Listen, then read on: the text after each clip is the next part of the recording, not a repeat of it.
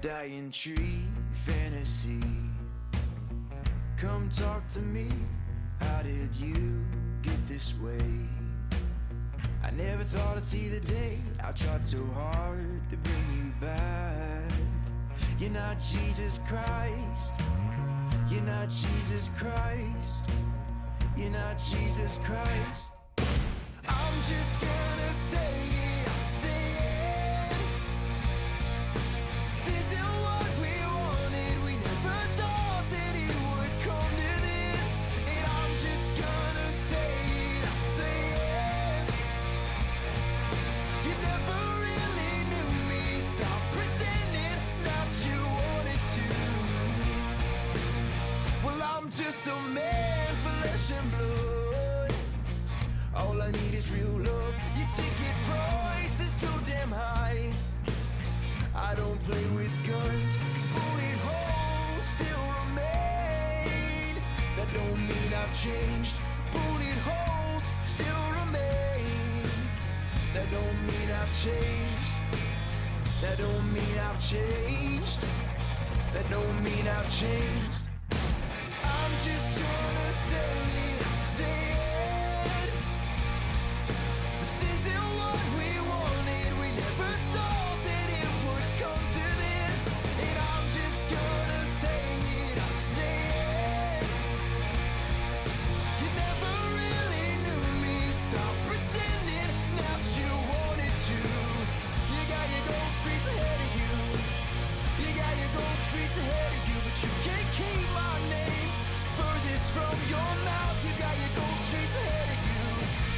You got your gold streets ahead of you. You got your gold streets ahead of you. I can't imagine what await you bear, but me, I'll be just fine.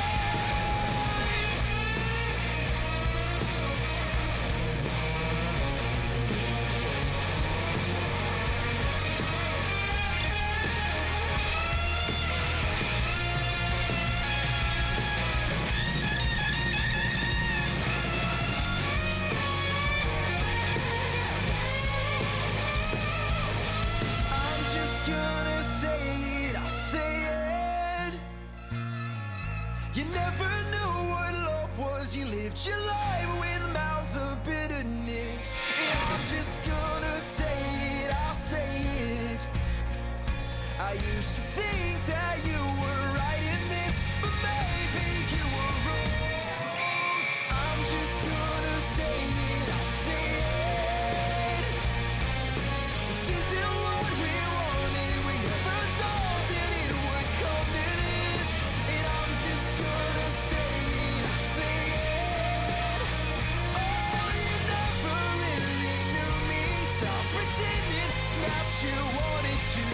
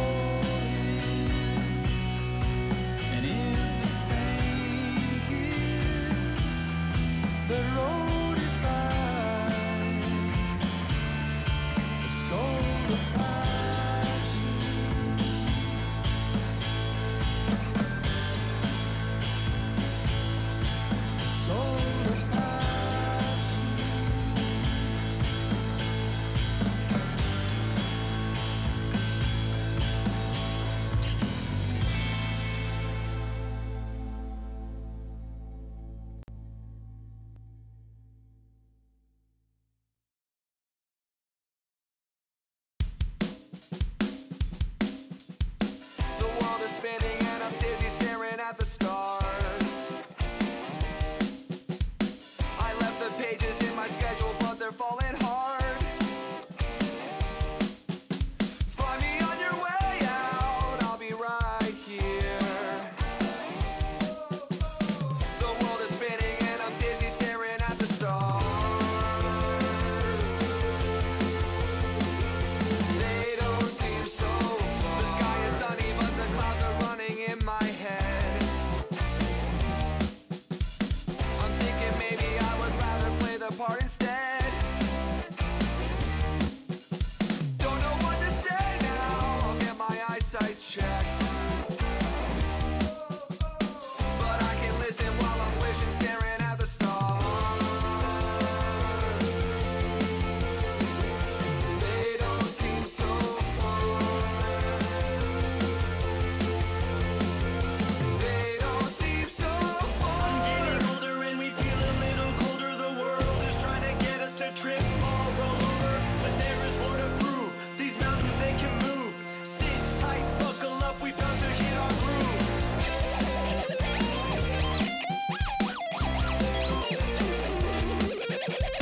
I'm closing chapters, looking backwards, and I'm making sense. I'm interested in all that flourishes from ignorance. Nothing in my way now, except for my own years. The world is spinning and I'm dizzy staring at the stars. They don't seem so far. They don't seem so far. I'm getting older and we feel a little colder. The world is trying to get us to trip, fall, roll over. But there is more to prove. These mountains, they can move. Sit tight, buckle up, we bound to hit our groove. I'm getting older and we feel a little colder. The world is trying to get us to trip, fall, roll over. But there is more to prove. These mountains, they can move. Sit tight, buckle up, we bound to hit our groove. It's hard to know what is real, gotta follow what you feel. Run it and go, but have a pocket full of zeal. We keep the motor humming, doesn't matter what you steal. Just a couple music chefs trying to cook our next meal. Playing all these bars, little stranger than Mars, and accumulating scars, driving hours in the car. The future is ours, I can tell by the stars. They don't seem so. It's hard to know what is real, gotta follow what you feel. Run it and go, but have a pocket full of zeal. We keep the motor humming, doesn't matter what you steal. Just a couple music chefs trying to cook our next meal. Playing all these bars, little stranger than Mars, and accumulating scars, driving hours in the car. The future is ours, I can tell by the stars. They don't seem so. It's hard to know what is real, gotta follow what you feel. Run it and go, but have a pocket full of zeal. We keep the motor humming, doesn't matter what you steal. Just a couple music chefs trying to cook our next meal. Playing all these bars, little stranger than Mars, and accumulating scars, driving hours in the car. The future is ours, I can tell by the stars. They don't seem so. It's hard to know what is real, gotta follow what you feel. Run it and go, but have a pocket full of zeal. We keep the motor humming, doesn't matter what you steal. Just a couple music chefs trying to cook our next meal. Playing all these bars, little stranger than Mars, and accumulating scars, driving hours in the car. The future is ours, I can tell by the stars. They don't seem so.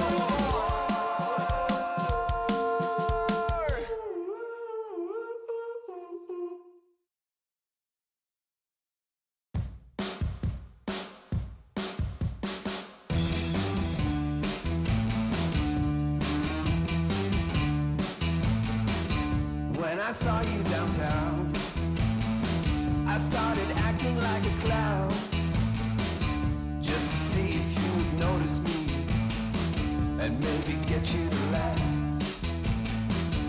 I did get some attention from the girl right next to you. Then all my friends saw me fleeing for my life. Street love.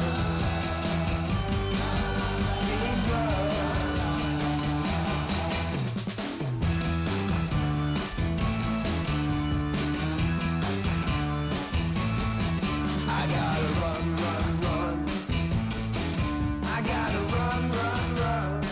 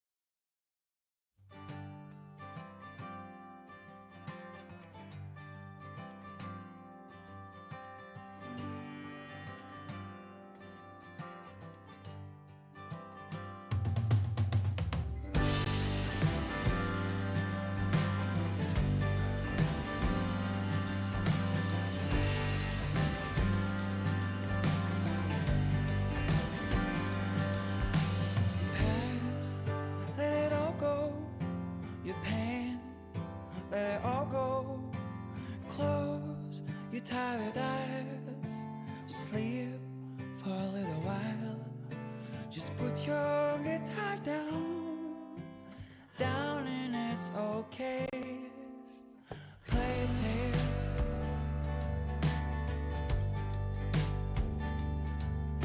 Your mistakes, let them all go. Your broken dreams, your high hopes, love so delicate. Life is sometimes strange.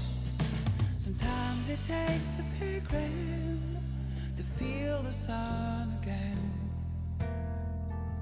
Sometimes it takes a big rain.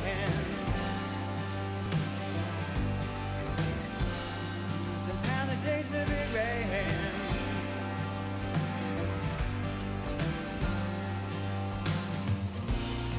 Fill your ears with a country silence. Fill your heart with a sound. Fill your ears with a country silence. Fill your heart.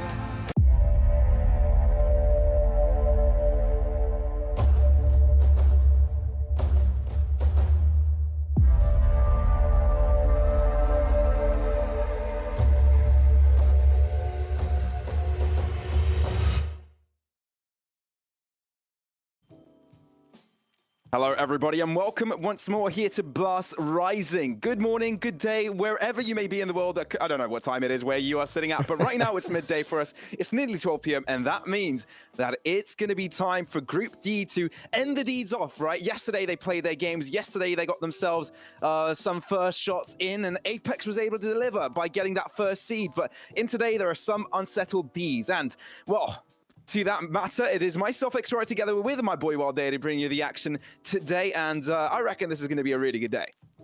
Oh yeah, for sure. Especially with the matchup we're starting with, Nexus versus Offset. You did mention that Nexus was it Offset that inch passed yesterday? Yes. So Apex inch back. It was first. Yeah. Yeah. So I am really interested in this matchup specifically because there are so many question marks surrounding this narrative. The thing is, Nexus is a team that has quite a bit of legacy behind it. These players are often quite old as far as their time commitment to the roster is concerned. But we now have Blitz and Sound. They had I believe it was Cemente and IM previously instead of Blitz and Sound. But now with this kind of roster shuffle, I'm really interested in seeing whether or not Zello and BTN can put up a fight, because previously, I remember spectating their games. I remember casting a bunch of Nexus. And one of the interesting things is about this team is that I was really impressed by their movement. For some reason, it was one of those teams that really stands out mechanically. So I really like that. But Zello, being the kind of star player that he is, especially at the age of 20, can he put up the numbers when he now has a new roster? That's my question. Yeah, that is a big question everybody's asking, really. There are some changes that have come through recently from a few of these teams in this group. But first, let's talk about how this is going to come underway, right? Let's talk about the implications to getting a win or a loss in the matches today. And first up, I guess it's the match we've got at hand. Nexus Gaming versus Offset Esports. Both of them with a loss at hand, both of them losing their games against Apex and Copenhagen Flames respectively, which means that they do drop to that elimination matchup. A loss would mean, again, in this matchup, will mean that they would be absolutely eliminated from the tournament with no other chance of return. Now, that is not what they want, but they do have some extra chances to remain if they do get that victory. Yesterday, the winners matchup, Copenhagen Flames versus Apex, did come underway, and we did mention about Apex coming up first with that 2-0 record in Group D, getting that first seed. Copenhagen Flames didn't quite win that, obviously, for Apex to go forwards, which means that they do drop to the deciding matchup. The winner of the elimination matchup has to play against them.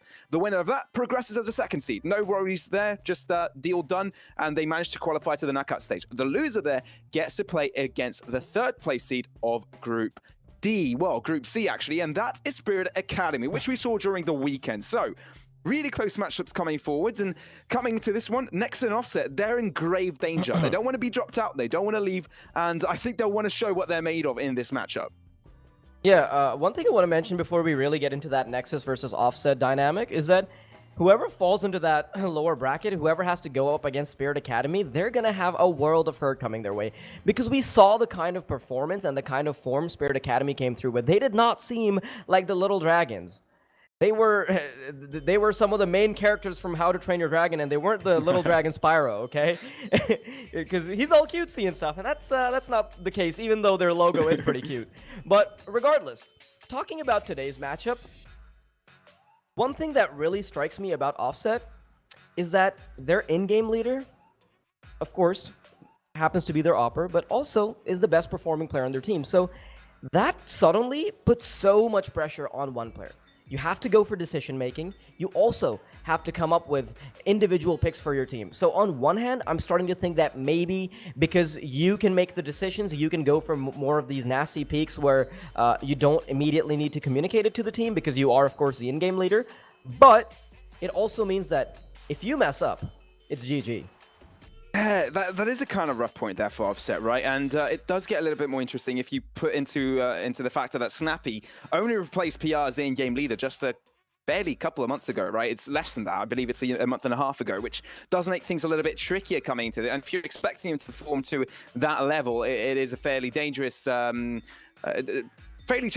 to see him fail, because if he does, that's pretty much essentially the situation that the whole team will be facing. But this Portuguese squad, I think they've got some extra oomph in them, right? We've seen them not do too great. It seems like they've had quite a bumpy ride during 2021 so far with their roster, but they have shown some signs of success, right? They have some signs of potential, getting wins against Galaxy Racers, getting wins such as against Little Mix, and those wins happened just barely after the transition into Snappy. So seeing that they can get wins against these teams, and mind you, Galaxy Racer, they managed to qualify from their group from the first seed here in Blast Rising. So it is a fairly interesting prospect to see these two teams come underway, and Offset Esports seeing that they've got these changes underway.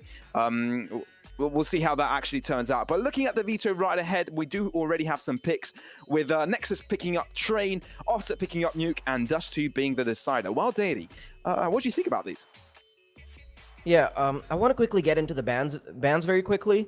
For Vertigo to be banned by Nexus, of course, that doesn't really favor Offset too much because they do like playing that map, but also it makes sense why they do it, because Nexus themselves, they want to stay far away from it. Maybe if and I was going to talk about how maybe they want to prioritize banning Overpass, but they do it anyway. I think they expected Offset not to go for that initially.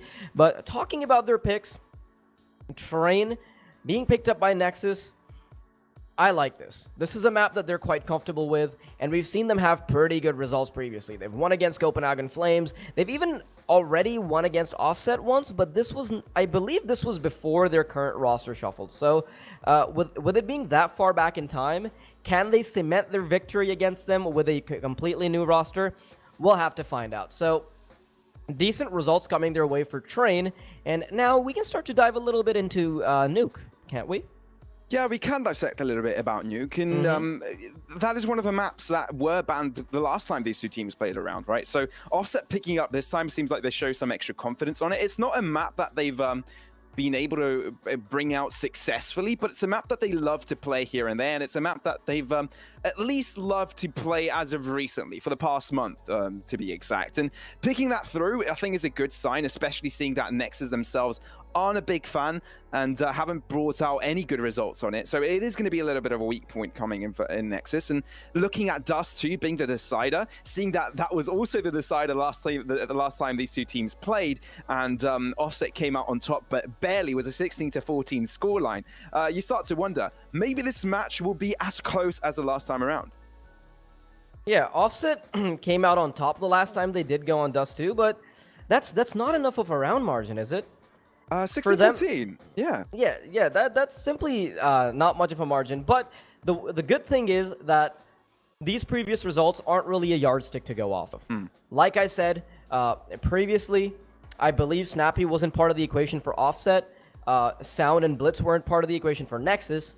So this is, honestly, I would take these results with a grain of salt. These are basically new teams. Two players can significantly shuffle things up. So what we're going to be seeing is a pretty new matchup against them. I don't think history will repeat itself, even though we have gotten to see a couple of these maps before.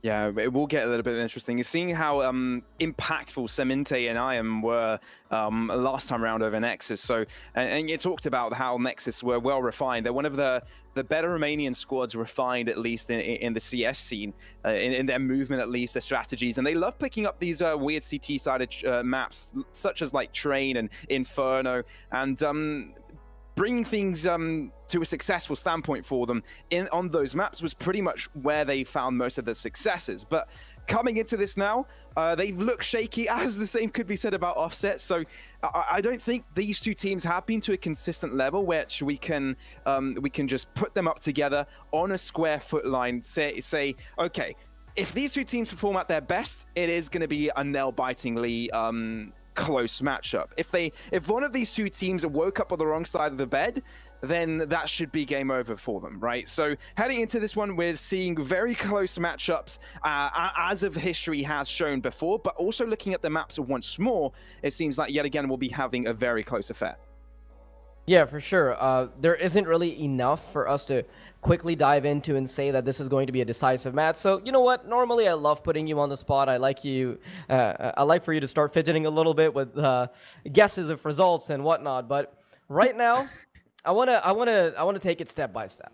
I want to see how these teams perform before we really start dishing out predictions and whatnot. There simply isn't that much to go off of, but I am really interested in seeing how Offset's players can put up individual performances, because I was looking at their previous results, and although Fox is generally the one on top, he's generally the one performing, and it often seems to be a bit biased towards Oppers anyway, because of course they do have the game slightly centered around them. It doesn't seem like there's a specific standout player for Offset other than Fox. You can see that in some of their past games. Shelzy's been on the top. It's often Riz that is coming out with the big punches. So that's what I really want to see. Is there a standout player when we actually get to the server, when we start doing the eye test? Yeah, that is a big question, isn't it? And you kind of look at the two squads coming in together, and you kind of see which change was the most impactful, which change has affected the team the most, and which change has kind of brought things together to a better standpoint than it was before, right? And looking at the Nexus Gaming side, you kind of see BTN and Xelo being in the Nexus Gaming squad ever since 2016. So they've cemented themselves as the all-time players over at Nexus. So at this point, you kind of see that there is some sort of let's just say there is some sort of a basis for this team to stand on. There is some sort of a play style that Nexus know how to play. Yes, the coach was also brought in a little bit later as well, but he didn't come later than SXC, which also would be one of those third try, I guess, if you could say that the trio experience of Nexus Gaming. So also looking at the Offset side of things, changing an in-game leader and only having a month to prepare is a massive feat. BTN over at Nexus, he's been the in-game leader for 4 years now. Maybe more than 4 years. It's been 4 and some months. So looking at Snappy, bringing things to bring things to success here for this Portuguese squad of Offset. I think they've got a long road ahead of them to kind of solidify this squad and try and make it work. Offset, by all means, there's a lot of Portuguese fans out there rooting for these guys, and they've got massive potential. But coming up against Nexus today, I guess it will prove if they can consistently perform to this level and I guess have a chance to actually stay in this tournament. It is the elimination matchup after all, and this is what these two teams are fighting for, to remain in Blast Rising. Yeah, Pavlos, the one thing I do have my eye on, though, is how Xelo will perform, because time and time again, we've seen him be on the top. He's always that clutch player, always that player that will have 35 frags. You know that feeling that you get with Snatchy from Ago? Yeah. That's the kind of feeling he comes up with, and it's not even mostly on the AWP. He's the kind of player that has a good grasp of how to play around with every weapon, and he's just one of those multifaceted players. So there is something about Nexus not having been on the top significantly in basically ever that disappoints me a little bit, because I want to see Xelo perform against the best players. I want to see how he would perform in a squad that is I'm gonna go ahead and say it. I do think that Xelo is a cut above the rest, so I do want to see how he'd perform with a squad that is more suited to his level. But with these changes, maybe we can finally see that happen. Yeah, and we'll have to see it from the pistol round here. Offset Esports starting off from the CT side, Nexus, of course, from the terrorist side of things as well. And they'll be instantly aggressing towards the B bomb site, already heading through. And it looks like they are going to line up some Utah before they start pushing inwards. All of them are lined up towards it as well. Riz with the HE grenade. It's a matter of time until they actually pull the trigger on this attack. And, you know, they're kind of lingering so far, but the Heaven access has already been granted. Blitz, BTN as well, checking through. But it looks like to me, they're kind of waiting for the aggression to come out from Offset Esports, taking their time. But at the same time, we may be seeing a little bit of a technical pause to come through at the same time. Maybe for the next time around, but it looks like no aggression will be shown from the start. Yeah, no, I don't think this round is going to go underway because based off of the position of Snappy, I think they've already agreed to restart the round. No aggression, of course. So yeah, we've just gotten word from the admins that since there's no damage being done, it'll all go back to normal. I do wonder why that is the case, so I'm gonna have to quickly get word on that. But I'm just glad that Riz didn't end up throwing the nade because that would have made the decision a little bit more difficult. Yeah, it would, and I guess the only thing we do know about this situation is that Nexus pulled out the technical timeout, the technical pause, and well, yeah, you guys know the deed. No damage was inflicted, therefore the round can start without any issues coming into it. But it does give us a little bit of time to actually start to think about what these two teams may be thinking right now, right? Because this is going to be the first match of the day. This is pretty much midday, so they had time to wake up. They had time to splash water onto their faces. Heading into this one fresh is kind of what they'll be looking for. But in this point in time, you kind of start to wonder, all right, these two teams are not the top of tier 2 scene, right? They're not from the best of the best. What they do know is how to show their individual strengths and try and fight with teeth and nails until they find that victory. They don't have something extremely special about them in the way they like to play around the map. But I'm sure when the time has come, now that these two teams are under a lot of pressure, under elimination, they'll try and find themselves that win here. Nexus, of course, now the timeout has stopped, and looks like they'll go for the same strategy as before. Lining up towards the B bomb site, this time around, spending a couple of extra players towards A. They won't be fully aggressing just yet. I'll take a standard approach to it. Offset Esports, though, got some extra dedication towards Pop Dog if that does come underway. Yeah, Riz still has that same nade, so once again, both teams going for the same strategy with a little bit of less attention towards B this time around. Instead, they'll be opting for short ladder. A double drop is likely to happen, and they will have to take straight up aim duels. No Pedge finds the first frag, but unfortunately, Sound will come out on top with 2. He does indeed, and that's going to bring them up ahead very nicely here at this point. But let's see if it actually works out for Snappy. He's able to find one shot on nearly the second. Oxello does delete him quite quickly after that. BTN tries to make things happen, but it looks like he has, actually. Fox at the backside of things will try and turn things around, rotating upon the site. He's able to connect one, but let's see if he connects much more. Pushing up it, he's up against 2, Ryan's up against 1, tramples on Xello, and all of a sudden it's SXC, does get the kill in his favor, and that means Nexus start things off strong, 1-0 on the board. That was a bit too close for comfort, especially if Sound comes out of Pop Ladder. If he comes out of Pop Dog with 2 kills swinging, I don't think you should be allowed that. You gotta love it. You gotta love Sound with a quick double bicep flex. Yeah, this is basically what I've been doing in front of the production team every time the cam's on, but the stream's not. But yeah, Nexus, with this first round, that does mean that they should have a bit more comfort going into it. The double scout, you don't see that too often, but of course it is trained, so you can understand why these scope weapons would be prioritized. Other than that, mostly deagles and armor. This round is definitely not going to be too comfortable for Nexus, as they'll have to fight tooth and nail regardless. Fox doesn't hit the first shot, and now you can see that they're starting to establish a bit more control around the map. Ivy has been taken care of, and so has Fox, because he has already fallen. Ooh, but Snappy with a swing there executes SXC, and all of a sudden, it is down to a 4-on-4 standpoint. Obviously, Offset Esports do have lesser weaponry to work with, but they can perhaps work with it. Blitz does look to fall from above, does connect some damage, but BTN is there to deliver in his favor. It does mean that they do trade 1-for-1, and seeing how Nexus should have won this cleanly, it does look a little bit rough for them, but at the same time, the A site's completely open for the taking, completely deserted, which means that they can take it, get that bomb planted, but Snappy with a lineup here, he could be detrimental to this. If he gets peeked, he may be able to find a kill. But the bomb does get planted either way, and that's a really good start here from Nexus. Even though they do lose quite a few players, it doesn't even matter. Excello rips the head off Nope. And right now, it is unfavorable for Offset Esports. Turned back around, Nexus did find some trouble, but now it looks like they'll be able to run away with a round. I wouldn't immediately bank on that if they can find a frag, but seems like you're right. There's going back to the double dragons, 2 quick scouts. If they can save that for the next round, then they actually have a fair chance at dealing a bit of damage. But right now, should be a comfortable way for Nexus to just tick down the timer, live to see another day. And the good thing for Nexus is that they actually survive with all of their AKs. They had some investments on Blitz and SXC as well, but that's not really anything significant being lost by them.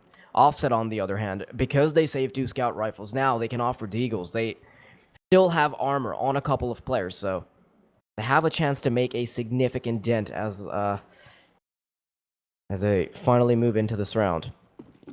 I want to see how Nexus play around this, because they do have information that they have 2 scout rifles, so they'll have to be a bit more careful. They can't just rely on Blitz getting down and dirty with the MAC-10. Ooh, but they are going to start trickling in, though. Fox does connect with a 1, but let's see if he can find much else. Nexus lining up from behind doesn't quite follow through, and that means that they just lose out on that singular player. Blitz out of the server, but that puts Offset Esport at an advantage. Yes, they do save some weapons from the previous round, but let's see if that is going to be good enough. Snappy with the lineup does find the shot, not going to be good enough with the damage. BTN connects finally onto Fox. Let's see if they actually do continue pushing onward. Sound in a notorious position here, could catch people off guard. He's actually successful in doing so. Lines up 3 people. Sound demolishes Offset Esport, and right now Nexus line things up with a 3-0 lead.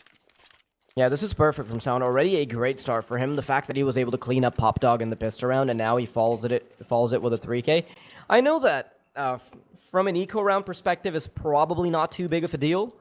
But at the same time, getting a lineup, making sure that that AK-47 doesn't fall into the wrong hands still means that that is a round being secured now. 3-0 lead for Nexus. Offset Esports, on the other hand, they will finally get their mitts on some weaponry. AWP in the hands of Fox, and not much utility to go off of. How do they play around this? Fox, he's gotten very aggressive, and they're taking control of Pop Dog, but will he get this opportunity? He might just get peeked from the verticality of it, and Sound finds a frag on the opposing opper. He does indeed. That's going to be the kill over on Sound, and that sets them up quite nicely on the attack. Right now, there's so many smokes coming through. They're not quite sure if a player has moved across Speedway, so they're going to check that real quick as Snappy does peek it through. But Nexus, they're taking their time with this one. They want to be very careful with how they want to approach this. It might work out for them with Note peeking through. BTN having the right lineup there, but he's not quite able to connect the shot. Blitz that return, so it is a 1-for-1 trade in the end of things. And Nexus is a team to come up on hard. SXC coming through with a headshot of his own does bring things to a very favorable point here for Nexus. Rizzle by himself in that 1v4, with the bomb now headed towards the A bomb site, is not looking great for the Portuguese. I love this from Sound so far. He is standing out. It's not just the fact that he secured a couple kills in the pistol or the eco. No, he's pushing through and through. That entry frag from him on Fox was the reason that they immediately make their way onto the 4th round. But there was an oversight from Fox there as well. Not sure why he's hard committing to that lower peak, because obviously teams will often anticipate this. They might go for a double peak, so that bit of a slip-up ends up costing them the round, potentially. Fox might not even get an AWP for a long time now, so a bit troublesome, a bit tricky. Can Riz get away with this AK-47? He's so low on HP that even getting tagged through the box. Oh, yeah. Oh, no. This is terrible. Sound with a 3rd kill for him, and I think he's feeling pretty happy about it. Yeah, he has to be. You mentioned terrible, and that, I guess it's only terrible in regard of Offset right now. But you know what is actually not terrible? The exact opposite, in fact, is Coinbase, where you can take control over your eco. You can tap into the world of crypto with Coinbase by actually getting yourself some knowledge over how to get into it and maybe earn some extra crypto on the side. And heading into this Offset Esports, they're in a little bit of a tough situation economically themselves, right? Only pistols, a couple of scouts. They're going to have to make do, though. Let's see how that one works out for them. Yeah, Zello's already been tagged up heavily. He is the AWP player, but that's still a fair chunk of damage to deal with. Nexus.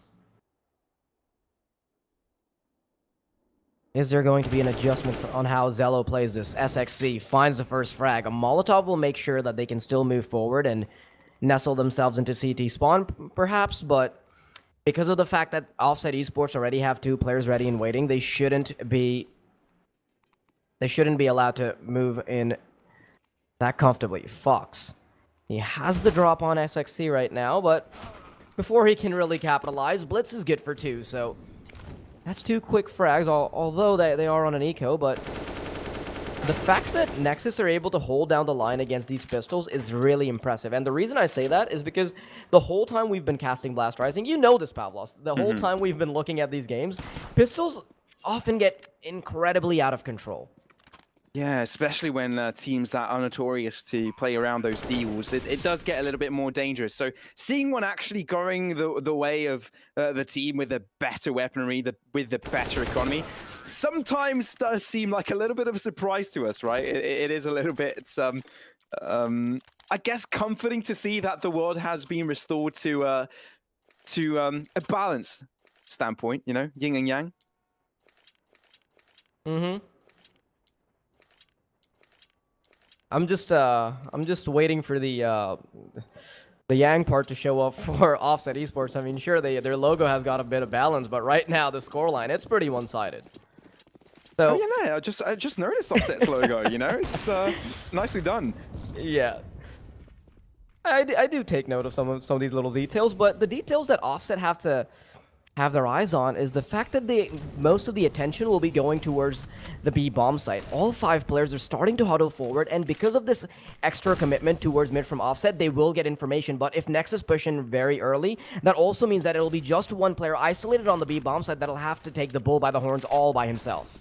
But as Blitz first to lead the charge here, is there and waiting. He's got the lineup right. Scoped in, grabs one out of Blitz, but does get traded through. Onto the site now, as the bomb does try to get that bomb planted. They do have the numbers. Zello from above, reigning supreme, gaining control of the heavens, but Shelzy moving up forward. It will be able to catch one player off guard. Plays for the trigger discipline, does end up costing him. Sound picks up 2, and Note Che right now isn't that 1v3. He needs a pick to make this possible, to put this within the realms of possibility, but he's not quite able to do so. Falls back but with the tail behind his legs, and does mean that here we'd be pushing away to save that rifle. This is not enough being done in the first 6 rounds. It's not just the fact that they don't get rounds. Sure, that's obviously right there on the scoreboard, but with how little damage they're doing, they're also allowing the T side to run away quite far. This is going to be a race and a half if they try to pursue, because if you look at the T side economy, Zello's sitting on 12,500. That is quite a few AKs, isn't it? That's 4 AKs at minimum, cemented by the loss bonus, cemented by the round win bonus, and it's not like his teammates are any slouches in terms of the bank account either. So, it does make sense that there's a tactical timeout coming in, but the thing I'm surprised about is the fact that it's Offset Esports not taking the timeout. Instead, it is Nexus. Correct me if I'm wrong. I think based off the color, this should be the tactical timeout from Nexus, but maybe they're just giving themselves a chance to pace themselves. Or yeah, maybe maybe using a tactical timeout in place for something else. That does happen for teams sometimes when a technical isn't applicable. You still have to be very smart about how you use your tacticals, but let's see. I mean, sometimes as a team that is ahead 6 rounds, you want to make sure that you keep that momentum in your favor. It's a great chance for you to steamroll this through and gain so many more rounds. And I think Nexus don't want to give up on that chance now, Wilderi. Yeah, definitely not. If they can 6-0 is obviously a very good lead to have, but it's not the end of the world. If you're on the CT side, you can obviously come back from it. But once you get to that 8-round mark, then it gets way too comfortable for the T side. Nexus now sending a bit of aggression towards B halls, and that also means that if somebody decides to creep forward and sniff out a player or two, that'll allow them to get free control of the B bomb site. Now a rotation finally comes in from Shelzy, but with a flashbang they should be allowed to get almost free entry. Shelzy cannot hit the shots with the P250 at that range, so instead he'll have to take pot shots on shoulder peak. Sound, ooh, that's a fair bit of damage. It was, but now Riz does have to aggress. He tries to do some damage, but fails in doing so. Doesn't quite find the kill, but look at the backline. Snappy there and waiting. Grabs that one and falls back to the shadows as soon as he can, really. But changes his mind once again. Double backs on his decision, but Blitz, let's see if he holds around a little bit longer. AK waits. Oh, the timing! That is terrible. That could be an AK picked up here from Snappy, and with Fox finding another kill. No way the pistols are making this work so far. 3 against 3, and with damage inflicted on either ends, it is offset to be ahead right now in numbers. Zello tries to bring things back in their favor. He's got the bomb from Popdog, lining it up towards the site, but Nope is there and waiting. Zello shuts him down to a 2-on-2. Still, it's very dangerous a territory here for Nexus.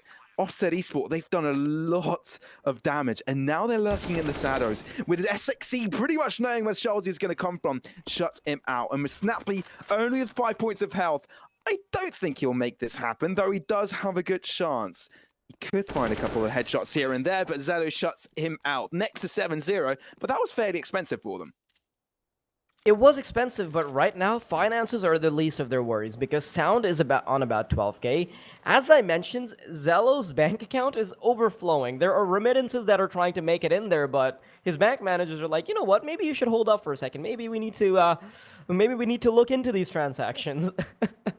You're sitting on 16k, fully locked and loaded. How do they bring down the powerhouse that is Nexus right now? Because Offset, there is no reason they're upsetting this if things keep going this way. Yeah, they brought down they the don't have the AUGs half as well advantage now. just yet. Mm-hmm.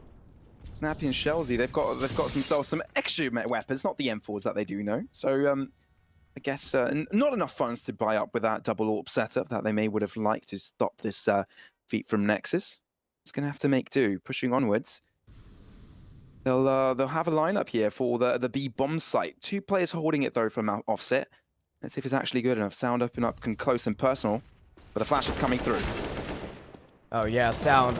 He's the first man in, but it's instead Blitz to get the first frag. Ritz is still trying to fight back, but Zello will find his body. It's a 3v4. Even though the CTs had the right idea, the flank will not be successful because Snappy will run in with his knife out. Nope Edge finally chimes in, and it's a 2 versus 3. M4 and AWP, how do they make this retake work? The fact is that they can't let this go that easily. Zello, he'll have a Nope Edge running into his crosshairs. Fox is the last man remaining, and a 1v3. I don't know about that. You've got the first frag, but there's still 2 to go. Yeah, 2 to go indeed. I mean, there's a distance that he can work with here. Spots that one, not quick enough to react, and has to draw back. I mean, nicely done there from Nexus either way, getting themselves on site in such a fashion, but it does show that being on this first map, being on the T side as well, on train, and managing to gather 8 rounds in a row, that is not a small feat, is it? Yeah, definitely not. 8-0, with the way it was set up, with the way we looked at the statistics, looked at their previous games, the fact that they're so neck and neck, this is exactly why I was saying that Nexus is simply a brand new team. And for the most part, so is Offset, because they've had a couple roster moves as well. So anything we saw previously come out between these 2 teams, that is not the same. The logos are the same, but the substance has changed. Unfortunately, it's not the same lineups anymore. Or maybe fortunately for Nexus, because of the way they're performing. And it's really nice to see Zello being surrounded by a squad right now that is able to put up the numbers. Because generally speaking, with Zello's presence on the server, you would never see anybody that is leading the charge by this much. You saw how individually talented Sound can be. Some ingredients are the same, but it doesn't look like they're the key ingredients to bring things back for Offset, right? I mean, You did talk about them being successful last time these two teams met, but things are looking a lot more different here. And Fox holding on to that AWP, I think he's going to have to be a massive factor for success here. A massive reason for them to bring out a win. And with Snappy aggressing, he's only got a 5-7. And when against 3 people, let's see what he can do. Does grab one, behind the smoke, does get shut out. But at least that's 1 kill going their way. Molly thrown out in Pop Dog, but I think Nexus are going to take their time before they try to push onwards, try and gain some extra information. Yeah, the fact that they've brought it down to a 4v4 is probably one of the best pieces of news they've heard. But there's still a minute and 15 left on the clock. The bomb is quite indecisive, left all the way back in office. 2 players in Ivy, 2 players in Hall, so they will have to do it the old-fashioned way. Get kills purely on the basis of individual skill, but this is actually a crack in the wall. This is a crack in their defenses, and this is a crack that they can capitalize on. If they decide to move into the B site now, they will have to give away a Q with the flashbang, which will cause the rotations, but at the same time, that is still free control of the B site being gained. And with the way their weapons are, with the fact that they have a huge economy advantage and weaponry, could be way too easy for them to get into, but look at this. They've baited out the rotations, haven't they? They have indeed, but BTN now dragged low with that AWP shot to the foot. Sound does gain the first kill over to the B bomb site, will allow them to push forwards. Sound, what a push, what a shot there onto Fox already. Nope tries to come in from behind to surprise, but no surprising the Romanians. They skate ahead 9-0. This is too much of a lead, isn't it? Because you're allowing your enemy team to get to that double-digit mark before you actually even become contenders for single digits. I mean, I'm not sure if the 0 counts, but this is too much. Offset, at this point in time, I don't really see any signs of life from them. I need to see Fox be a little bit more aggressive, go for some more proactive plays to try to punish, but with the way Sound is playing off of the verticality, I don't think they'll be able to capitalize. Sound barely gets away with his life, and with a flick of the Talon knife, he'll be backing off. I don't quite think he knows how he saved his life there, because the molly didn't allow Offset to aggress, but now they may look to take their chances again. Sound finally dropped down. Blitz connects with 2. Beautifully done for Blitz, and that might be the opening they need to the B bomb site. Already rotations are in order on Fox. AWP now having the lineup ready, but I think he may need some extra reinforcements, as Smoke will just do it. They don't need any other util. Unless he aggresses and puts himself out in the open, that should be it for them. They're taking their time though. This is causing Offset to bring things out onto the B bomb site, leaving Shelzy all by himself. Now that is good movement there, but I think Offset, they've read this already. Incendiary drawing out. Maybe Nexus are overcomplicating things here. Shelzy does get the first frag through things, but SXC brings things to an equal standpoint. Zello from afar makes that AWP work out in his favor, but Fox brings things to 1 versus 2. Now the bomb is in favor of the T's. They can bring things back in their favor, but Fox need a pick first. Prince swings out for 1 and is successful in finding it. On the back of things though, on that smoke, he needs to find a shot to bring things back. Nexus to double digits. Fox, he wants Offset to gain that first round. He wants Offset to gain it. And will they be able to do so? Not quite yet. Zello gets the better of Fox, and Nexus find themselves on a 10-round winning streak. Once again denied. No chance there. Zello played that perfectly. Played around with his enemy like a fiddle. But you know what? You can play around with the skins in your inventory by hopping on over to CS Money, where they've got a bunch of cool skins that you can trade your current boring old skins for. Even if they're not boring, you know what? There's still room for an upgrade. There's always room for an upgrade in the world of CSGO skins. Absolutely, but what upgrade does Offset do? They had a double up setup there. That's kind of like bringing out the big guns ordeal for them. And at this point, you kind of start to think, all right, what do they do? Because Nexus, they seem comfortable. They don't seem like they've been buzzed at all. Like, Offset, do they press the reset button and think, all right, that's the first map, we're done, let's look on to the next one? Because there's only 5 rounds remaining in the half, and Nexus have already done more than enough. Yeah, you're leading on the T side with the potential of even putting yourself in the position for a 16-0. I know I've said it now, so it's never gonna happen, but still, a boy can dream. And so Yeah, can no. Offset for that first round if they want to have a chance in this. It will eventually come on the T side as well, but that's the problem. Train is pretty significantly CT sided, I would say. Not as much as Days Gone, but it's still a very tough cookie to crumble if you're trying to come back on the T side, you're trying to come back from double digits.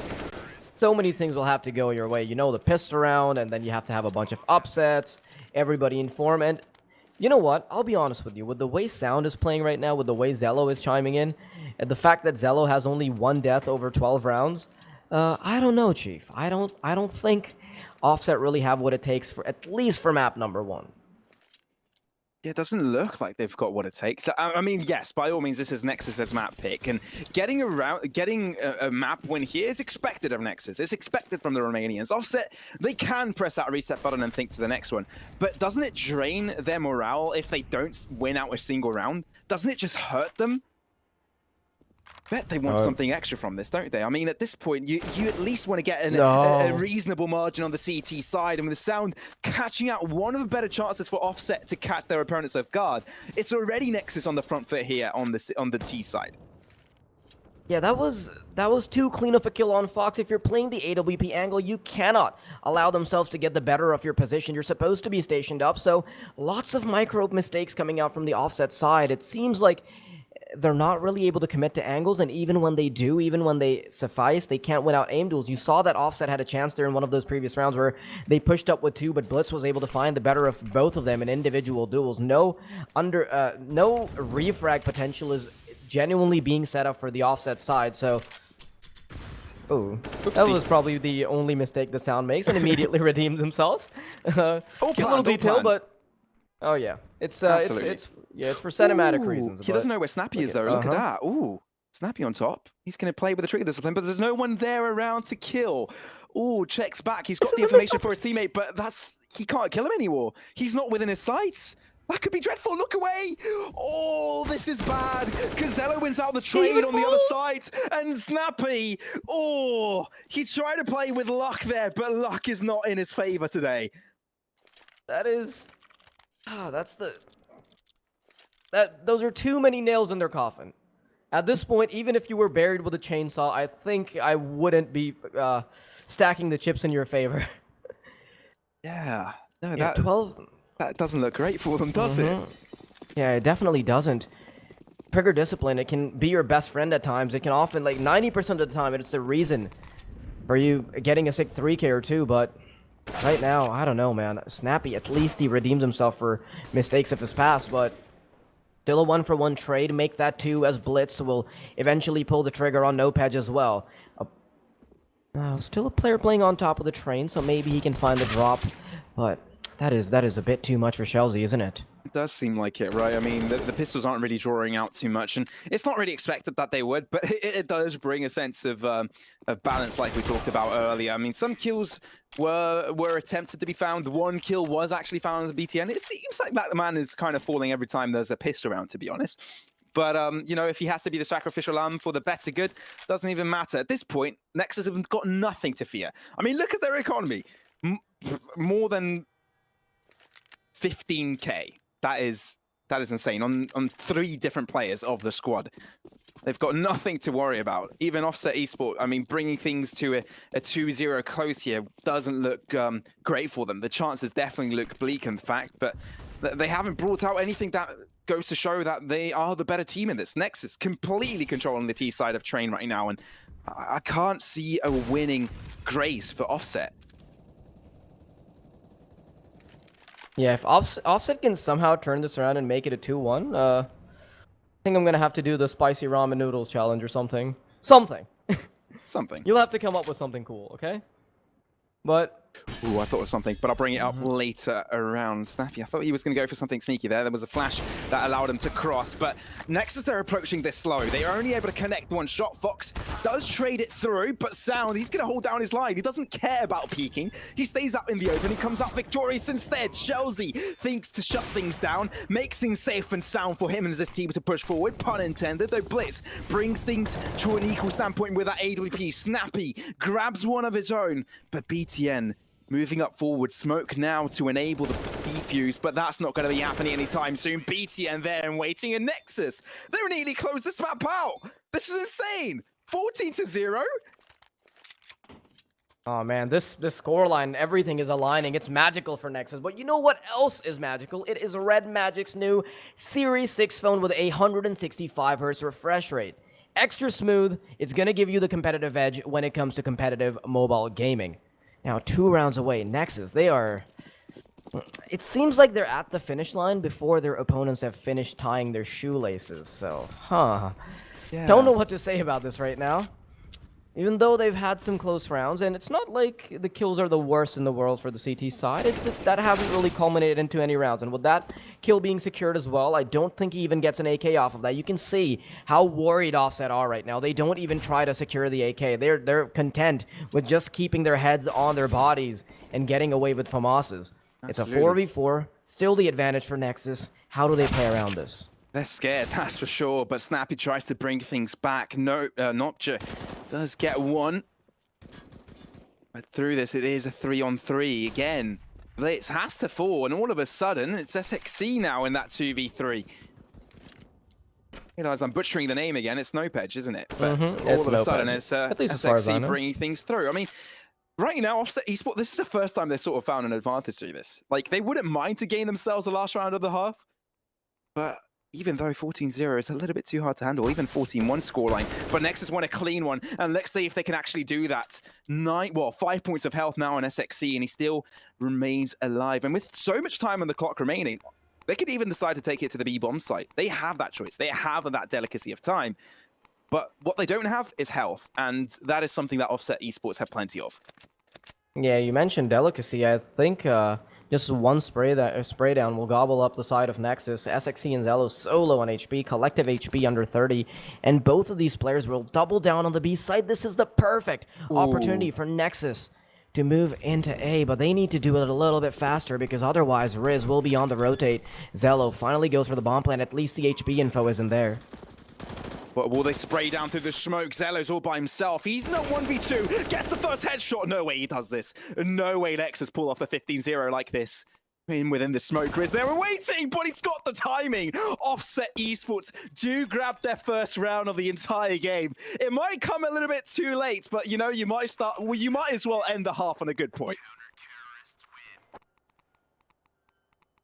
I don't know, how much value does this single point actually hold? That's the question. This is still too far off. You can see that there's some smiles in the Nexus camp.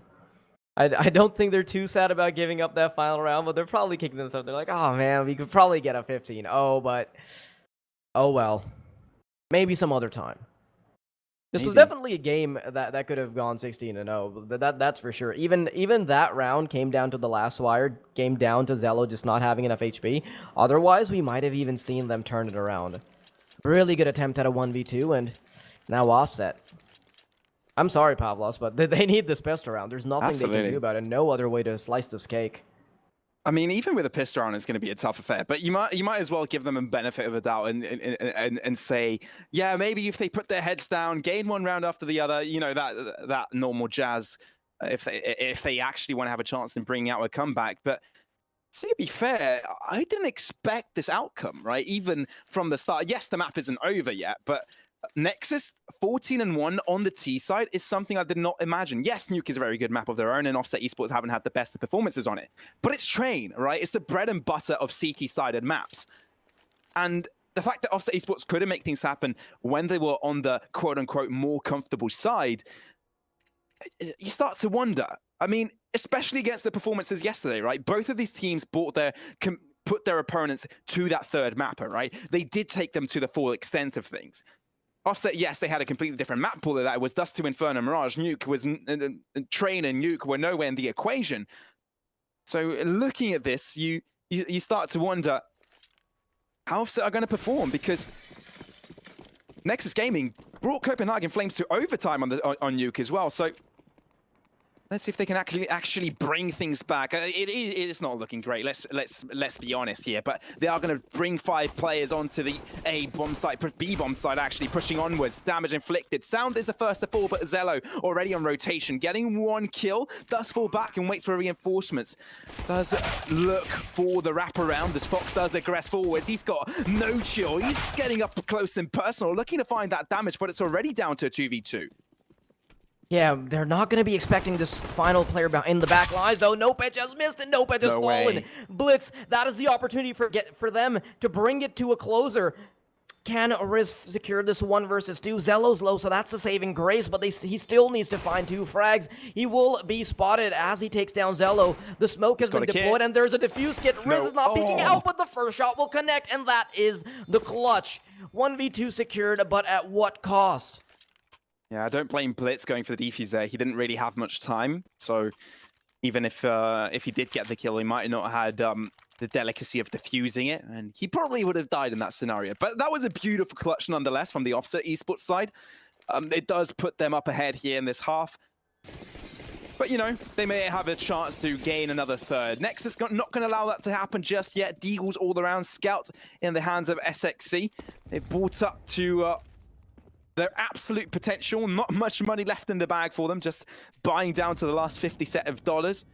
But with Chelsea starting things off from Offset, it looks like not only are they favorable in numbers, but also in weaponry. Sound does bring things back to a 4-on-4. But let's see how this round unfolds. Standard setup. Ooh, that's it's quite crispy coming out from Sound. If they go for this turnaround, man, I don't know what to say. I don't think Offset really have a shot off of that, but Chelsea, at least he finds the first frag, and that's the opener for them. SXC has been tagged down heavily, so this is actually still a chance for Sound, isn't it, Pavlos? Yeah, I mean, Sound does have an AK-47. I think they spot him out here, so Nopech, does he spot him first? Ooh, that angle didn't favor him. I think Sound looked at him crossing. Not quite sure if he knows he is going for the bomb. Not quite sure if they know where the bomb is. That is a very likely prospect. But the fact is Chelsea is embedding themselves in the deep ends of the site. Sound has the time to reposition. They're taking their time with this. Shifting through the map. I want to see where this ends up, because Sound, he's nestled himself into a spot where he can quickly rotate over to either side, so he can still be a contender for A, while watching over B like a hawk. So eventually, this does turn into an A play, but even right now, you can see how panicky Offset are. Sound, with that Q, he recognizes that now he must go to A to try and secure the 1v2. It's going to be a tough affair, especially that these two angles are pretty much on a 180-degree standpoint. Sound, the best chance he's got in this is isolating 1 kill at a time. Now, seeing that they're on the other side of things, the bomb is planted on the other side of the half. They could be anywhere. So many trains, so many angles, and he won't be able to succeed in getting the kill. It's Nopech to grab him off, and Offset Esports start things off with a 3-0 start. Too close for comfort. Nexus, right now, they could sneeze and throw off the balance of Offset Esports. It's simply not enough of a margin for Offset to work with. I know that they might still make it a better scoreline for the stats. They might window dress it a little bit, but truth be told, I don't see this turning into a comeback. Not with the way we've seen Nexus's form. Not with the way we've seen Offset drop the ball in so many individual instances. Now, double push come out towards Halls, and these 2 quick headshots. Riz, this might actually be the second time he's been a savior for them. And the CTs are still looking to be a menace, but with limited weaponry, what more can you really ask from them? Fox quickly practicing his aim. He didn't really get much of a chance on the CT side, let's be honest, but at least on the T, he can flex his muscles a bit with the AK. I mean, flexing will be all that is going to be happening here, at least for Nexus. Already brought down to 3 rounds, I guess, this half. But they've brought up their eco, and you could bring on your own eco at going and heading, checking out Coinbase, where you can read up on articles to become an expert and earn free crypto at the same time. Now, Nexus, let's see how they actually approach this. AWP down to hands of Zello. That could be the setup that they need to get themselves a win here. Yeah, just one round would quickly crumble everything apart. Nexus, they don't have too much aggression on any point of the map, but instead, the thing I want to point out is that they have so much faith in Sound right now. He's sitting 27 and 10, almost on the verge of a 30 bomb in such a one-sided game, and they've left him all to his lonesome on the B bomb side. They've got a lot of faith going into this. 4 players on the A, but now finally we see Zello rotating in because he wants to assist as the smokes start to expire. That initial utility from Sound, of course, will not hold up for too long, and that means that additional reinforcements will have to chime in. At BTN, first frag onto Fox, and that could be the opener. It could be indeed. SXC tried to make things happen, but I think Offset Esports have turned things around already. They do have the numbers, but BTN decides to swing through. Second kill for him this round, but Shelzy, he's got an alternative angle on this situation, and that leaves Sound all by himself. We talked about his impact this game. We talked about how good he was with that scoreline of his, but he does connect one. Not going to be good enough, as Nopej knew exactly where he was, but Offset Esports went out on a buy round, and they started to close things off.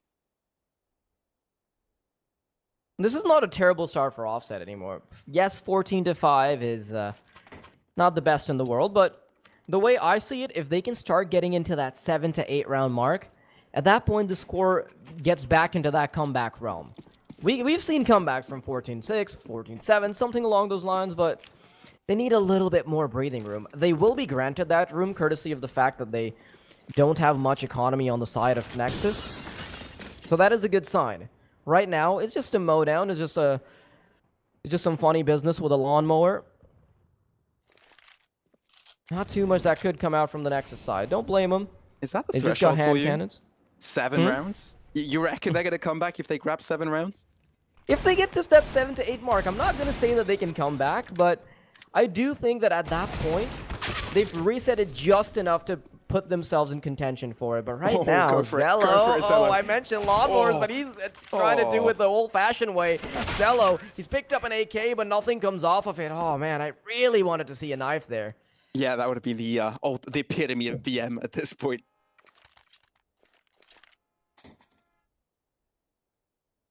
Still, can't count Offset out yet. See a tactical timeout come out from them, and this is not too shabby. This is actually the same start as Nexus had on their own terrorist side. 6-0. Great stuff from Offset, and the thing about these rounds, it's at least the fact that perhaps they can set themselves up for a bit better momentum on map number 2. I know that a lot of people think that, oh, that doesn't matter too much, and your mental is going to be reset anyway when you're on your own map pick, but the fact is, if you lose a map with no signs of life, with no light at the end of the tunnel, and you're just getting mowed down, it's as if you're playing deathmatch without a mouse the whole time, there's no way you can carry any energy forward into map number 2. It feels like you're playing against these impossible players.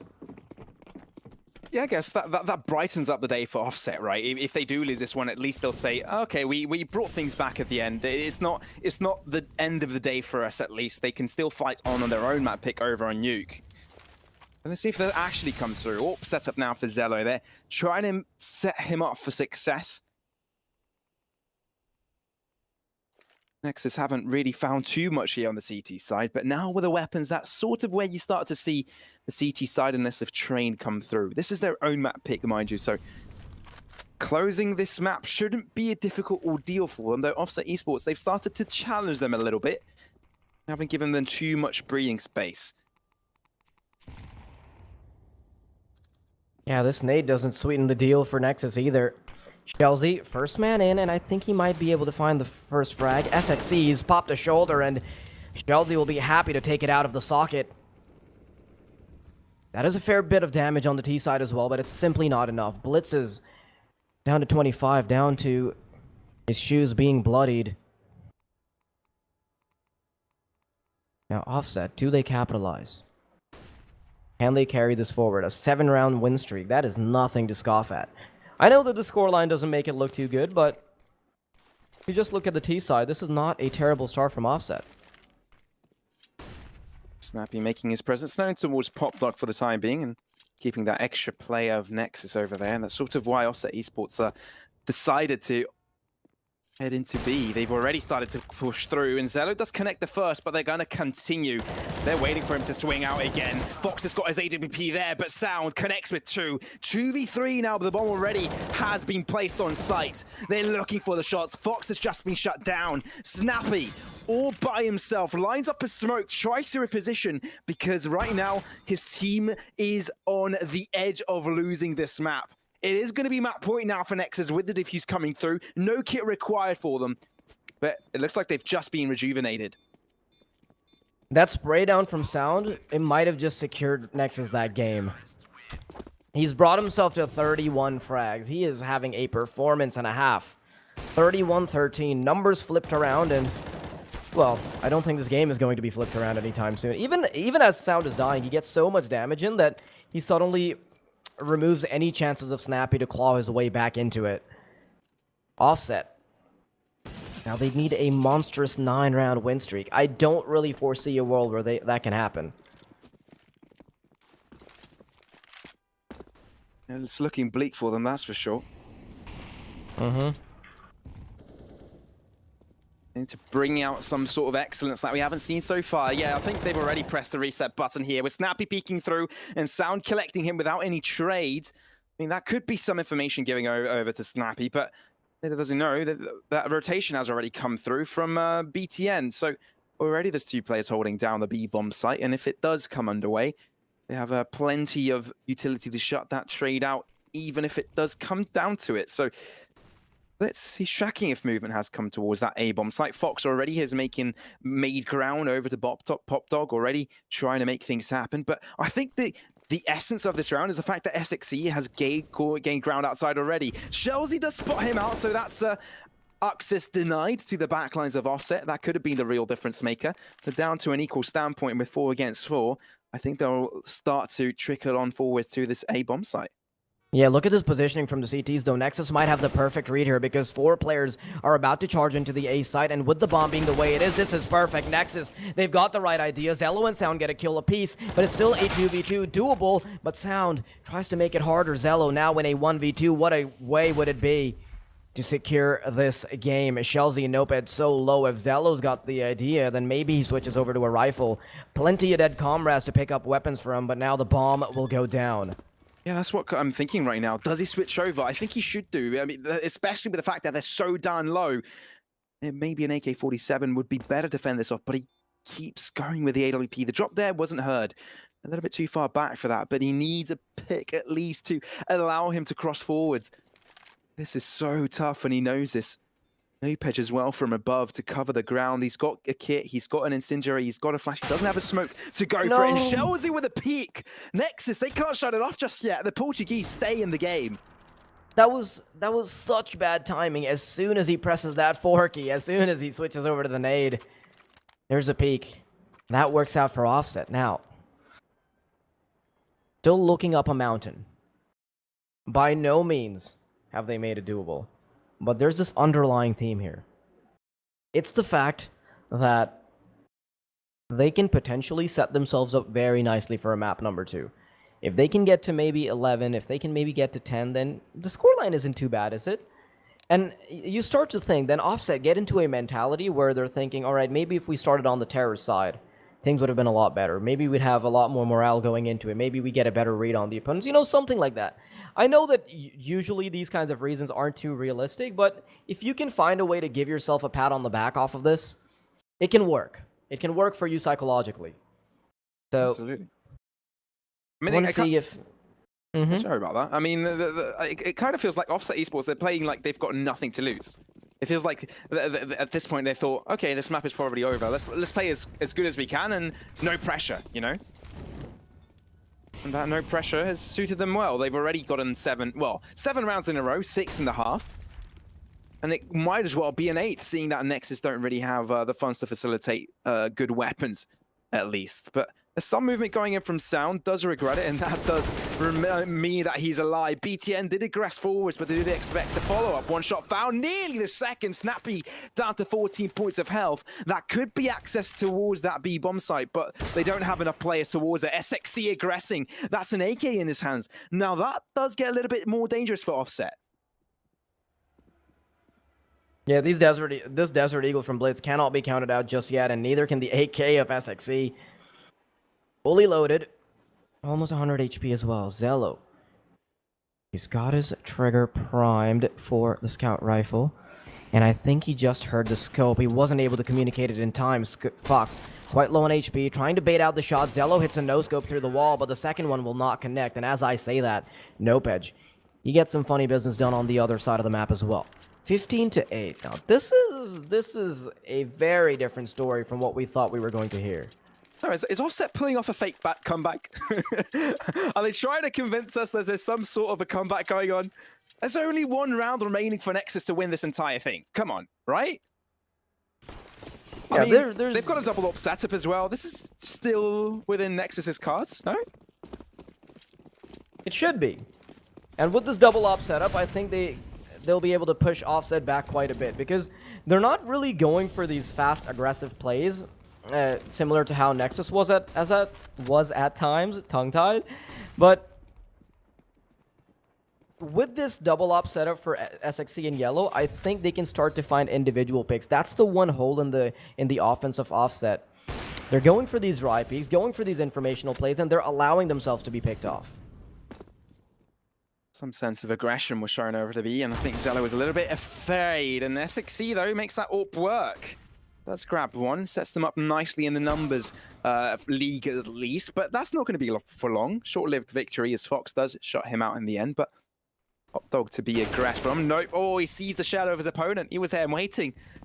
Shuts down BTN. And now it's Offset again with the numbers. It's Offset again with the advantage. They steamroll through the A bomb site. Rotations are coming in. It's going to be a three-man post-plant situation. But for there to be a post-plant situation, the bomb needs to come through, and they delayed it a little bit. Ooh. Blitz does get shut down. Not quite spotted through. Riz aggresses onwards. Already trying to cause damage to the backlines of Nexus. But it's a 2v4. Unless Nexus don't grab a pick here and there, this is going to be out for him. Offset should be able to grab out a knife here.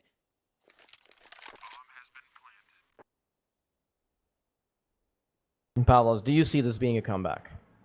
Tell me. To be Look honest, me in no. the eye and tell me. This is a little bit too far out of reach. Yeah, Offset Esports, they've grabbed 8 rounds in a row, right? It's at least 8 rounds in the past 9 rounds, right? Yeah, fair enough. Because Nexus did get 1 round to bring themselves over to match point, but yeah, the thing I'm concerned about is if one of these individuals start to shine on Nexus, you know how Sound can come up with these individual plays and how Zello can go off the top as well at times. So one of these things could completely shatter Offset. The thing I'm hopeful about is the fact that Nexus simply don't have much of a bank built up. They might perpetually be in an economic deficit for a couple rounds, and that means that Offset will have a much easier time getting a couple rounds through, because they don't only have to fight against Gun Round, but BTN, he's the first man in, aggresses forwards, burns to the Flames, but the Flames will not be what devours him. Instead, it'll be the AK of Riz, who has picked up 3. Blitz, not gonna get a second chance. No, they're not. And you're talking about double digits being more of a doable outcome, but you know what? We haven't seen that CT dominance here on Train, have we? At all. That hasn't been a factor whatsoever. Yeah, at all. This is a heavily T-sided map as far as this game goes. It can be a bit tricky to play Train at times, especially because of the way the economy works. You need a fair bit of investment going into AWPs to be able to secure Brown Halls, get a shot in connector and whatnot. But right now, Offset, they've managed to nestle Snappy into Olaf. Perhaps he can get the drop on a couple players. I don't think they expect a player to be in this position, but because of the way SXC is playing this, I think he will get the information. There's two players already pushing onwards. Ooh, they don't quite spot him out, but now Snappy's got him one. They know of his location, but do they know that Blitz is there and waiting? He's got reinforcements as well. It's two players rather than one. What a swing! Blitz! What was that shot? That was madness! But now it's down to 2v2 either way. Offset have got two players heading onto the site right now. Molly at hand, Smokes as well. They want to get pushing. Rotation coming in from Sound as well. They've got two players to defend this. Nexus, they've got the weapons. They mustn't allow the plant, but at the same time, Offset Esports, they've got time. They don't need to engage just yet. They've gotten the bomb already, pushing on towards Pop Dog. It can go towards B. If they get a pick, they're going to rotate back on A, but Fox needs a pick. He hasn't been successful in finding it, and that is why Chelsea is aggressing towards the B bomb site now. Yeah, that's what I was talking about. Just one of these individuals can suddenly shine, but instead of Sound or Zello, it's Blitz. He comes out with this insane 90-degree shot, and he's left it to a 1v2. Chelsea, how does he make it work? Bomb planted in the default position, both players rotating in from connector, and now they're going to have an idea that Chelsea might have pushed all the way to oil. At least he gets one duel isolated, but that doesn't matter. Sound halfway to the 40 bomb, a little bit over, and Nexus will secure the game at 16-10. You know what? That's a valiant effort for Offset Esports. Props to them for not giving up, really, because being at a 14-0, 14-1 deficit at halftime, now that is a difficult prospect to kind of face. And heading into that, you thought that is going to be game over. Nexus will be grabbing up the round in a couple of rounds. Even if it's not a pistol, they'll manage to get a buy round through and translate that into win. But it took them quite a long time. The Portuguese showed some resilience there. They showed some strength. Although Sound is pulling up his biceps and showing Nexus right now, saying that they are the big guns here. They are the team that will be looking to win this series. You can see the sponsors on the jersey as well. You know, he's repping it. He's making it work. The front double bicep and the and the sponsors and all. He's trying to capitalize on this first win. But if he really wants to shine, he's gonna have to go through map number 2 as well, because now Offset, it seems like they've gotten their head back in the game. It's not a 14-1 scenario anymore. It was a 16-10, but we've got to look forward to map number 2, which is Offset's map pick. So stay tuned. We'll be back after a short break with map 2, and there's going to be a lot of action where that came from.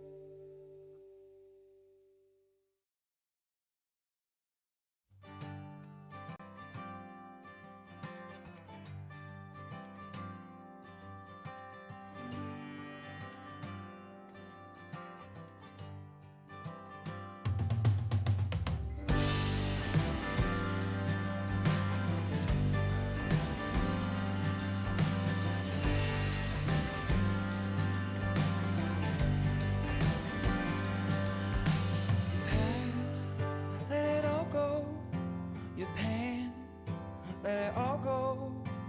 Close your tired eyes, sleep for a little while.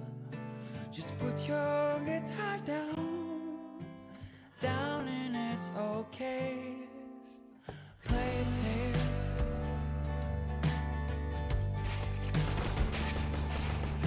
Your mistakes, let them all go. Your broken dreams, your high hopes, love so delicate. Life is sometimes strange. Sometimes it takes a big rain to feel the sun again. Sometimes it takes a big rain.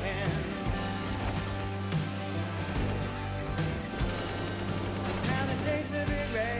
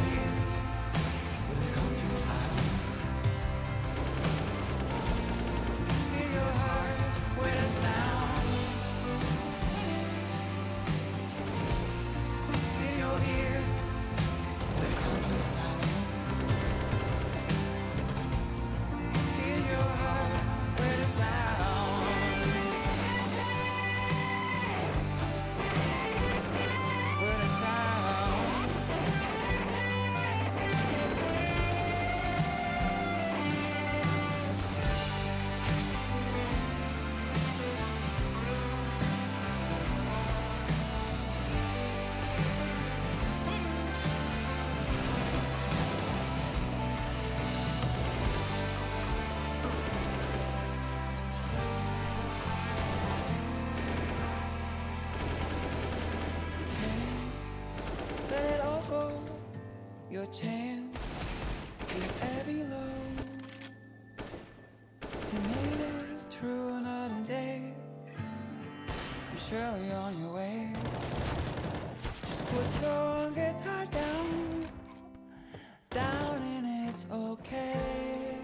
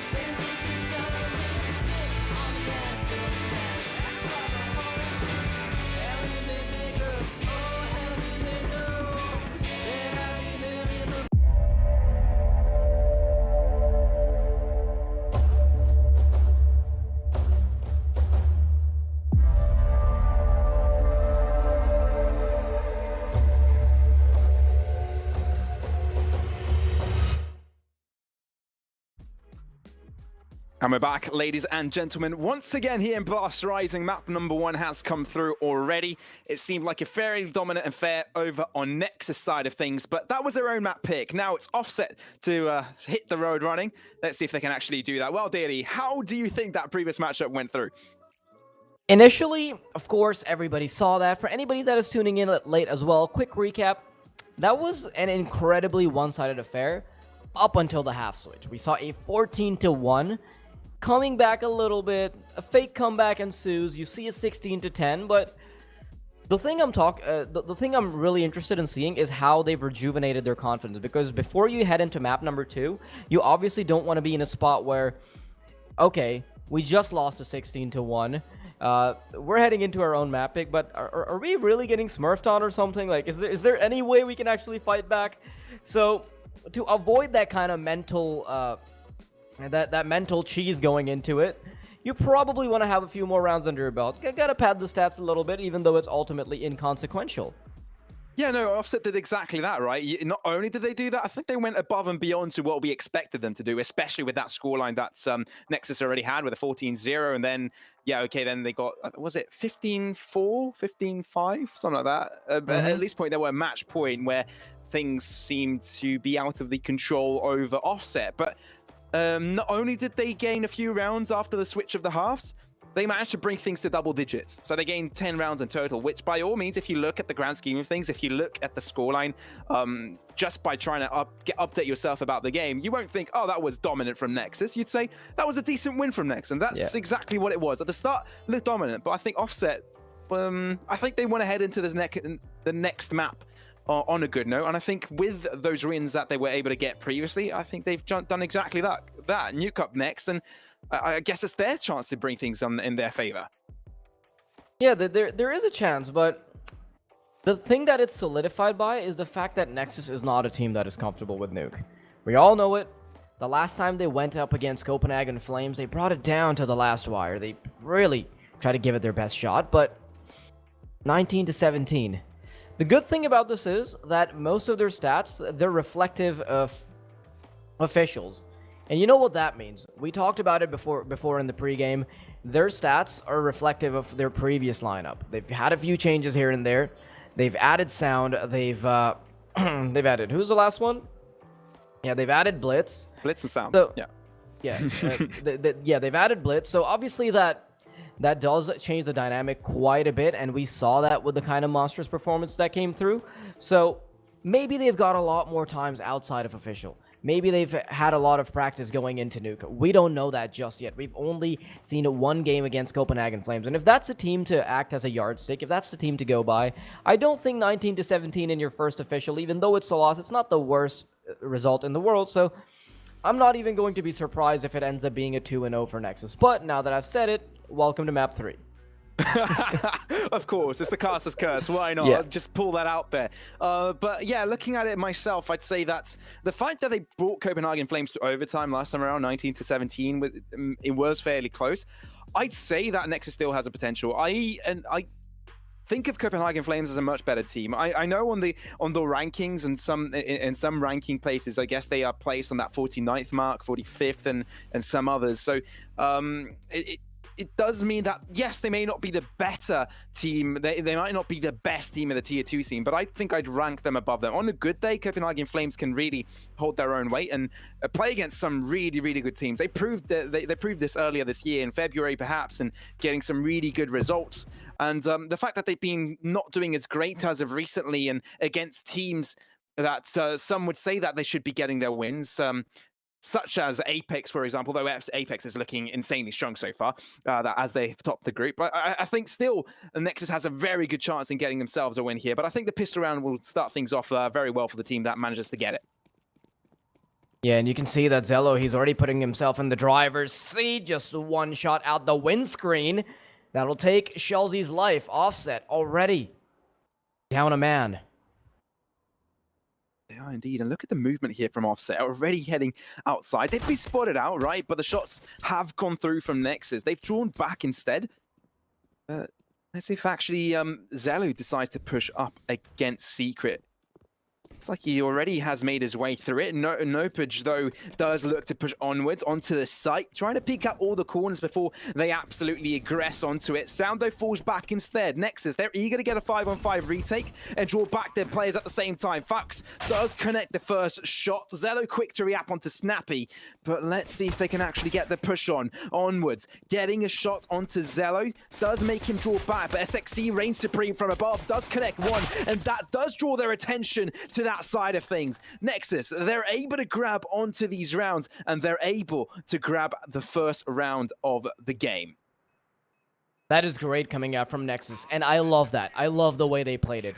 Because Zello is able to find the first frag, there's no reason they need to go for an unfavorable duel. If they decided to stick their guns there, they might have been overpowered by the Glocks. Instead, you see Sound creep into Hut. He creeps in, allows himself to get into a way better position, and allows Zello to chime in as well. Yes, they did end up losing a player to Fox, but that's not too big of a deal because the way they're positioned, it's incredibly hard for those Glocks to fight back. The double peek from Hut and Door, and two players coming in from Heaven, it is too overwhelming for the offset side of things to react.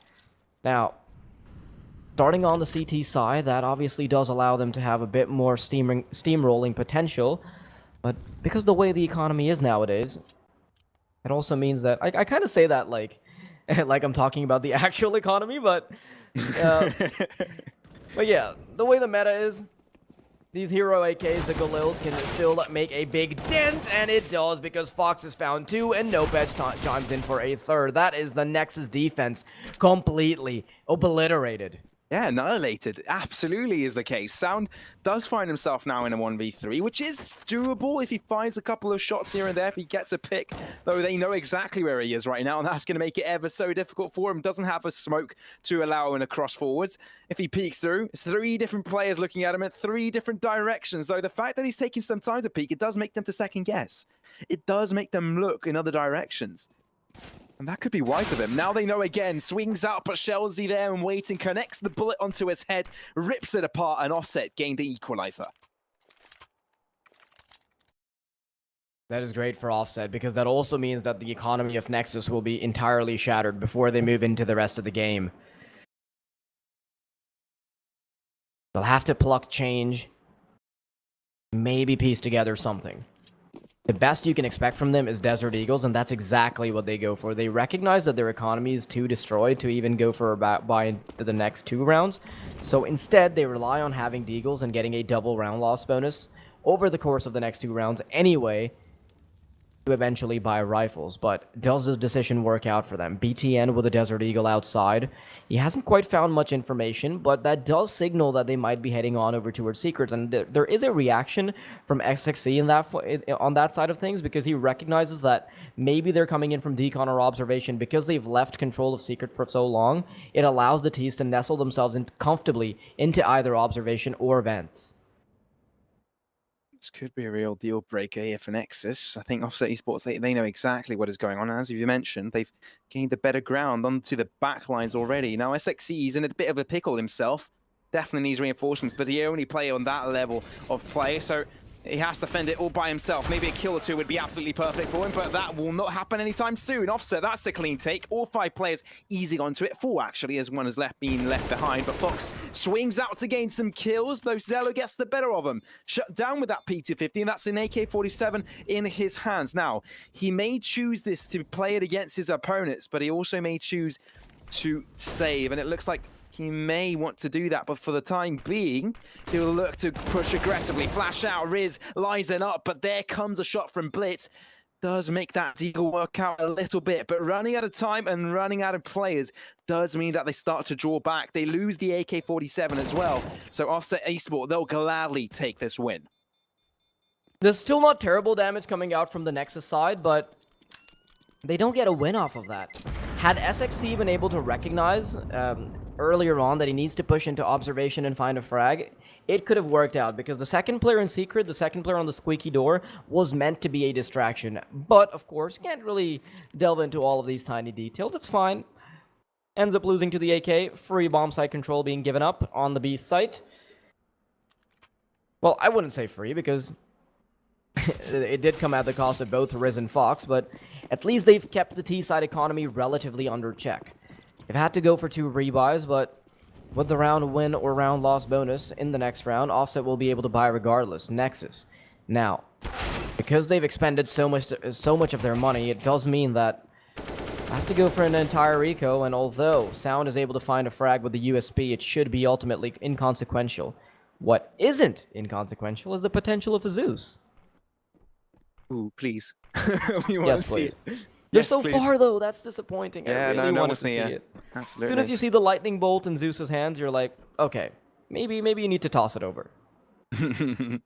Blitz is probably thinking about that right now, drawn back to the ancient Greek gods.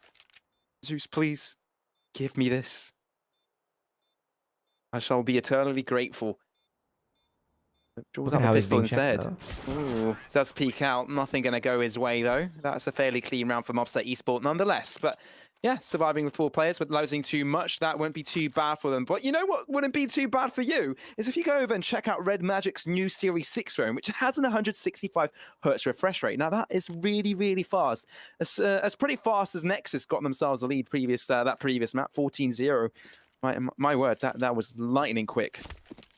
But let's see if they can actually make this happen this time around. Last time around, they had a difficulty on the CT side, right? Now, on Nuke, which you would again say that it's a fairly CT-sided map, they may find the same discomfort. Offset Esports starting things strong, but it's a buy round that will come through from Nexus. And with Offset lining up towards the A-bomb site, I think they may even still have a chance to carry this on through. But Nexus definitely looking to challenge.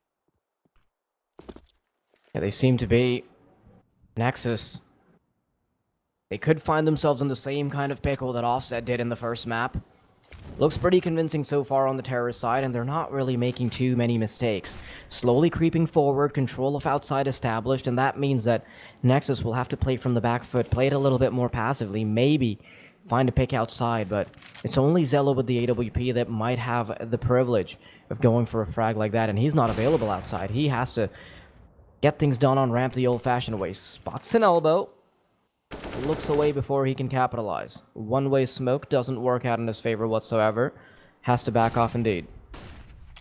Does. Now, Util is thrown out at the start, but this could be sensed as a little bit of a fake. Snap, ooh, he knows that something is going on. Pushing out from Secret out on the open. BTN does get shut down. And that could be dreadful because they're now down in numbers. Sound is not going to let that be the case for too long. Draws back into the depths of the stairs, and SXC brings things back around for his team. I mean, Sound, he just peaks every time, and for some reason, they line up for him. For some reason, he's able to grab one kill after the other, but that does mean that Nopedge is all by himself. 15 seconds, he can get the bomb planted, does make sure that no one peeks out from above, but I think he'll be able to get that planted without any problems. And he peeks out the wrong corner. That is going to be his downfall. Zello with the kill, and that is Nexus closing up the gap.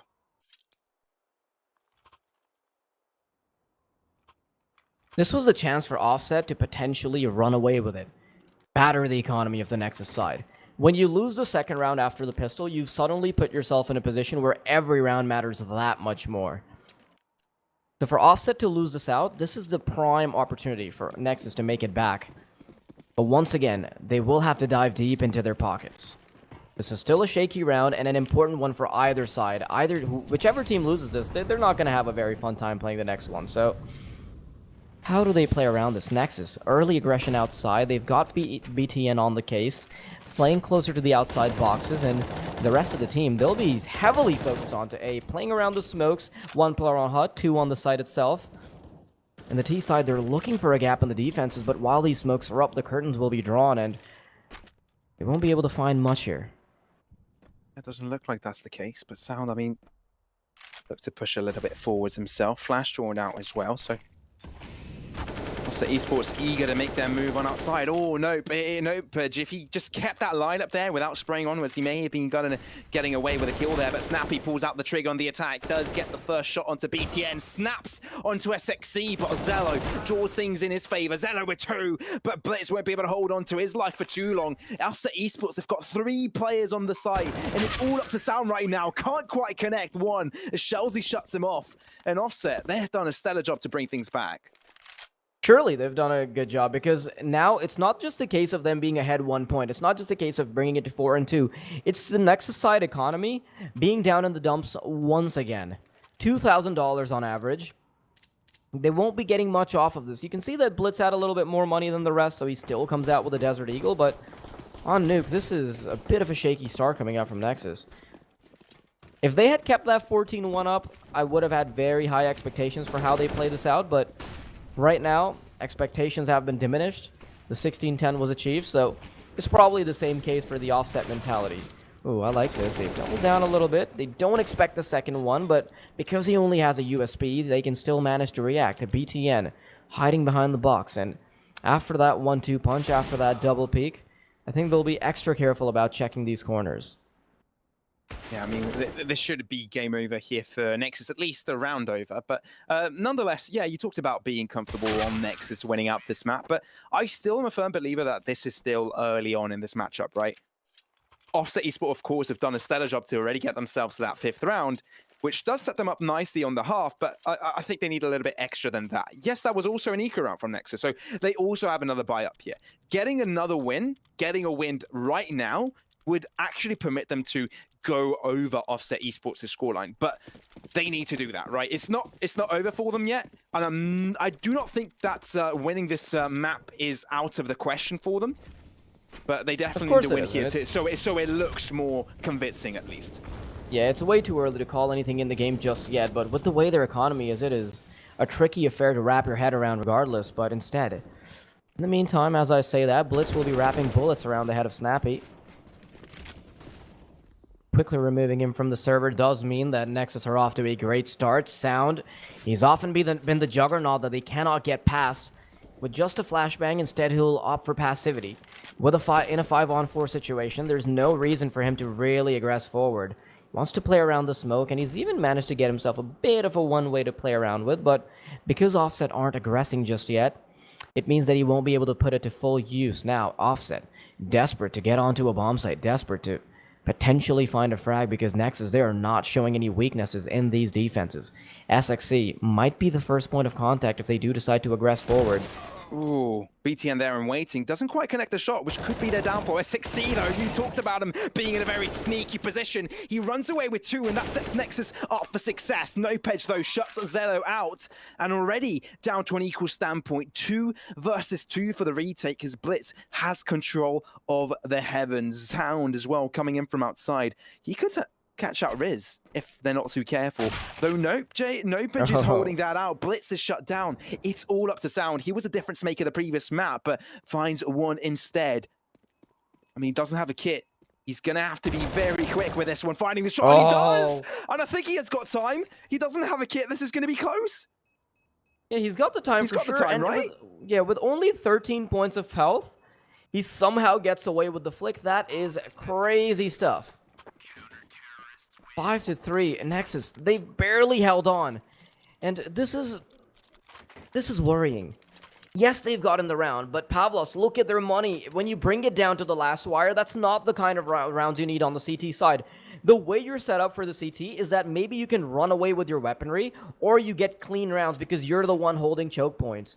If that's not the case, if you're bringing it down to clutches, you're now down to FAMAS's, and although Offset were the ones to lose, they still come out with a way better buy. Yes, a bit of that comes down to their economy being built up already, but this is still too much. Nexus, now they have to fight an even more unfavorable duel than the previous match, but they've got their work cut out for them. Fox, easily gets himself into position outside, finds the first frag, a BTN will fall, and with this connection, Nexus might have to be disconnected from the server soon.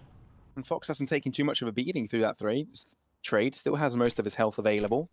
Barely in that regard, but Nate here will kind of sense that Blitz is in this position. It is fairly sneaky, but see if it actually works out for him. Slowly lining up. They want to make sure they've got the right util in it. He's able to cross on 1 kill in the bag, but Snappy does shut him down. Shelzy in a little bit of a pickle himself as 2 players look to aggress forwards. But they are looking to close up the gap, and Riz is there for reinforcement. Sound does join in. All of the players now lining up from the outside of things. Zello snuck in between the back line of Offset. He's able to do some damage. Is that not going to be good enough? It will not be. Sound gets shut down, and Offset Esports continue with their winning ways. That's the problem with not having much money. Because of the way Blitz was set up, he could have found a second frag had he had the M4. He had the drop on 2 players, but the FAMAS, the headshot, is simply not enough. And there's just too much inaccuracy going into it. It's nearly impossible to hold outside with the way that gun is made. Nexus, back to that under 2k mark, or at least around 2k. No weaponry will be bought, with the exception of a couple deagles on Zello and Sound. And what better hands to find themselves in, with the way these players have been playing. Sound does manage to almost fire a shot off. Narrowly misses. Should be walking into his crosshairs soon. As the first man walks in, Sound missing a couple of shots. It is a bait and switch setup, but they will not be checking. Not indeed. I mean, it's going to be fairly clean here from Offset, although Blitz does run away with one, and that could be a potential weapon in his hand. It is going to be an AK, so not too bad. Instantly loses out on that, and I don't think BTN has much of a chance with 22 points of health. But nonetheless, Offset Esports, they've done a stellar job coming back from Nexus's victory, and apart from that, Nexus seemed to be struggling to gather more than 2 rounds in a row, right? I mean, they've only managed to sporadically capture one every so often, but apart from that, it's been Offset Esports controlling most of this game. This is a very different affair from Train, but at the same time, there is one similarity that I'll draw onto it. The terrorist side has been favorable for either team. Offset, playing Nuke, playing T-side, they look like a team that is definitely prepared. What does worry me, however, is how does Nexus play on the T-side? Can they switch things around? Because Offset also almost turned things around when they ended up on the T-side of Train. So, with a scoreline that's a lot more convincing than 14-1 so far, I think Nexus are still in footing for the race. But how do they play around this? Offset. Most of their attention towards A. Now the flashes and the Molotovs will go out, and Snappy should be the first man to move in. Instead, it's actually SXC to find the first frag. 1-for-1 duel. Heaven will be taking control of, but Zello is still chiming in. 2 kills for him, and Fox has a lot of work on his hands.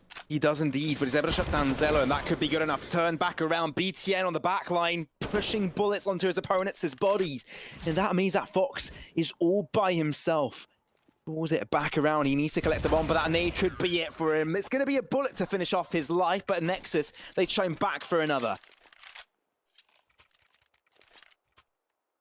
And this is a bit better, isn't it? Because the last time they were able to win a round, it meant that they were battered down to those FAMASs. But this time, they've secured 2 AKs, they can drop weapons over, and it's only BTN that gets the short end of the stick.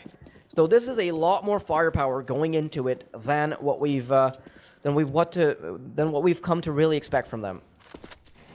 Offset Esports, they slowly seem to be whittling away their own economy as well. No duels have been exchanged, although a Molotov will nick Zello just a bit. Riz gets a bit of damage through onto Sound, I believe. Or was it SXC? Doesn't matter too much, as both players have been tagged up heavily. Nexus, not too happy about these early engagements, and I love this positioning from Sound. Immediately, he recognizes that he can't take these head-on duels, so instead, he'd rather that they push in and give him a bit of a freebie before he has to go for a second duel.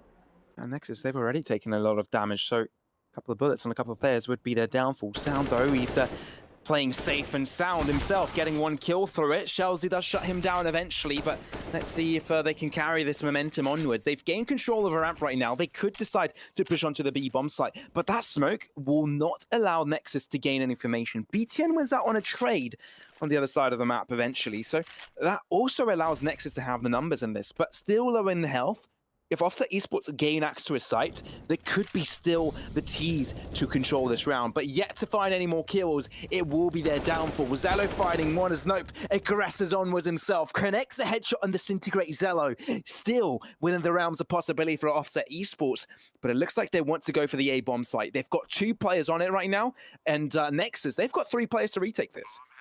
Yeah, the problem is the HP though. The CTs, they're not too happy about this. Blitz will eventually be the first point of contact, and he will also serve as a distraction for BTN to pop out of the vents, but they need to wait for SXC. If they run in right now, they will be funneled into a free duel. How do Nexus want to play this? Flashbang comes out, Fox narrowly avoids it. SXC smokes it off for him so he can find a one-way duel. Comes out from the heaven, can't find the frag, does switch over. Oh no, No way. The movement inaccuracy almost catches him, but Nexus still comes out on top because SXC can find the duel. That was so unfortunate from the Offset side because you would think that he can find the frag.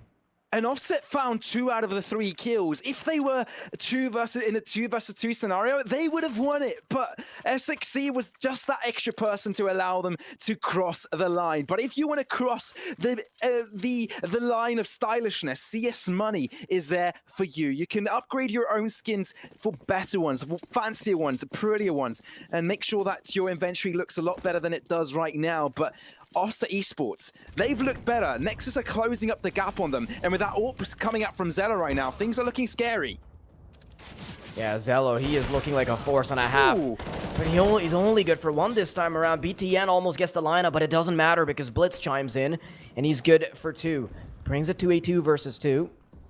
And with the way the economy is on the CT side, they'd probably be better off securing both of these weapons. They cannot afford to have this go down to this 1 M4 or 1 AK. There's so little information on either parties right now. Both teams looking for each other desperately. The bomb has way too much time to be planted right now. Can rotate over to A, can rotate over to B, but if they do decide to go B, Sound will have a much better vision on that side of things. Nopedge. Now, as they start to move in, they will quickly realize that the A site is theirs for the taking, and the one point of contest that they will have to deal with is Heaven, because that's the natural, logical conclusion that Sound can come to.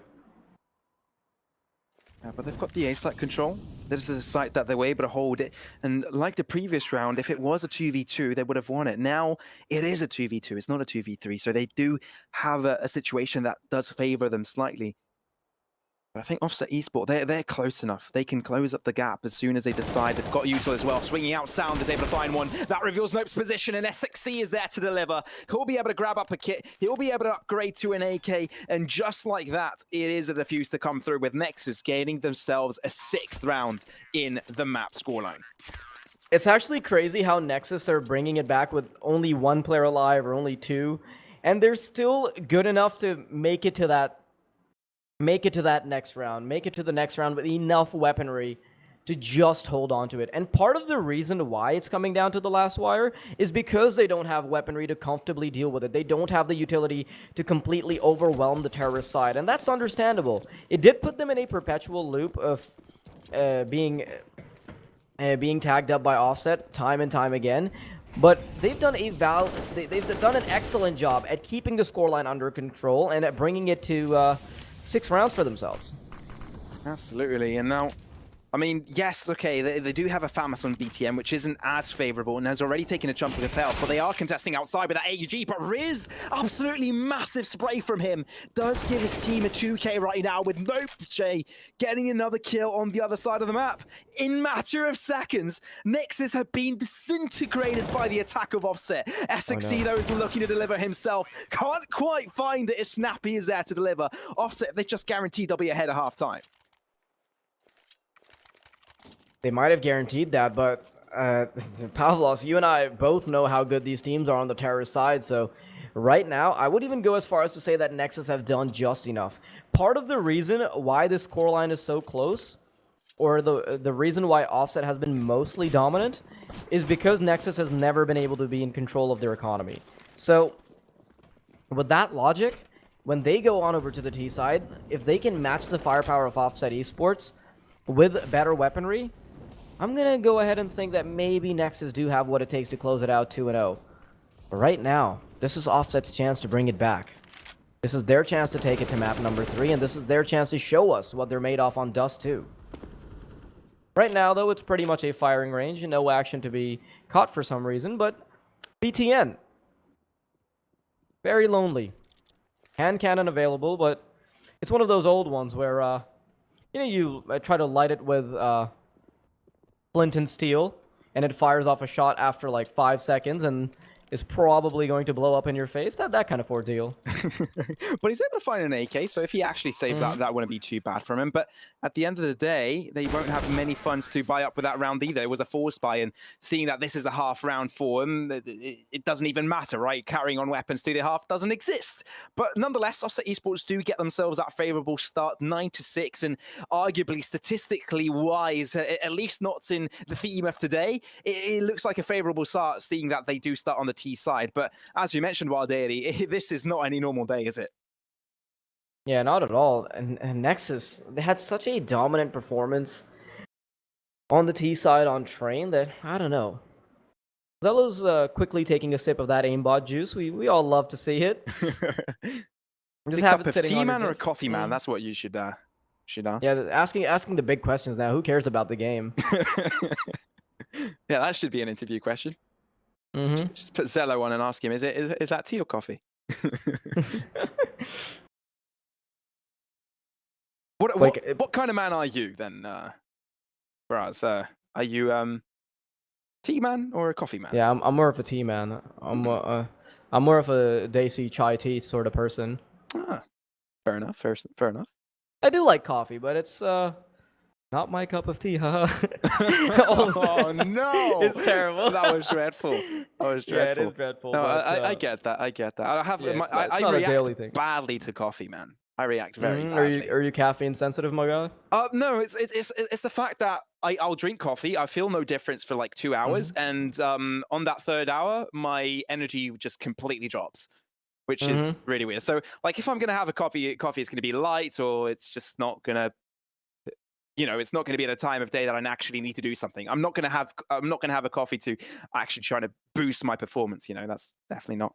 Yeah, I mean, the I've case never for really me. gotten behind the idea of having coffee, like when you wake up, because to me, initially it does help a little bit, but then when you get used to it around that day 4 or day 5 mark, it just brings you back to that baseline energy, and then you don't have your normal energy level if you don't drink coffee. So It's like a drug. yeah, it's not really. I don't particularly like sticking to it. It can be helpful at times though if you're not used to drinking it, but we got to get back into the game. Enough of our eating habits, enough of our stimulant drinking habits. We'll see. Well, we'll see indeed, because now it's a pistol round, a chance for Nexus to bring things back in their favor. A pistol round would directly boost them up to a 9th, possibly at least.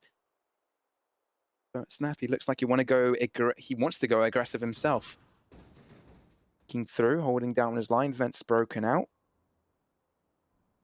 They are taking their time.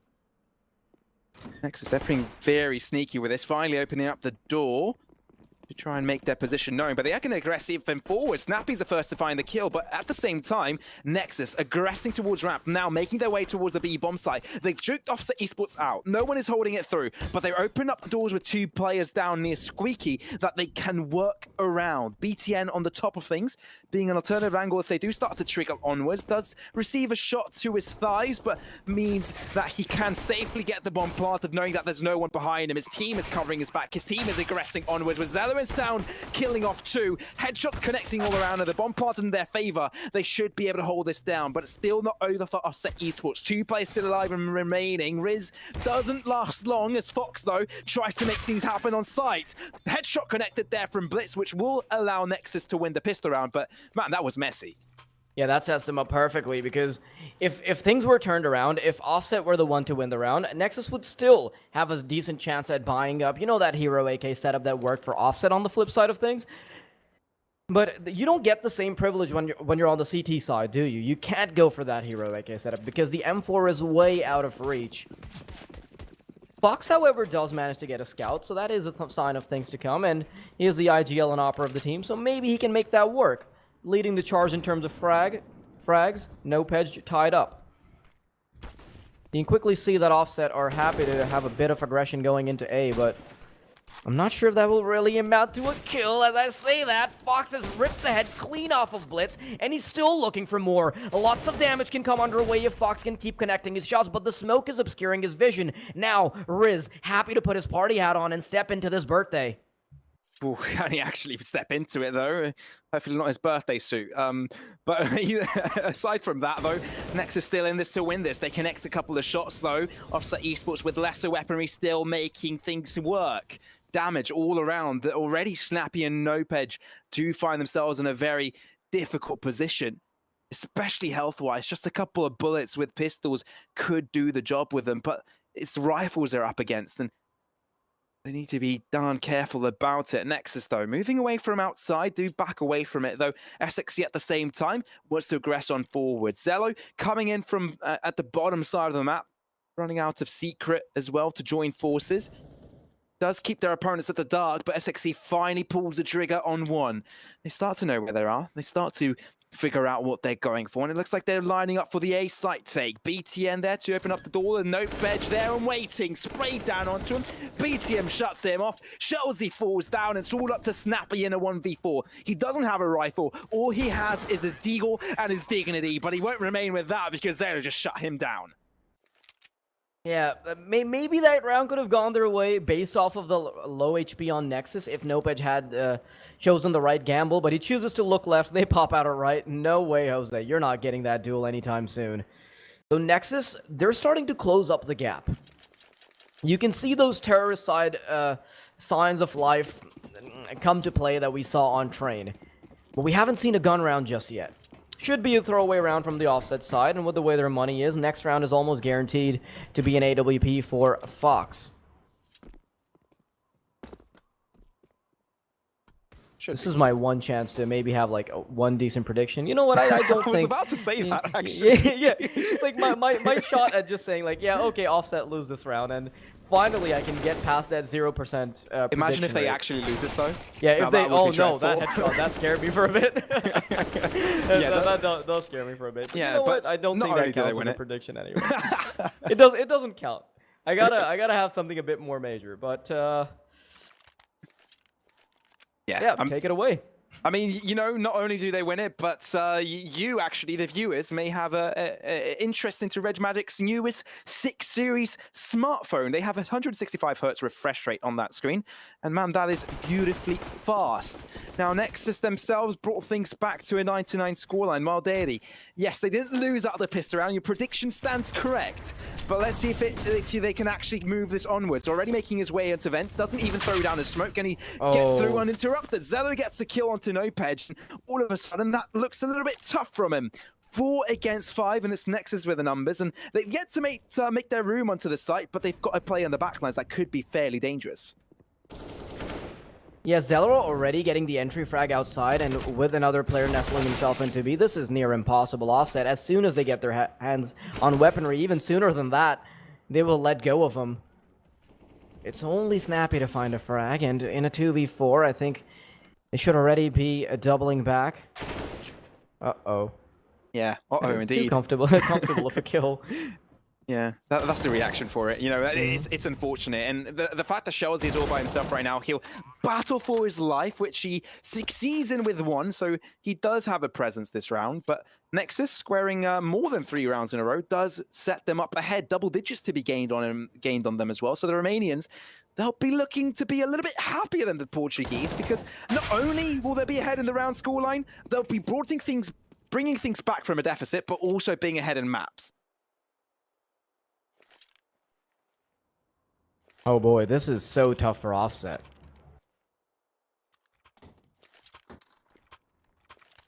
They would have to suddenly take control of their economy and put in a lot more work than Nexus did even. The thing I mentioned earlier in the first half is that Nexus are matching offset for firepower even with worse weaponry. And you can see this reflect now when offset are on the back lines, when they're on the back burner, as far as their money is concerned, they don't put up the same showing. They're clearly being outmatched by the Nexus side. But we haven't seen too many gun rounds. Oh, Nopedge, I think your position was given away, buddy. And Nade will follow suit. Nopedge gets desperate, but he will fall down. Fox, aggressive with a P250. It doesn't account for much. Snappy, nice flick onto the head of Blitz, but he'll have to put up a lot more.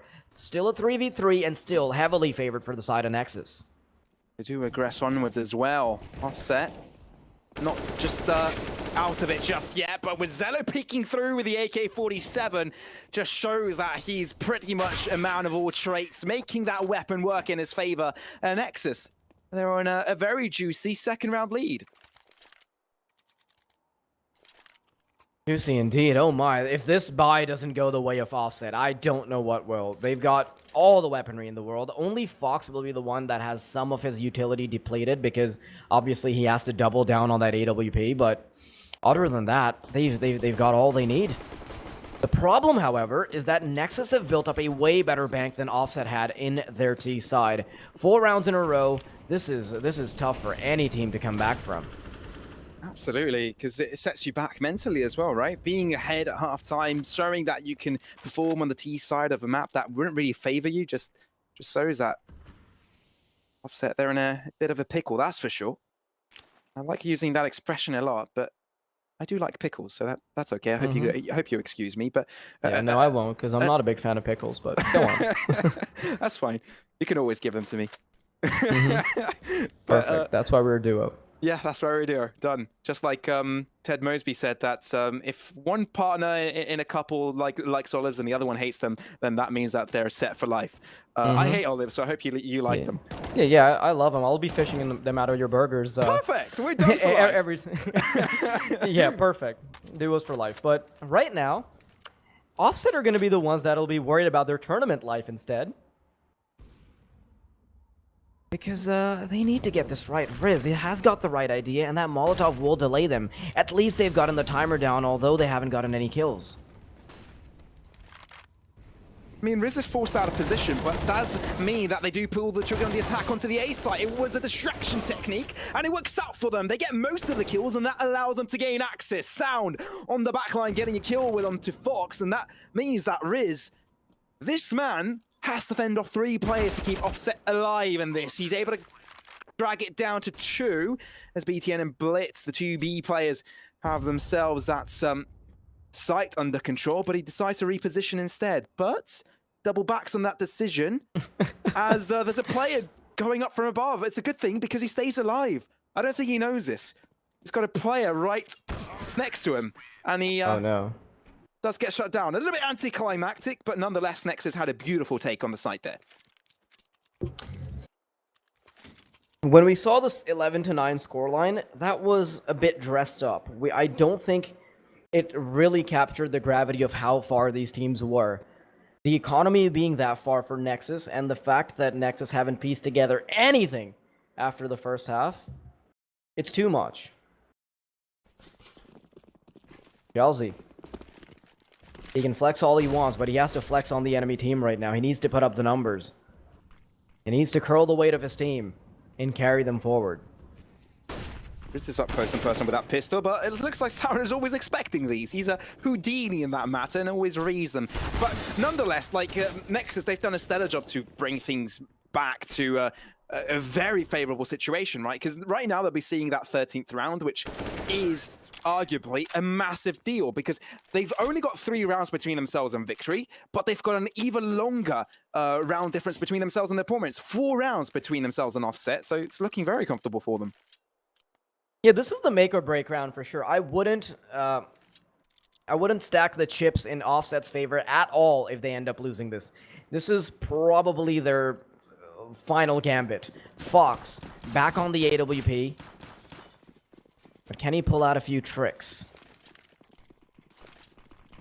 Flashbang comes out, BTN, first man to aggress, and with how quickly he's making his way to Redcon and down Secret, I don't think Offset are ready for this at all. Nopedge is able to get 2, and he might even be good for 3 as he switches on over to the USP, but Blitz, luckily, keeps the situation manageable, even if not under control. Sound, solid headshot onto Shelzy at the expense of nearly his life as his head is dangling from his shoulders. That is a dramatic way to go down, isn't it? I mean, right now, it's... Offset Esports under disadvantage. They nearly had that, right? Sound is low on health, so he's basically just a shrapnel of a bullet away from death, and he does hold down the line against Fox, and that's just a beautiful pick. I mean, Fox, who would have known he would have aggressed through his own smoke, and he yet does that. And they Sound, like we talked about, he's Houdini. He's absolutely magic. Reads through the plays, and the fact that BTN trades his life for Snappy's health does again set up Nexus up for success. Yes, they do lose out a player, but at the end of the day, they've got access over this. Snappy does aggress onwards. I think they've got an idea of where he is. Up through the smoke. Blitz, he's waiting for it. He's got the lineup, but it's so anticipation coming through. They knew where he is. Sound from above does shut him out. Barely through it, seeing that he's only had 5 points of health remaining. But man, that was close. If that had culminated into a clutch, I could have seen Offset coming off strong off of it. But the problem is, even in that spot, if that somehow clutches it out, if Sound doesn't manage to find a duel through the smoke, which is obviously very unlikely, and it did go in the way of Nexus a bit too well, it's still not a tremendous economical boost for the Offset side. So even in that scenario, I wouldn't really be trusting them to get this game too much. Zello, he's been the prime fragger for the Nexus squad, so they're probably happy to take some health points off of his shoulders. BTN, quick frag for him. There is a lot of commotion going on here in the A main area, don't you think? Yeah, they're just pulling shots in the dark, you know? Just firing for the sake of firing. And I mean, it does work out for both teams, I guess, to a certain extent. And the fact that they'll be drawing out the AK-47 out of reach of the CTs is a good note for Nexus. But other than that, I'm trying to find a winning possibility here for Offset Esports, because they'll be set back again and will be placed in a situation that is very familiar. Nexus on map point, right?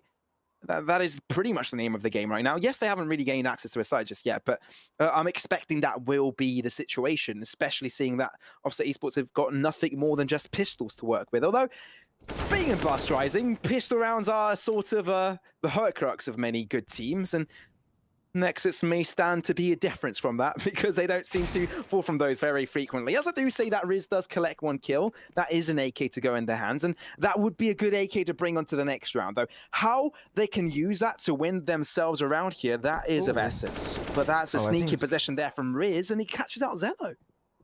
Yeah, Zello's been caught off guard, so this is suddenly doable. Can they deny the match point? Certainly more favorable for the Nexus squad, and with that flashbang, right? They've cemented it. Even if secures the AK, Nopet now has a chance. BTN will fall, and suddenly, Offset, they've quickly made themselves into contenders for map number 3. Double digits have been secured. They just made that look too simple. Too simple indeed. I thought the Nexus were heavily favored. Like I said, I even mentioned it. But that flashbang lining up perfectly and Nexus not expecting it allows them to quickly cross over that line. But if you want to cross the line of controlling your own economy, if you want to see that line go up, up, up in terms of investment, maybe you can go ahead and check out Coinbase, which has got a bunch of advice on how to invest in crypto, and it is a platform that is all about crypto. So do go ahead and check out our partners on their website. I mean, the Nexus at this point have found themselves in a tricky spot, you know. That should have been their round. Hopefully for them, hopefully for the Romanians, it doesn't really break them around. But Offset, they've done a good job here, because that could have been their downfall. That could have been the end for them, but they keep themselves in the game, and Shelzy holding down the line against SXC does bring things back to a standpoint for Offset that can hold from. Nopej as well. Look at the lineup coming in from Veds. He's got the read. He shut down Blitz. He finds the shots. And just like that, one by one, Nexus players seem to be falling left and right, and they've got no control over the map. The only thing they've got in their favor is that outside control. They may look to ease forwards, and Riz may be in trouble, but he's held back, holding behind the vents himself. Will be able to survive, and with Offset just holding down the site, they should be okay. The way that Nexus win this by getting picks one after the other. BTN successful in getting one. But how far can they go from this? Yeah, Zello spotted one, and he immediately reacts by switching over to the AWP, but he hasn't found the frag just yet. Molotov pushes him back, and Nopej, I don't think he's too sad about this, because he can just reroute, but BTN, he's got the drop on Fox. Very unorthodox position to play off of, and now the CT side might actually be at the disadvantage. Sure, BTN is low, but they have too much space all across the map, sprawling over, way too many angles to check, and as that happens, Zello is good for 2. Sound. Last one to pull the trigger. I'm feeling that the past few rounds have been a little bit of a topsy-turvy, if I may bring out my Britishness. Sure. I mean, my word, for instance, like Offset Esports, they went out with pistol round, and then when they had the numbers, they lose out on trades because they thought that they could go for trades. But the best thing for them to do is just hold back on site. And they didn't quite have that self-control, which means that right now Nexus find themselves on map and series point. What are they even playing with right now? They've got an AWP, they've got an XM, a FAMAS, just a very dysfunctional family of weaponry right now. Not too much. Not too much utility to go off of. This is tough. This is almost certainly looking like a 2-0 unless this XM can come to life. And because Shelzy is going for these ballsy peaks, it does mean that eventually his shoulder will be spotted out and it could turn into a favorable duel for the Nexus squad. Now, this bomb still needs to be picked up quickly. If the XM pushes forward, that would be problematic. And I think BTN's barrel might be spotted here. Oh, this is going to be close. Oh, I can just feel the pressure. Oh, I can feel the tension. What's going on? Oh, no! They just pass each other. They bump sides, I guess, in a way. But now it's brought down in a trade, and Riz does find a kill over onto XC. All of a sudden, Offset Esports getting kills all over the map. Nexus, how do you fall under pressure like that? That happened in an instance of a couple of seconds. And all of them fall. And Zello now is against 1v4, but brings things to a 1-on-3.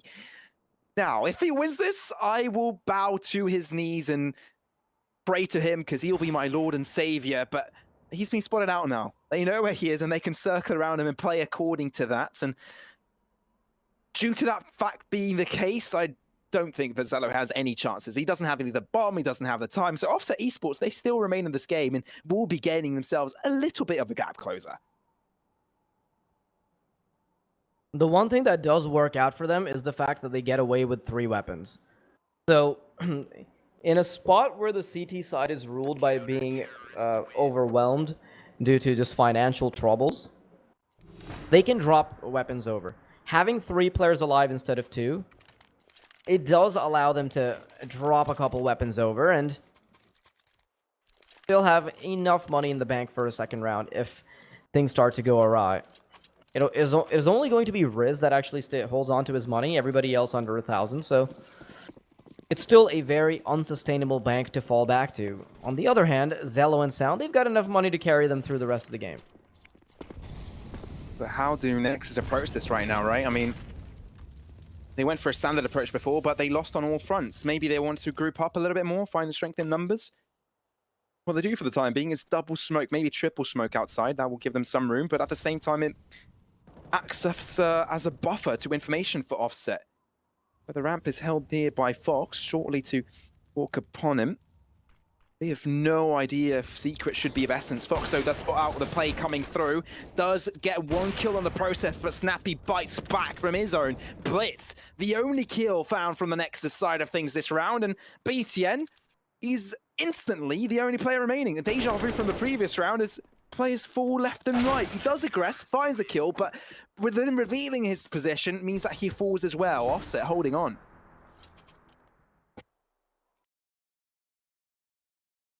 Three rounds away.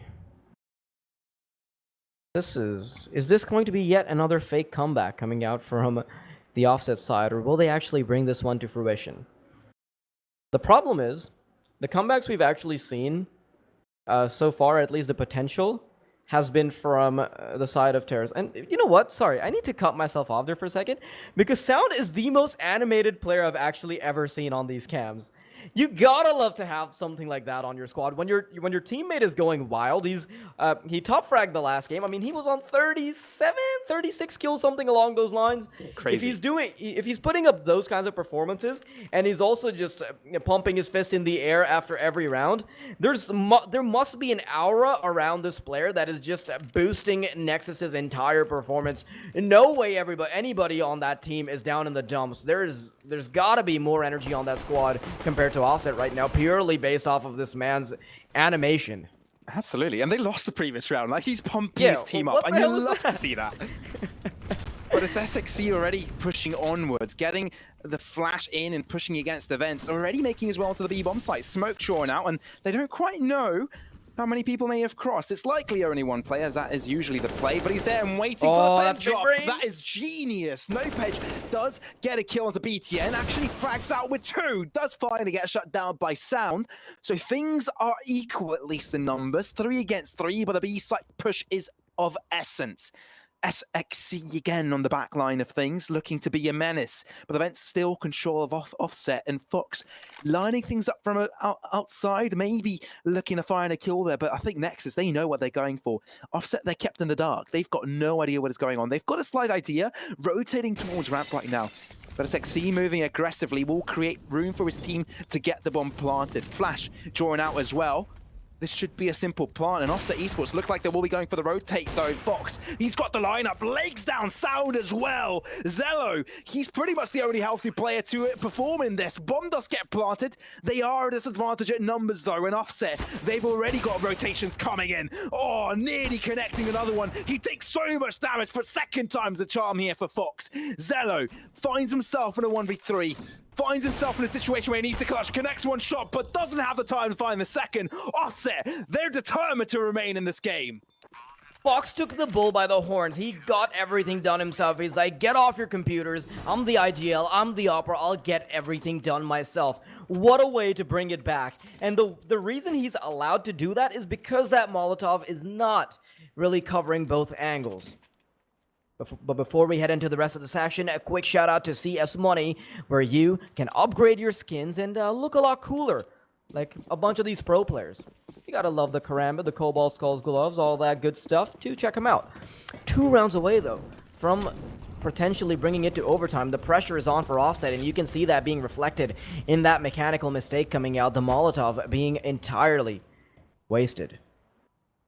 That seems to be the case, but this time around, Nexus looked to pull out a different tactic from their arsenal, from their books of tricks. Now they did push forward. Shelzy does spot out a couple of players. That's the call, but they need to find the kill as they line up for Nopej. He's able to get 2, and BTN with the MAC-10 does deliver in time, but the bomb is out in the open, and Blitz, he's surrounded.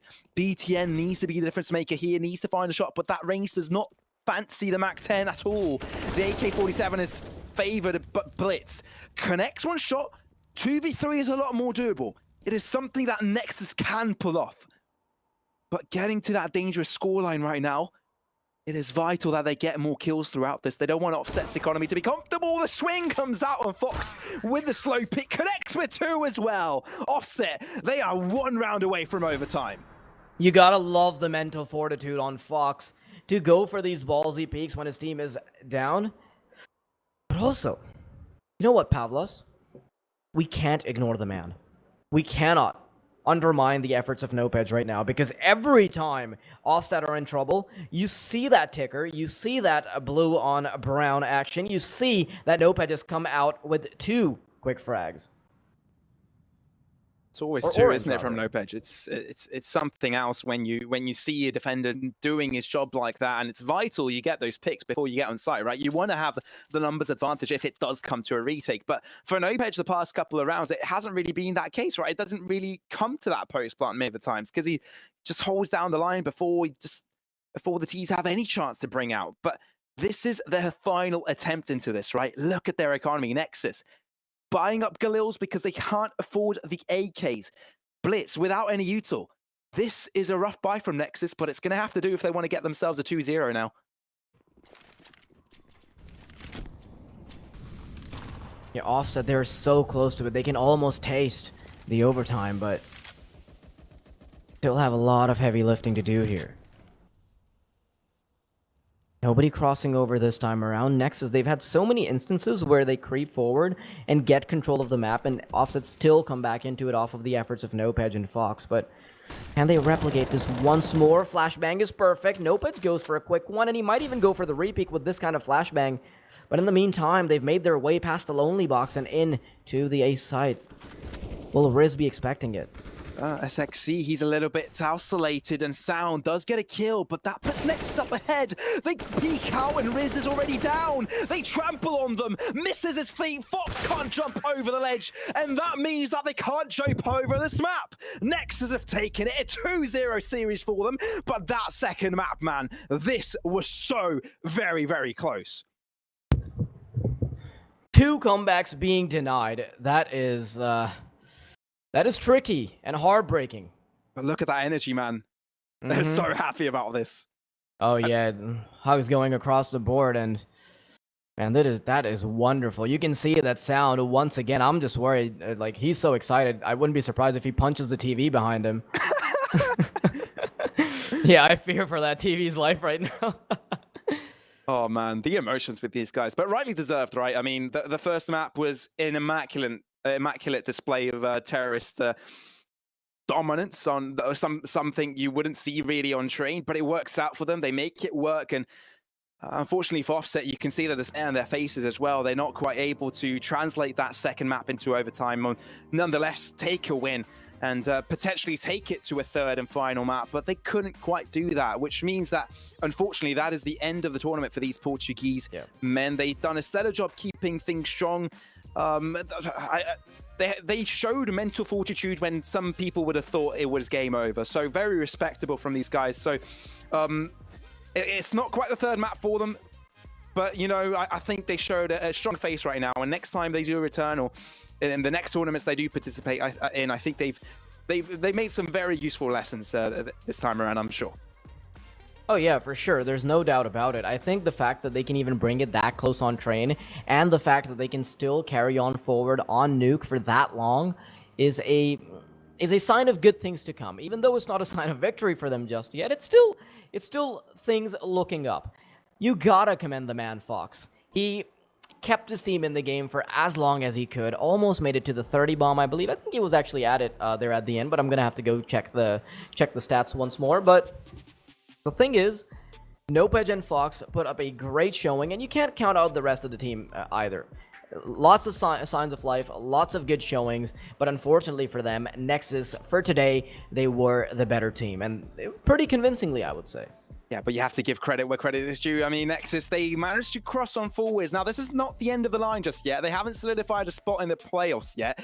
They still have a couple of levels to follow, and getting a win against Copenhagen Flames will get them directly towards that feat. Now, they've solidified they'll either be second or third in that group. Being second means they get the second seed. Like, Copenhagen Flames is their next opponent, is the next team that they need to be facing. And that is a team that they faced before. That's the team that they played against yesterday. So it'll be a little bit of a rematch as well in that regard. It'll be interesting to see what maps and etc. will be played, but we were looking on that next afterwards. But for the sake of getting into what will happen according to a win or loss in the next matchup, if Nexus, by any chance, do lose out the next matchup, it will mean that they will be placed third in Group D.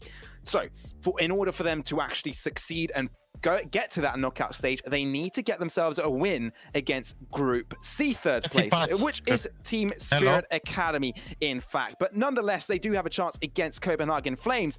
But let's put that on the sidetrack. Well, Daily, I think we've got a little bit of an interview coming. Yeah, we've got an interview with BTN. Welcome to the stream. BTN, how are you doing? Hello. Really good. Really good after the win. How are you feeling about that whole thing? You know what? I actually want to jump right into it. I want to ask you something. What's up with the energy on Sound? He's so good at keeping things alive on that roster. We can see it on the player cams. Yeah, he's really energetic because, you know, he's a new scene for him. He's the newest guy in the team, and we are playing in good competition now. And yeah, he enjoyed it very much. Really, man, it looks amazing to see, and seeing that he's blended in the team already and how he affects you, at least mentally and also in game. Like, he had some very good performances today. It just kind of shows that he likes you guys a lot. He really does. We also like him. That is amazing to hear. So heading into that matchup, we know you had a little bit of a difficulty over on Nuke, but not only that, it seemed like you in general had difficulty over on the CT side. Is that something you generally struggle finding success on, or is it just the fact that your T side is just overwhelmingly better than your CT that's just shades over it? Well, the main problem is that we cannot close the games, you know? Yesterday we had the same problem with Copenhagen Flames. Today almost had the same problem with Offset, but in the end we kind of managed to end the game. Yeah, I think we have really strong T sides, but need to work more on CT. And still the main problem is just to close the games, you know. This is where we need to work more. That's fantastic. Great that you guys can recognize it. And you know what? Once you've got that recognition going on, then you can finally move on to correcting some of those mistakes. So I want to talk about something. When it got to that 15-14 mark, what's going on in your head? Are you starting to think, oh no, this is Copenhagen Flames all over again? No. I was thinking what to do, like the proper thing. We need to win the round, and we had no utilities. It was kind of bad, but yeah, we managed to come back from a 4 versus 5 and close the round in the game. But yeah, good round. That's it. Well, yeah, it was very, very well-deserved victory as well. I mean, you did say that you were down in utility, you were down in pretty much numbers, and bring things back from that just means that you did really have that strength to move on, as we saw the morale as well. But in general, I'd like to say a massive congratulations for that win today. I think it definitely brings out confidence in you for that next matchup, which makes me question how you're feeling against the rematch against Copenhagen Flames, seeing that you have to play them in a bit. Well, can't say much before the game. Yeah. We're gonna do our best. Maybe if we'll have like the same amount of rounds like yesterday, maybe we'll close the game today. Who knows? Can't say a prediction. They are a really good team. They have good composure. Also, Moody brings a lot of firepower and knowledge. So it's gonna be a tough game. Absolutely. Congratulations again, and good luck in your next game, BTN. It was a pleasure having you on the broadcast. Thank you. All right, that's it, ladies and gentlemen, for that first matchup of the day. First best of 3 is out of the way. Nexus grab themselves the win. Now, up next, Nexus versus Copenhagen Flames. So do not go anywhere because, man, I think that is going to be an exciting matchup.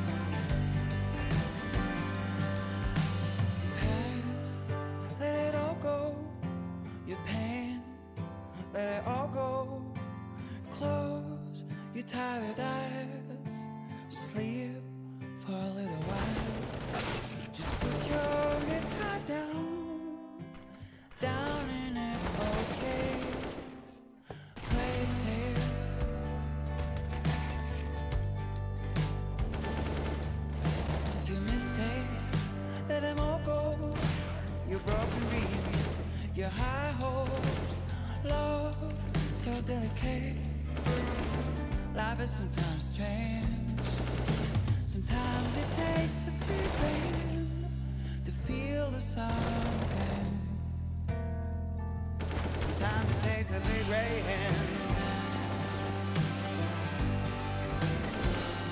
Sometimes it takes a big rain.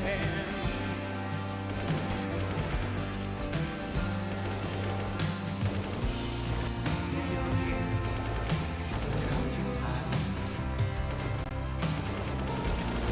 Feel your heart with a sound. Feel your ears will come to silence. Feel your heart with a sound.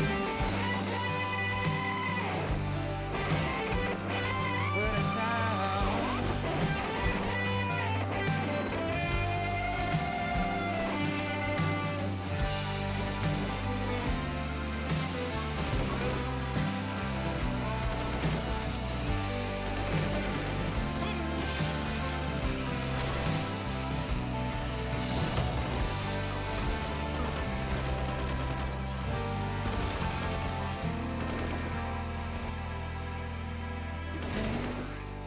Let it all go. Your chance, your every low. You made it through another day. You're surely on your way. Just put your guitar down, down, and it's okay.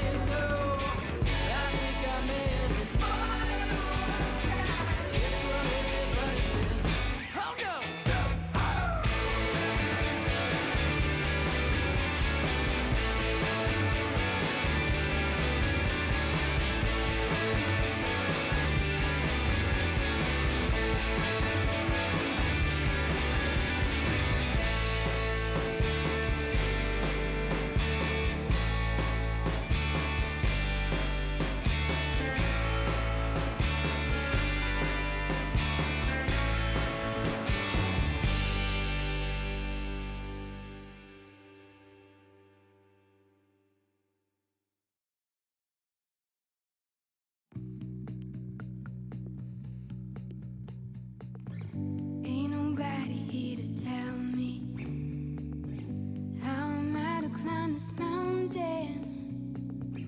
Oh, stay right beside me. Watch me climb, watch me climb, watch me. Ain't nobody here to guide me. How am I to cross this river? Oh, stay right beside me. Watch me cross, watch me cross, watch me. Just watch me climb. Don't take off your eyes while I run down. Just watch me climb. Don't take off your eyes while I run down. Ain't nobody here to teach me. How am I to reach up high? Oh, stay right beside me. Watch me fly, watch me. Just watch me climb. Don't take off your eyes while I run down. Just watch me climb. Don't take off your eyes while I run down. Run down while I run down. Run down while I run down. Run down while I run down. Run down while I run. Ain't no secrets here to tell me. How am I to reach the stars now? Oh, are you still beside me? Just watch me, watch me. Just watch me. Watch me.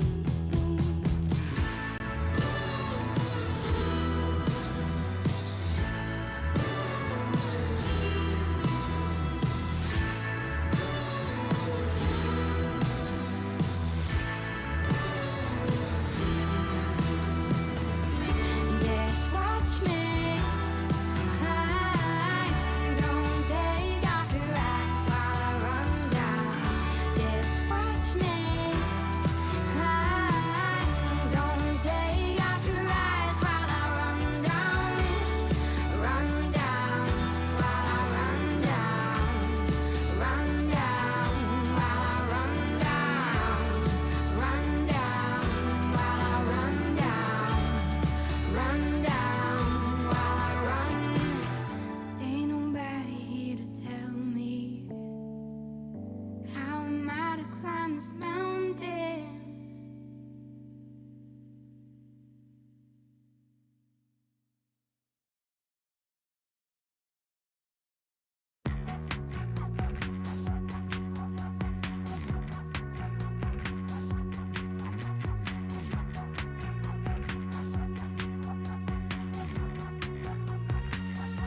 Scrolling for a heart, scrolling for some blood in the veins.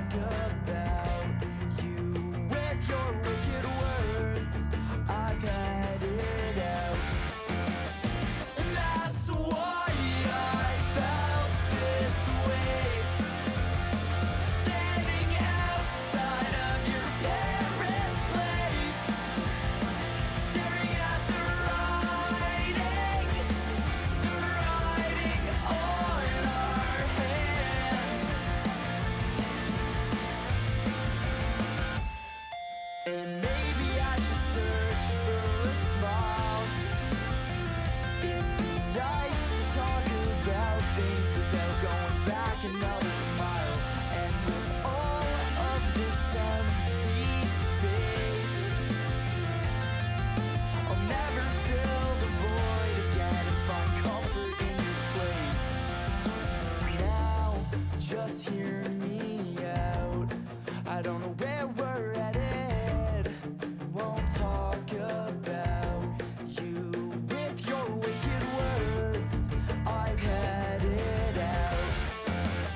And that's why I felt this way. Standing outside of your parents' place, staring at the writing on our hands. And I still know all of our memes, those reps that existed without any seams. They're all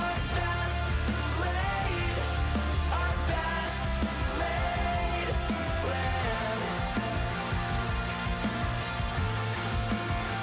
They're all our best laid plans.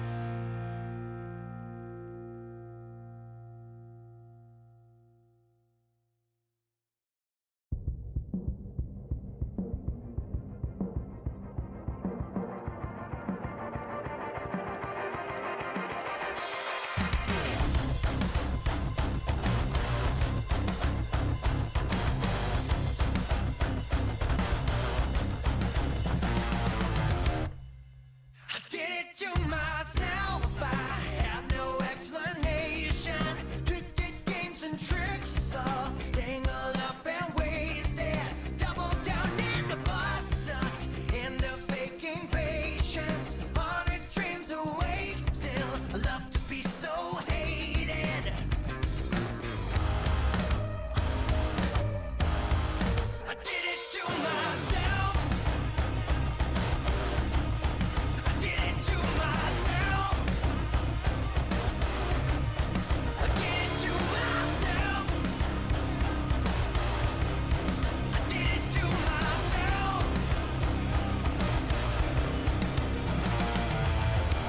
Boat it up and lose the key. I've got no motivation, got no will to breathe. Growing more and more complacent. Train wreck at my feet. This monster I've created, running out of steam, but I can't fight the craving. So on and on, I train alone. The pain it slips away.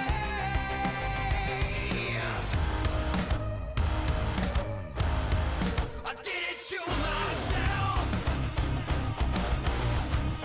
I did it to myself. I did it to myself. I did it to myself.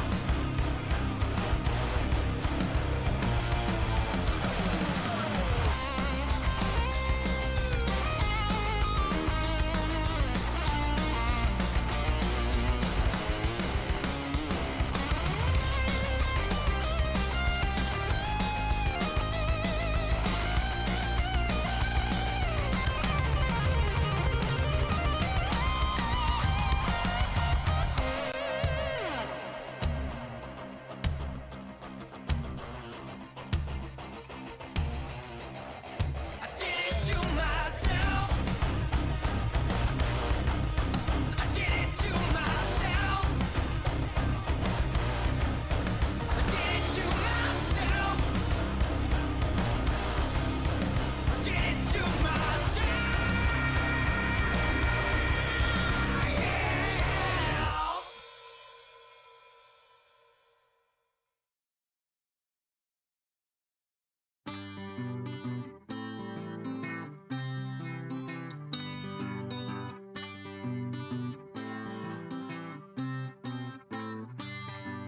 I came to Philadelphia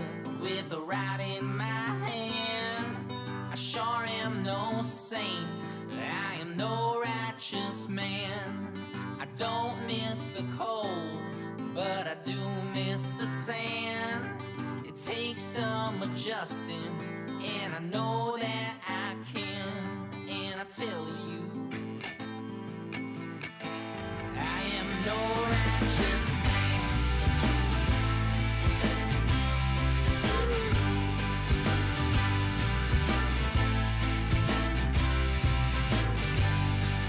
They all like to treat me like a wanted man. They come from far and wide just to spit in my hand. I came in September to run from the cold. The young they tolerate it, but my body's getting old. And I tell you, I am no righteous man.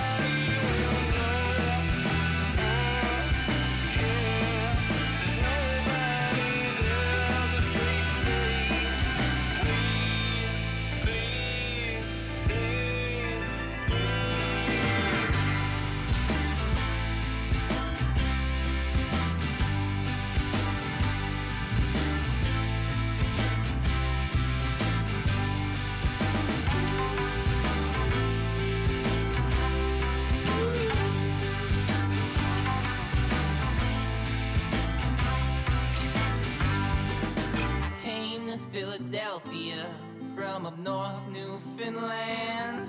My mother, she was a teacher, my dad a fisherman. I don't miss the cold, but I do miss the sand. It'll take some adjusting, but I'm sure that I can.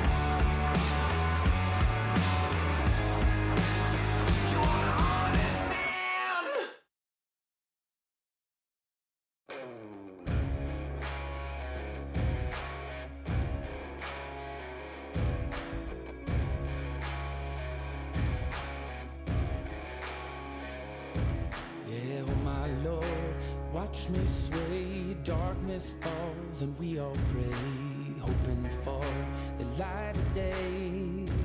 Down to the river, I have held the devil's hand, felt the weight of my own sin, burdened by the heart of man. Down to the river, down to the river. Oh, bury me, carry me, oh, far beneath, oh, fire and water me, going down deep, saying, oh, bury me, carry me, oh, far beneath, oh, fire and water me, washing me clean, kerosene creek.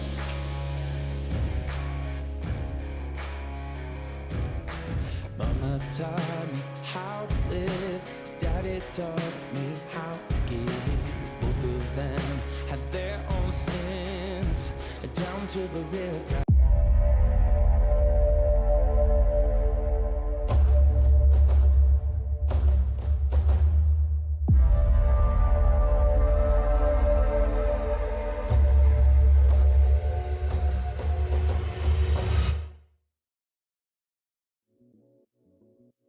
Well, hello there, ladies and gentlemen. Welcome back to Blast Rising. Match number 1. It's over. It's gone, right? It's Nexus Gaming to come out on top and beat out Offset Esports, meaning that they do qualify onwards to play against Copenhagen Flames for a chance to solidify that second seed in Group D. My name is Xroya, together with a beautiful Wild Deity by my side. We'll bring you the action. And Wild Deity, my man, how do you feel about the upcoming match? Because, man, I think it's going to be close.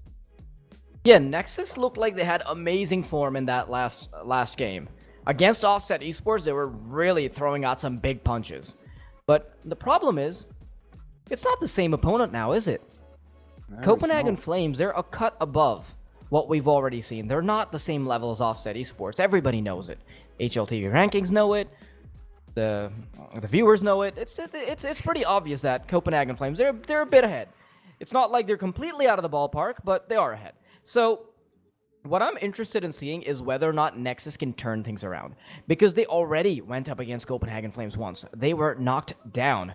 They went up against Copenhagen Flames, of course, in Blast Rising itself. And the last time, those games were actually quite close. They ended up winning Train 16-11. And the one chance they did have of closing it out even 2-0 was potentially on Nuke. But Copenhagen Flames, they had a bit of a comeback. And they ended up closing it out 19-17, leading to a third map, which of course went the way of Copenhagen Flames. So what could have potentially been a 2-0 for Nexus ended up being a 2-1 for Copenhagen Flames. Now, this is their redemption arc. This is their chance to bring it all back together, tie it up neatly, and put a ribbon on it. Yeah, that rematch, of course, does mean that these two teams do have a chance for that tier 2. Well, that's that second seed in their group, which directly does translate into qualification to their knockout stage. A loss there would mean they'd be locking in the third place of the group, as Offset has been locked as the fourth eliminator of that of the particular group. And third place is a peculiar one here in Blast Rising. Third place means that you have an extra chance to get to that knockout stage by beating another third place team of another group. In this instance, Group D plays against Group C, and third place in Group C is none other than Spirit Academy. So whichever team loses out this matchup this time around gets to play Spirit Academy later this afternoon. So coming into this one, we've already said a few words about this matchup already, but I kind of want to bring things to a more general point, right? I mean, Copenhagen Flames, we talked about the fact that they did win against Offset, against Nexus yesterday, but it was fairly close, right? Looking at the maps, there was overtime involved. There was they were both very close matchups on either end, but the veto, I think, will be a massive aspect. And let's see if we actually get to see the same thing and before. And we are exactly seeing that. Train picked up, Nuke second for Copenhagen Flames, and Inferno as the final decider. Exactly the matchup of maps that we saw yesterday being played. Yeah, Copenhagen Flames, they're going to have to put up the same performance or even better to beat out Nexus this time around, because right now, Nexus are in their element. Everybody's hitting their shots. Zello, obviously, he's always been the man that is out of control, but now they have that additional. They've got that additional firepower in the form of Sound. I mean, he looked really hype on the camps today. Maybe we see a little bit more of that action, but right now, what I want to focus on is that that everything is. It's like deja vu. They get to play it all again, play it all together. But right now, Nexus have a chance to turn things around. Train, of course, is heavily sided towards Nexus. They feel incredibly comfortable for it. So, you know what, Pavlos? I wouldn't be surprised if today is the day where Copenhagen lose 2-0. Ooh, bringing out the big spice. Okay, I understand. It's gonna be wrong, trust me. I understand where you're coming from. Okay, and I also trust that your predictions are always wrong. So I'm gonna withstand on following you up on that prediction, though. I see where you're coming from, right? I mean, seeing that Nexus yesterday did beat their opponents on Train, and they were on the verge of closing out Nuke, but it was taken to overtime in the end. So if they managed to do the same thing as yesterday and actually perform better towards the latter stages of the game in being able to close out the maps, a 2-0 could definitely be on the line. But seeing how Copenhagen Flames did perform yesterday, I would kind of reckon that's they'd be more prepared in what Nexus have got in store, right? They'd be more set up to find a better result. And they had the time to, right? They didn't have this morning game. They didn't have this morning's game again offset. It was Nexus that had to play that. So there is some extra time that Copenhagen Flames could have worked with. At the same time, I guess that you could argue that they had yesterday afternoon to play against the Apex side of things, which they did have a very close matchup in the end, right? It was a 2-1 in favor of Apex, which did mean that they qualified onto the knockout stages straight away. But on that regard, their maps seemed a little bit weaker. Yes, it was 2-1, but it was heavily decisive towards Apex. 16-9 on Inferno. Yes, they did win Nuke 16-7, so that's looking stronger for them. But again, on Overpass, they crumbled under the pressure 16-8. So looking at this, I'm starting to wonder, do you actually think that it's a stellar possibility that Nexus have a chance to get a 2-0, or do you think there's just a mere chance? And that's the thing. It all comes down to how these teams are performing on the server at any given time. You cannot expect perfect consistency, but there's only one side of the coin that we've gotten to look at today. Nexus going absolutely ham. Especially the way they played that terrorist side of Train. I wouldn't be surprised if they do something similar against Copenhagen Flames. But yes, the stars did align for them a little bit as well. So it's not like I expect it to be a complete steamroll on the first half as it was in the game against Offset. But at the same time, I think they've got their cards today. I think they've got some luck on the top of their deck. And if that works out, I do think that there is a chance of a potential 2-0. But that comes with a caveat. We don't know how Copenhagen Flames are feeling today because they haven't played a game just yet, and they could have a bout of performance as well. You don't know, maybe they're on their A game today. So Nexus definitely have to watch out. It's not like their HLTV rankings or just the general perception of these teams is justifiable to how big the gap is, because right now Nexus was potentially a team that could have gotten a 2-0. So I think the gap is far slimmer than people would probably give it credit for, and for that reason I would be really hopeful to see Nexus pull out some big punches. Absolutely, that seems to be the case. But let's put the spotlight on Copenhagen Flames for a little bit, right? We know there's some sort of switches going on lately within that squad, and Manx, unfortunately, I'm not sure if it's fortunately or unfortunately for Copenhagen Flames, there could be two sides to that argument. But he has already joined Lyngby Vikings, which means that Copenhagen Flames are missing out on a fifth player. During these matches in this tournament, Modi is filling in for that spot, and Copenhagen Flames will look to perform with him. He's got a fair bit of experience in his arsenal already. So coming into this matchup, how do you reckon Modi is going to change up this lineup? Yeah, this is something that feeds in from the previous interview we just had with BTN, and those are basically my thoughts as well. I really liked how BTN acknowledged the addition to the enemy team. He himself said that for anybody that is tuning in late, anybody that missed out on the interview, he said that Modi brings in a lot of firepower and a lot of knowledge coming into it. So obviously for Copenhagen Flames to have that on their side, that is And that is a force to be reckoned with. If the enemy team can recognize it, of course, there's got to be some substance to it.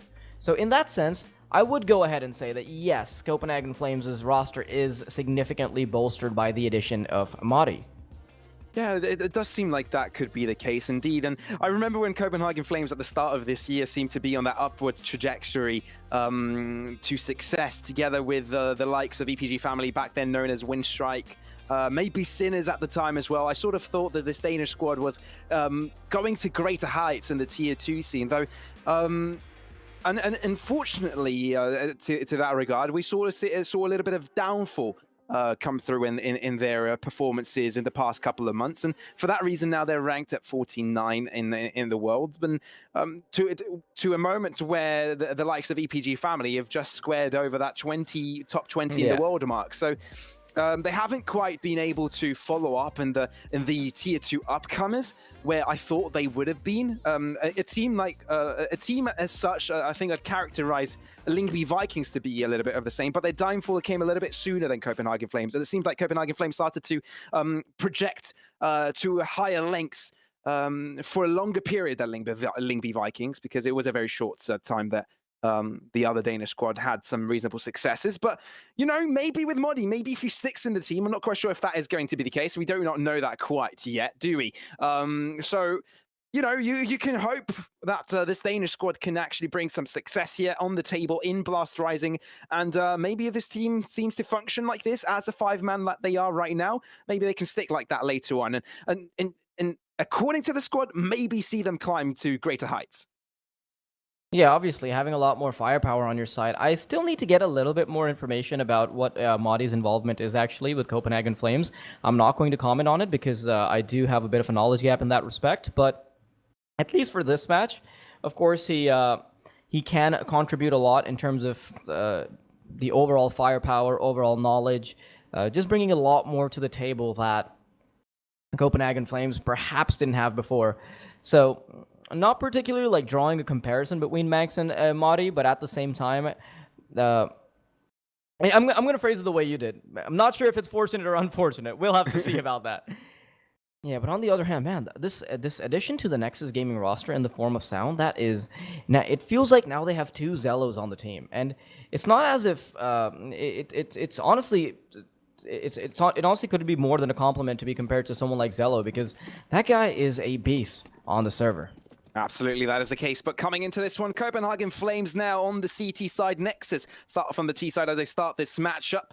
See how this one goes ahead. Nexus's map pick Train, as I do heading to this straight fast. Last time around, we saw an excellent display of performance on the T side. 14-1 was the halftime against Offset at the get-go, starting from the Terry side as well. But now coming into this one, PopTech seems to be the first point of contention. Already you have SXC already gone into Speedway, looking to push onwards, but let's see if they can actually pull this off. They are starting to trickle in and Sound to connect the first frag. Modi does fall straight after as Jabby does get knocked down as well. Asilian, he's stumping over these players. He's able to find 2 and brings things to a more equal standpoint. The bomb has yet to get planted, but Zello looks to go up close and personal and aggressive. Acrobatics shown there, but Nodius bring things back around for his team. Blitz all by himself connects a beautiful headshot onto Asilian, but it's not going to be good enough. Nodius picks him up.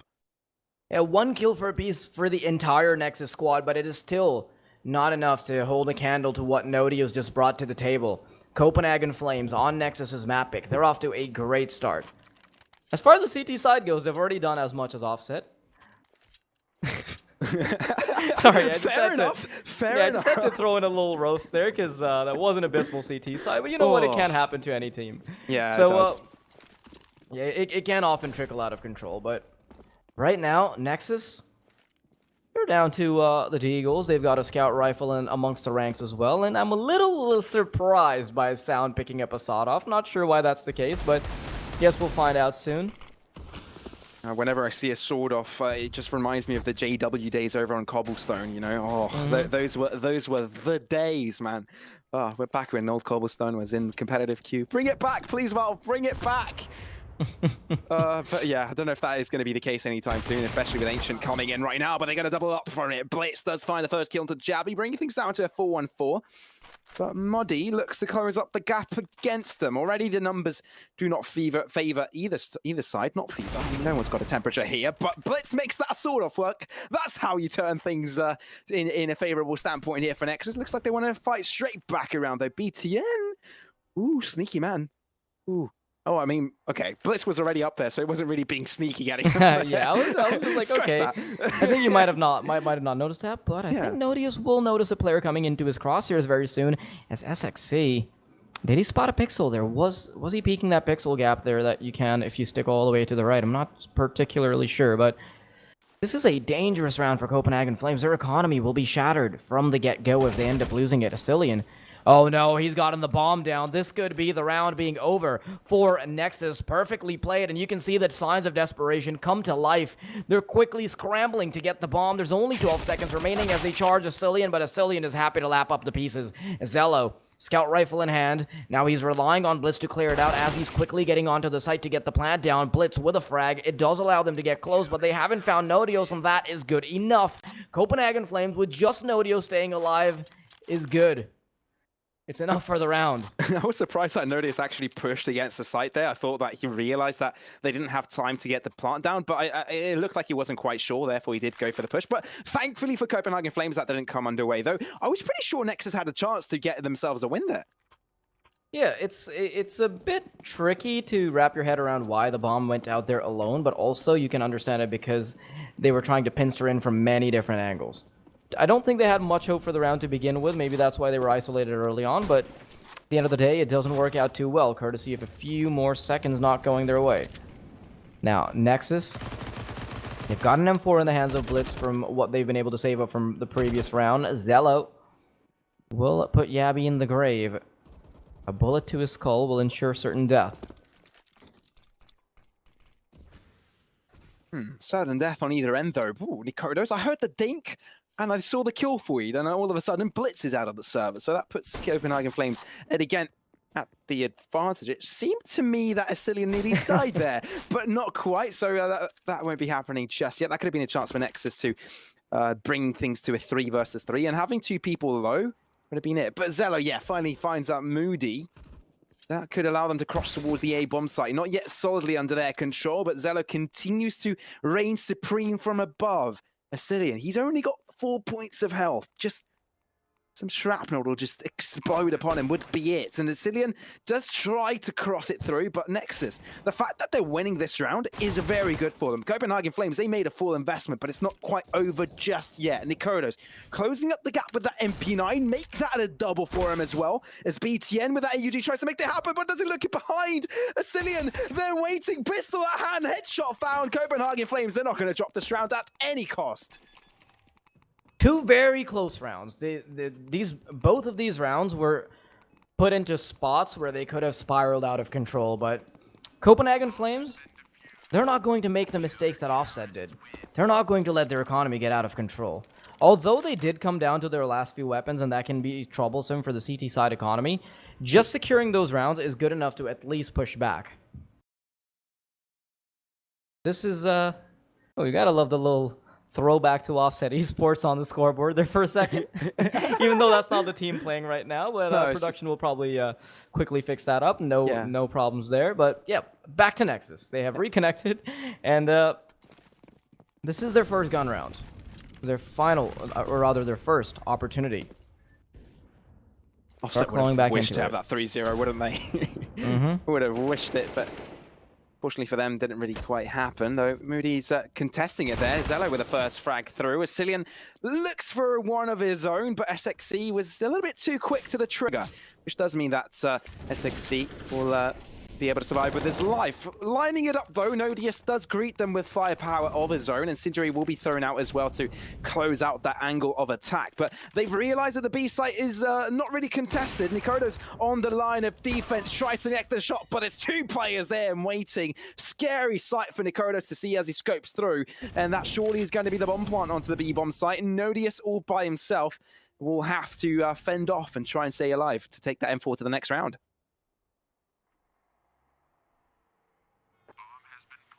gun round immediately makes way for them to pick it up. And because Copenhagen Flames did not get two very convincing rounds early on, this is where you can see that Grim Reaper come back to knock on their door. You don't save weapons, you end up regretting it later on. Their loss bonus will mean that they cannot afford much weaponry in the next round, and Nodius will probably be the only point of firepower that comes their way. Unless he passes it over to somebody else, but that's probably very unlikely. Nexus, comfortable round for them. And because they can keep 4 weapons alive along with an AWP and a bunch of utility on Zello, it does mean that they can move into the next round with a bit of their wallet being lined up at least. Only Blitz for the rebuy. But man, you know, I mean, Nexus, the fact that they bring things back is a good point. But if you want something good in your life, go ahead, check yourself Red Magic's new 6 series, which has been dubbed the world's smoothest smartphone and coincidentally has a 165 Hz refresh rate display. Pretty fast, but let's see if Copenhagen Flames can come back in a fast fashion themselves. They've got a full investment coming through. It is a little bit shaky, and it does favor an Nexus, but they may try and go for it. Stack up early on towards the A bomb site, but I don't think they'll continue to hold it through. As soon as Nexus does slow things down, they'll probably get a rotation in towards B, and that's exactly what's going to happen. Zello holding down a lie, though. BTN looking to aggress a little bit forwards, looking to get out of line early, easy, but Nodius, he's holding it through. The better weapon of Copenhagen Flames takes the first smack of this round. Copenhagen Flames, they do have a bit of an opportunity. They've carved themselves into a nice niche, but Zello will be finding the back of Nikodos, and Nodios, as he aggresses forward, he does get an opportunity, but that is not enough to land one in the graveyard. Instead, he will receive one in the chamber, leading to his death. Madi and Asilian, and now back onto the Deagles. But can they find some room to work with? Can they find some wiggle room? As I talk about wiggling, Asilian seems to be doing exactly that, jiggle peeking into it. Making it work. Zello gets caught by a Ferrari peek, but doesn't matter too much. Madi, that's the last man remaining. Dude, can somebody quickly check up on Zello? Are his feet super glued to the ground? He's been looking at the same angle for God knows how long. Yeah, patience is key, right? I mean, it does pay off. And Nexus, yeah, they closed the gap. They closed up the gap, haven't they? Not quite, but with the way this round is, with the way this economy is, I wouldn't be surprised if they do. From a 3-0 to a 3-2. Nexus, not too bad, not too shabby. Could well be a 3, like you said. Could well be a 3rd. Why not? It's just going to be a pistol round here for the Copenhagen Flames. No investment for them. Though Zello slithers a bullet through the trains. Catches out Asilian from the start. But nonetheless, this is a splendid performance from Nexus to bring things back. And it's vital they do so, right? They kind of depend on being dominant on the terrorist side. They depend on having a stellar performance from the start. And seeing as if the CT side is a little bit on the weaker for them, I'm sure they'll want to grab this round. Last time around, it was a 16-6 scoreline, I believe. I'm going to check that real quick so I'm not wrong. On Train, it was 16-11, I 16 to 11. 16 to 11. That was a scoreline. But yeah, I think they'll be looking for something more dominant than that, so they have better morale heading into Nuke. Even Nuke wasn't really out of the question when it came to their final encounter, or rather their previous encounter with Copenhagen Flames. Don't think it had too much to do with momentum. I think, as Nexus's players acknowledge, they do have some trouble with choking. They are unable to close out some maps, and that's what got the better of them. But now, what Gabby's trying to do is get the better of these terrorists coming his way, and somehow in their face, up close and personal, he's landing punches left and right. When Nikodos responds, it's a 2-for-2 trade. Eventually, though, Sound will come out on top. Nikodos chimes in once again. Blitz, he's carved himself into a 1v2, playing around the bomb train. He doesn't have info, and Nikodos is happy to find his body. Is indeed not too bad. And Copenhagen Flames, as soon as Nexus fight back, they bring things right back around to favor themselves. Although it's fairly close, they do lose a few players here and there, which will make a dent in their economy. But you know, at least they get them round. That's pretty much all that mattered at this point. But AK Zola over Nexus, I don't think they're going to give up on that too early. It's going to be a mega buy round from either side. Let's see how that one turns out. Yeah, Nexus, I think they've got their eyes set towards B. Already a player aggressing forward, and he's crossed over. Nodios has his pants down as he starts to aggress the smoke. Does manage to save him from certain death. And this suddenly slows down the pace of the round.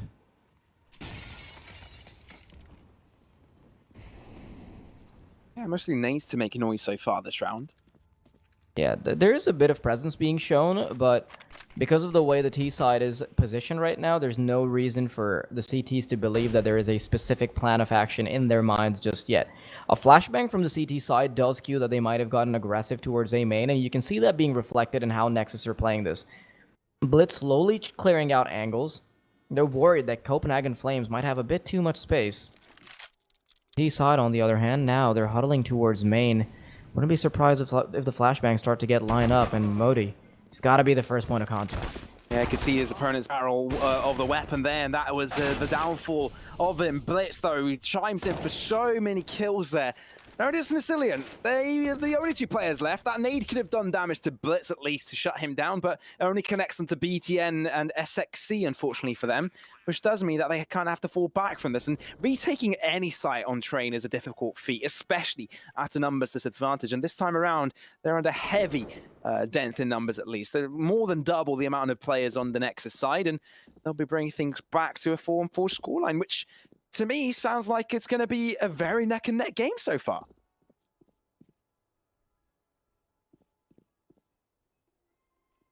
Yeah, the question is whether or not Nexus can have the same type of T-side dominance, because one of the core points that we had to work around with when navigating the options that Nexus has is that they're not particularly good on handling the CT side.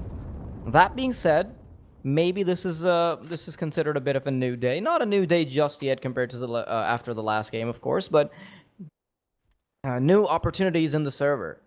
Maybe that leads to some things being changed around on the CT side. I don't, even in the interview, they didn't seem particularly shook up about their CT side. It was more about closing games out. So they're less concerned about the side itself, more about what they can do with it when the game actually gets quite close there at the end.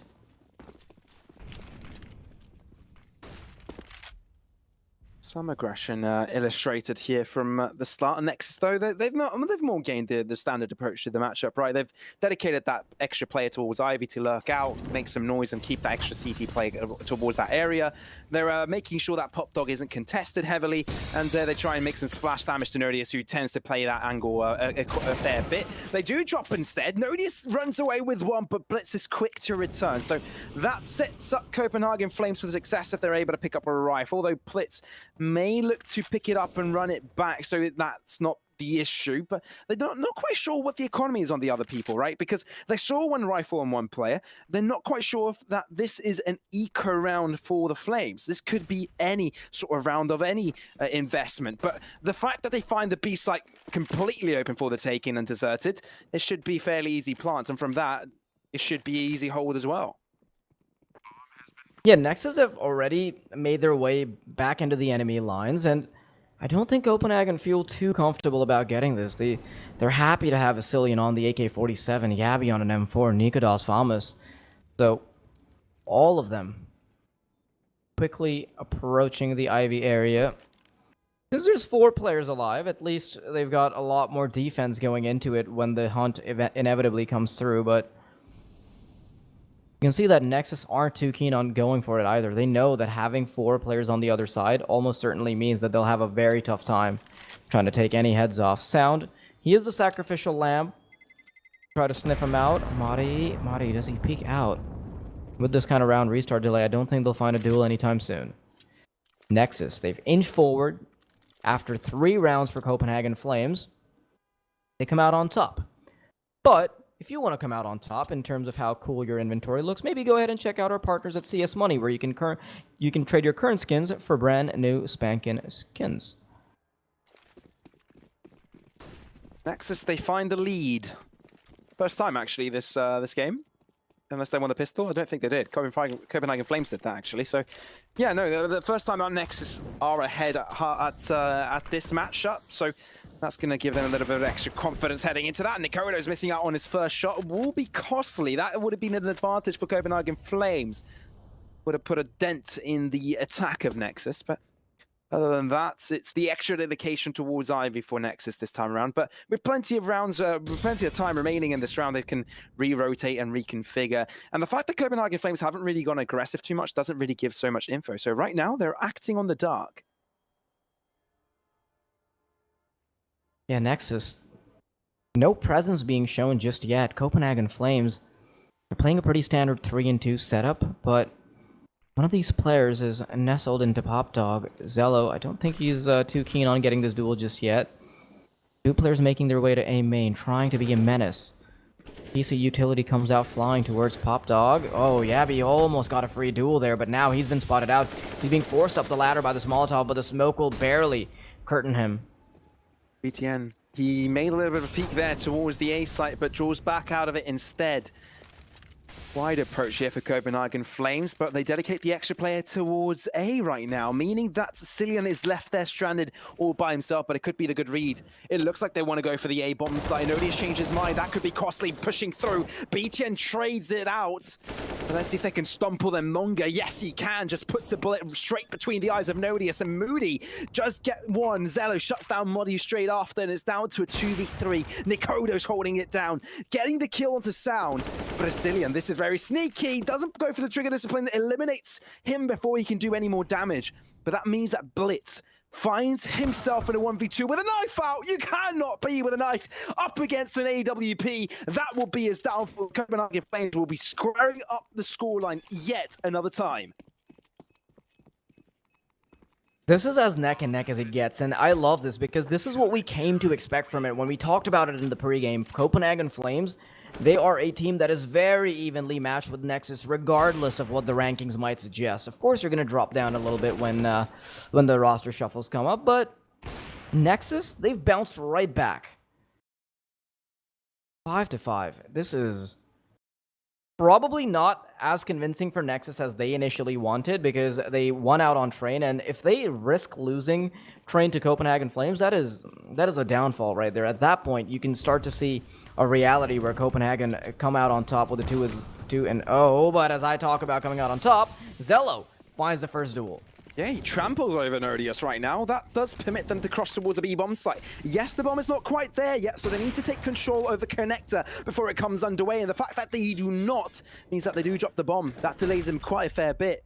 Rotations are in order, but the smoke will fade out, and BTN is right ahead of it. And Nikodos wins that one, and the kill after that. Flash is drawn, no kill found. Takes him some time as he was completely flashed, but he managed just to kill him off in the end. Jabby joins in for one, but can he find much else? It's a 2v3, and it favors Copenhagen Flames right now. Nexus, they haven't even gotten the bomb down, and they've already gotten the retake on them. Flash is drawn out, but they need to gain some ground. They're closing up the gap. Modi has been spotted. One shot inflicted on him as they do cross through from above. Jabby there in waiting. The bomb dropped once more, and it's Copenhagen Flames to come out ahead. This is still not terrible for Nexus because they've got a fair bit of money under their belt. The question is whether or not they can put it to good use. Double op setup on that Copenhagen side, of course, does act as a bit of a threat. See how Nexus play this out. Zello back on his AWP, but he's got two AWP players to deal with. Can he go in for a bit of a 1v2? We don't know just yet. We're about to find out. Yabby back to the position that he's comfortable with, playing up the short ladder, but oh no, that is ridiculous. The smoke is not good enough to extinguish the molly. Spots a pixel there as somebody's climbing down the ladder, but Yabby, he's gotten the short end of the stick, and this is a terrible bargain for how this has worked out for him. And now the reverse molly comes out to impede their progress because he cannot take a fair duel right now. He's got a lot weighing on his shoulders, but Cillian will at least take the edge off of SXC. Yeah, the Smiling Dane will keep his ground, although he takes a lot of damage, as you said. It will continue to fight onwards here. Blitz takes a little bit of damage there, and the bullet just goes straight through his foot. Doesn't quite connect to the rest of his body, as otherwise it would have been A little bit tougher for him, but nonetheless, they do act up on a numbers advantage. BTN brings things back quickly. Zello as well. He's able to find yet another. Modi tries to break things apart as he grabs two of his own, but right now, it is Nexus to try and get themselves on site before the rotations come in on Haven't just done that just yet. Nodius speaks them out. BTN wanted to go for the Drika discipline, but that didn't work out in his favor, did it? Zello now in a 1v2, trying to bring things back to a standpoint where there he can perform. But without the bomb, he needs to pick it up. Both players, Modi and Nodius, they're fairly low. 20 seconds remaining. He can only go to A. And Copenhagen Flames, they know this. They're going to hold down the line, and there's nothing Zello can do. But he's going to approach the site. As soon as he goes for the plant, he will fall. There's no chance he'll be winning this. It's too much of a sandwich in that instance, unless he somehow gets the no-scope on the player on bomb train. And not a chance. And you can see why Copenhagen Flames are inching forward. Nexus, they're starting to be brought down to their knees right now. Not much money to work off of. Just Glocks in hand. And I think Blitz will probably be able to pick up a deagle or two, but that is about it. And you can see the disappointment on Zello right now. They can start to feel a bit of the pressure. And unfortunately, some of the energy that we saw in the player cams earlier is not coming to light. Nodius is having a good day. I mean, he's happy to be in charge. Be in the lead, but this is not a significant lead just yet. Copenhagen Flames, by no stretch of the imagination, are they allowed to get comfortable. You're on the CT side. I know that the trend we've seen all day is that Terror side is probably a bit more favorable here, but Copenhagen, right now, they're on the CT side. They've got the advantage. They've got to put it to work. Ideally, they're looking at something like 10-5, but Nexus, of course, they don't want to allow that. They want to claw back in. They want to bring it to the half victory for themselves. Any other team would have been happy with 5 rounds on the T side, but I think Nexus rely on performing out of their minds on the terrorist side. So yeah, like you said, it doesn't look that great with them. And if anybody's joining right now and doesn't know how Nexus likes to play, it's not looking up for them, especially seeing that with the just pistols this time around. So Copenhagen Flames, it is likely they'll be guaranteeing that 8th at this point. And with Nexus playing a little bit slow, I think they want to perhaps lure a CT out.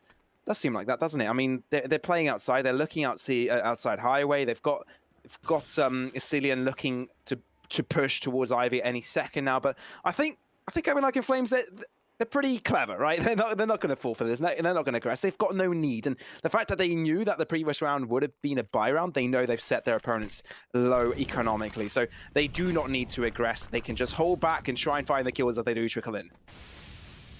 And they will eventually, because, yeah, but he's got a firing range coming his way. He's just got to hold the trigger. Yeah, pretty happy to load up Aim Lab, just casually whittling them away.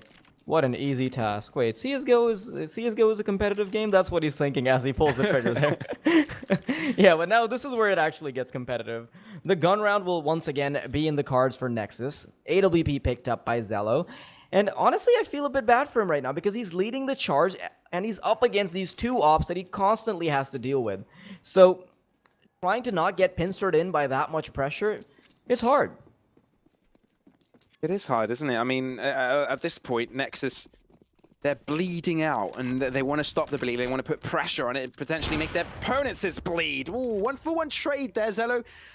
Slower than he would have liked, because then he could have saved his teammate's life, but that doesn't come underway. Modi knows that there's movement going on towards this Ivy, but there's movement onto the A side that is a little bit more of essence than the other. As BTN does make his way in the backside of things, you know that Zello is there as well to join him through. It's a Blitz to connect with a shot onto Jabby. Now Zello, he knows that someone could be nearby, but does he check it? Doesn't check the button. Oh, that was a lazy peek, and that's going to be costly. At the same time, Nodius kills him for his other. And right now, BTN on the backline tries to bring things up, knows where Modi is, lines up both of them, and Copenhagen Flames, surely they've gotten this round. The bomber yet has gone down to the site, has yet to connect through it, so if Nakodas is able to get one isolated kill like this, it should still be within the realms of possibility here for Copenhagen Flames. But Nexus, they know that they've last seen Nakodas was near this A-bomb site, therefore we'll head the bomb towards B, have BTM rotate behind and get the kill instead. Yeah, incredibly easy round coming up for Nexus there at the end because they didn't have to deal with Nikodas going for the clutch. Perfectly timed by BTN. And this is starting to become a bit more ideal for Nexus.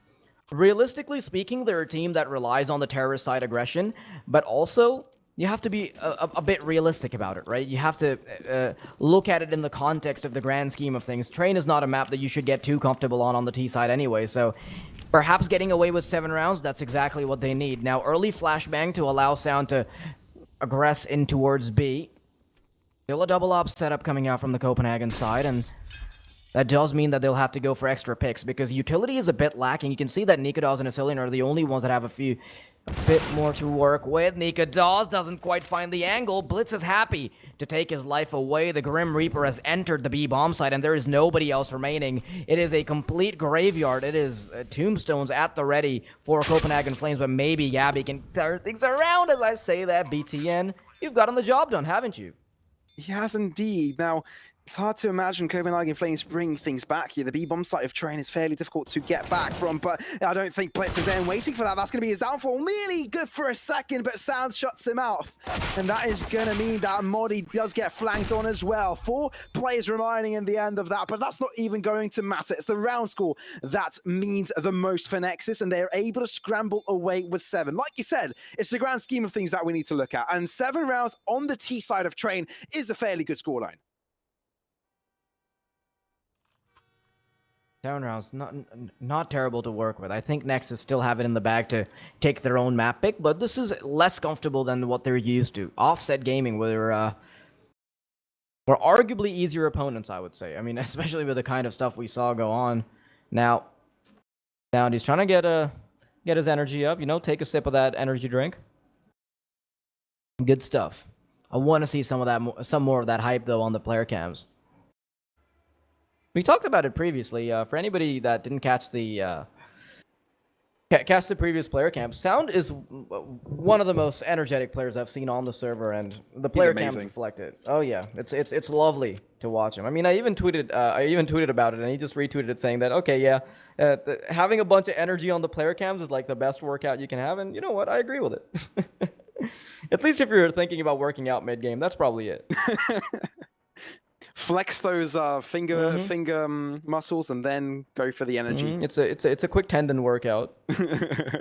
Yeah. Either way, though, I mean, this is economy reset. But if you want to get yourselves control over your own economy, you might as well go and check our partners over at Coinbase. They've got plenty of stuff to offer for even if you're starting out over on crypto or well in the depth. There's definitely something to offer for anyone interested to get into the field.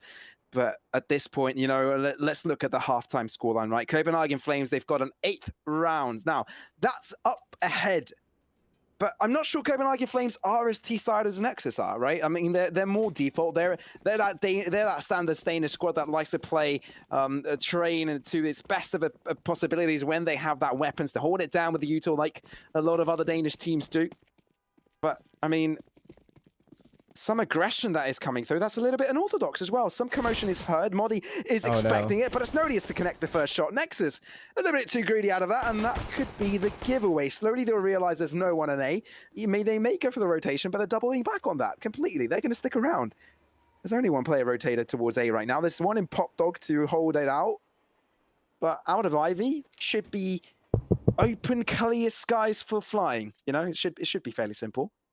Wait, Blitz. Yeah, Nikado's on Yabby as soon as they get the drop. Oh no, Blitz, you've missed your shots. Asilian has gotten the drop on you, buddy. That is Nexus putting themselves in a bit of a checkmate unless Sound can get a couple frags here on out. Almost finds the player in Pop Dog, but Modi comes out on top. Zello, last man remaining.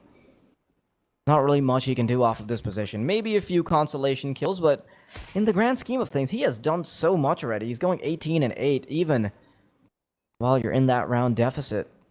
Still looking to make it work. He's got armor. He's got some resources to stick onto, but he's not going to be carrying them into the next round. Absolutely. I mean, may I remind you, Sound was the player when they were playing on Offset against Offset here on Train. He was the guy that was fragging out of his mind. Was it 37 kills he was able to accumulate by the end of it? Either way, it was an insane performance. Right now, he's not performing as much as that. Top fragging for their team, like you mentioned, is Zello. So maybe Sound will want to get back on that because that's pretty much where you would attribute most of their successes on the last time around. So Be good to see if he can actually pull that off again. Yeah, we'll have to find out. Zello and SXC in double scouts. They haven't had too much success on these eco rounds. Surprisingly enough, we haven't seen that many deagle or anti-ecos, stuff like that come out today. Even though that's what I've grown accustomed to in Blast Rising. Maybe Nexus can turn things around and give us some of that action. Yabby, though. The MAC-10 will ensure the certain depths of Blitz and Sound. And with BTN walking into Madi's crosshairs, that's just icing on the cake. Both scout rifles remaining. None of them have passed away just yet, but if they can get carried on over into the next round, that is still something you can make a dent with. Already a dent is being created, and by a dent, I mean a bullet straight through the head of Nodius there. Although, I believe it was Nikodas that was brought down low in that instance, but it's Copenhagen Flames the first to hit double digits, and they may even go further than that, seeing how down low in the economy Nexus are right now. This must be a throwaway round. If they had saved their scout rifles, then they would have another shot at maybe ripping a few heads off, but that's not going to be the case now, is it? Copenhagen Flames, double digits. If they can inch forward on Nexus's map pick, I don't know. It suddenly becomes so tough to deal with it, because Copenhagen, they are not slouches, and that's something I was talking about in the pregame. It comes down to how they're feeling on the server today. We did have Nexus's side of the story, where they went absolutely crazy against Offset, but that's not the same team, is it? We didn't know how Copenhagen's form would be on this particular day, and when that firepower starts chiming in, we can see that Nexus are significantly struggling to keep them at bay, although do still need to see a gun round. The gun round is coming out, but the same couldn't be said about Nexus. I mean, it's just pistols. So the fact that SXC does grab one kill isn't too bad. You want to do as much damage as possible. And one kill, by all means, is better than nothing. Quick maths, you know? That's only the basic maths I can do. Anything counting up to I don't think that one, qualifies for math, actually. Oh, counts as binary. Zeros and ones.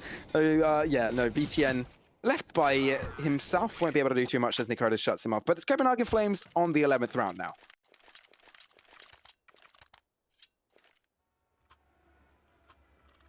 But in the meantime, go ahead and check out our partners over at Red Magic. If you want to get a really blazing fast phone with 165 Hz refresh rate that'll keep you on the edge of your seat and ahead of the competition, go ahead and check them out. Their Series 6 phone is pretty awesome.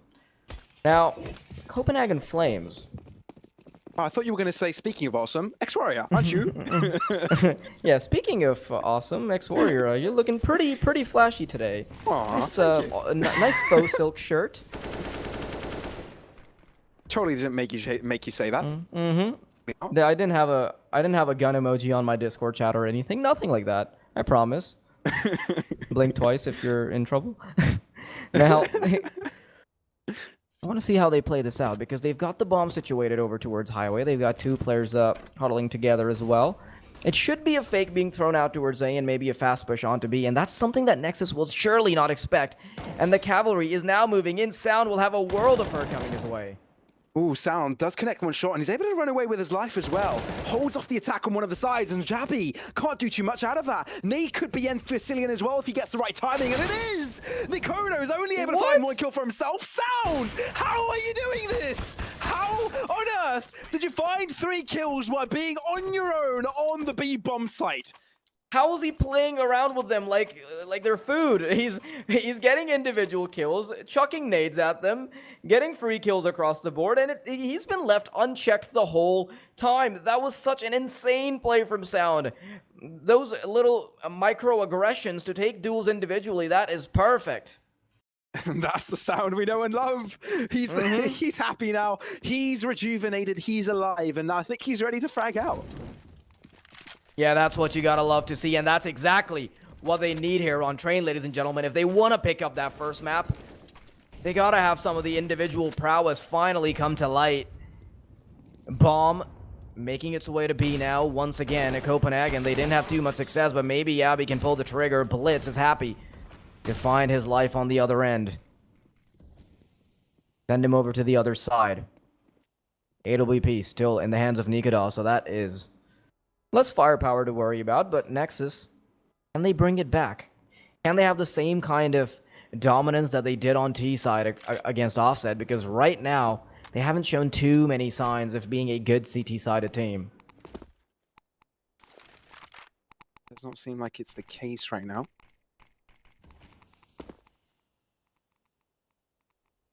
I may want to bring things back with the numbers advantage that they've been able to get so far. It's a stand-up setup for them, right? I mean, they're playing at the backside of the main train. They've got some 2 players dedicated towards the B-bomb site, but the Pop Dog push is imminent, and Nikodas with a line up there. Oh, that's the weapon shown. He saw the barrel. He was able to spray him down to 26 points of health, but Asnodi is the first to pull his trigger onto an opponent's head. Blitz tries to bring things back, but SXC, he's there. He's holding down his ground. He's saying no. Stop sign thrown out. This is a one-way street, but Modi looks to aggress either way. Looks to fire the headshot. Doesn't quite connect, and it's SXC to bring things to a close. 3 kills for him that round. Beautifully done, and Nexus close up the gap slowly. They haven't quite closed up the gap just yet, I wouldn't say so, but they've definitely put themselves in the driving seat. Copenhagen Flames, their money is starting to dry out. You can see that Asilian's the only one that can even have a decent buy if he decides to opt for it. Other than that, it seems like Nexus are starting to set themselves up very nicely. They did get it, let it get out of their control for a little bit. We did see Copenhagen Flames perhaps getting too comfortable with the rounds going their way, but now you can see that they're starting to feel the heat just a little bit. Still no money on the CT side, which is problematic. The underlying theme I see here is that Nexus needs to take control of their economy. If they don't, if they even drop 1 round, suddenly everything can spiral out of control. At least they've got Zello and Sound that are sitting on about 3k, which will lead to rebuys, along with Blitz having some money, but it will still always be a tricky affair. At least they've whittled down Copenhagen, though. Now, Blitz, he's going to be the one that finds himself in the shoes of Yabby from days gone. He's going to be loading up the deathmatch server as they walk in. B10 wasn't quite ready for it, has to reposition, and that will cost his life. He wanted to throw an A down, but he wasn't quite sure how fast they were going to aggress onto the site, and that could be bad. That is going to be the bomb part there for the Flames. So is that going to be quite good enough? That is a rifle now into the hands of Yabby, which makes things fairly dangerous. Nade thrown out, down to 61 points of health, but Zello is there to perform. Sound as well. Crisis averted, but does make it a little bit more expensive, and that's extra cash into the Flames' bag. Yeah, I didn't expect BTN to quickly fall like that. He wasn't ready. He was expecting his teammate to be looking over with the AG on top of the train, but all's well that ends well. Nexus now on double digits. It is quickly starting to look once again like Nexus has picked this map up. Problem is, they don't even want to take it to the decider. They want to win their own map, and they want to win the opponent's map, because we all know what happened when Copenhagen Flames actually got to the decider. It was Inferno, I believe. It was Inferno, right? And it was a pretty one-sided affair in the side of Copenhagen Flames. Was Nexus don't really want to see that end of that tunnel, right? They want to close things out before it really gets to it. But first things first, train. They need to close this one out. It's only the first map after all, right? Can't really take a look at the third one. I think their own map pick is definitely the right step in the right direction. So look at the movement coming in through Ivy. HE going to do a little bit of splash damage, but they are going to lean up against the smoke. A little bit of a contact play, actually, to come through from Copenhagen Flames as they do move on forward slightly. Small movements, small increments at a time. Yeah, you can see that Nexus are trying to replicate some of the aggression that has worked out for them previously. Now, starting to take control of Ivy. XXC, you've gotten 2 beautiful kills through each other. Collateral is underway, and that is the round destroyed for the Flames. Zello even puts a cherry on top. Wonderfully done. The Desert Eagle comes to life. What a collateral from SXC. Bam. Now that That's was the push something else. just completely being destroyed. Nothing you can do no about chance. that. They had no chance. Just in one pushing bullet. through. Oh, we're going to get the POV of SXC. Oh, this is beautiful. Oh, yeah. 1 shot, 2 kills. How about that? I'm so Clean. sad that you didn't follow it up with a classic matchmaking, all luck, no skill, something like that. Or like no luck, all skill. Nah.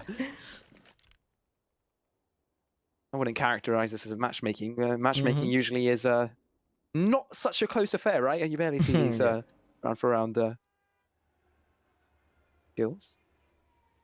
I mean, it's yet again a piss around for Copenhagen Flames. And I think Sound just spotted out a couple of them. That will draw the alarms to spend BTN towards Connector, holding it back. Also falls back from it as well. Knows that the pistol rounds, the pistols can do damage from that closer angle. So distancing himself from him would only do good at this point, but here comes the utility. Incinerator is going to be thrown out. Oh, Nodius, what a frag. But Sound does delete one. All of a sudden, though, those could be 2 rifles that could be picked up on the side of the Flames. That could also be the bomb plant, but it takes some time, and Nexus have got the rotations already in. Yeah, they're in the back site now. Yabby, he's going to be the one piece that they rely on. He is the queen on this chessboard. Comes around the corner, steps on top of the train, almost finds 2 frag. The Tech 9 will not connect. And Madi, he's coming in from the backlines. He's creeping from the shadows. He's the snake in the grass that has found himself right behind enemy lines.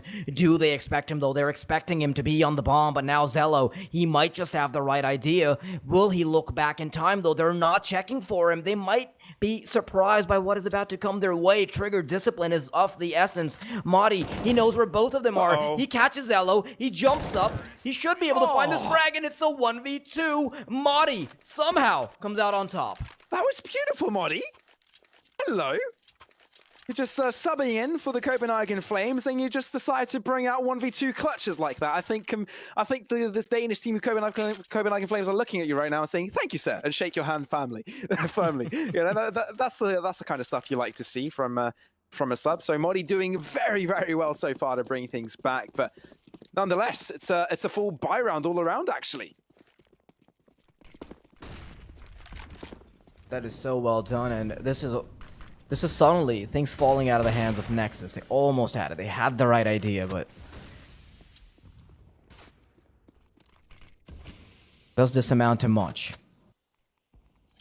Smokes underway. The early smokes don't really do too much here. They will impede the progress of the T's to some degree. No pop dot control being taken, but you can see how much the Nexus side is reliant on one player holding down the line on B. Sound, he's had quite a bit of success before when he was able to find the 3K, but I feel like they're putting all of their eggs in one basket right now. And with the way this bomb is positioned, I wouldn't be surprised if the pincer catches them off guard. The one advantage that comes off of this kind of positioning also means that if there's a fake, they will certainly catch out 2 players before the actual push comes in and the retake becomes doable. But that's still Sound going out, and that's still the bomb site being given up. So it is Sound's responsibility to at least get 1 kill before they move in. Oh, Bernardius takes a lot of damage through that, but he's got balls of steel. He doesn't care. What? He's got a kill to SXC as well. I don't know how that happened, but that sets them up nicely on the back line of things. Nexus needs to keep in mind that there's a player lurking within the shadows, lurking within the right next to their backs, basically. But in the meantime, the Flames have managed to get themselves a bomb planted, and nobody's closing up the gap between them. Will look to find damage. Jabby aggresses onwards. Asilian with the other. Sound is only good for 1, but Blitz from behind lines up 2, and Nodius is nowhere close to be found. They can start to defuse. There's a kit on BTN. Name to be thrown, but that's not going to be good enough. They'll be shutting the round down. And Nexus, I have no idea how they did that, but they have, and they do equalize the scoreline. Yeah, with the player coming in with the with the AUG Blitz, he might have just saved the round there. Copenhagen Flames, they got a lot. Yeah, what is that? I honestly don't get it. Just walk straight past him. Yeah, and then you even turn around to get the kill, so it's not like you ignored the player. It's not like you missed him entirely. You just walk past fashionably and then get the job done later on. He's living life on credit. Oh, man. Yeah, but regardless, man, Copenhagen Flames, they got a free lifeline off of the fact that they won a Tech 9 round, it was, I believe. Where Madi... Yeah. Where Madi was able to intercept in the back lines, but Nexus... They've quickly put themselves back in the game. Both teams struggling to take control of their economy. Sound, he needs to stop this push on the B side, or at least impede it long enough for them to bring in reinforcements. 3 kills come the way of the CT side, though Nexus all of a sudden, utilities running out, Madi and Nodius all down to their lonesome. SXC is creeping in from the left side. The bomb is dropped down to the open, and it'll be an incredibly tough time for them to fight back. Too many CTs, too little time. Now, SXC. they need to spot SXC. This positioning is brutal. He could catch them off guard. Oh, double kill. They line up SXC with 2. And Nexus, even though that looked determined for Copenhagen Flames, it's not going to go their way.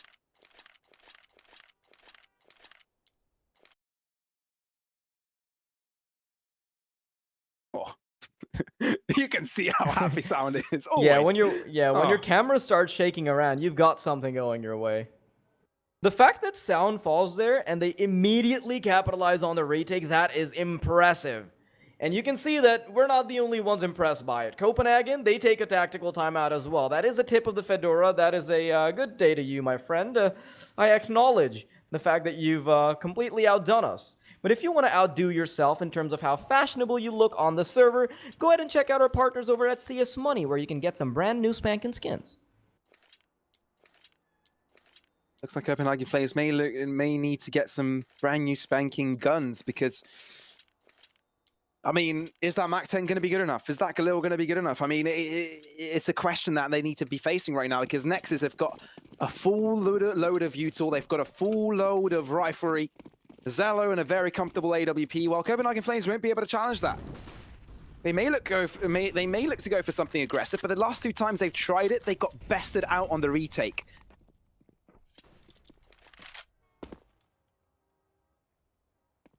Now, once again, like you said, you want to make it a gambit for the B side. They've got one player that could potentially throw out a fake, and he does throw a smoke towards Ivy, and this is a tricky affair for the Nexus side to hold down. They've got a player rotating in eventually from Connector as well, and this is where they should start to push in. They do indeed. Flashes are thrown out, but incendiaries and smokes will keep them out of it for the time being. Modi can't really push through, but he's going to allow his team to get on site beforehand. BTN with a lineup. That could have been huge. He gets 2 out of it. Sound chimes in for 1 as well. Why not? From the bottom of things, Modi tries to make things happen with the Mac 10 from a distance. Not really going to last long. Nexus now on the 14th round. They look like they're steadily in the lead. Yeah, I'm not sure how they piece that together. You can see Sound once again. Oh yeah, bang bang. Oh no, he shot me up. Yeah, you know that Sound is thinking about it. He's thinking about the player cams. You gotta love it. You gotta love it when players put in the extra effort. So, you know, just make it a little bit more interactive. Even though I'm gonna have to go to the hospital after getting shot up like that. Bang bang, Lukey Luke. There's a reason they call the biceps the guns, and look at this. Yabby is flowing right in, guns blazing. Sound gets overwhelmed. He almost gets the shot off, but not for long enough. Isilian has already made his way in. He has neutralized Sound, and he's looking to intercept more Nodios in the back lines. He has made this next to impossible. The impenetrable defense that was put up by Nexus of days gone is simply no longer there. Well, okay, that didn't last long, did it? We gave praise to it. We talked about how good it was, but without the trades in with the trickle, couldn't really work out. And even the riflery is upgraded. You know, the Mac 10 is gone. Not quite sure if there was a Galil, but if there was, it's now replaced by an M4. Nonetheless, it's Nexus to do well. Nexus to fall back from it as well. They'll be saving their weapons. This shouldn't be too difficult for them, especially seeing that Copenhagen Flames are pretty much okay with the fact that they that they don't go for it, especially seeing that their economy isn't that great either themselves. So they'll try and build that up. But Nexus can't really afford to start winning rounds now, can they? Yeah, definitely not. And if they end up dropping this round, like you mentioned, it could be potentially over. Copenhagen Flames, they've got a lot more going for their economy, even though their rounds have been a bit shakier. The CT side, always a bit of a colander when it comes to storing money. Always draining. Now, once again, you can see how attached Copenhagen Flames are to this B bomb site. And that might be because they figured out that Nexus don't have too heavy of an investment within it. This time, at least, they've got 2 players playing up close, BTN and Sound. Both riflers. where the smokes come out. This is going to be quite a hard ass to hold off. But I don't think they're committing, courtesy of those mollies. No, those mollies will definitely interrupt them for the time being, but they've changed their mind. Only Nodius was able to aggress onwards, which makes them question, are there any more people lined up? No, they're not. They're going towards A, and I think Zello is there waiting. Double up setup for him, getting a double kill for himself. Modi looks to trample on his opponents either way. In a 1v3, bomb not under his control, though he knows there may be a player there waiting, therefore smokes it through, though BTN may look to check out himself. Modi, this is very, very clever of him. I think timing will be everything here. If he misses out on this, this could be dreadful. If he even goes towards the B bomb site, he could catch them off. Oh, damage onto Zello. Could spray him down. He has. It's not over just yet. Not much health on him, but he rotates completely through connector. He's going to be. He'll try and get the bomb down, but he's only got 6 points of health. There's a molly in the hands of BTN. There's an incendiary in the hands of Sound. This is not going to be easy. He needs to make this clean. He needs the headshots, and he's not quite capable to do that. BTN shuts him out. Bomb to be defused, and it's Nexus to find themselves on map point. That got dangerously close, though. I think Modi had a chance there, but because he gets tagged up in the process of trying to run through connector, at that point it's already over. The gates of opportunity have been shut. 15-13. Ooh. This is a really close scoreline. The Flames have still put up a really good effort, and I like this from them because this is a better showing than it was last time. We saw the same map. It was 16-11. Now it's a lot closer to maybe we're seeing a bit better form. But the question is whether or not they can bring it to overtime. Can they somehow overwhelm the impenetrable defense that is Nexus?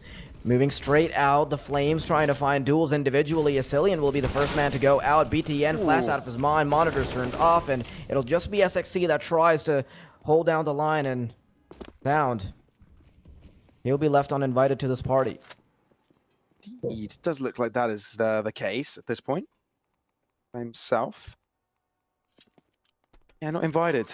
Unfortunate for him. We'll be a little bit sad after that. But you know what? I think he's going to look at his big guns and we'll just not care about it, right? He's got his big friends next to him, so he doesn't really care. Talking about big guns, he's found himself an AWP. Too bad. He should be able to save it, but Copenhagen Flames, they've got a slight idea where he may be hiding. Ooh. Sneaky, sneaky. But he is peeking through. Ooh, Sound. Oh, misses out on the no-scope, and that will be his downfall. No AWP safe, no big guns for you, just the ones on your bare arms. But Copenhagen Flames 1 round away from overtime. And they've set themselves up so well for this. Gotta love the head pats.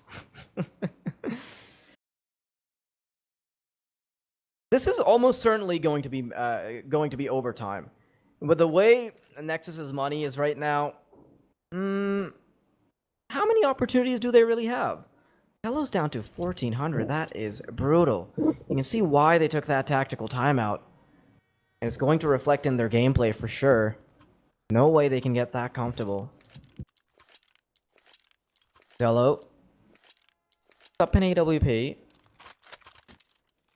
Has managed to get his hands on it somehow, but that is at the expense of some of his teammates having to get the short end of the stick. Or at least the shorter AWP, the Desert Eagle. There's a mundane aura going on. The animation of the Navaya knife is just tilting me, I'm sorry. Fair enough. Mm-hmm. Not gonna argue that at all. But yeah, no, this could well be the overtime round for Copenhagen Flames. Nexus drawing out every last penny from their bank accounts. Molotovs will slowly interrupt their opponents, but they are going to trickle on through. SXC needs to come up huge with this one. Lines up one nearly the second, but he does get traded through, and that's exactly what Copenhagen Flames wanted. They wanted to create a gap. Getting a kill on the defense lineup is a lot more important. Now Blitz will try and gain himself an M4, maybe drop it behind to grab an AK-47. make his team a little bit more wealthy with this weaponry, but Zello holding it down, able to connect one as they do trickle in. Looks for the second, isn't quite successful. And gets the second on Tenodius. That was insane. Keeps his team alive. But Money does expect BTN, he does. The man is a legend. He can read through the screens, through the servers, he knows exactly what is going on.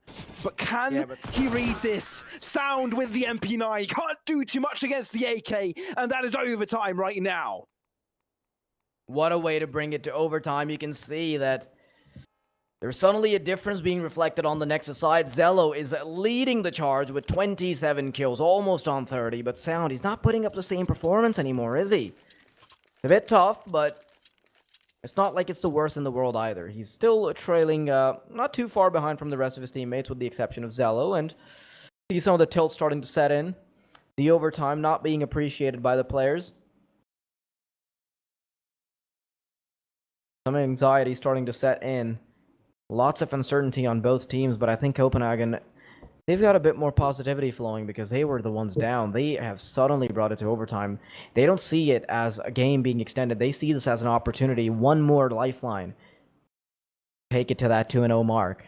And I fear for Nexus, because if you allow it to get this close, I don't know what the second map holds for you. Oh man, yeah, it's looking close, very close. And as you said, the morale of the Copenhagen Flames will definitely be a little bit better than Nexus. And we talked about Nexus being a very emotional team, that when they're feeling it, when they've got their guns blazing in the air, and when they're happy and excited and looking to annihilate their opponents, they will annihilate them. But that also has a negative, doesn't it? If you're an emotional team, when things start to look tough, it gets to your own heads. We've even had the interview from BTN, right? They have difficulty closing out games because that's when they start doubting themselves. Now, overtime is a tough ordeal. Last time they met Copenhagen Flames in overtime, they were met with defeat. That was on Nuke. It wasn't Train, of course. It was a different matter. They were playing on enemy turf, enemy territory. They did get beaten out 19-17, but right now they'll be looking to make it a different ordeal, looking to turn it in their favor. And seeing how closer this is than the first time these two teams met. Last time it was 16-11 favoring Nexus. Now overtime, man. And I don't think either of us can pinpoint which team looks the favorite to close this one out. Yeah, there are just these signs of brilliance on either side, so we can't really say anything just yet. Now, the problem is that it would be incredibly tragic if Nexus can't close this out, because it would be like the prophecy. It would be BTN telling us in the interview before this game that they have trouble closing it out, that they had trouble closing it out against Copenhagen Flames before. So if it repeats itself, it's probably not the kind of history we want back on the server. Maybe we want to see map number 3, and if things keep going this way, I fear for how things are going to end up on Nuke. It could go either way at this point, but Zello opens things up with a frag of his own. SXC, they've got a double AWP setup going on. One on either end of the map, and the first one comes out victorious. Rings true for victory. Sound, as soon as he spots out an elbow, I think he will be drawing out the smoke. He does that indeed. HU grenade thrown out, doing slight damage to Asilian. They do line up. They look to gain ground over the high ground.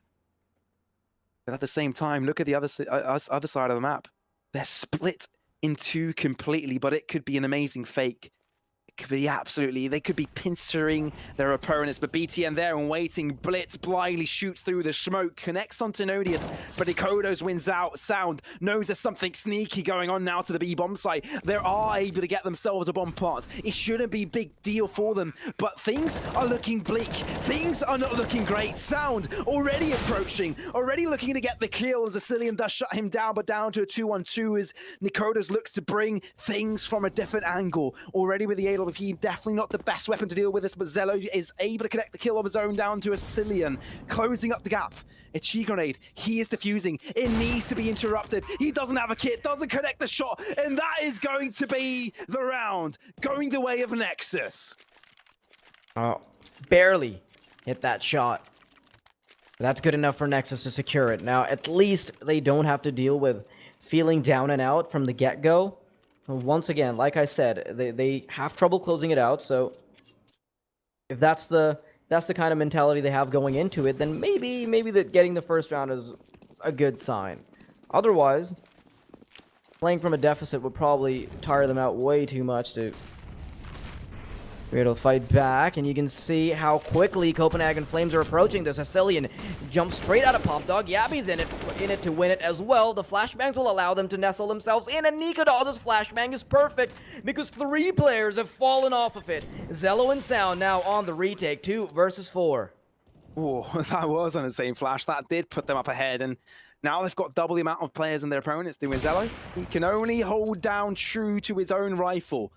He cannot rely on anybody all by himself.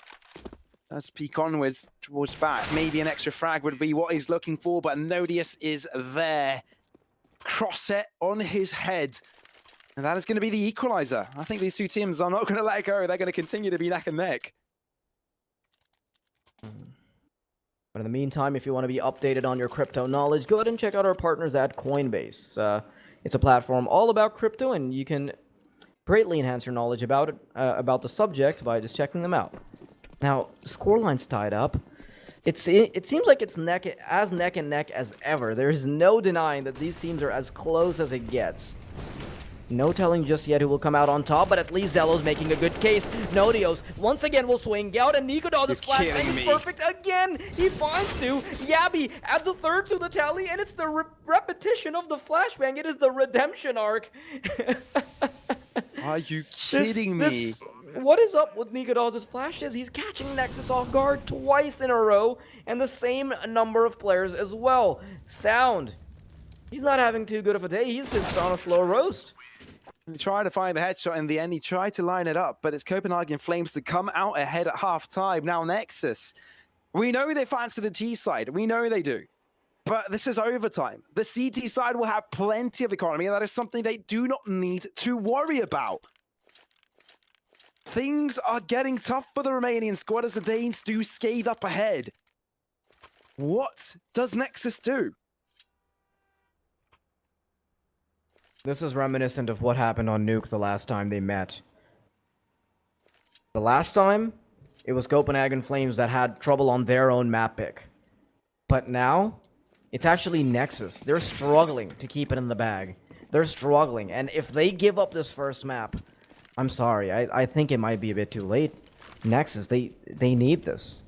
They do indeed, but looking to change up the tempo from the start. Jabby does 4. They've got some information available as well. Blitz breaks up the windows. May allow a flash or 2. Keep Copenhagen Flames wandering, but they are going to cross onwards. Nicora's there and waiting with the AWP. He'll have the right lineup. He just needs to be patient enough. Notice this is out. He's there for reinforcement, but he's only good for 1. That sets Nexus up nicely. They've got 4 players, and relative to Copenhagen Flames, they've got double the amount of guns on the server remaining to defend this bomb. And I think Nexus, well, they know what they've done. And Copenhagen Flames, they realize in what situation they're in. They're going to fall back from it. They're going to give away. And that is going to be yet another equalizer in this map. If there was ever a game in Blast Rising to potentially make it to double overtime, it's gotta be it. Nexus. Off the back of Blitz's kill, or at least his double kill, they're able to make such a good case for themselves. The question is whether or not they can carry forward, whether they can power through long enough to make it work. Copenhagen Flames still have the advantage because they're on the CT side, and of course, if you're playing the overtime with $12,500, money won't be a big concern. And this is one of the things that Nexus struggled with before. When Zello went up against the double AWPs of Hecelian and Nikodaz, he had quite a tough time wrapping his head around it. So if he can do that now, he just needs to put up the numbers for a couple more rounds. On the other hand, Copenhagen want to stop this right here. They want that 2-0.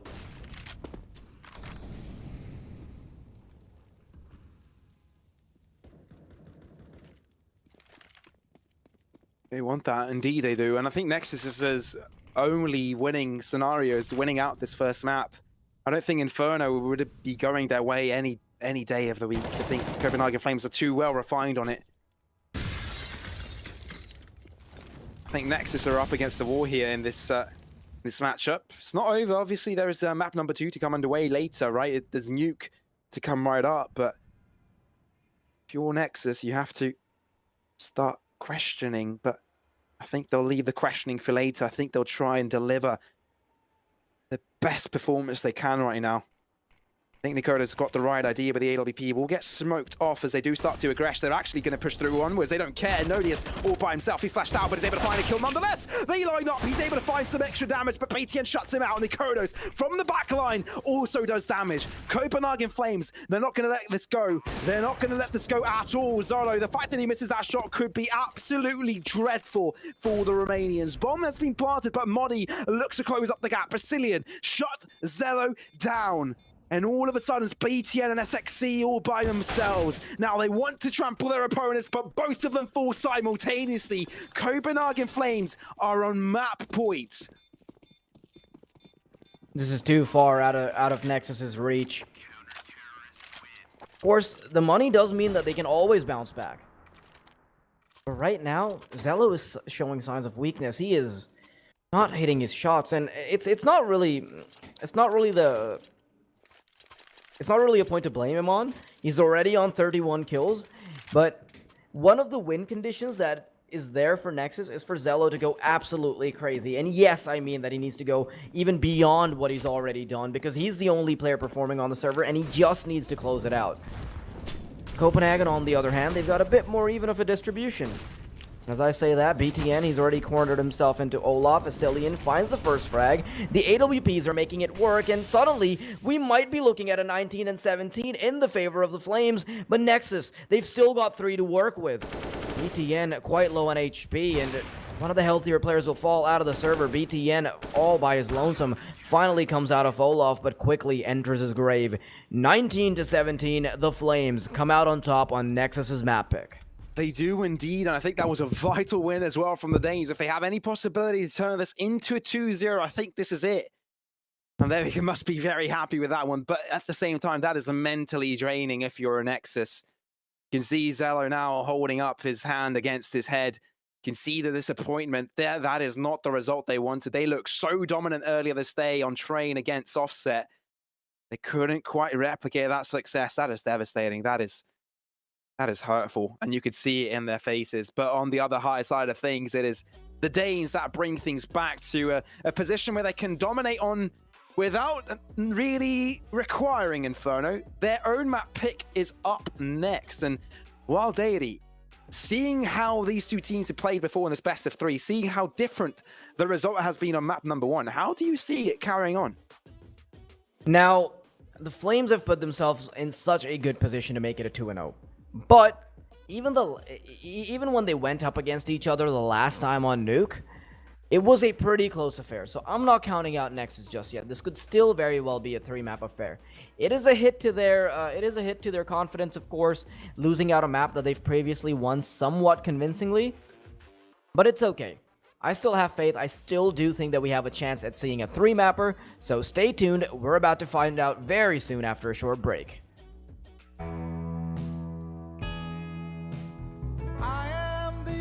Addict, I suffer many thrills that always leave a mark in me. This highway's never ending, it brings you to your knees, but no one's love is like it is. You got no one above you, and so they say you're free, but that's not all that bothers me. I have never said a word about it, but never stop believing, don't you know?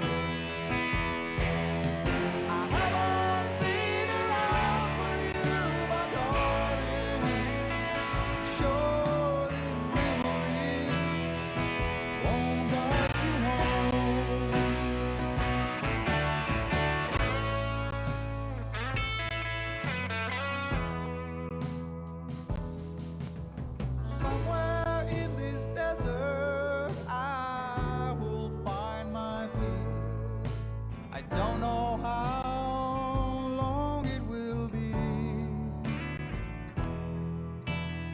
shell just keeps on breaking. Inside I long to see the pearl that shows you what is real. Many people gathered from side to side, but that's not all that's on my mind. I have never said a word about it, but never stop believing, don't you know? I haven't been around for you, my darling. Surely memories won't guide you home.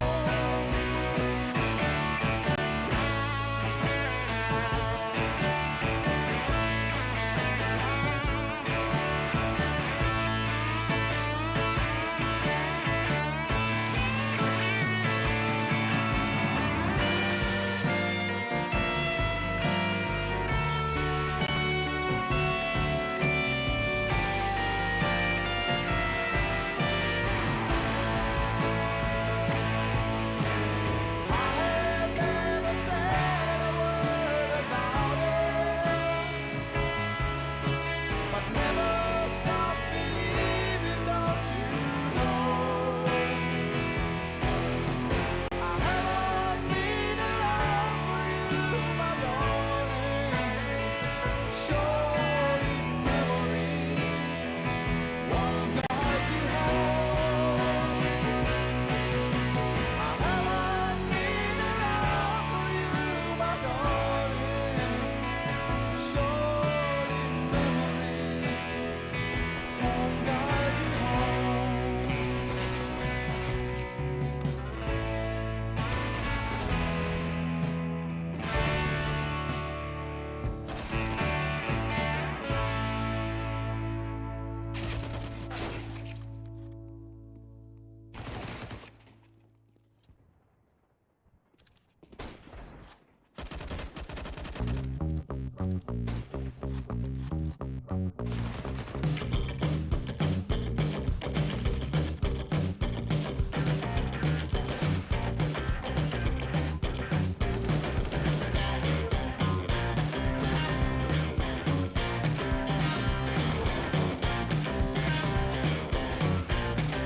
Music got the best in me ever since I was a child. Now it's showing its ugly face. What can I do?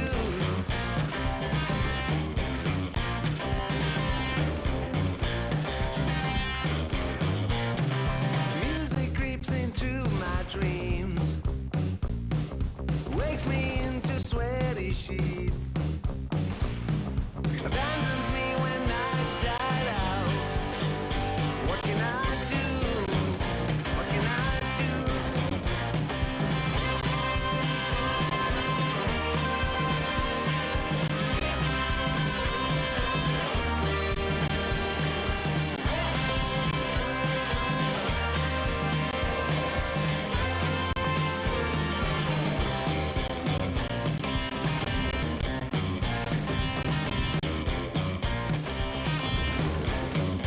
So I better use my legs and run before it is too late to flee. I feel there is no other way. It's what I can do, what I can do. Then I want to be with you, but you know there's music too. Don't let jealousy alert you. Stop this get fight. Stop this get fight.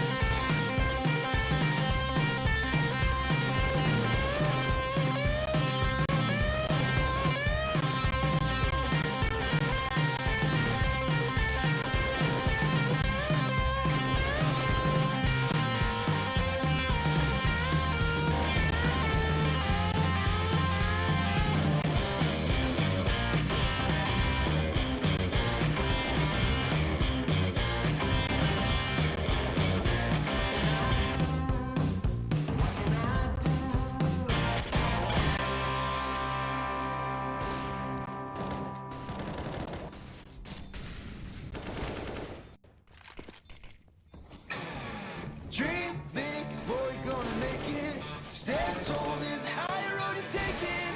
Let go of everything that you know and be wild in the mystery. Yeah. I've been in the darkness for 40 days.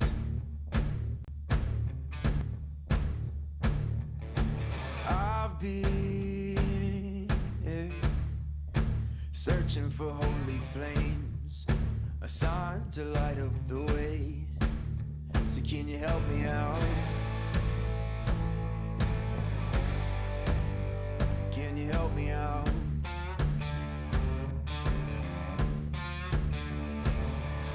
I've been more certain of truth before.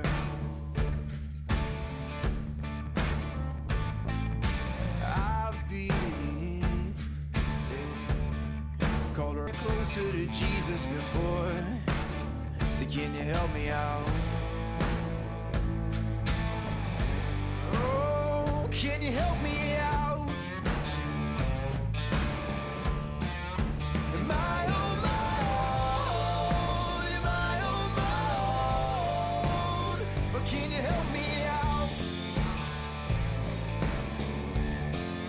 Am I on my own? Am I on my own? Or can you help me out? Can you help me out? I've been scared to look in my soul.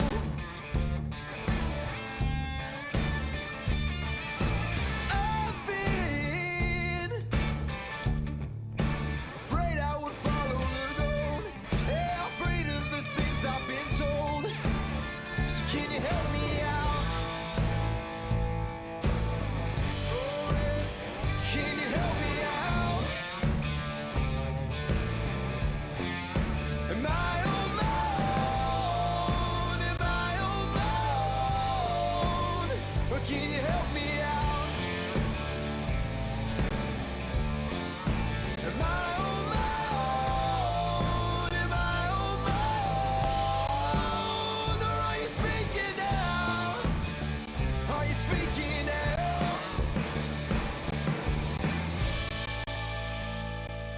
Oh, I think I can feel you say, dream big, 'cause boy, you're gonna make it.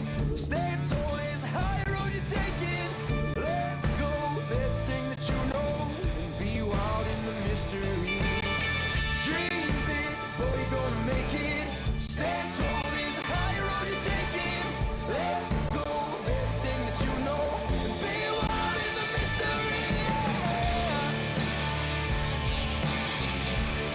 Oh, come on, come on.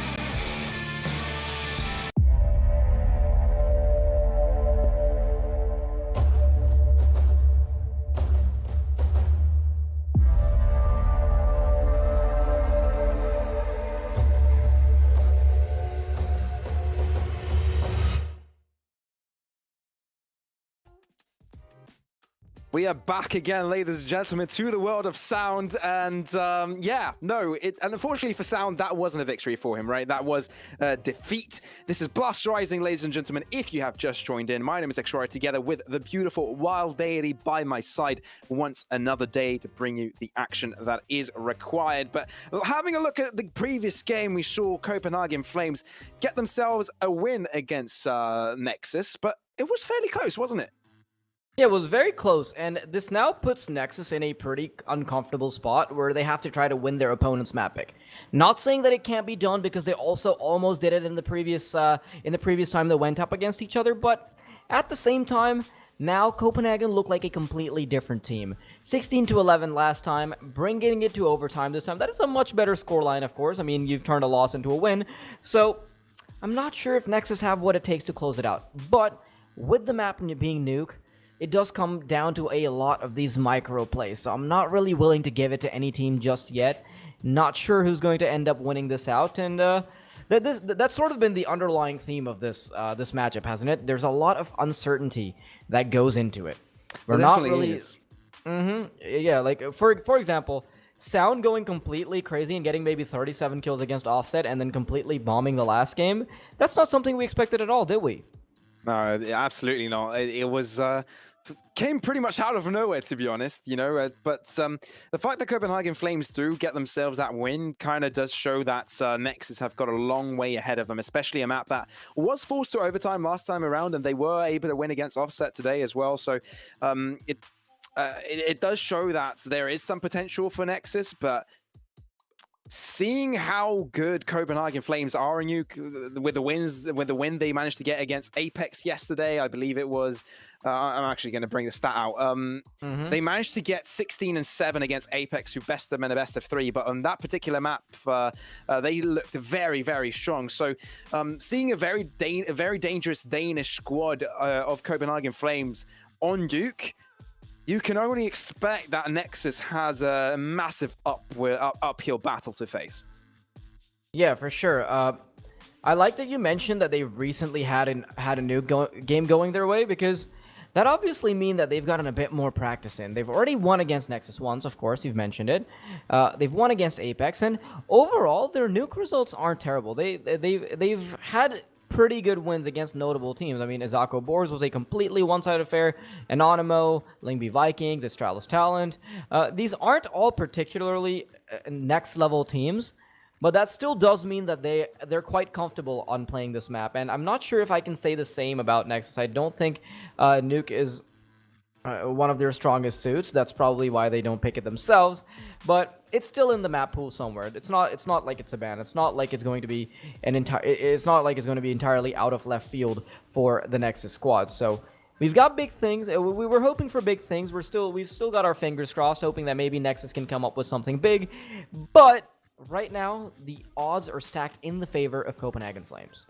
Absolutely, and heading that map out of the way, you also have to consider the fact that Nexus, they've already played a best of 3 earlier today, haven't they? So they also get hit by that the strength that you are able to carry on through the day, right?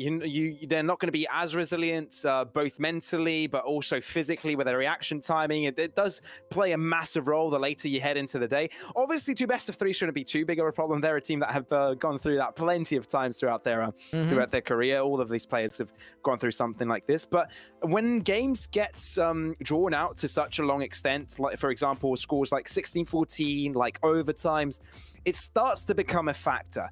And when you're Copenhagen Flames, you're definitely more refreshed than your opponent. So in retrospect, you also have an extra point that sets you up for success against Nexus. So, man, heading into this, I'm starting to run out of reasons to believe that Nexus can close out this map. But what in your eyes are reasons that could mean that Nexus have a chance to win this map, but not only, but this entire series as well? Yeah, I think BTN probably described it best. They have trouble closing it out, which signals us to the fact that this is a pretty emotional team. And it makes sense, because when you have a lot of veterans on the team that are like that are older, they have a fair bit of experience on LAN, they've got a lot of server time, you see fewer emotions being able to manipulate the outcome of a game. But when you have younger players, when you have Zello at the age of 20, when you've got Sound at the age of 18, it becomes a little easier to bank on your emotions for firepower, or even have them work against you. Now, the T side, they're going to be working against Sound as they move right into ramp. He doesn't want to take that duel anytime soon, so he'll be backing off, waiting for reinforcements, 1-for-1 trade, as these two players will start to chime in. Yeah, and most of the kills go to the side of Copenhagen Flames from the get-go. Nodius is the first man to fall on their behalf, but it is the B-bomb site that they're looking for. And Zello, as soon as he peeks through here, could do an immense amount of damage. It is going to start to get planted. Zello opens up, and that's going to make them panic. Oh, he's able to get the plant down either way. BTN, though, spots out the player in control room, and at the same time does shut down Moddy. So Nexus seem pretty good on the retake here. Jabby does take control over the room here. Does get up close and personal to break the glass, but doesn't quite connect the shots. The ceiling falls, so that means that Yabi is all by himself, but not for long. He's taken out of his misery, and Nexus take round number 1. That's exactly what they needed to start things off strong on their opponent's map pick. This is something we saw come out from Copenhagen Flames as well. I don't even think they would have made it to overtime. Nexus would have been given up the map if Copenhagen drop the pistol round. Of course, when it does come down that close, it does come down to some of those deciding rounds. Let's see, though. Do the Flames immediately overpower? Because they've got a bunch of firepower going their way. Of course, that second round still a bit busted on the T side. Can they make it work? Blitz, unable to find anything around the smoke. The T's still looking for opportunities around ramp. That smoke will hold up just long enough for the CT side to get a bit more information around A, but as soon as it subsides, we're probably going to be expecting a push anytime soon. That is likely to be the situation at this point. It is completely deserted and open for the taking for the Copenhagen Flames, though that could not be said about the B-bomb site. You still have Sound holding that through, and you've got players in quick rotation positions. So if they do elect to go to the B-bomb site, I think they're going to be in for trouble. But the lineup, it's like they read it through. They knew exactly what was going to happen. And Zello peeks out with 3 different players and he loses out on his life. Simultaneously, though, SXC brings things to a more equal standpoint by getting himself an extra kill and bringing things to a 4 versus 4. But at the same time, they need to be careful about their backs. If coming in from ramp right now to aggress onto the B-bomb site, Sound needs to hold it through. Beautiful flash to come out. Does help him to get a kill. But if they're not fast enough, they could get shut down. That's exactly what happens to Asilian. Shut down by Blitz. And Nodius aggresses onwards. Doesn't want any rotations to come through, but they themselves are doubling back onto the B-bomb site. They're going towards A. Nikodos needs to be careful. SXC running right after him, but he's able to survive with his life. But nonetheless, they get the bomb down. They get themselves safely on site, but they need to fend from 2 different positions to actually clutch up this round. Yeah, Nikodos, if he can't find the frag, that'll leave them in a 1v2, but now Blitz actually catches him off guard. Nodios Galil in hand, headshot will not connect, and SXC with a couple really good frags in this round. Nexus, somehow stay afloat, stay above the water. Avoid drowning under the pressure of the Flames force buy.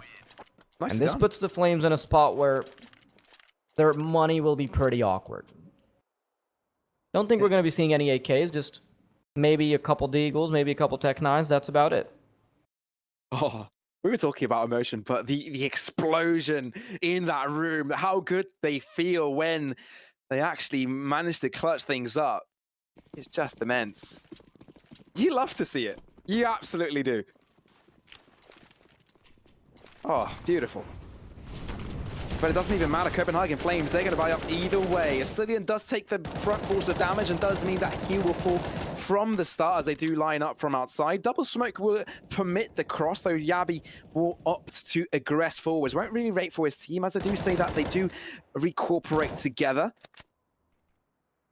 The ball will get to the B-bomb side. There's only one player to the bottom side of things. Nobody has control over ramps for him, though BTN reigns supreme from outside. Now, Sound, if he does rejoice here, he may be able to close them out before they even attempt to push on through. Jabby, he's looking for the Huandig, but Sound, he's not going to let that happen anytime soon. Modi is all by himself, and he's with Amir Galil at hand, and with 4 players on the CT side remaining for Nexus, it seemed like it's going to be a simple ordeal for the Romanians now.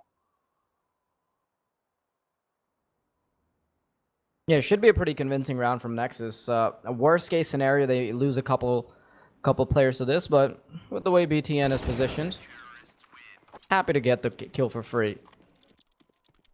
Nexus, they've got a pretty strong showing to start off their CT side. And because Copenhagen Flames went for another commitment on this 3rd round, they are perpetually in that money hole. There is no way they can dig themselves out of it before round number 5, and I think they're starting to come to their senses now. They can't let Nuke go away that easily. Just investments into Desert Eagles. They're going to go out with a bang before they finally get back to their gun round. 2,900 or 3,400 loss bonus does mean that they will be able to buy up significantly and maybe even have an AWP in the hands of Nikodos. But I think they took too much of a risk there. You can't let Nexus, the team that just went neck and neck against you, get so comfortable. Now, No, you cannot.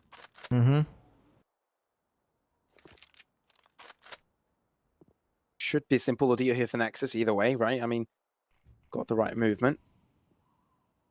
I think they've read the play from outside as well, but I think Blitz may be in a little bit of a pickle. SXC was out on his trade, and Blitz eventually gets his own, but I think he's surrounded all over right now. Nodius, you can see him moving from above, looking to chime in, and Orthodox BTN at the same time. Oh, does get shut down by Yabi, and that's not going to be a too bad ordeal for him. 2 versus 3. Nexus may have the numbers at this, but already damage is being inflicted. Yeah, Yabi and Nodios, they've gotten a fair bit of damage through with a kill apiece with the Desert Eagles, but with the way SXC is positioned, this is freebies. He's got it lined up. That is 1. That's got to be 2, and SXC happy to add those to the tally. Quick hit of the F5 on the refresh page for HLTV. Nice little stats pad. The Copenhagen Flames now, they're coming out with the big guns, aren't they? Yeah, but you know what you reminded me when you said freebies? Mm-hmm. The little toys you used to get in Happy Meals at McDonald's. Oh man, they used to be so good. I remember as a kid, I used to be so into them. I used to collect so many of them. Same. There was even like a really good package they came out with recently. I think they had Pokemon cards or something along those lines. No way. Yeah, and they sold out completely because they were pretty rare cards, and like a bunch of nerds just bought all the Happy Meals instead of letting the kids get them. Oh man, really? Okay. Yeah, I think that was the case. So hopefully I'm not quoting anything wrong, but yeah, back to the game. That's interesting. Ooh. No, without going back to the game, I'm sorry, but I remember when there were those little Game Boy kind of. I know what you're talking about. Yeah. Oh, it was so good. I love playing those. Sonic Skateboard. Yes, yes. Oh, so good. Oh.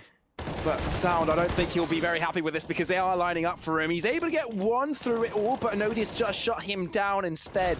I don't think they're thinking about Happy Meals. They're thinking about how to win this round, and Modi does take a lot of damage.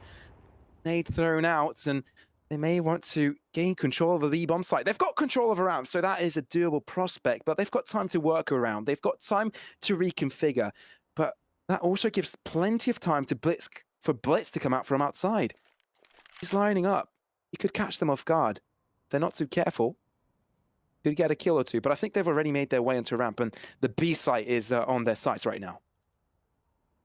Yeah, but in the meantime, the way Modi is positioned, he wants to eventually join them through aggression from Vance. Zello, nice little kill for him, and as soon as BTN reacts, there's a kill coming their way as well. 2v2.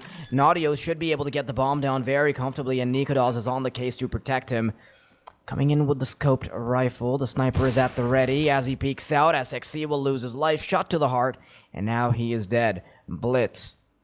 1v2, AK-47 in hand. He's got a bunch of utility, but right now, Nikodas, he's looking sharp. I don't think he'll miss the shot as he comes around the corner, and that is the case. The Flames finally put 1 round on the tally. They do indeed. 1 round now on the board. That's definitely better than nothing. And, you know, you could be better off than nothing if you head over in Coinbase, you know, because you could also gain yourself some free crypto by even learning about it, by the immense amount of articles that they have about it. Even if you're new or old to the crypto game, Coinbase is the place for you. But at this point, Copenhagen Flames, I think they'll be happy with having an above null scoreline against Nexus right now. Could be a start. Could be a start to something big. They kind of dropped the ball there in the early rounds where they gave it up because they're so dead set on making sure that they can get it off of the force buy that they gave up 4 free rounds. Now, let's see. Copenhagen Flames are starting to make their way outside.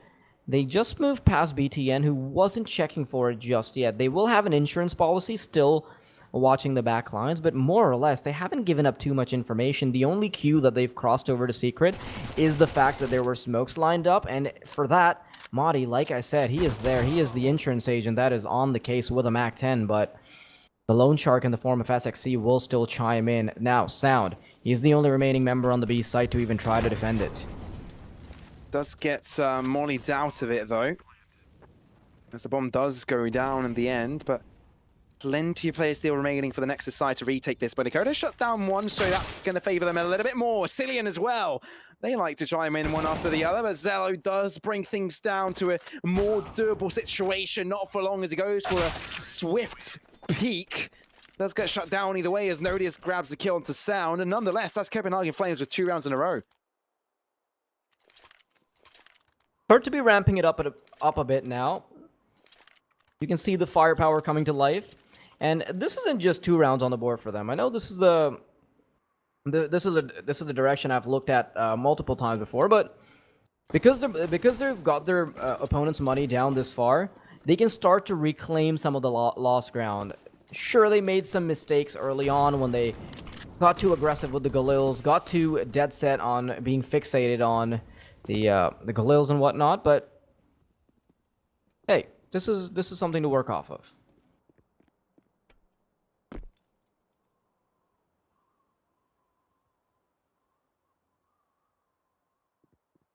Nexus. Yeah, no, this is a round where they'll be lucky to run away with a couple of kills, though they've gotten a little bit of a extra dedication towards the B-bomb site, which is something that you rarely see. SXE up close and personal will get shut down by Jabby. Should be a simple round for them, to say the least, as Sound also gets shut down.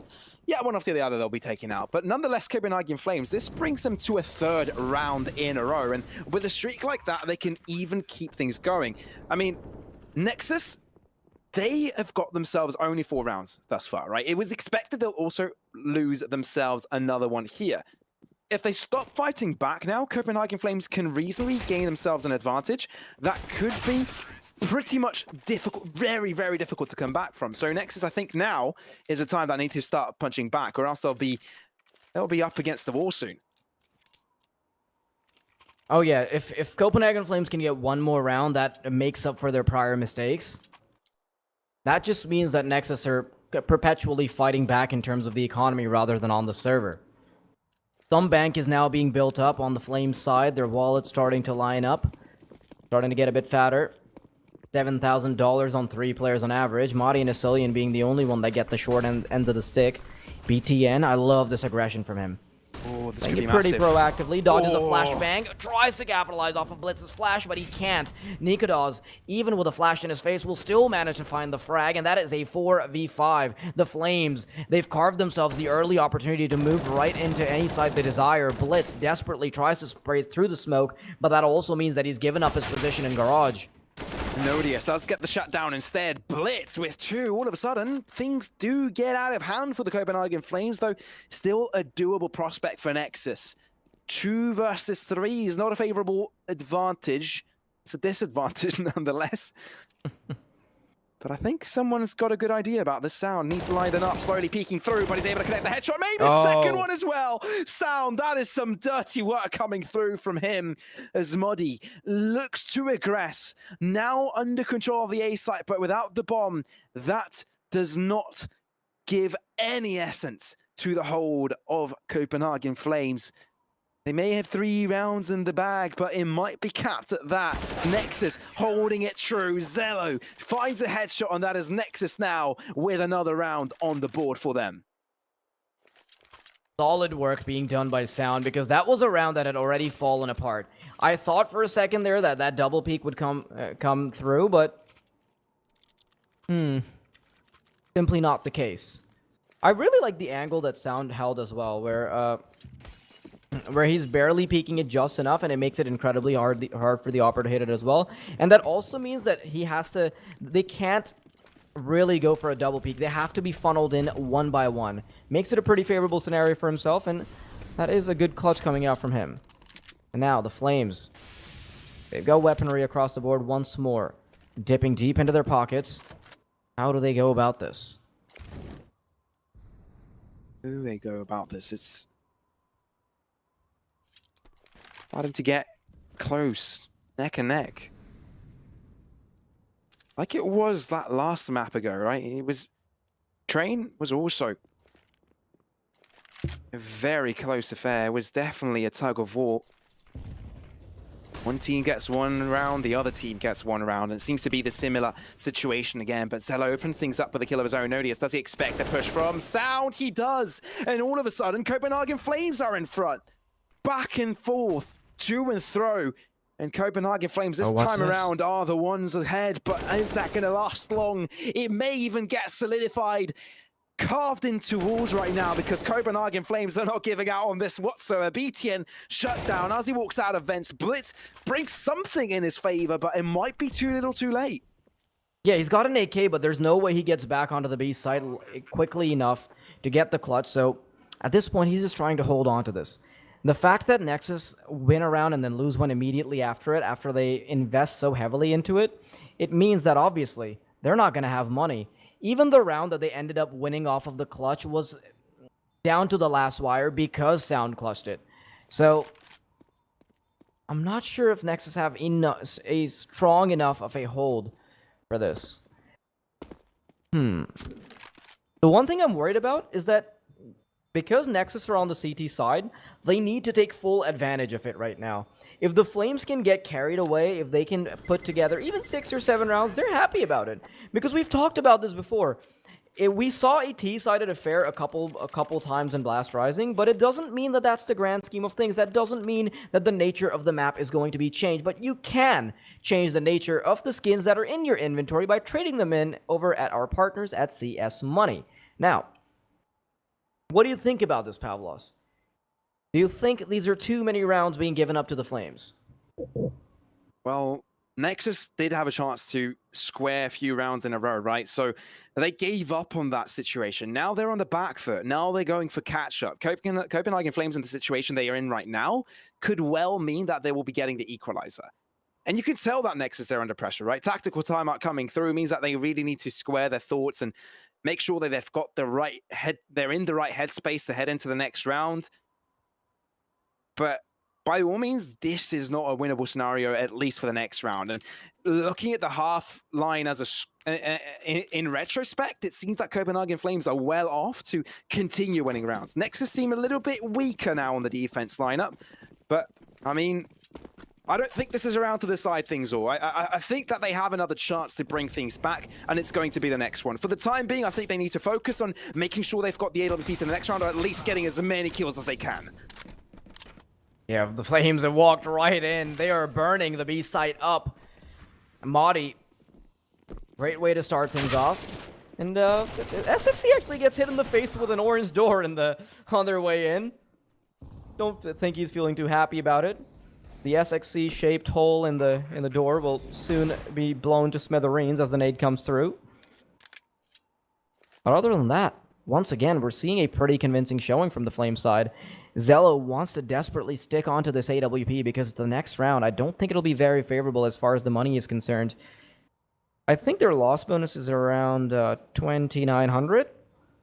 And that does mean that they can buy up an op, but that's at the expense of utility. So with all those factors in mind, Nexus have to be a bit more careful about how Zello plays this. They do start to get a little bit wary of the whole situation, to be honest, because Copenhagen Flames, they've done a stellar job to bring things back right now. That is the equalized scoreline. Now, though, this is the round we were talking about, right? This is the round that will decide the next few. Getting a win here for either of the teams would cement them at least an opportunity to square more rounds in a row, especially for Copenhagen Flames. That would reset Nexus completely. Nexus, it's absolutely vital they win this round if they want to be ahead of the CT side. Yeah, everyone collectively doesn't have enough money for an M4 right now, so things are definitely not looking up. Now Zello, he's gotten super aggressive. AWP works out, and Yabby will be deleted from the server. But in the meantime, they also take some damage back. Oh, it's actually Madi that took damage, my bad. It's only damage on the Flame side. Zello, he catches a stray bullet, but it's not enough to really change the outcome of the round. Isilian, in the meantime, he's starting to move into A. He's found the first frag, almost gets the second, but Blitz is good for 2. He is indeed 2 kills to his name, as Nikoto's down with all by himself, as Mori falls in the same fate as his fallen teammates. And we talked about how important a round this would be for Nexus, and well, there you go. They managed to win it. They did indeed. They have to replicate that, though. They cannot rely on it just yet. This previous round allowed Zello to build up a bit of money, but it's not enough for a full round buy. So what we can expect from them is to still have a pretty strong showing from the Flame side. If they end up winning this, the next round won't be too generous. Double smokes come out, and BTN even goes for a preemptive Molotov to try to defuse the smoke, but with the way the smoke lands, it ends up not getting botched by the Molotov whatsoever. It still works out perfectly, and instead, it just leads to $600 being wasted for the CT side. Now, question is, And the Flames secure a round off of this. Ooh. BTN, that might be one of the biggest mistakes he's made. The repeak starts to come through with the flashbang, but now he has no idea. They're trying to go for the wraparound. He eventually gets caught with his pants down. Is indeed. It is a 3-on-3 right now. They are lacking. It seemed like it was favorable for Copenhagen Flames. They had so many players that could have caught them off guard, and that's exactly what's going to happen for Asilian once more. Modi grabs another. Sound not able to survive long enough to grab more than a kill. And SXC right now is in a very dire situation. Although he's able to square it down to 1 versus 1. Nikodos knows where he is. Now, does he know exactly which box? SXC himself is not in a favorable situation, but he grabs a headshot, and that is going to be the round for Nexus. What a quick 2-tap. You gotta love it. You gotta love to see it. But the problem I still have with this round for Nexus is that they lost quite a few guns in that process. They lost 4 players in the process of trying to secure that round. And because their loss bonus is also being whittled down as the rounds go by, it means that all the Flames need to do is win 1 more round. They can do that. They can suddenly start getting back into it. You can see that they're feeling a bit happy about this. The last time they went up against the Flames, they weren't having the best of times on Nuke. So starting off strong, that's going to at least raise their morale a little bit. It's the smiles you like to see, aren't they? You know, when this team starts to smile, when they start to feel excited, that's when they start winning rounds.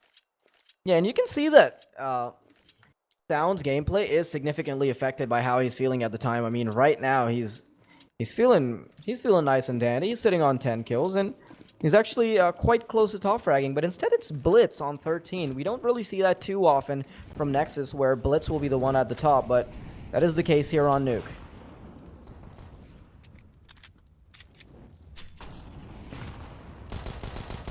I think the pistol should be a one-sided affair.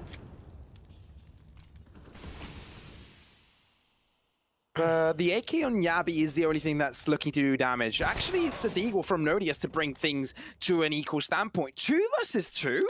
Are you kidding me? This is Boss Rising. Who am I kidding? This is exactly what should be going on in pistol rounds, right? Oh, look at this from Audi. He knows. He's got the idea, and he's capitalized on it. SXC will eventually fall, and BTN is waiting around the door. He wants to try to get this 1v2 because everything after that is going to look bleak. Nice headshot to Naudios. This is suddenly doable. He's trying to go for the wraparound for another angle, but Madi, he might be wise to his tricks. He's got the deagle locked and loaded. Locked and ready. Does he find the headshot? Not quite. Instead, he receives a world of hurt as BTN swings out with this M4. He has to switch over to the USP. Very uncomfortable exchange. He's got his op out, but it's not enough. BTN secures the 1v2 and keeps Nexus away from that economic deficit. Damn, that was a neck-and-neck fight, and it shouldn't have been that close for Nexus, should it? It was just the mere pistols coming through for Copenhagen Flames. Yes, they had an AK over onto Yabi, but it shouldn't have been that effective. It was the deagles coming through from multiple players that made it that close. So that could just set them back. There are a couple of rounds remaining in the half, and Copenhagen Flames, I don't think they would mind at all if they made it to a 7th round. Yeah, not at all. Nexus have been so good at delaying the inevitable long enough that it's actually not inevitable anymore. They don't have to go down to the economy, but if the Flames can pick up 1 round, that last round still becomes a bit easier. BTN, perfect timing, but no capitalization. Madi, great kill onto him. They will finally start to move in, but SXC is lurking around the corner. He's starting to go for aggression, and as they move back up, I wouldn't be surprised if he goes for the flank, but he's being checked. SXC, though, I think they know that he's going to come through this. Doesn't check that weird angle. Modi wins it through. Asilian is able to trade out a kill from outside. And all of a sudden, Sound is in that 1v3. He's in a very tough spot. All his teammates have fallen. It is not looking great for him. Trampled to death. He's all by himself. Oh, he's got a chance here. Look at where the bomb is. It's isolated. I mean, if he shuts that out, it would be beautiful. But can the AWP not really looking at the right direction at the right time? And that's going to be costly. Copenhagen Flames, 6th round now on the board for them. So this was the inevitable, huh? Their wallets completely dried out. Just a couple Desert Eagles, and the Flames have done it before. They've gotten pretty close with the pistols, so I wouldn't be surprised if Nexus do it as well. But with how economy heavy or how economy reliant these rounds have been for both of these teams for the most part, I wouldn't bank on it. And I think the Flames will be very happy to get 7 rounds on the T side. This is not a T-sided map by any means. Final opportunity to solidify their half advantage. Nexus, how do they play around this? The smokes have been deployed. That should allow free passage into Secret. And with an additional Molotov coming in from Yabby, that means that they will have to be pushed back further. Just one player outside, though, so most of the attention will be on ramp. But Zello's in trouble right now as they do start to trickle in. He's got reinforcements if need be from above. Doesn't get spotted out just yet, but that leaves room for Zello to do damage. It's nobody to shut down his own teammate. That is rough, but it's just a pistol, so they're going to take whatever they can. And it's not going to be much. Nexus, they haven't found a single kill throughout it. The one player that has fallen to Copenhagen Flames through their own hands, the SXC, is able to grab one kill. Draws out the AK now. He opens up the door. They know exactly where he is. Needs to go for something aggressive, but he can't quite do that. 8-7 is the scoreline at halftime. It could not have been closer. Now, next half, what are the questions, right? T-side, Nexus, they've done good. But is it really favorable here on Nuke? Not so much. It's a question that we really need to put into perspective. How do you reckon this is going to go, Wildaddy? Nexus have done a pretty good job of at least securing the half advantage, but this idea that this team is T-sided and this idea that for some reason they're going to bounce back stronger on the terrorist side, I don't fully agree with this. If they can maybe run away with the economy at the start, I can see it happening, especially with the kind of firepower they've got. But I don't think the Flames are going to allow it. They're a team that is tried and tested. They're a team that is comfortable with playing Nuke, and they want to prove right now that maybe Nexus's previous close scoreline was just a fluke. They did it on Train. They put up a pretty strong showing, and I want to see if they can do that on Nuke. Nexus have a lot to prove here. Oh, they absolutely do. On the server, they seem pretty close on the server, don't they? But on paper, you need wins. You need wins against these teams to start being able to claim that you're better than them or that you're neck and neck with them. If you have 2 losses in a row against them, nobody's going to consider you in the same ballpark.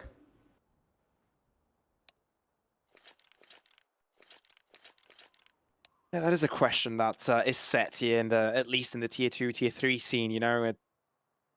Many of these teams play each other daily, and sometimes, you know, when you can't square up wins against your opponents, even though you perform in the maps within, at the end of the day, it doesn't really matter, does it? It's the scoreline at the end of things. It's that final map score that changes everything. So far, Copenhagen Flames, they're leading in that map score. They're 1-0 on their opponent's map pick as well. We saw smiles from Nexus earlier, right? We saw happy faces. We saw excitement. We saw determinedness. You know, they were determined. Yeah. So you get that. Determination. Determination. Yeah, my English just is I just threw it out. It's fallen of the off window. the cliff. Yeah, completely. Yeah, but I want to see how this works out. The Flames, oh man, they have completely sandwiched both SXC and Sound. That is Nexus off to a terrible start. Can they recover? 3-on-5. I said earlier that they're running away with the T side or dominating on the T side is very dependent on running away with the economy. But if they lose the pistol, if they lose the force after that, which is often the case nowadays, I think the Flames can be contenders for a 2-0.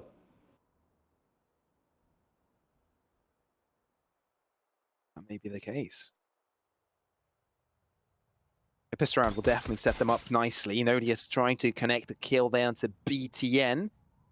Doesn't quite put the bullet between the eyes that he would have liked. Unlike Asilian, though, bullseye connecting for him. Zello can control them, looking to turn things around. Headshot finally connected, though. Blitz now scrambling to find the kill, looking desperately to put something in his favor, but he gets shut down.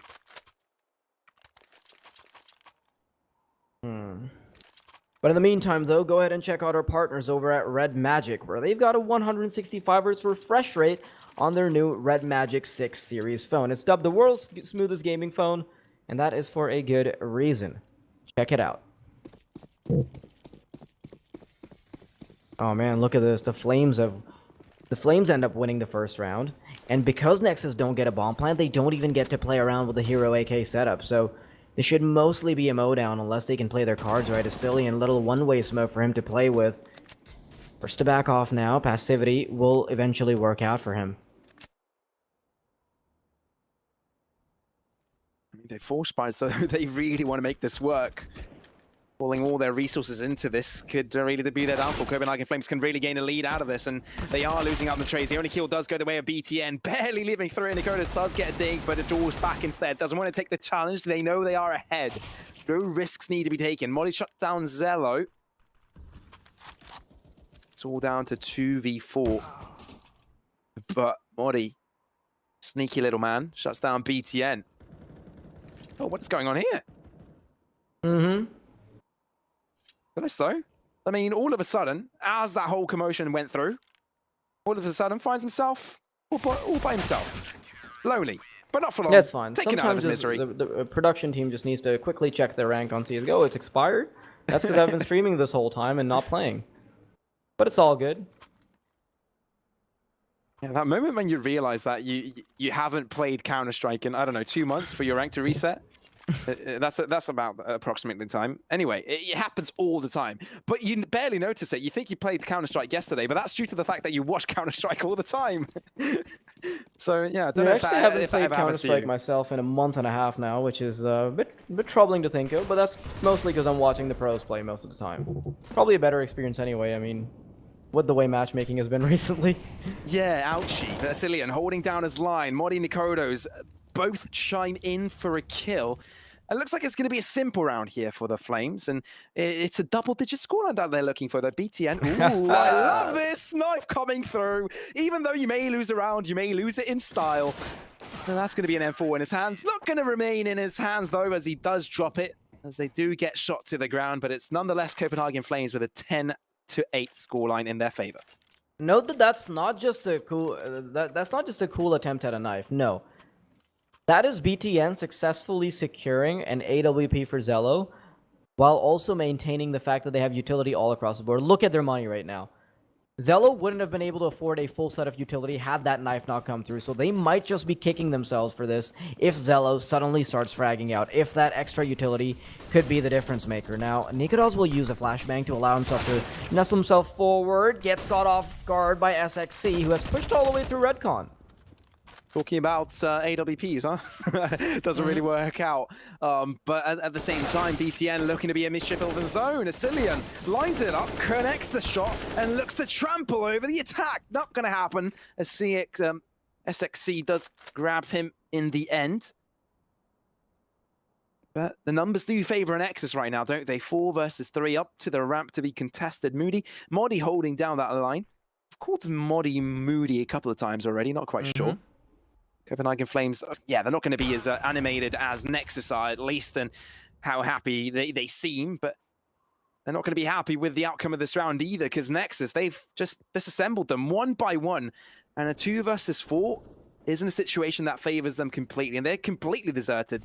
They're not anywhere close to be found with each other, which could eventually lead to them being killed isolated one by one. The bomb does get planted, and knowing that they're nowhere close to be found, and knowing that they're not close to the site, knowing that they are down in numbers, that is going to be their downfall.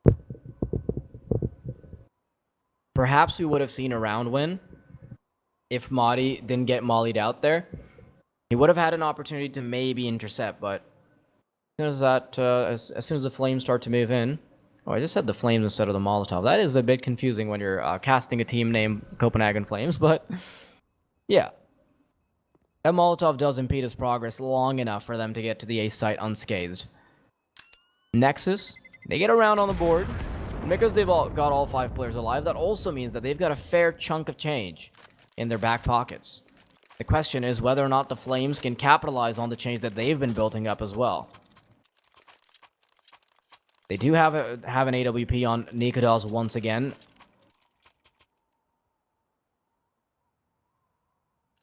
Will be wielding the magic stick, but can he be a bit of a magician with it? That's the question. You can see that maybe this game actually spirals out of control a little bit if the Flames lose this round, because once their economy starts perpetually going down in the drain, that's when Nexus have a stronghold of it. And it'll be very difficult to break Nexus's economy unless they make some very questionable economic decisions. Madi, few bullets will go the way of Ramp. That is a fair bit of damage on Sound.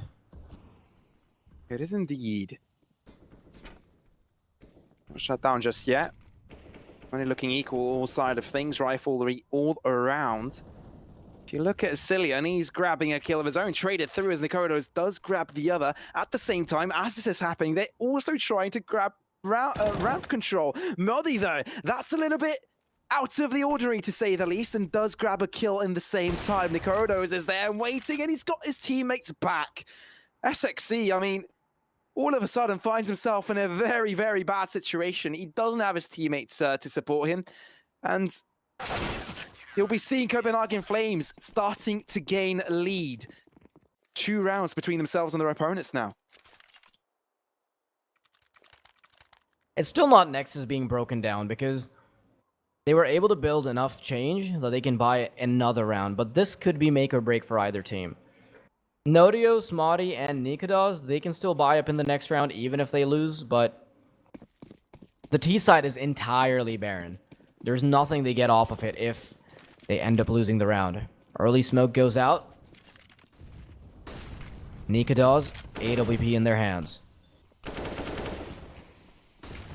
Sound? I think he spotted a player there, right? Oh, that's a bit unlucky because he had the right idea, and regardless of the Molotov, it ends up diffusing because the Flames are just touching the smoke a little bit. Cillian gets to live with his life. He gets to hang around the cool kids a little bit longer and even take one of their lives in the process. Sound, delete it from the server, and that is a terrible start for Nexus, who are desperately trying to win out on their opponent's map pick.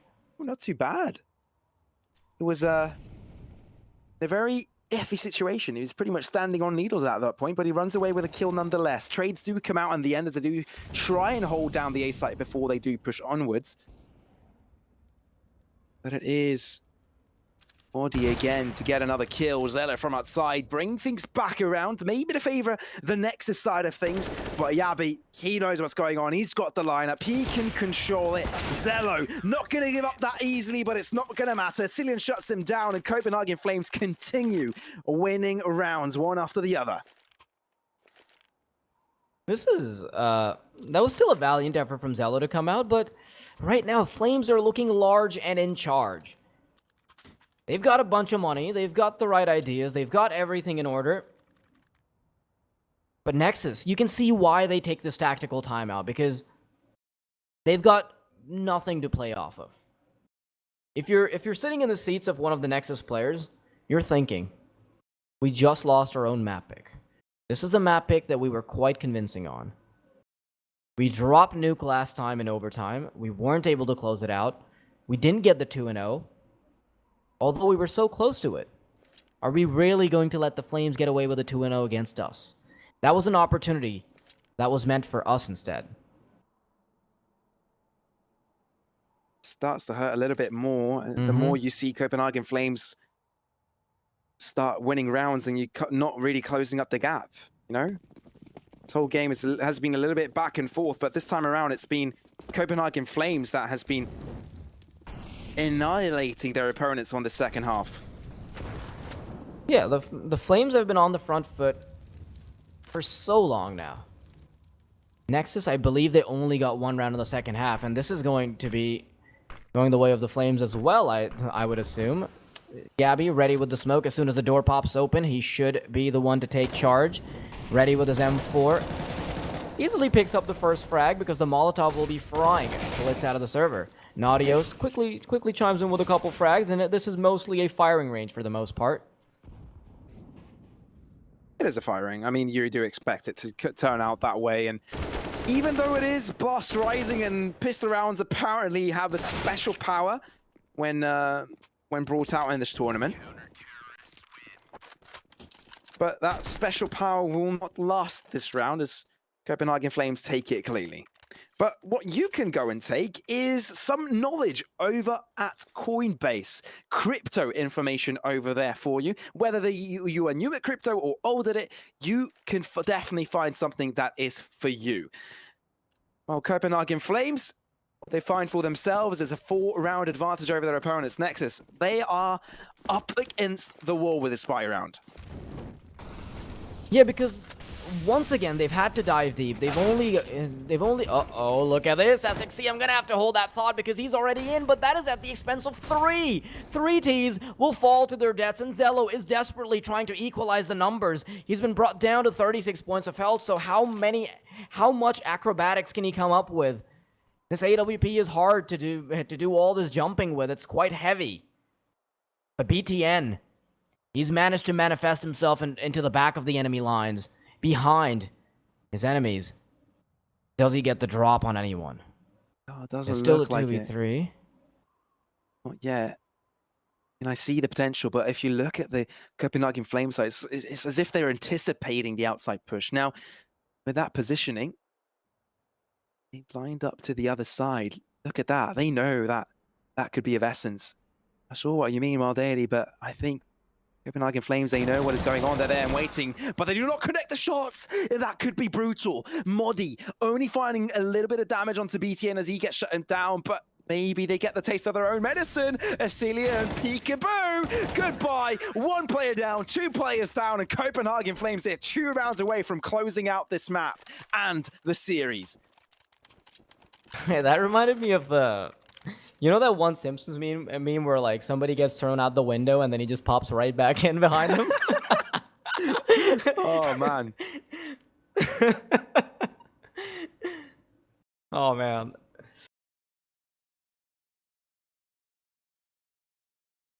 But yeah, the Flames have put in a lot of work into this. The last time Nuke wasn't this convincing, but right now they're looking like they've got control over the situation. They're not worried whatsoever. You can see them chilling on the player cams. They've got everything under control, and Nexus on the other side. Ooh, I don't know what to say, man. Once again, they're down to these Tech 9s. They're down to Mac 10s and discount Mac 10s, as if the Mac 10s weren't discounted enough. They're going to leave a little bit more in the tank because the 3,400 loss bonus does mean that they can buy up in the next round. But this is getting too dire. This is so close to the 2-0, and with the way the economy is built up for the Flames, I'm not sure what I'm expecting from them, even. Yeah, you start to begin to question if Nexus do have a saving grace throughout this. They take so much damage. A couple of players were legged, so not quite the finishing blows that they would have liked. Nonetheless, they do fairly cleanly shut them out one by one. BTN, though, will be looking for a headshot himself. Grabbing an AK-47 could be a dangerous prospect. Extra damage, perhaps to make the potential quote-unquote comeback doable. Or, to say the least, within reach.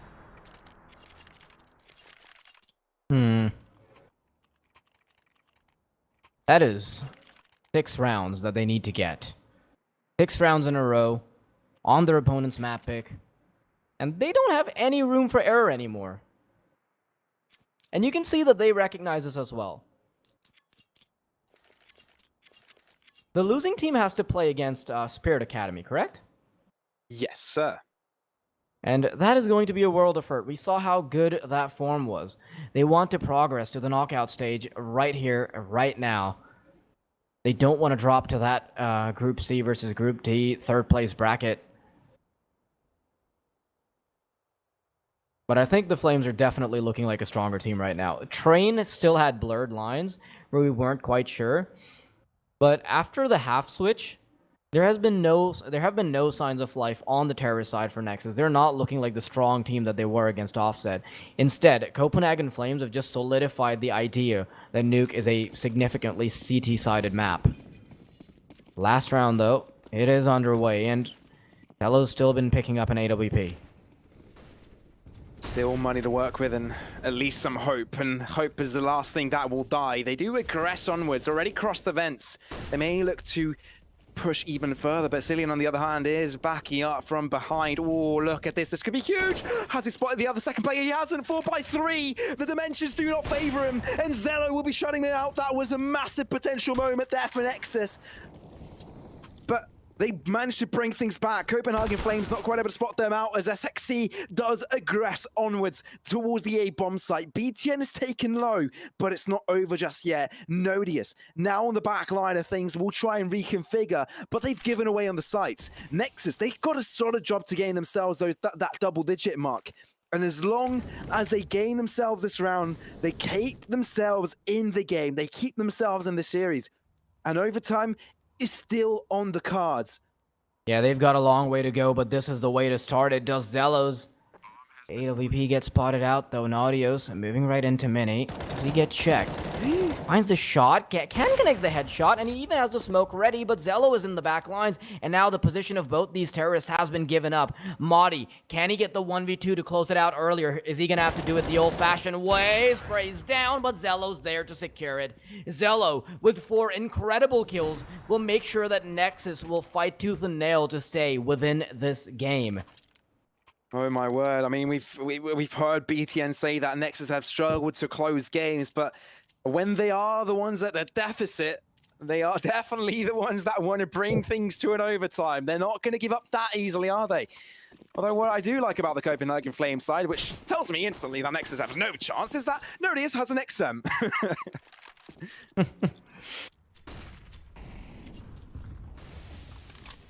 Let's see if the Flames can close this out early. They want to stop it at the bare minimum requirement of double digits. But how are the T's approaching this? Bit of attention towards ramp, 3 players ready and waiting. They're just waiting for the smoke to subside, and eventually they can push forward, but Naudios, he's got the best weapon for somebody to push forward. Madi finds the off angle, doesn't peek out immediately, lets the second player cross forward, but his over-aggression will mean that he will allow the ramp position to be given up. Nikodos now has to reposition. He got wallbanged by the end of it as well, but that's full ramp control given over. Nodius, he's not going to be facing any players so soon unless he aggresses and gets a kill onto Zello. Apart from that, Copenhagen Flames are completely going for this B site take, and Zello is getting away scot-free at the same time. This is not looking bad for Nexus right now. This is not looking bad at all. Though one thing that they need to be facing is a Cillian. He's level 2 with this matchup. Level 1 crossed. They've killed Modi.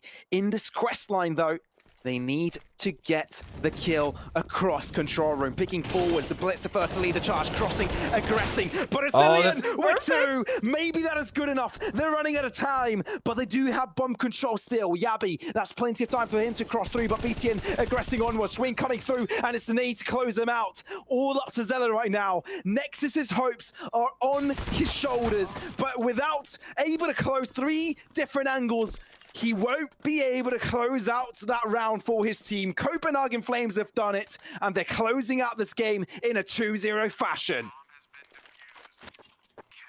What a game from Copenhagen Flames, showing us that they're destined for that 2-0. Initially, we thought that Nexus were the contenders to do it, but instead, the Flames have shown us that last game, the last scorelines, the fact that Nexus even got so close to the 2-1, it was a one-off. Because this was a very convincing showing. To beat out your opponent on their map pick, to take your own map pick like it should be, not even allowing it to get to the decider, this is great stuff. The Flames, overall, looking very polished, and Nexus, consistency seems a bit lacking. Does seem to be the case, but nonetheless, Copenhagen Flames, they've just solidified the fact that they will be the second seed of Group D. They've just locked in that knockout stage spot. Well, Nexus, unfortunately for them, they're going to be having a very long day. They've got a 3rd matchup to play against Spirit Academy if they want to remain in this tournament. That is looking rough, especially seeing that by the end of that matchup, they look tired. So heading out of this, you start to feel for Nexus because they did a splendid job today. And if they had to play 1 best of 3 per day, it would be great. But when gruesome hours take place, then things start to get out of grasp, get out of reach. And Nexus, hopefully for them, they'll be able to reset soon enough, put some food in the system, put some drinks in them to have enough energy to play out their next game. Yeah, it does get pretty tiring to play a third best of three, and that's part of the disadvantage of being knocked down to that third place Group C versus Group D. It's not just a disadvantage of having to play another team. It's also the fact that you might have to deal with grueling conditions, and obviously that's something that all teams want to avoid. Ideally, if Copenhagen Flames had lost that game, that would still be a pretty acceptable setup in terms of fatigue, but right now Nexus is taking the brunt of all that fatigue. They're gonna have to play 3 best of 3s, and those first 2 were actually quite grueling. Didn't make it to the third map, but it doesn't matter because the scorelines were quite close. They had to deal with 2 different comebacks. But now we're back with yet another interview. We've got Yabby on the mic with us. Took you a while to say that name, but welcome, Yabby. Congratulations on your victory. Thank you. Well, first of all, I'd like to mention that that first map didn't seem to be going your way at the start, but how did you manage to turn things around in your favor? We just talked about the things we were fucking up all the time, and we just fixed it.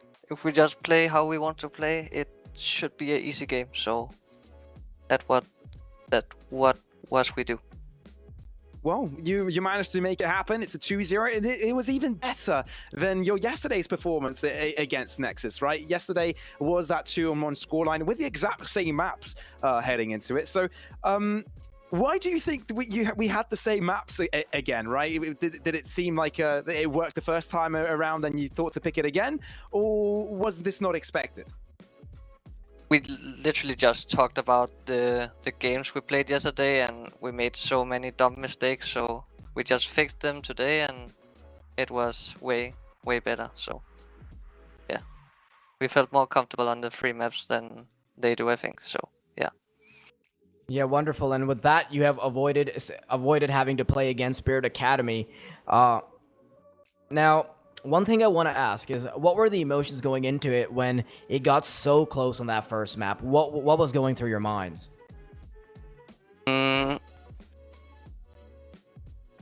I didn't really think that it was like so close and all that shit, but we just stayed calm, I would say, and just played the situation correctly, and yeah.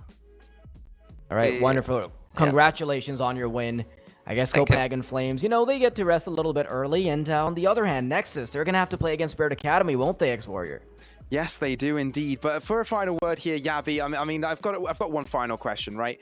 Heading out of it, you've already solidified the fact that you were playing in the knockout stage.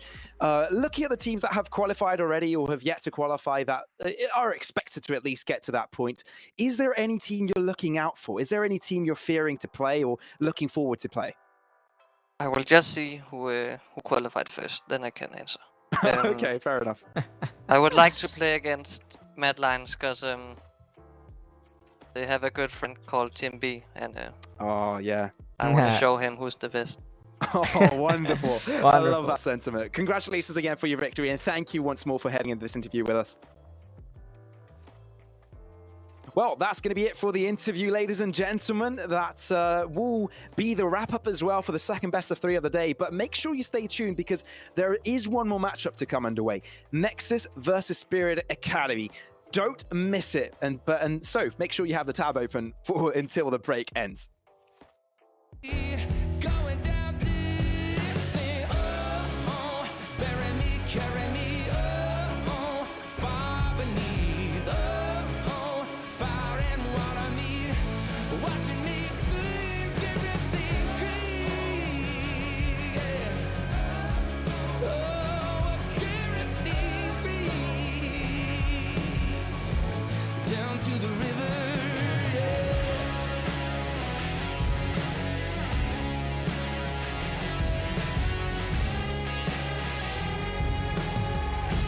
Down to the river.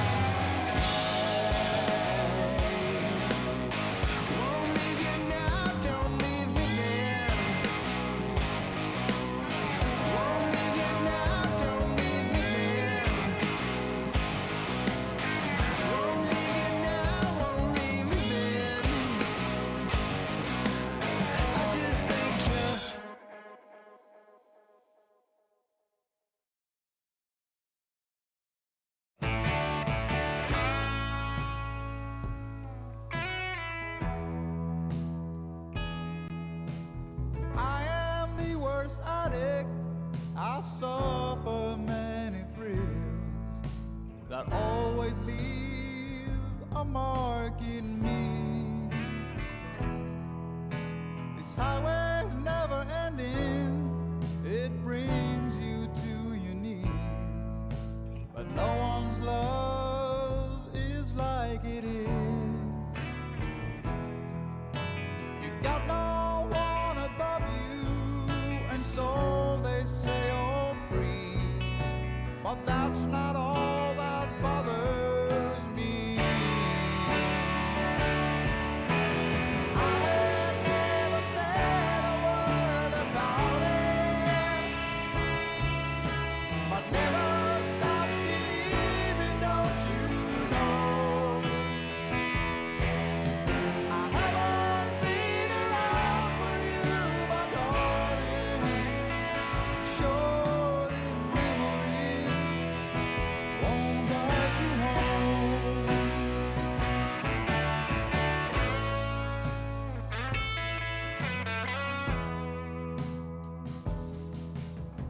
Somewhere in this desert, I will find my peace.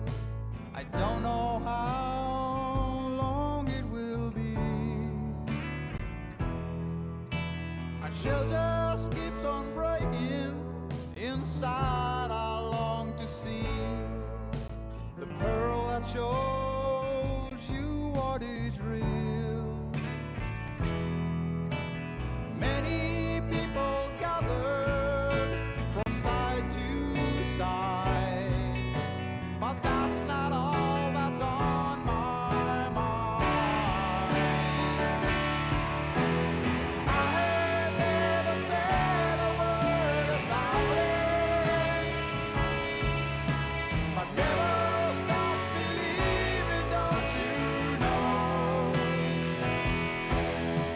I haven't been around for you, my darling. Short in memories won't guide you home.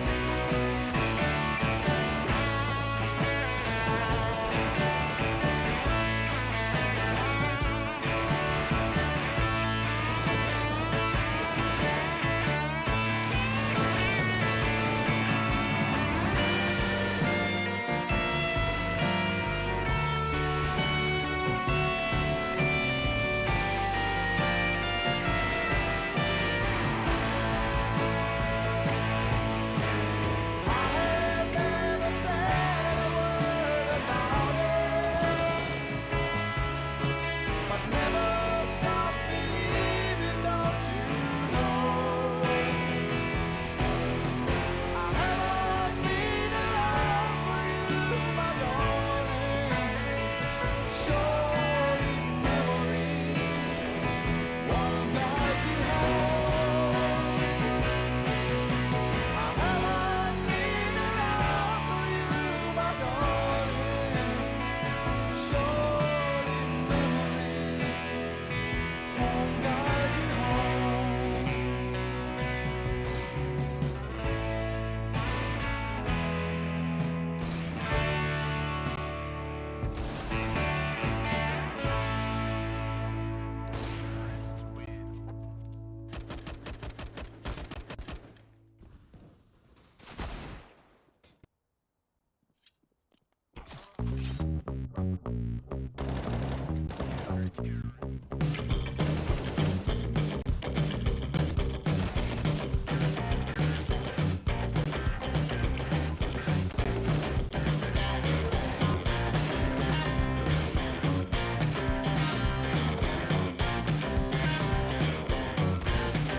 Music got the best in me ever since I was a child.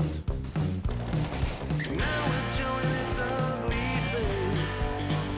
What can I do?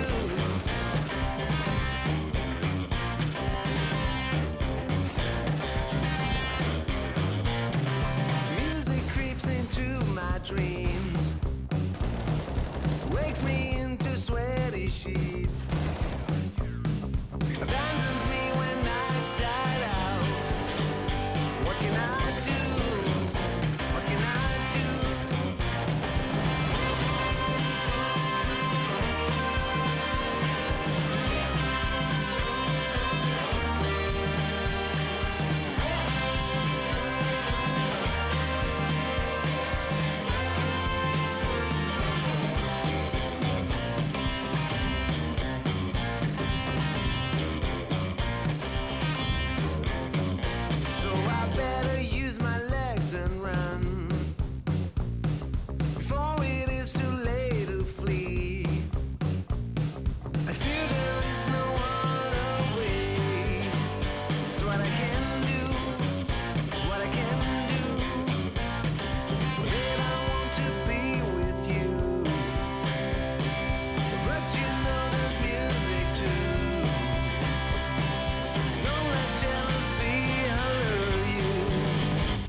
Stop this, get right. Stop this, get right.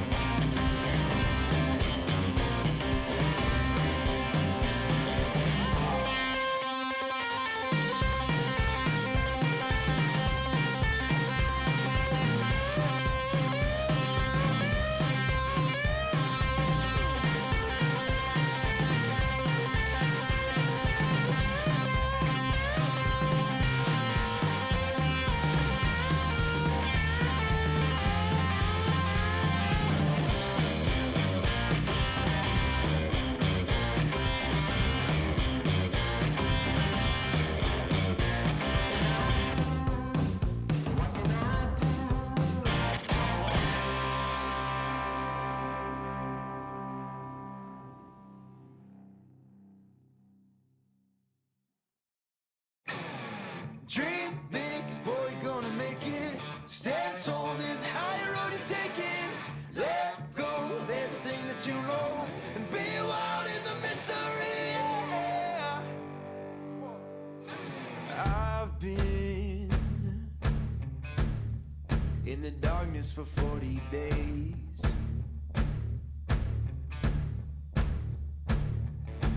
I've been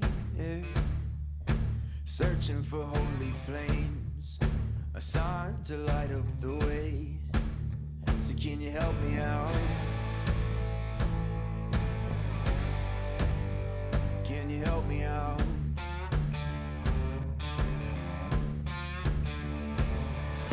I've been more certain of truth before.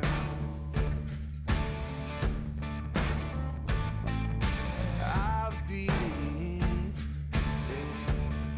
called a righteous man before. Yeah, I've been closer to Jesus before. So can you help me out? Oh, can you help me out? Am I on my own? Am I on my own? But can you help me out? Am I on my own? Am I on my own? Or can you help me out? Can you help me out? I've been scared to look in my soul.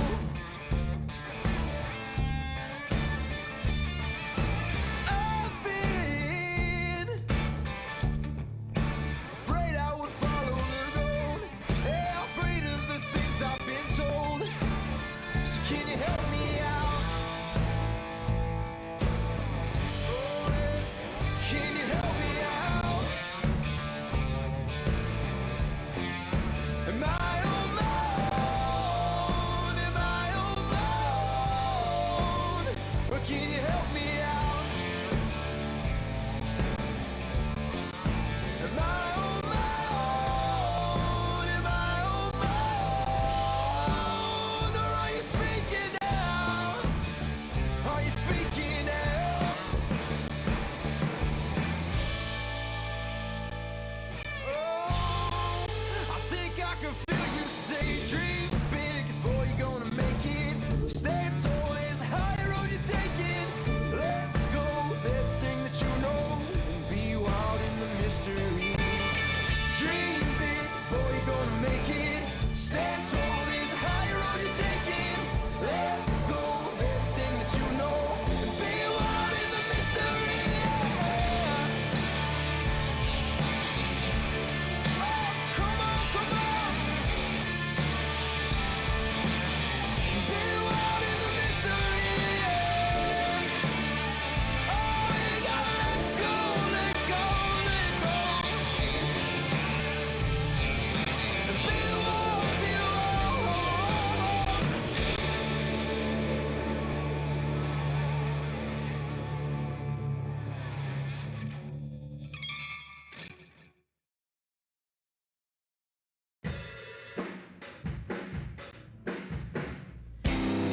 was raised well, genetic holy grail. Always had friends in class, never got picked last. Still I feel like an outcast.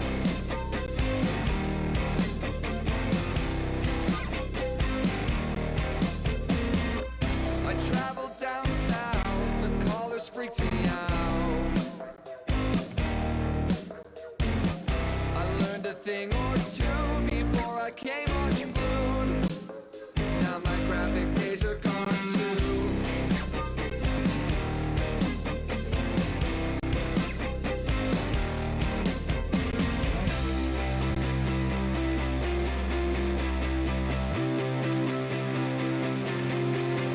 I tread the line of worlds that won't intertwine. I live inside of circles that don't quite align. Please tread the line with me.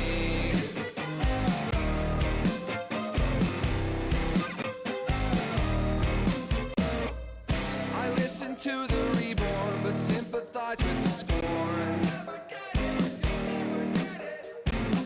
I don't know which is worse, but from the back of the hearse, they both seem to put life first.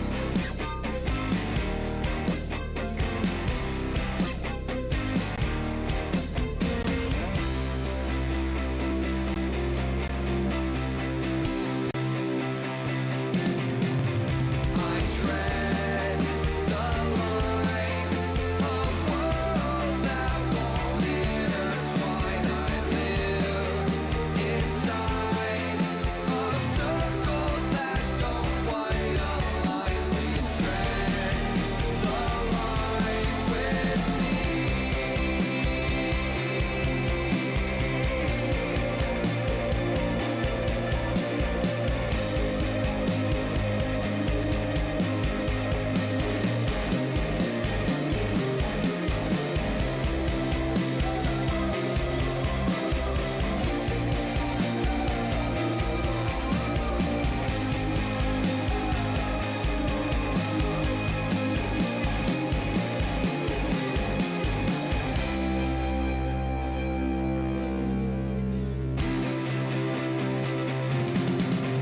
I tread the line of worlds that won't intertwine. I live inside of circles that don't quite align. I stand behind a tidal wave of man in mind to tread the line like me.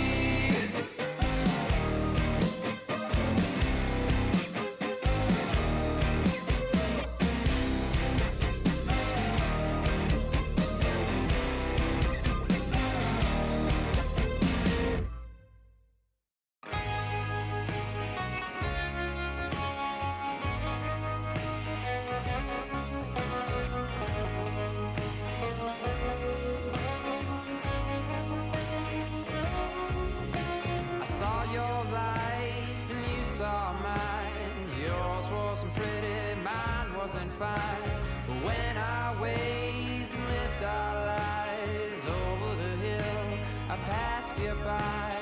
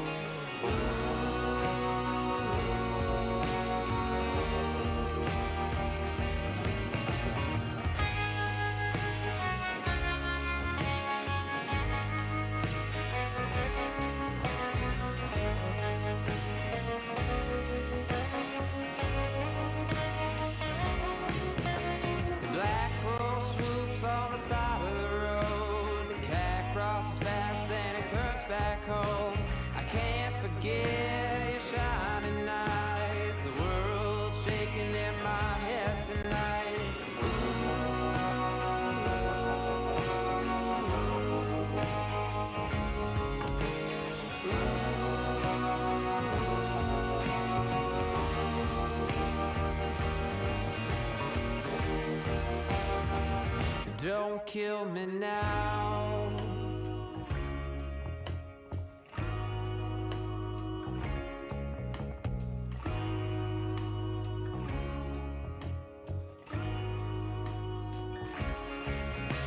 Below the hill, below the hill, below the hill, below the hill.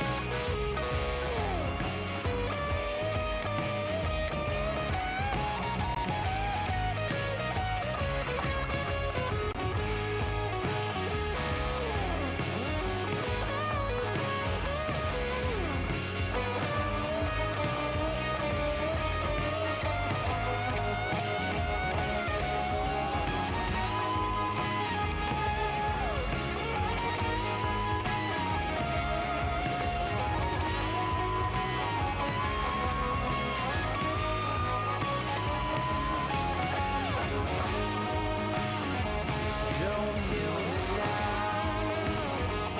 Don't kill me now. Don't kill me now.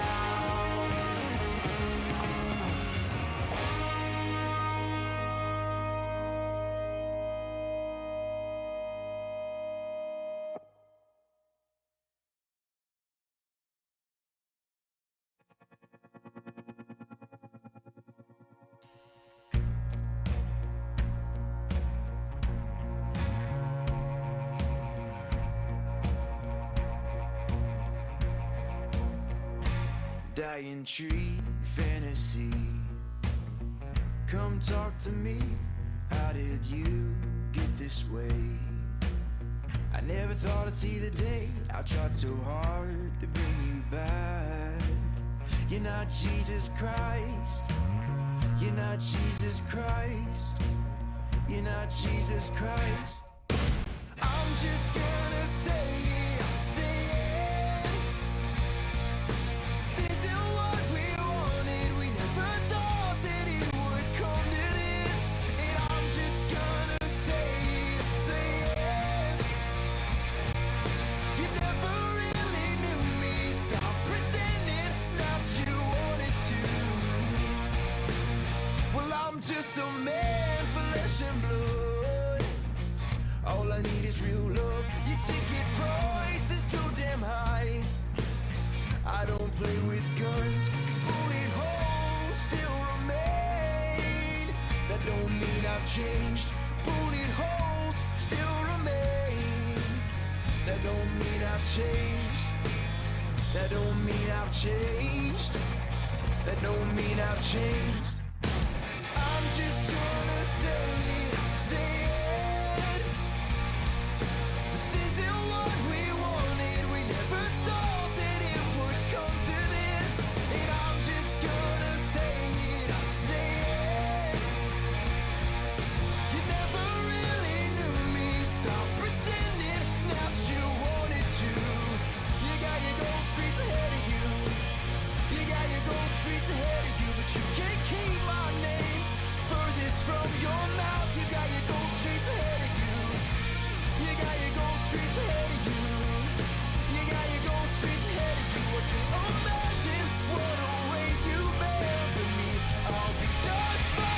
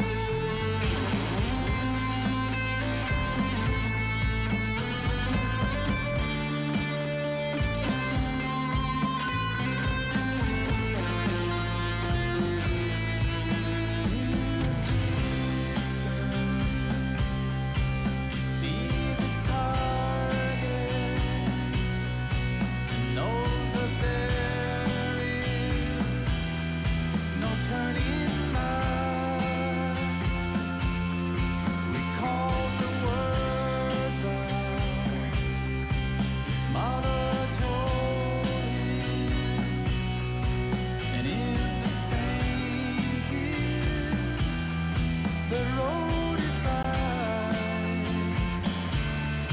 a soul of passion.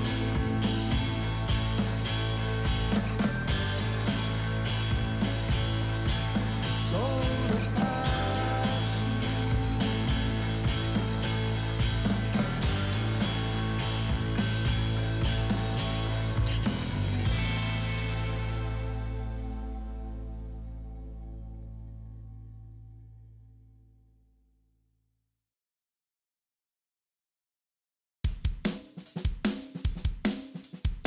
The world is spinning and I'm dizzy staring at the stars. I left the pages in my schedule, but they're falling hard. Find me on your way out, I'll be right here. The world is spinning and I'm dizzy staring at the stars. They don't seem so far. The sky is sunny, but the clouds are running in my head. I'm thinking maybe I would rather play the part instead. Don't know what to say now, I'll get my eyesight checked. But I can listen while I'm wishing, staring at the stars. They don't seem so far. They don't seem so far. I'm getting older and we feel a little colder. The world is trying to get us to trip, fall, roll over. But there is more to prove. These mountains, they can move. Sit tight, buckle up, we bound to hit our groove.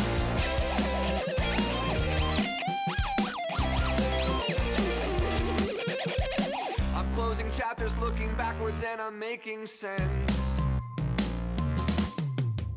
I'm interested in all that flourishes from ignorance. Nothing in my way now, except for my own years. The world is spinning and I'm dizzy staring at the stars. They don't seem so far. They don't seem so far. I'm getting older and we feel a little colder. The world is trying to get us to trip, fall, roll over. But there is more to prove. These mountains, they can move. Sit tight, buckle up, we bound to hit our groove. I'm getting older and we feel a little colder. The world is trying to get us to trip, fall, roll over. But there is more to prove. These mountains, they can move. Sit tight, buckle up, we bound to hit our groove. It's hard to know what is real, gotta follow what you feel. Running out of gold, but have a pocket full of zeal. We keep the motor humming, doesn't matter what you steal. Just a couple music chefs trying to cook our next meal. Playing all these bars, little stranger than Mars, and accumulating scars, driving hours in the car. The future is ours, I can tell by the stars, they don't seem so. It's hard to know what is real, gotta follow what you feel. Running out of gold, but have a pocket full of zeal. We keep the motor humming, doesn't matter what you steal. Just a couple music chefs trying to cook our next meal. Playing all these bars, little stranger than Mars, and accumulating scars, driving hours in the car. The future is ours, I can tell by the stars, they don't seem so. It's hard to know what is real, gotta follow what you feel. Running out of gold, but have a pocket full of zeal. We keep the motor humming, doesn't matter what you steal. Just a couple music chefs trying to cook our next meal. Playing all these bars, little stranger than Mars, and accumulating scars, driving hours in the car. The future is ours, I can tell by the stars, they don't seem so. It's hard to know what is real, gotta follow what you feel. Running out of gold, but have a pocket full of zeal. We keep the motor humming, doesn't matter what you steal. Just a couple music chefs trying to cook our next meal. Playing all these bars, little stranger than Mars, and accumulating scars, driving hours in the car. The future is ours, I can tell by the stars, they don't seem so.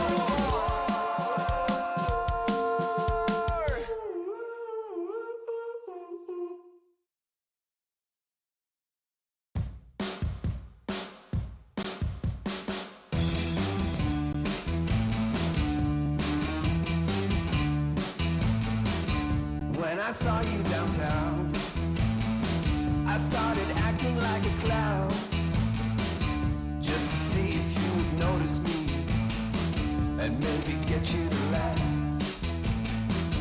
I did get some attention from the girl right next to you. Then all my friends saw me fleeing for my life. Steam blood. Steam blood.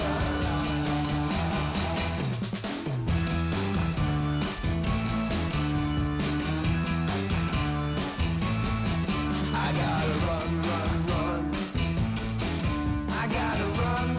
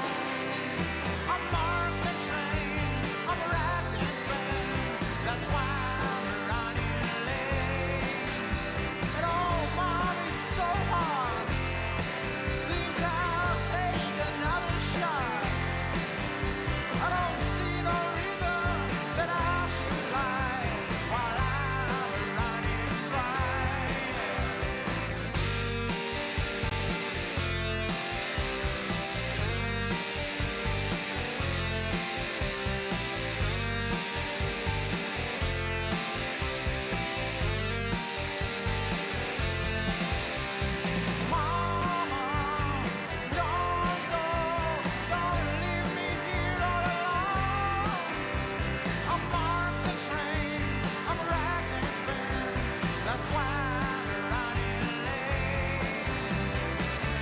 The sea is free. The sea is free. Get into me. That's all I ever think of, yeah. A rider on the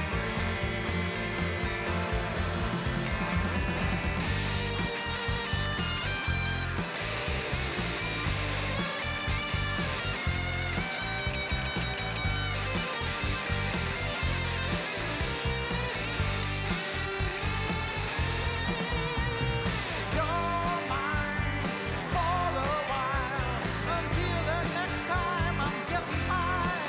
I'll give it all to you while I can, 'cause I'm a traveling man. Dark time, bad vibe, I won't stay too long to take your life. It's taking me into the fog, that's why I'm doing drugs. The sea is free. The sea is free. Get into me. That's all I ever think of, yeah. A rider on the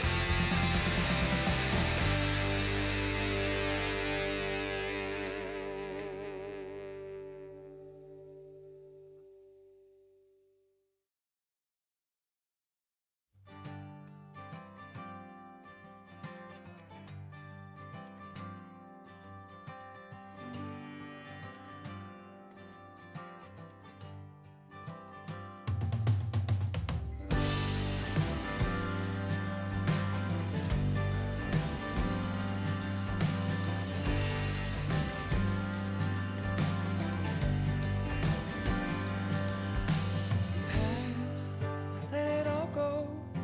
Your pain, let it all go. Close your tired eyes. Sleep for a little while.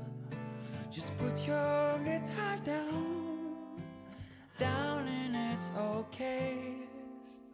Play it safe.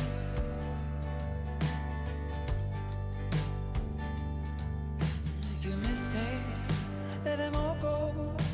Your broken dreams, your high hopes. Love so delicate. Life is sometimes strange.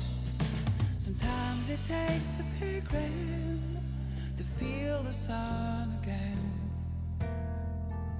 Sometimes it takes a big rain.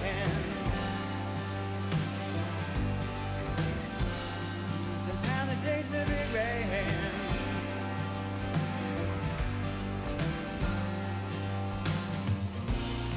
Fill your ears with a country silence. Fill your heart with a sound.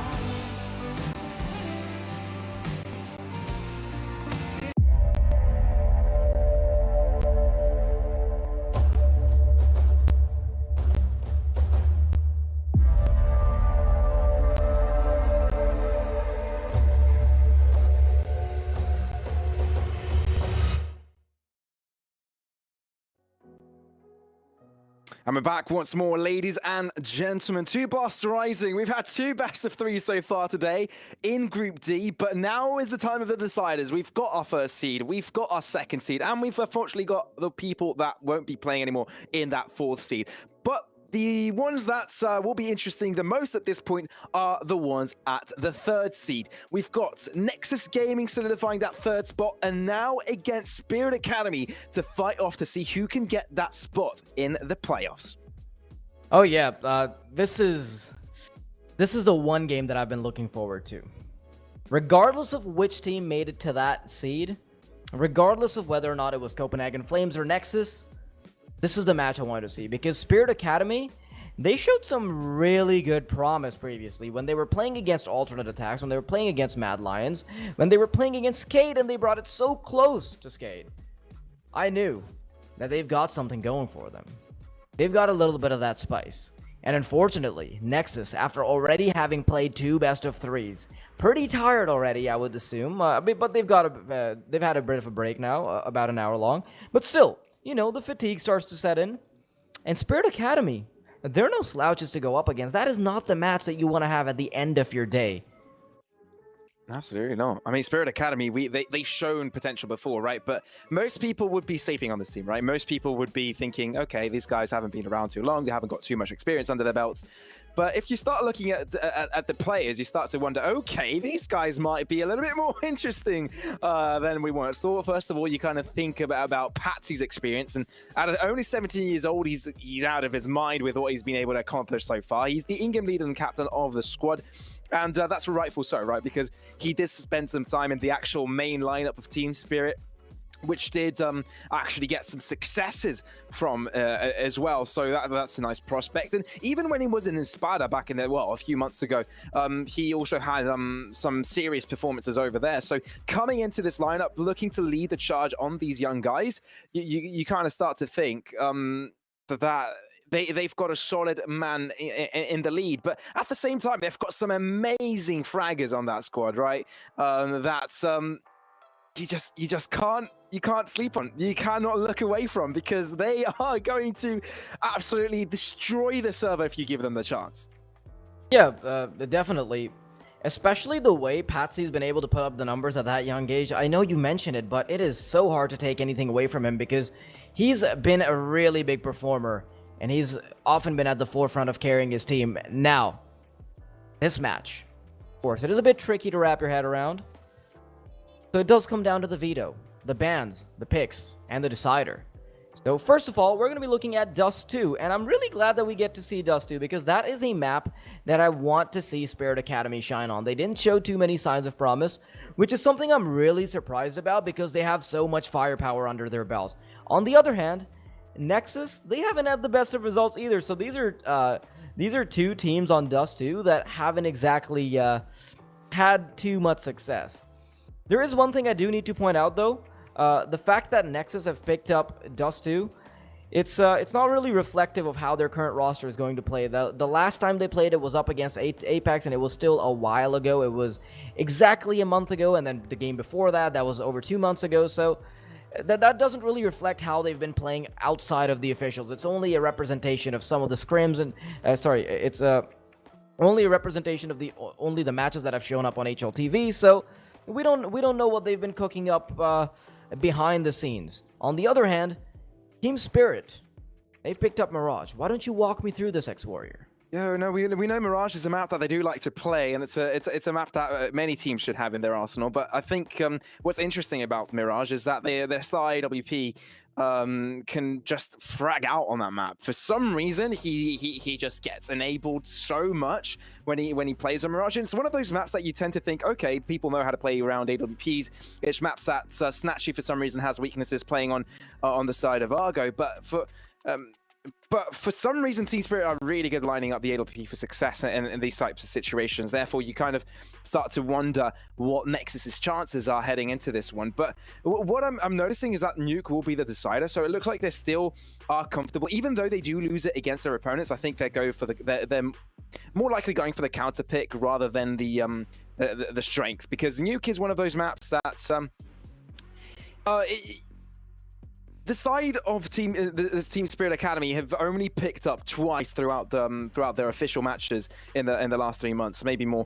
But they haven't really have too serious of a success on it. But other than that, I think the fact that Team Nexus have picked up Dust 2 just goes to show that these guys have had enough of trying to counter strat. They just want to head in it and start shooting some heads, and that's what you love to see. Starting things off, I think this is going to be a very interesting matchup, and that first map, I think, will decide how the momentum will flow on to the next maps. Yeah, but the one thing I'm really worried about is whether or not it gets to Nuke. If it gets to the decider, I don't think Nexus have the kind of mental fortitude to go into this. They've already been battered by the side of Copenhagen Flames when it comes to Nuke, and it wouldn't exactly be the best of cases for them to go up against Spirit Academy. We know that they can be an incredibly strong team on Nuke. Their stats aren't really reflective of it, because they haven't really played it too much on officials, but even when they did go up against Mad Lions, I believe we were the ones that covered that game, if memory serves me correctly, and it was a 16-12 result. It's not really too far off from a decent scoreline. It could have been a win if a few rounds go their way. So I am really interested in seeing how this one pans out. Nexus, when they did play Nuke, we just covered their game. Copenhagen Flames, of course, they ended up losing. Even against Offset, they were having quite a tough time actually securing it, didn't they? It went way too close for comfort, especially against a team like Offset that is not at the same level. I would say, from the things I've seen so far, I would say that they're not at the same level as Spirit Academy, even though I think some people might disagree because Offset, they have a slightly better ranking and whatnot. Yeah, it's kind of interesting to look at because Spirit Academy, they haven't been around for too long, right? So their strats aren't well refined. They don't have too many plays in their handbook. They just know how to play default Counter-Strike, and they know how to play that. They know how to play that default Counter-Strike well. Don't get me wrong. They've got solid setups, solid lineups, and they absolutely know how to play to their star players according to their star players' success. The thing that they do lack on is that kind of performance on maps such as Nuke, for example, right? That is one of the maps that you need a lot of prep into. You need to have a lot of experience in, and when you're playing against teams that play that map, like tier 2 teams and above, that really know how to juice out everything that they can from a map like Nuke, that's where the kind of difficulty does come through for Spirit Academy. And I think in a third map, that's pretty much why Nexus Gaming thought to leave that open. Though, right, the map I think is troubling us both the most, though, right, is Dust 2. Dust 2 is a map that's could really go either way. When Nexus Gaming picking it up, we know their intentions, but at the same time, will their intentions come out as expected, right? Because are they sleeping on Spirit Academy right now? I think that is a big question we've all got. The thing I can point towards as some, I would say, an indicator of whether or not they could perform well on Dust 2 is the fact that Nexus have had greatly increased firepower ever since their roster shuffle, and they weren't a terrible team on Dust 2 even before. But now, if you've got the likes of Zello, if you've got the Sounds of Sound, I think something can come to play. I think Dust 2 will be a much better map for them now. But for Spirit Academy, the last time we saw them, their performance was pretty abysmal. It wasn't exactly up to par. So I want to see if they can change things around on Dust 2. I do think it is a troubling map pick, and maybe, just maybe, Spirit Academy, we're expecting Nexus to ban it out. Yeah, you start to think about that, but that is not the concept that we're seeing in front of us. So I think both of these teams are slightly surprised about the outcome of the map pool, especially seeing that Nexus has pretty much been playing on the same 4 maps these entire 2 days. So really coming into this one, you've got some new maps that they need to start performing on, right? And one of those maps, of course, is also a Mirage being the second pick. It is a map that Nexus didn't get to play in the matches against Copenhagen Flames or against Offset the past 2 days, and having to play that map against a very dangerous Spirit Academy on specifically that map, I think they're going to have a hard time ahead of them. So picking up that first one is absolutely of essence for them. It is absolutely necessary they grab out that first map, because I cannot see a world where Nexus, who have played 2 best-of-3s already today, can pull up ahead a Mirage pick. So if they really want to grab this out, I think they need to be in the right mental fortitude to pick up the first one, but also withstand the depths of Mirage from Spirit Academy to draw things out to Nuke, the 3rd and final map. That is sort of where my head is leaning at, but I also want to see what you think, Wild Eddie. I'm dropping you into deep end. Your predictions always seem to be wrong here in Blast Rising. It seems to be an occurring theme. I don't think you've had a single prediction go right. No, for it the just past, hasn't. It just hasn't been right. 10 best-of-3s we've casted in Blast Rising. I think this is our 11th. So, what do you think, sir? What is your prediction? Tread lightly. This could be your final. This is your final chance, by the way. I am reminding you, this is your final chance, Wild Eddie. Choose carefully. Okay. I'm not going to make very specific predictions now, otherwise it's going to be wrong.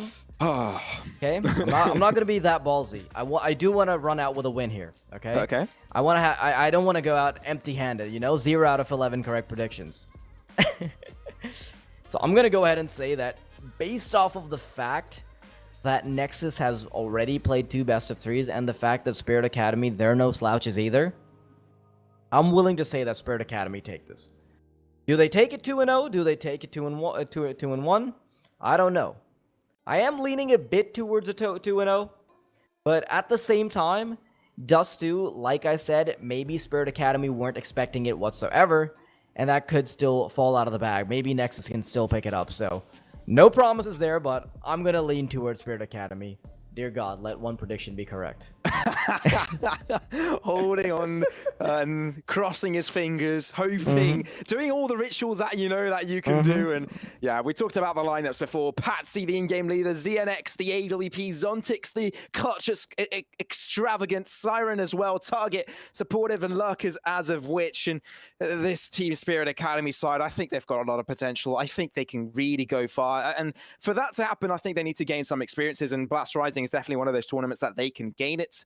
And by all means, getting a win here would mean that they will be playing against better teams, because they have been lacking in regards of what teams they have been facing lately, right? So getting better experience playing against better teams is the way to go for Spirit Academy for the time being. It's still early days, but man, I'm telling you, in a year's time, these guys will look like a completely different thing. Not sure if this roster will stay exactly the same, but I'm seeing a couple of names in there that could really get to that tier 1 scene at some point. It's massive potential. Count my words for it. Just sign it up. I'm pretty sure about that. But looking at Nexus Gaming as well, they've got the likes of Cello, AWP player, BTN as well.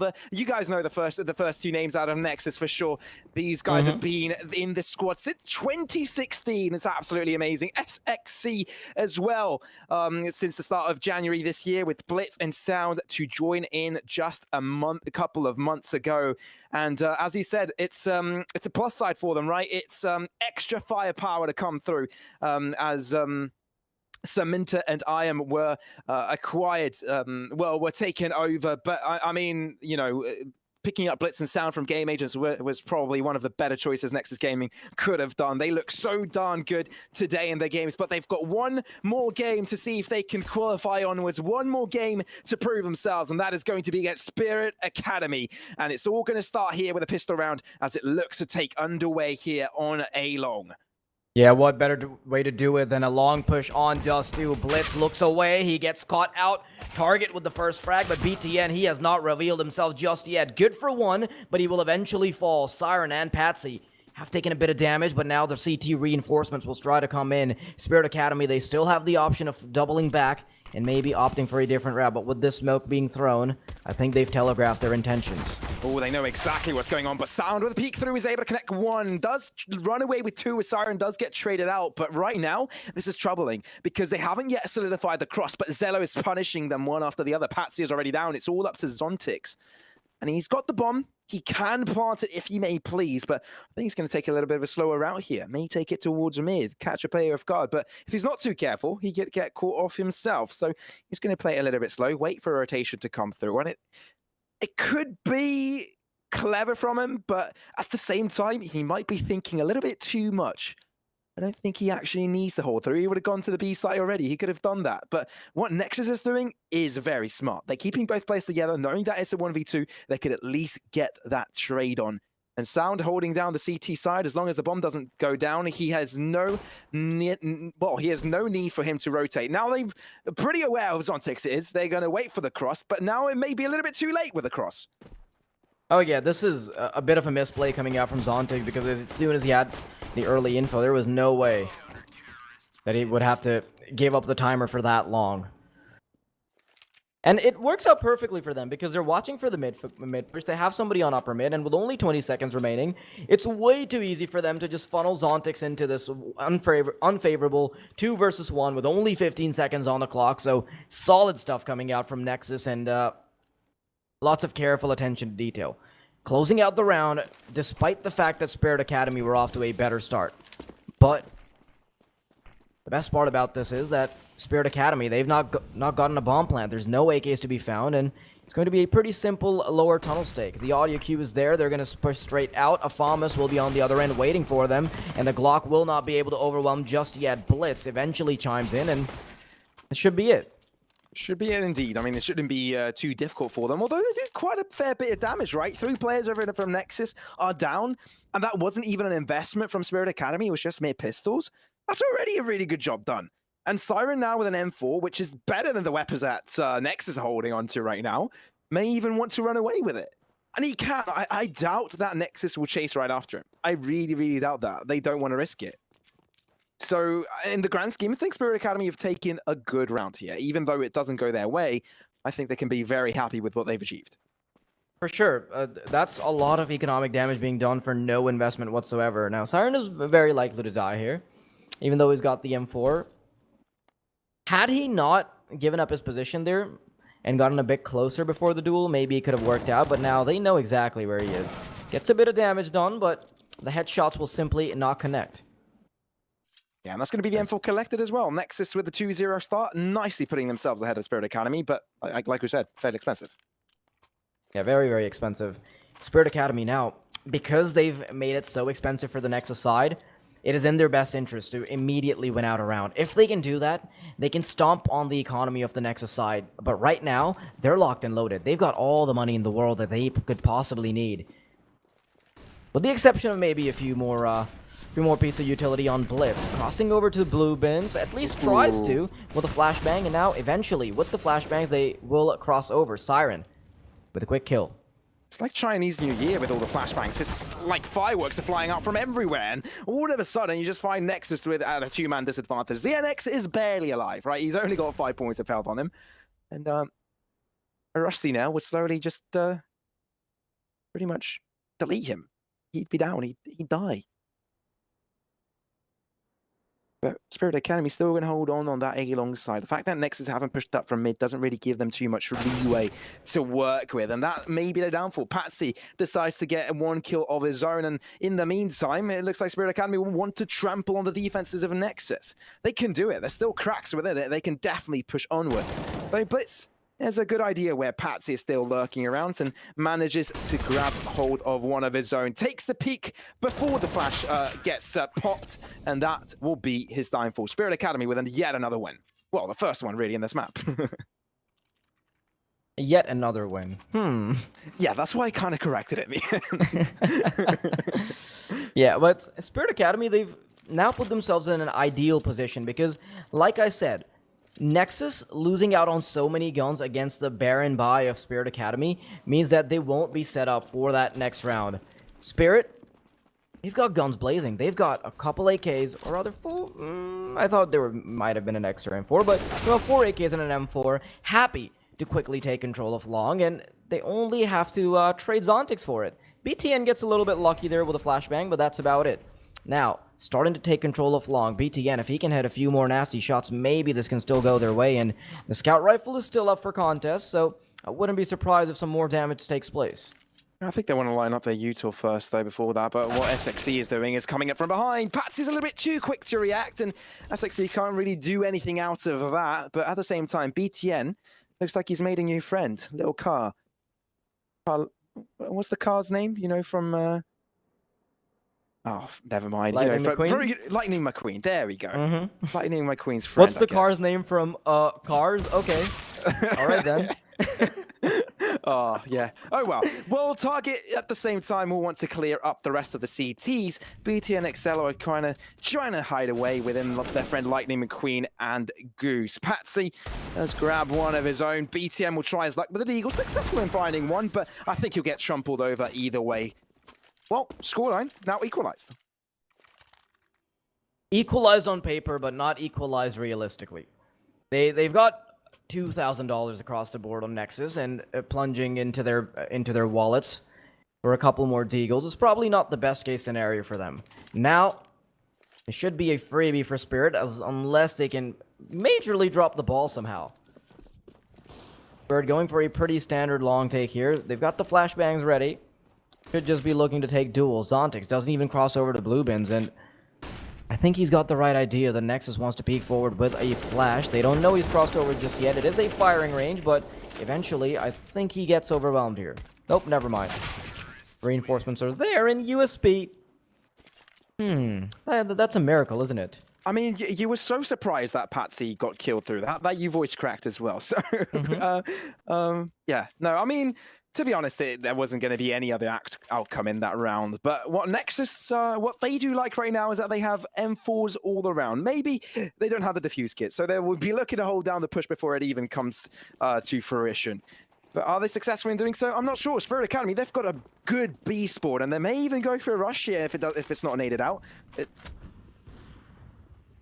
Well, there's only one player from the Nexus side. If they can sniff it out somehow, if they can send one player forward for information, perhaps that could be the free B side for the taking. But now Nexus will start to doubt themselves, rotate a couple players over, and Blitz starts to join them and go towards mid. And this is a good call from Nexus, because there's about to be a pretty fast B push coming their way. Indeed, Patsy. Oh, he's spotted out the rotation. He's going to call it out to his teammates, but are they going to quick enough to react? Blitz, oh, beautifully done. SXC, good for 2 at that point, but Patsy and ZNX are the only sole survivors here for Spirit Academy. They've run out of space, especially seeing BTN trying to reign supreme from that angle. It's not really favoring them at all. ZNX, he's got the AWP. That's the magic weapon he loves working with. But when he's up against 4 players, which is 4 times more than he is currently, things do start to get a little bit tough. He is rotating around. He doesn't have bomb control, though. What BTN is looking for is to shut him down. Spray down coming through, but ZNX beats him to the trigger. That does mean he will be able to survive a little bit longer. But Nexus seem like they're spending sound as well to go on pursuit of him. Or not. Yeah, no, they're not going to send anybody anytime soon. They're happy to let ZNX stick to his AWP. It's just a quick gentleman's agreement. You know, I was just hoping for Sound to just start pushing in that to that direction to kind of make my statement hold true. Yeah, it doesn't happen every day. This is a pretty good round coming out from Nexus, and I love how their mid-round adjustment works out perfectly. Had they not gone for that, had they still stuck to long after an overcommitment early on in the round, that would have certainly meant that Nexus get free control of the B side. There wouldn't be a supportive flashbang. There wouldn't be a second player to swing out. I believe it was Blitz that swung out from the wall on the left side, but yeah, it ends up working out. But in the meantime, if you do want to go ahead and check out our partners, they are Red Magic with their new Series 6 phone that has a 165 Hz refresh rate. So it's dubbed the world's smoothest smartphone for a pretty good reason. It's going to give you the competitive edge in mobile gaming. What about PC gaming, though, man? I mean, Nexus, they've just lost their lead. I mean, they did get themselves that nice little win here. Listen, hear me out. This could be their chance to come back, isn't it? Hear me out. If you've got a really fast phone and you're better at responding to texts, then you will get distracted for a lower amount of time, and you'll be better at PC gaming. Somehow shoehorn that in. 300 IQ, I'd say, but Zello, look at this movement. Already aggressing in mid. Does get shut down from ZNX. He was expecting that. Pushed up aggressively. Doesn't work out for the poor Zello. Already knocked out of existence. And a flashbang will not really deter anybody here. Zello not being part of the equation anymore does mean that ZNX becomes a much bigger threat. Having an AWP on the other end, of course, does make it a bit easier to work with. Did Zello have an AWP there? I believe he only had a rifle, He but only had an regardless, M4, yeah. he is still a pretty powerful fragger to deal with. Now pushing straight into B with the crossing smokes. They even have a bit of a one-way going on for them, and Blitz is going to have to hold on to dear life as they start to push in.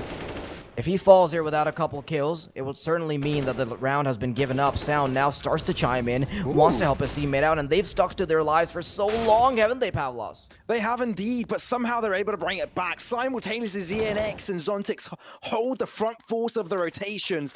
But here come the cavalry. SXE is able to find one as he does trample on the defense line up at Spirit Academy. They're able to get themselves on site, and they will get the defuse in Nexus. They managed to make it work, although it was back and forth, wasn't it?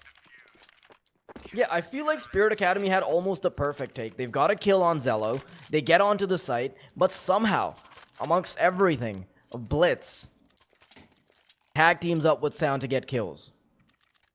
That was perfectly done from the CT side. The fact that Blitz holds on to his horses for so long, that is immaculately done. Not really much you could do more than that. Just hit your shots, hold your ground, and don't let them get any favorable duels. Spirit Academy now, they're starting to feel a bit of pressure on their financial resources as well. Bit of early long aggression will come out, but SXC not peeking that AWP just yet. A smoke and a molly combo does mean that they are deterred from pushing in just yet. Pretty split apart plays coming out from the terrorist side, looking for early info, but because there's still a fair bit of utility on the CT side, they can't quite push in anywhere just yet. Just looking for info, slowly and surely. We've got an AWP posted up for the short push to come in, and that is the second time that Zello's been punished. Oh, that smoke on Xbox baited him out, brought out into the open like a vampire getting drawn out into the sun. That's going to be his downfall, man. I saw that happening. I saw, oh, he's going to push that. He saw that opportunity. Oh, they smoked off Xbox. I might catch someone from Catwalk, but Spirit Academy, they knew that all too well. That was a beauty. BTN is able to hold down a line which his teammates is fallen upon earlier, tries to make things happen, but sticks around instead of falls back. That's going to cost his life. Pansy tramples all over him. As they do start to aggress, there is reconfigure going on here from Sound. Somehow scaves away with a kill of his own. Nade may finish up the deal, but he's still doing damage.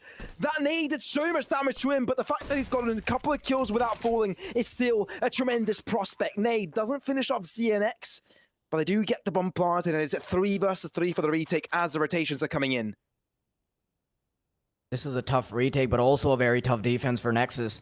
Quickly doubling down towards short. They want to take favorable duels. They want to be able to have two Ts facing the way of Blitz, but Blitz... Oh, it's actually Sound that comes out on top now. The T's have their work cut out for them. It's just Patsy left behind Ninja, and it's such an unfavorable duel that he will fall very comfortably for the Nexus side. These retakes are actually near immaculate. They're clean, man. They're absolutely amazing. Love it. Spectacular. Ferocious. Supercalifragilisticexpialidocious. Damn. All those hours in the shower being spent just like repeating that word over and over, finally paying off on stream. Finally. You know? Gotta make use of lost time watching old movies, you know? Oh man, I'm still so angry at you for the fact that you didn't get a Kung Fu Panda reference. Dude, I watched the movie again that exact evening, you know? So yeah, I mean, for the viewers that are that haven't been following the whole thing, this guy that happens to be my duo, didn't get a Kung Fu Panda reference. The main one. I didn't watch that movie for like, I don't know, since 2010. Maybe if you're not doing a rewatch every year, or at least or even every month, are you really living life? That's a good question. Kung Fu Panda is a really good movie. You didn't enjoy it. I knew you would. Absolutely, man. That movie's great. Are you kidding me? We're looking to watch the Kung Fu Panda 2 right now out of this. But Spirit Academy, I mean, I don't think they have so much time on their shoulders. They've got some gaps to close, and right now Nexus have created quite a big gap. I'd say pretty similar to Gaza Strip. You know, it's not impossible to get from one side to the other, but there is quite a little room to take, and the first difficulty comes with the fact that that gap will get extended even longer. Flashes are thrown through, but let's see if they're able to get through anything. No, it's going to be a fairly clean lineup here. ZNX looking for that Huandi, but Blitz doesn't give him that benefit. Takes him out. Very clean round coming out from Nexus, and this is simply not form that we would expect to see. First of all, I think Spirit did have Dust Dew come out of left field.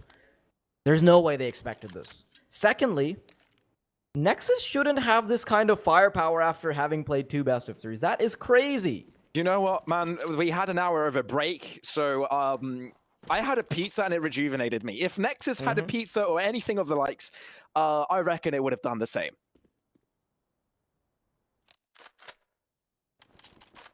Not sure why we had a round restart, but it was during the freeze time. And yeah, we've just received word from the admins that the round has been restarted. I'm not sure what that was about, but I mean, I know it's from the Nexus side at least. Yeah, but it looks like there's some sort of a PC issue, maybe a crash. Yeah, it's a crash actually. Someone's computer crashed. That is an unfortunate situation. Quick notice is that before the game, one of the players had to update their PC. Yeah, that's why we had a pretty long pregame segment, didn't we? Yeah. With the Windows updates, the Face It anti-cheats and whatnot. Gotta make it work. Always Windows with those updates, man. I'm telling you. Oh well, you know. I've started considering to switch to Linux. As a computer sciences uni student, start to think about switching over. Yeah, but aren't you in your last semester at this point, or your final year? No, I've got one more year after this. Oh, okay. Yeah. But I'm just gonna roast you for the fact that you haven't like considered it well before, you know, getting into the last vestiges of your uni degree. Like by the end of it, I would have said, nah, too bored about it. You know? The thing is, I've got Linux subsystem. I've got a emulator as well. So I've got pretty much everything set up to run a Linux, but I don't have a secondary operating system running. Look at this guy. This is what no social interaction will do to a guy. Just like live, and just a live demo. Oh yeah. I'm sorry, man. I gotta do you dirty like that. It's all good, man. It's all chill. Don't worry about it. I know I'll be withstanding this for another year. I mean, the fun part is like most of my childhood has been all about just like playing around with computers, building my own PCs, all that. But as soon as you bring up Linux, I'm like, you know what? I gotta rail this guy. I gotta call him a nerd. Oh well, okay, all right, fair. No, I'm a nerd. It's just like okay it's just with me projecting my own insecurity about being told off as a kid for being too much into computers. Yeah, no, been there. I imagine a lot of the people watching right now have been there. wouldn't be surprised. Yeah. I mean, if you're into gaming, there's a very good chance you were also into computers. Like those interests really do go hand in hand, don't they? You know what? I stopped. Not stopped. You know, my interest for computer science has kind of diminished since uni. So it's a good thing I'm getting into casting and I can actually pull this off as a job. So we might want to even stop talking about this right now because we've gone on a little bit of a tangent, haven't we? It's fine though. I mean, we've got a technical pause. We've got a little bit of room to breathe. Speaking of room to breathe, though, Spirit Academy, man. I don't think they were. I've mentioned this before, but with the way they're getting shut down on Dust 2 right now, I don't think they have a very concrete terrorist side to go with. But at the same time, even when they're able to get onto these bomb sites, even when they keep getting the first pick onto Zello, they're not able to close out rounds. Do they have the same problem as Nexus does, but within rounds, maybe? They can't close them out? Not really something you see from them often, but we did see some signs of that against Cade, where they would get initial picks, they would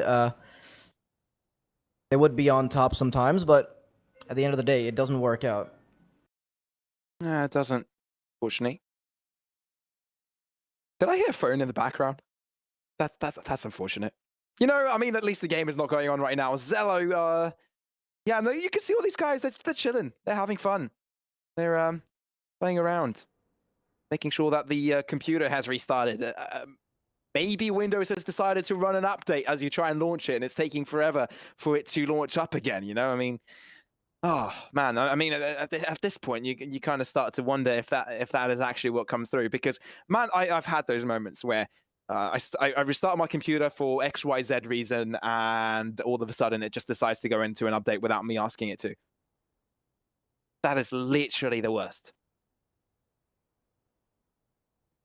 Yeah, I'm sorry. Like, yeah, you did hear a phone in the background, and that's just my brother leaving his iPad here in my room, just letting it ring, even though he's supposed to be receiving a phone call on his actual phone. You know. Wise. Mm-hmm. I remember when Wonderful. I had a package come in the other day while on broadcast. It was dreadful. Yeah, and you're just having a whole conversation with the delivery guy. Yeah, saying like, I'm coming right down, and everybody assumed apparently could hear me, and I had no idea they did. Oh, well, yeah, good times, good times. You know what, chat? You know what, ladies and gentlemen? I think it's time for you guys to voice your support for one of these teams. Which two teams are you rooting for, and why? Are you from Romania? Are you from a CIS region looking to? Are you from a country from the CIS region rather? Looking to support your boys at Spirit Academy, or are you just an avid Counter-Strike lover watching this game? Just voice out who you love, who you're supporting, and make sure you give them that love they deserve. But finally, ladies and gentlemen, enough of us rambling on about nothing and operating systems, which are pretty much the same thing. We are heading right into game. Oh yeah, let's see how this pans out. Nexus, they've gotten a bit lucky on these retakes. They've made them work, but if Spirit Academy can start closing out rounds, we would be seeing a very different story. Early on, Spirit, they don't really like pulling the trigger too early, do they? They have DNX watching the cross. They love to get an early pick. They love to get early info before they really start to commit, but that does leave them open to aggression because based off of how split they're playing, it's very easy to pick them off individually. They can easily pick up Zello. They can easily pick up Zontix because he's playing alone in tunnels. But there's a weakness to it, but Nexus haven't quite figured it out just yet. The problem is, even with that weakness not being exposed, it's still Spirit Academy losing the game so far. Lining up the crossing smokes, the one-way, the smoke on the top of the trash can, crossing smoke. Let's see how this one pans out. Yeah, it's a double smoke. Standard stuff here from Spirit Academy. They start to trickle in. Incendiary will be diminished, but they are pushing onwards nonetheless. BTN in a little bit of a weird position. Has to draw back. Now, up against Rap. Smoke allowing him to cross, and that's a little bit of a gap. Oh, he can work with that. He can absolutely do wonders with that. He gets one sound with the other. That brings him up exponentially ahead. But Patsy, he's still trying to keep his team in the game. He's successful in getting one, but is that going to be good enough? I do not think so, but all of a sudden, ZNX, he's gotten two. No way he draws this back to a 1v1, but the bomb is completely planted for him. He doesn't even need to aggress. He can just hold back. And Zello, he knows he's running out of time, and the lineup comes true from ZNX. He gets the kill, and Spirit Academy are back in the game. What was that from ZNX? This is the kind of monstrous AWP performance we were seeing earlier. 3 kills for him. Solid stuff comes out. ZNX, he can be incredibly good on that AWP, and you can start to see why. If he can keep up that kind of sustained performance, perhaps they can still inch past against Nexus. There is one thing to mention, though. Zello is no slouch. If there's a battle of the oppers that I really want to see, it has to be Zello and ZNX, doesn't it? Oh, absolutely. I mean, we've seen how well Spirit Academy were performing when what was the team they went up against earlier? I can't remember, but yeah, I think so. But ZNX, man, he was getting 30 bomb after 30 bomb, so that kind of performance can come out. I would love to see the same kind of effort from Zello as well, so we can have a true battle of the Titans. But in the meantime, though, it's a 1-for-1 trade, and the bomb is starting to make its way towards lower tunnels. 2 players in upper mid. They're still quite indecisive, but with the way they're positioned, it has to be either be a mid-to-B aggression or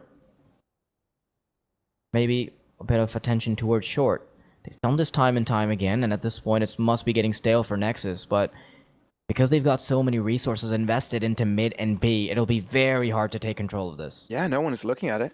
No one's got their attentions turned towards it, but now they will. And I think BTN will be a massive difference maker if he's able to get beside them and behind them without them noticing. They could line up for him. It could be absolutely amazing, but ZNX is there holding down the line. He's got his teammates' backs. SXE not successful in his own endeavors as Blitz all of a sudden is all by himself. Now, how did that happen? He's probably scratching his head because in a matter of seconds, his teammates get disassembled, and that is a bomb plant for Spirit Academy, which only means one thing. A 5th round is on the line for them. Yeah, this is... Oh, ouch. Sorry, yeah, Blitz... but that hurt my feelings. Yeah, his head's gonna get packaged up and sent off here. No chances that he survives that, of course. But... The reason Spirit Academy are able to get down to short very easily is because Nexus had a pretty significant gamble going into the B site. They didn't expect a short push to come through for the 3rd time, I believe, in a row. Especially after it's been so unsuccessful sometimes. But ends up working out for them. Nexus don't have much of a response to it. BTN, it could have sealed the deal, but ZNX is too good on that flank. Taking control of Long now. Fair bunch of utility. It has been telegraphed to Nexus that Spirit Academy will be making their way up Long, but there's not really much they can do about it, can they? Doubling down on tunnels because they want to potentially catch somebody off guard, but now this has to be the information being carried over. All 5 players on Long, nothing that Spirit Academy can do unless they pull out some big digs, which only BTN happens to own one of. But look, that's a lot of util already expended, and if you check it out, Spirit Academy only have a single flash in their entire arsenal remaining. Really an issue, but at the same time, you as you mentioned about that, it's just the pistols for Nexus, to be honest, right? So trades should be going to Spirit Academy's way fairly easily, but the fact that they've grouped up together, they can still be very dangerous. They can still find strength in numbers, and now with the smokes coming through, they don't need a flash to get themselves forward. Spray down through the smoke, looking to get lucky, but doesn't quite turn out so far. Patsy lines up, they line up for him, and he's able to devour them one after the other. They do get traded out by 1 kill. Patsy nearly falls, but not going to be good enough. The equalizer has been met. That's wonderful stuff coming out from Spirit Academy. It looked a little bit one-sided there at the start. Nexus looked pretty strong, but now it doesn't anymore. Spirit Academy coming out on top. But if you want to come out on top in terms of how cool your inventory looks, you can head on over to our partners at CS Money and check out some cool skins, such as the Desert Eagle Blaze and the USP Cyrex that is showing up on your monitors right now. Spirit. The NX doesn't really get much of a chance to get a kill down mid, but Siren with assistance flashbangs is able to get to blue bins. Now, does he get sandwiched? The rest of the teammates are committed on Long. Do they try to kill the player in blue bin or immediately commit to short? It seems like they took the former, but Zontix will capitalize. Zello finds the first frag. Ooh, nice opening there from Spirit Academy. Didn't take too long at all. And I think Nexus, they know where their place is. They know where they have to go. Oh, yeah, they figured it out. They've been put in their place for sure. Sit in the corner with your look up against the wall and put your leg up, pretty much like my elementary school teacher. Oh, I hated her. Oh, it was so bad. I like how you're just having a traumatic breakdown on stream while there are 2 professional teams battling it out. You're just thinking about the times when you were eating glue in school. No, you're not eating it. Maybe sniffing it, but not eating it. Oh. But no, man, that teacher was dreadful. Man, this kid wanted to pee, and she wouldn't let him, and he actually ended up peeing in his seat. Absolutely tremendously bad teacher. Everybody hated her. Yeah, I think that does take the cake. There's yeah, I guess you could say she was taking the piss, but oh, come on. Oh, you had to. You had to. Yeah, I had to. I mean, he had to go too. Like, come on. Yeah, no, completely get it. That's a good smoke to come through, though. It does keep room for ZNX to hold down the angle without compromising him and taking over that incendiary. But I think Nexus have realized that they've smoked it up again. Flash out in case they aggressed. That doesn't come underway. On the other matter of things, they've left the mid completely exposed, but it doesn't really take control, really, because at this point, no one on Spirit Academy has taken control of it or even aggressed upon it. Nexus's lineup is pretty standard towards the catwalk side of things, which gives me a little bit of a feeling of deja vu. Smokes to follow. It should be fairly simple. Yeah, because Nexus is so highly committed towards short and on mid and using so much utility to just try to fight back on mid, which is essentially a ghost down, it means that Spirit should comfortably be able to get onto the A site. But they will still have to come down to the aim duel. Zello lining up, I believe it is a one-way smoke. Get on top of the barrel, get a bit better of an angle to fight off of, but Target, he's starting to creep past. Does he manage to catch Zello? It does allow him to creep over, see them on the cross, but now he has to double down and try to take things by the horns. Ooh, and they line up for BTN up against this smoke. He doesn't even see them to shoot them. Flashed and smoked off as well. It somehow works out for him. CNX tries to hold on his life for a little bit longer, but his body drops right as BTN slashes his bullets within his body. They're not gonna really run away from each other, right? This is neck and neck. That was actually a bit unlucky for Spirit, and at the same time, things started to align for Nexus because BTN got a couple kills there through the smoke, so solid stuff comes out. Nexus, they'll keep themselves in within contest. Could have let Spirit get a bit too carried away, but that is not the case. Flashbang to start to take control of long. Siren doesn't cross over to blue bin. Instead, he opts to go to pit. And because of how quickly he's doing it, they're not able to react to him. Blitz will fall, and that is the A site. Starting to get opened up. Ooh, Zello up against Lightning McQueen, holding out the angle, but he gets completely destroyed.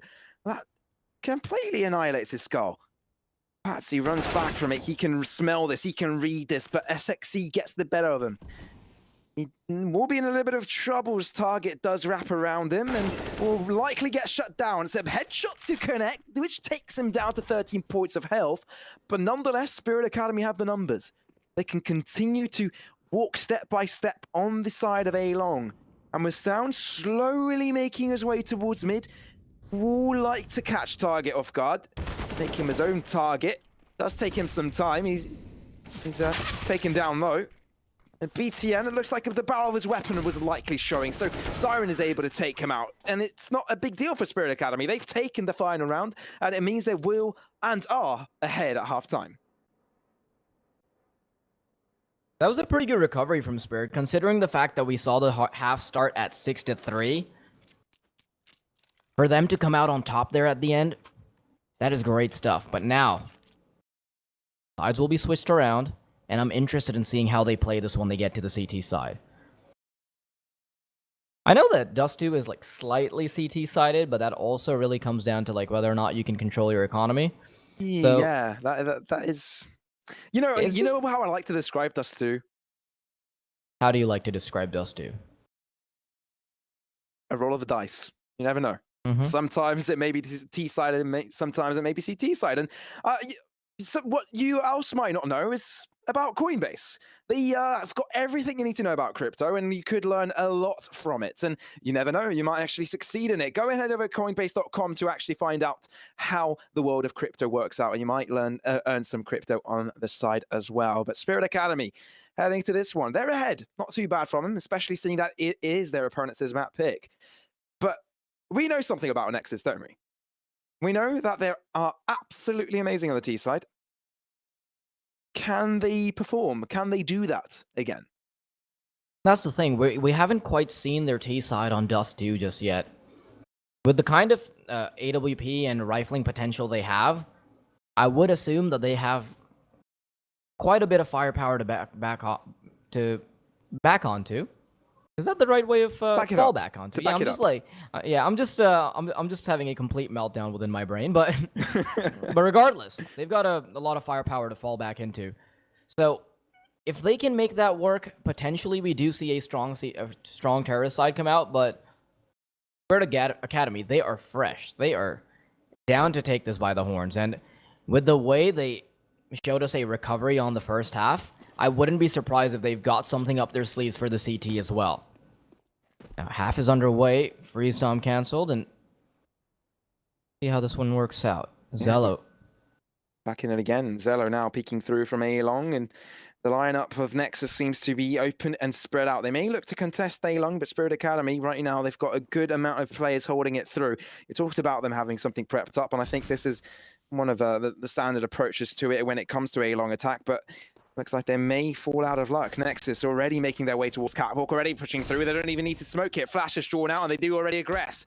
They've already made themselves on the backside of things, and they connect the shot onto ZNX. All of a sudden, things are looking dangerous as a bomb has found its way onto the site. Nothing going away with the Spirit Academy as Nexus, they've been controlling absolutely everything. As I say that, Blitz does fall. And on that regard, maybe Sood, his teammates will follow. Patsy with another one to sound, slowly but surely gaining ground on their opponents. They're looking to hold things off. Up against Gandalf, there's not much he can do, but he's got reinforcements and Catwalk to hold it out. That is not a bomb plant they fancy. Not at all. Absolutely not. That was not fortunate in their favor at all. And Nexus, well, Spirit Academy will take full advantage of that. Yeah, those were easy pickings for Siren after we realized that the bomb is planted for them instead. I think they were expecting maybe somebody to pop out of CT, maybe have somebody on long, but because they've already cleared all of that out and the bomb is unfavorably planted, you can see how quickly that just starts to unravel in the favor of Spirit. Off to a great start, but it's not over just yet because the bomb has been planted, and that means that Nexus get a second shot. Zello, we haven't seen too many signs of life from him. Hasn't been putting up the big guns just yet. We've seen Sound's guns time and time again on those player cams, the bicep flexes, but it would be nice to see Zello's performance in game for a change. The funny thing is, like, Zello's been leading by example for so long, but right now, this is where it all matters. This is where he's got to step up. He has to indeed, and there is a smoke between Patsy and his opponents, but he's going to swing through it anyway. Flash is thrown out by Zontix, but it catches him off guard instead of his opponents, and that will be his downfall. With aggression now wrapping around this B bomb site, they've got them pincered in. Nowhere to go, nowhere to hide. The only thing they can do is fend their lives off with the bullets they have in their rifles. Not going to last long. They are taken down, but Zontix has a final breath to pull through. Gets one kill before he dies over, but ZNX, barely doesn't shut down BTN there, down to 8 points of health. He's got an 8. If he throws it, that could be his end. But he doesn't. He lingers a little bit longer, waiting for BTN to perhaps push forwards. But that doesn't happen just yet. Nade expended. Now, does he know where BTN is going to play this? He's got the lineup as soon as he crosses through. Oh, no, up against the... It doesn't work out for him. And he will slowly make his way towards doors as well. BTN swings out and connects the shot. Nexus take it by a thread of a needle. That's why the bomb plant can be so broken at times on the second round. They had plenty of firepower to fight back, and now Spirit Academy, they've been reset. Been brought down to Deagles and a scout rifle in the hands of Zontix. Maybe he passes it over to ZNX because he's generally the opper, but no, I think Zontix wants to stick to this for now. Nexus. They may have just gotten themselves the opportunity to bring it back. This is an ideal circumstance for them after dropping the pistol round, so don't think they feel too sad about that. Blitz. Starting to clear out mid the old-fashioned way. No flashbangs, nothing involved.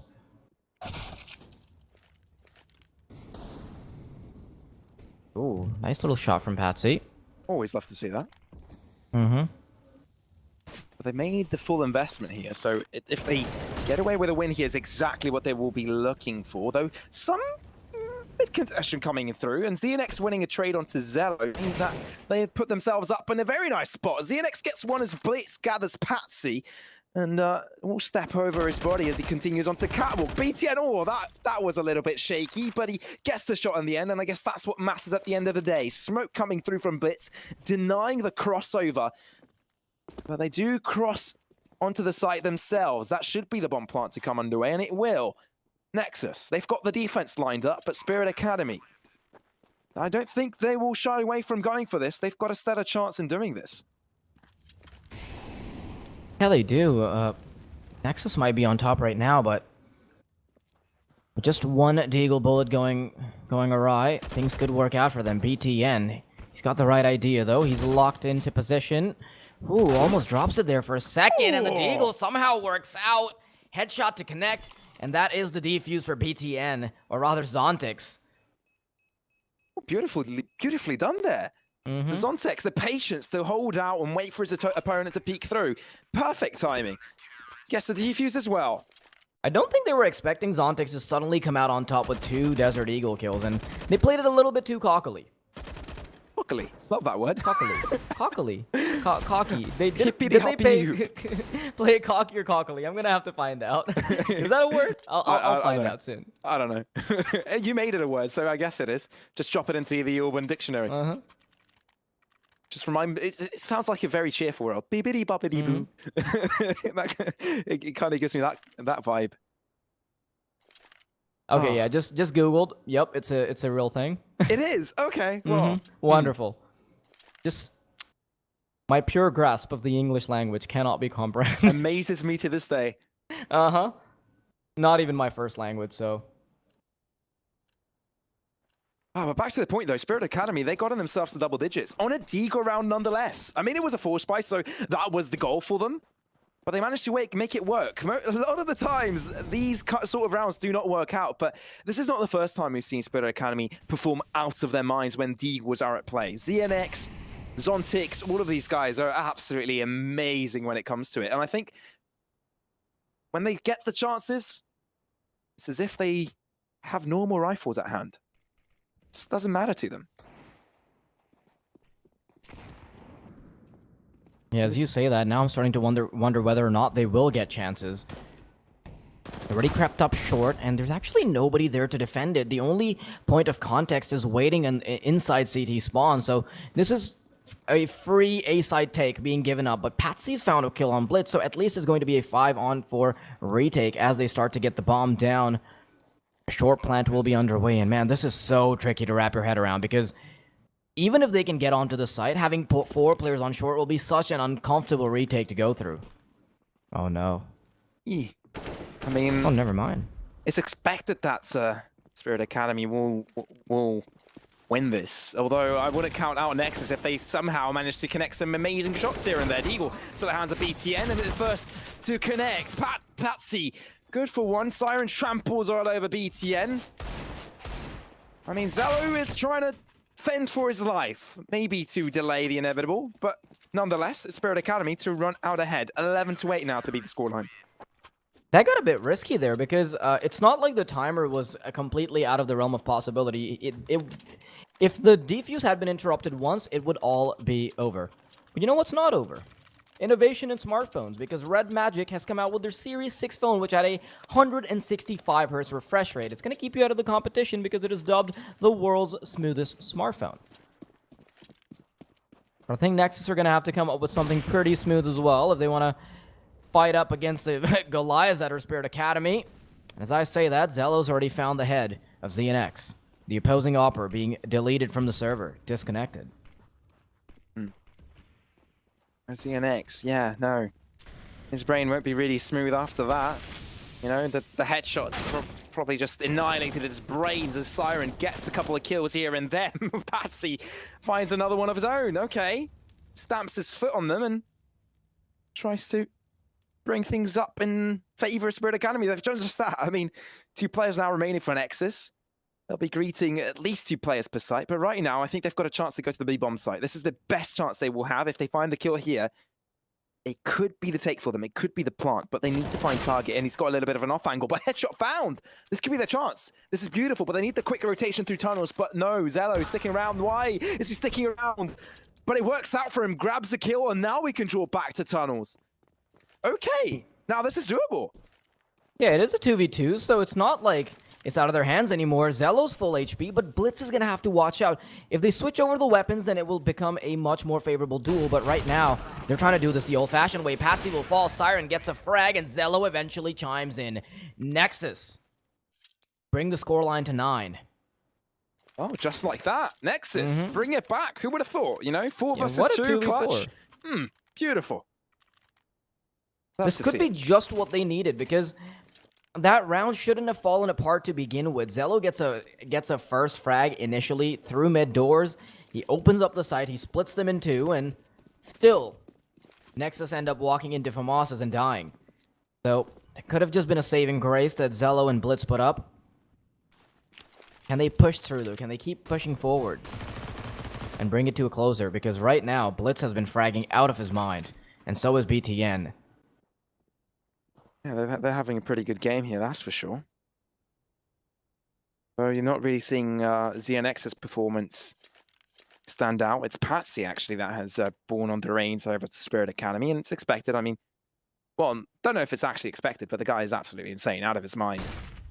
He's a genius from both the fragger, but coming into this, he's got a nice little lineup. Siren does grab one as BTN does take revenge for his teammates' death. Avenger, if you will. Not really Captain America, as if because he's definitely not from America. He's from the completely different side of the Cold War, in fact. But right now, heading into this one, got a 4v4 situation where both teams have got a sensitive Spirit buy Academy, here. this might just play to their strengths because they have somebody pushing up lower tunnels and they've got two players already in the bag on B. This could be a round falling apart for Nexus. There is no way there's going to be two players there. Patsy finds a kill on Zello. That has suddenly shut down their push, and they're not going to expect a second player behind the wall, but he misses. He's just dropped the ball. BTN finds target, and now it's suddenly doable for the T side in a situation that was almost guaranteed to be Spirit's round with the way how it played out. If Patsy had a better weapon there, if Patsy had an AK or even SMG at that point, maybe he would have grabbed a couple of players. But he could not. He only had a deagle. And could only grab one at a time. And the fact that also his teammate misses out on a few shots, I believe it was Target, that it starts to pain you, you know? But, well, at least Nexus right now for them, they'll be grabbing a 10th round. Double digits to be hit up. And they're closing up the gap little by little with only one round between themselves and their opponents now. They've put a leash on their opponents and they're holding onto it, pulling onto it, and making sure they can be as close as possible as they can be. Yeah, but the problem is I don't think leashes are particularly good at holding down dragons. I think you need something a bit more special for that, and either they're going to have to need a really tight leash or a really strong grip on their opponents to hold them back. Absolutely. See how this works. You can't break a dragon's spirit. Yeah, but a dragon will probably break your leash though, okay? Oh yeah, correct. for sure. Have you seen the Spirit Academy logo? Like, not the one on the server right now. Yeah. The other one where it's like a baby dragon. Yeah. Oh man, I really like that one. It's cute. Love it. Yeah, it is. Gotta love it. This has got a nice little modern vibe to it. I like that too. You know, it's not as cute, but it looks scary. I'm gonna be honest. Like, there's like this trend of esports teams having like super professional logos, and I'm all for like having super silly logos. I love that. There's got to be that old school like playing 1.6 with the boys vibe to it, even when you're playing a major, you know? You kind of see it on emerging esports as well. You know, when, I don't know, when Rainbow Six Siege started becoming a thing, when Overwatch just got launched, or when Valorant started, where all these games, like when, you know, when the professional Siege starts starting up and you see all these amateur teams like pulling out. I've got pro an teams, example. right? Even pro teams that have no org, and, well, pro teams, you know, like, players that could be in the pro scene that don't really have an org and pull out a nice little picture, you know, that's always Look at nice this though. Scratch your thoughts here because ZNX might have just gotten a free frag, but Cello is there to punish and even gets a second. He's expecting the second player to move in for the AWP. Yeah, it was never going to be Spirit Academy's round, to be honest. I mean, they did have an AWP that they may want to hold on to, but the fact that they do not at the start means that there are not many chances that would be grabbing onto it later on, especially with no players remaining, unless you want to come back from the dead. But I do not see that happening in any sort of realm of possibility. Yeah, I said earlier that I had an example for the kind of logo that that's like right up my alley. And you've seen Lil Mix's logo, right? Yes. I love that. You just gotta love it because there's a sense of being a bit more casual about it. There was this brand back in the day that used to make school bags and Oh, what was it? And it had like a monkey face that looked like Little Mix. Oh, I don't remember. Yeah, me neither. I think this is probably like... Bob Frank? No, something.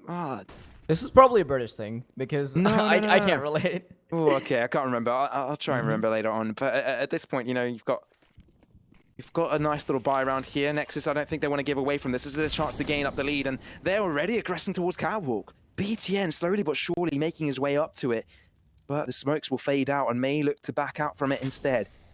Won't go away without a frag, though. Won't go away without a chance to get himself in a sneaky position, and that will be Gandalf holding it through.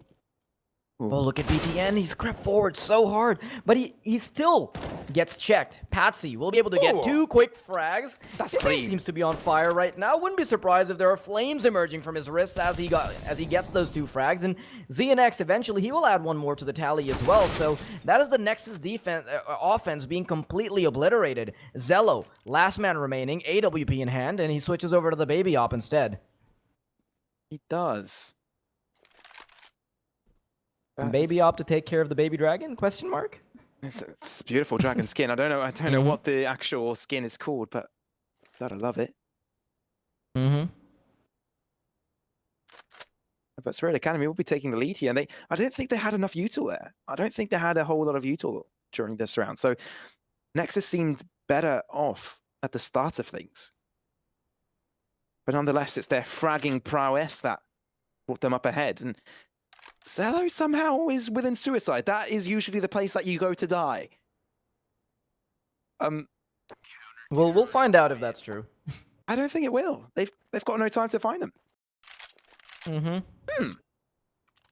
It's actually really interesting seeing the way Zello plays as AWP on Dust 2, because you don't see many teams just banking on the AWP, holding down spawn the whole time, but if you want to hold down the control you have over your skins, maybe go ahead and check out our partners at CS Money, where you can trade in your current skins for some new ones, some flashier ones, some cooler ones. But look at this though, Nexus. They're going straight out. Ooh. Getting things done the old-fashioned way with just a flashbang to assist. Triple Peak comes out on long, so that should be Spirit Academy winning out these duels. Patsy and ZNX, 1 kill apiece. That just leaves Zello, and with that shot being missed, that is a free spray down for ZNX. It is indeed. Nicely done there. And Spirit Academy, right now, they're bringing things back to a better point than it ever was. I mean, they've got 2 rounds over their opponents. They're immensely close to that finishing scoreline. Yes, they need another 3 rounds to actually close the lead, and I don't think Nexus are going to give up until that 16th round is found. But nonetheless, they are on their opponents' map pick, and not only is that a good sign for Spirit Academy, but also at the same time, it starts to play on Nexus's nerves. We know how emotionally drained these guys can be, especially after a long day. It's not going to be an easy feat for them. Oh, Zello gets a few opportunities there, but no cigar just yet. As I say that, at least he's gotten 1 for his troubles, but should be about it, as there is a lawnmower being run down on mid. BTN. Yeah, he's all by himself, poor lad. Really do too much, but at least he can show off his skins at the same time. That's a really cool pair of gloves, by the way. Like I don't really keep track of skins that much anymore, because I used to be a lot more into There's too many, but also like I used to be into playing. At some point, I kind of wanted to go pro, like every other kid. And in that sort of circumstance, I did care a lot about skins. Used to look into them, but now I'm just a good old commentator, you know. Yeah, no, I like shiny things when I see them, you know? BTN is running into his enemy's crosshairs. Oh, won't survive. At least he does it in style, right? With his talent flipping absolutely. around. Yeah. Spamming FR, FR, FR. Yeah, fidget spinner. Oh. There's one knife that's... Nexus would lose this, right? Yeah, that... That round in particular. I'm not talking about the entire map. Oh, yeah, of course.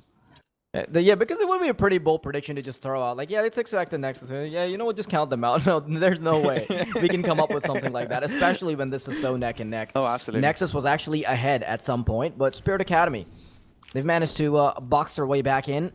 Nexus, now they're so focused on the B site. Will reinforcements come in soon? Because About to have a world of hurt as they start to move in. Target, the spray down is unsuccessful. Molotov to try to stop them. One-way smoke to allow him a little bit more maneuverability, but his Pixel has been spotted, and Sound is trying to find him around this smoke. He's still playing around it just to be able to buy more time for his team, but it is not enough. They found 3 kills, and Siren will be left all alone.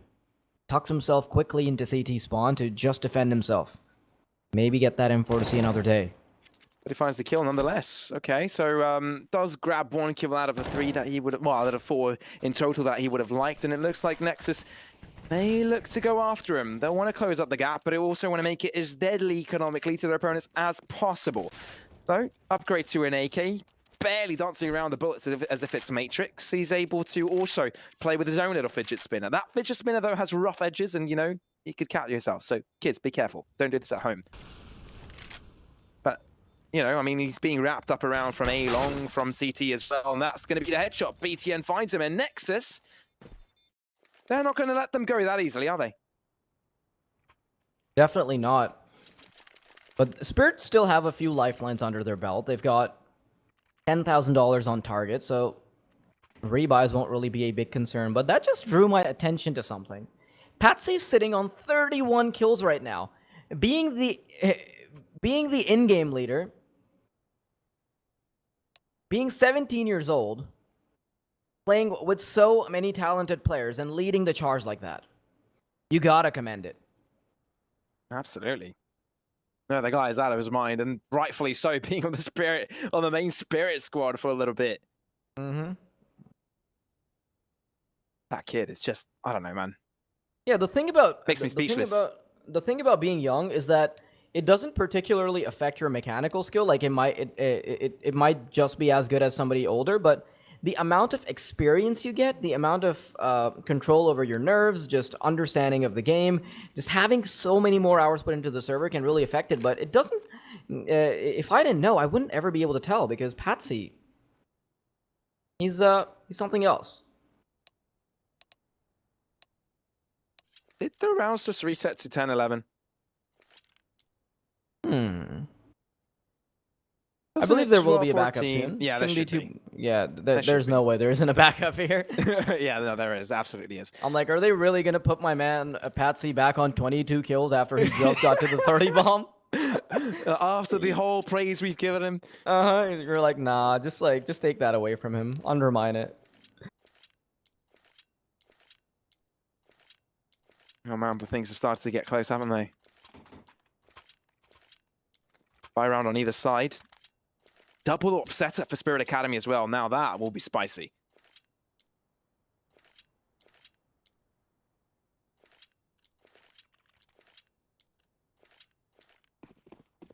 Target and ZNX.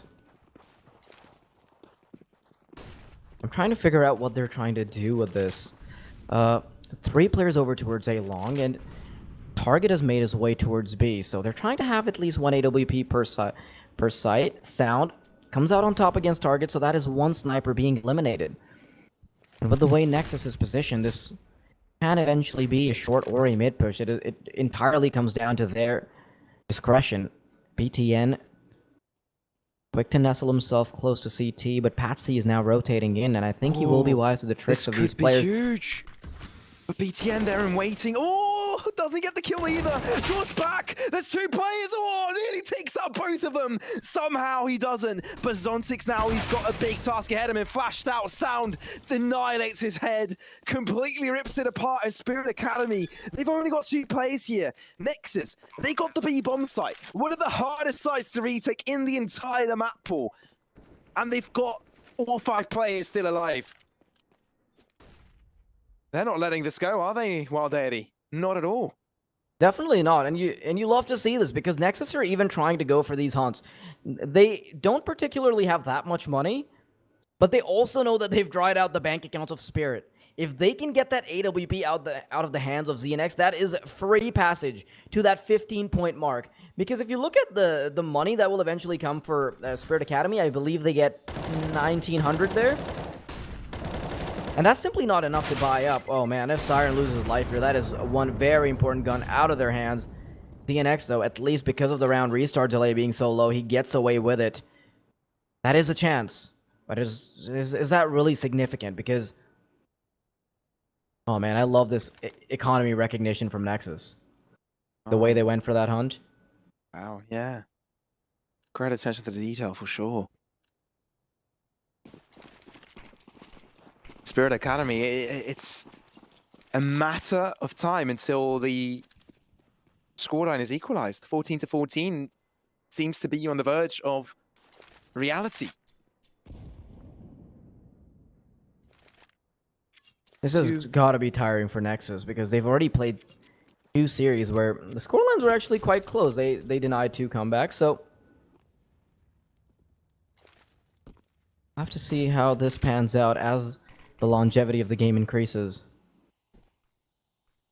The front of attack has been split to 3, but at the same time, Spirit Academy are just pulling man. all their forces towards tunnels right now. They're going to push through. Sound there and waiting to get shut down. AWP doing its job. AK-47 now picked up as well. Aggression coming from mid, but it's traded through nonetheless. Spirit Academy, they're making this competitive, and they've got rifles on all 3 remaining players.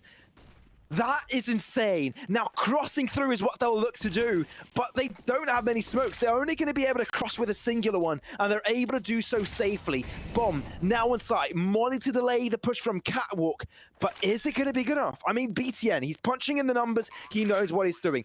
ZNX, Siren, and Target.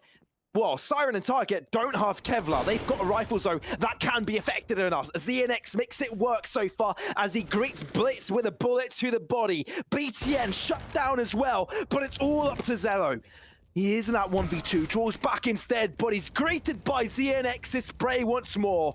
Just like that, Spirit Academy, I have no idea how they did it, but they make an eco round work, and that brings them a map point on their opponent's map pick. I love that aggression from ZNX, the way he's able to get a frag on in B tunnels. And Siren is already anticipating somebody coming through mid to try to help out. So as soon as he pushes in, Siren is in the perfect position to make that work. 2 kills for them, 2 rifles being recovered, and of course, that does lead into becoming an opportunity for them. I initially thought that they had a decision to make whether or not they save those weapons so that they can have an additional opportunity at stopping Nexus, but they just go for it. And that must be heartbreaking for Nexus because now, Spirit Academy, they're at match point. They're on the verge of winning Nexus's map pick, and I don't think they've got what it takes to win out Mirage because you've seen how effective Spirit Academy can be with ZNX's AWP once it gets to that classic. Combo of apartments and palace. Just feels like it. ZNX has been resurrected here on the CT side. He's enjoying it much more than he did over on T. He's got 23 kills, and before barely he was even squaring even. But now he's gone way above and beyond. Patsy can hear some commotion. That's some information given. And ZNX has got his attention towards it. He knows what is going on, but the lineup is as such. It's split on all the fronts. And in order for Spirit Academy to win this through, I think all players need to individually win out on their trades. Siren on long. ZNX as well, with a cross coming through. It's a double smoke setup for them again. It's default incendiary thrown out to delay them slightly, but they've got time. They can still work around this. They can still play it slow and wait for the rotations. But what's good about Spirit Academy is that they've already pushed up on upper tunnels and now to lower. They know exactly what's going on, and it might be too little too late. Nexus have got full control of the site. Bomb has been planted, and now it's down to a full-man retake on either end. Do they expect SXC on the flank, though? They still have to worry about him as he comes out of long. Now, they channel their energies towards the A side itself. Patsy spots ahead of BTN, but BTN is quicker on the trigger. Zontex looking desperately for this AWP shot. Blitz will chime in, and now it's a 2 versus 4. ZNX being ripped apart by bullets, but Siren just can't quite find their number, and, well, his is going to get dialed in. 15-14, Spirit. They've got money to work with, but for how long? That is a question, man, but I guess you guys can resolve a question of your own about crypto, because Coinbase is literally everything you need in case of making yourself an expert on the field. So go and check them out on Coinbase.com. But Spirit Academy, they're on the verge of winning this. But Nexus, the fact that they've won that round in such a fashion means that they brought them back to economical collapse. That is absolutely out of the question. At Spirit Academy, they're going to struggle this round. But if it's anyone to win it out with Deagles, you know it's going to have to be Spirit Academy. Oh yeah, but Nexus are sprawling all over A long now. Utility being primed up, Molotov to clear out cars, so slowly they've recognized that most of their attention must be on the A side itself or CT. Now, as soon as the crossing smokes come in, it'll become incredibly tricky for Spirit Academy to start to fight back. Patsy, he's got a smoke ready, the pin has been pulled and the smoke has been thrown. This is where they start to push in. Well, BTN does aggress forwards, but they use Flash to their advantage. Patsy will look to walk out of those bags, but doesn't connect the headshot, and that could be his downfall. That could be the death of the entire Spirit Academy, but ZNX holds his ground, stands supreme with the AWP, and Patsy just feels the essence of success. Siren joins in with a deagle of his own, and just like that, Spirit Academy make it work, and no less, they do it with deagles. How do you pull this off, Spirit? I do not know. That's such a crazy round from them. With nothing but deagles and an AWP and a heart of gold, they somehow come out on top. They win Nexus's map pick, and you can see the pressure setting in for Nexus now. Started to let it slip. And it's all downhill from here, isn't it? Because Spirit Academy, they're a force to be reckoned with. They're not going to be slouching on their own map pick whatsoever. This is so well played by them. They somehow came back from that 6-3. I know it's not really much of a comeback, but they had some really good recoveries in there. And even with all the punches that Nexus were throwing, all of the tricky stuff that they had to deal with, at the end of the day, Spirit, they can even make deagles work. So they're a force to be reckoned with. And now, heading on over to map number 2, we are going to be taking a short break, but stay tuned because the action is about to get a lot better.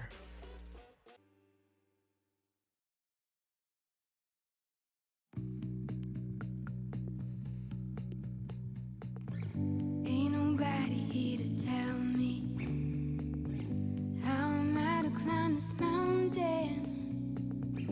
Oh, stay right beside me. Watch me climb, watch me climb, watch me. Ain't nobody here to guide me. How am I to cross this river? Oh, stay right beside me. Watch me cross, watch me cross, watch me. Just watch me climb. Don't take off your eyes while I run down. Just watch me climb.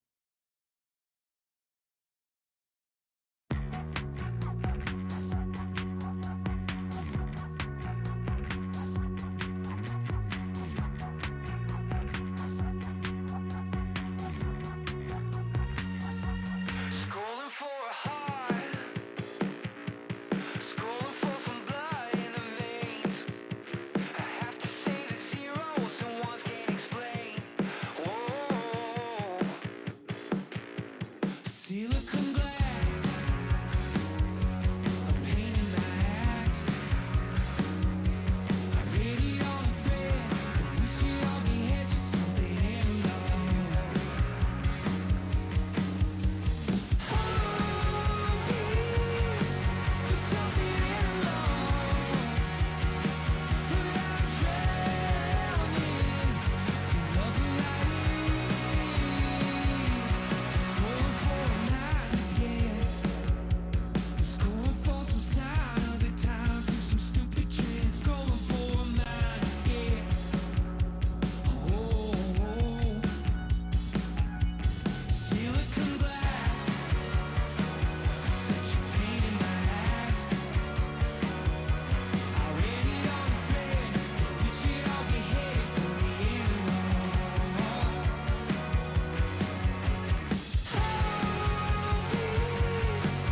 something in love, but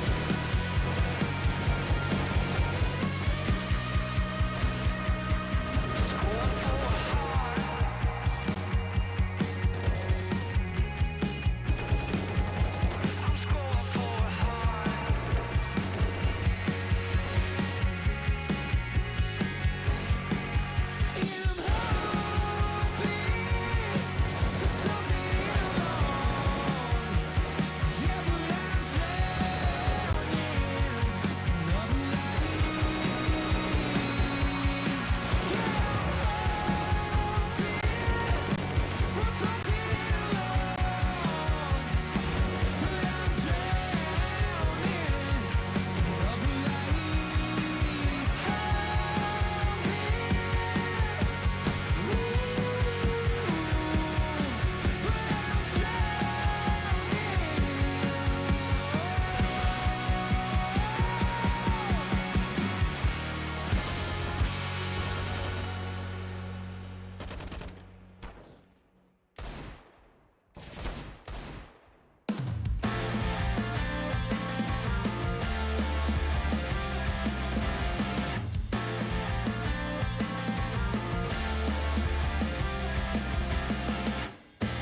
Doesn't make you feel alive.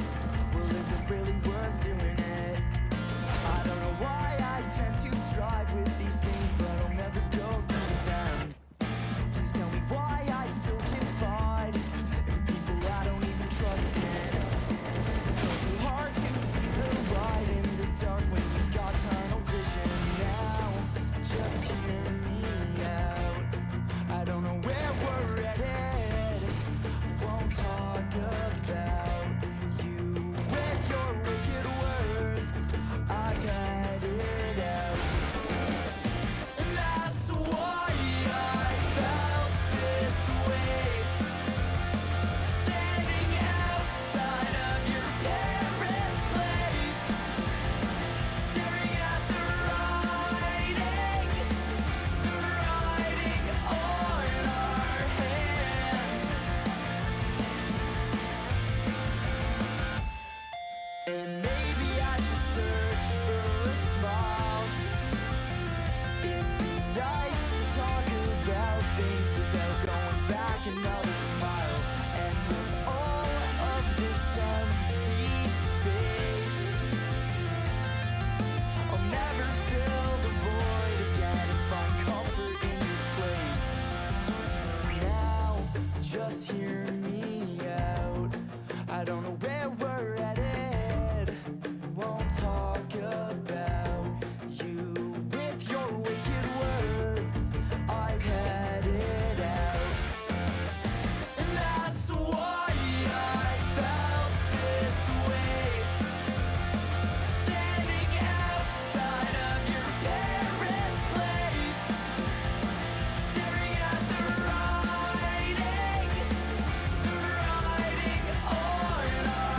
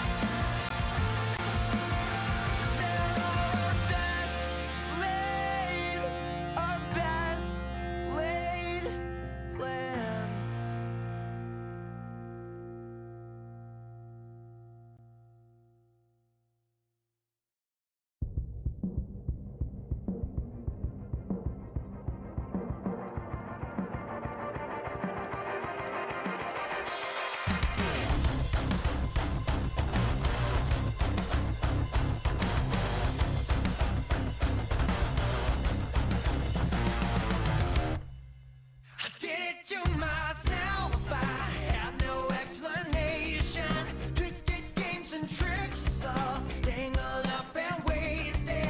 Double down and the bus sucked into faking patience. Haunted dreams awake still. I love to be so hated. I did it to myself. I did it to myself. I did it to myself. I did it to myself.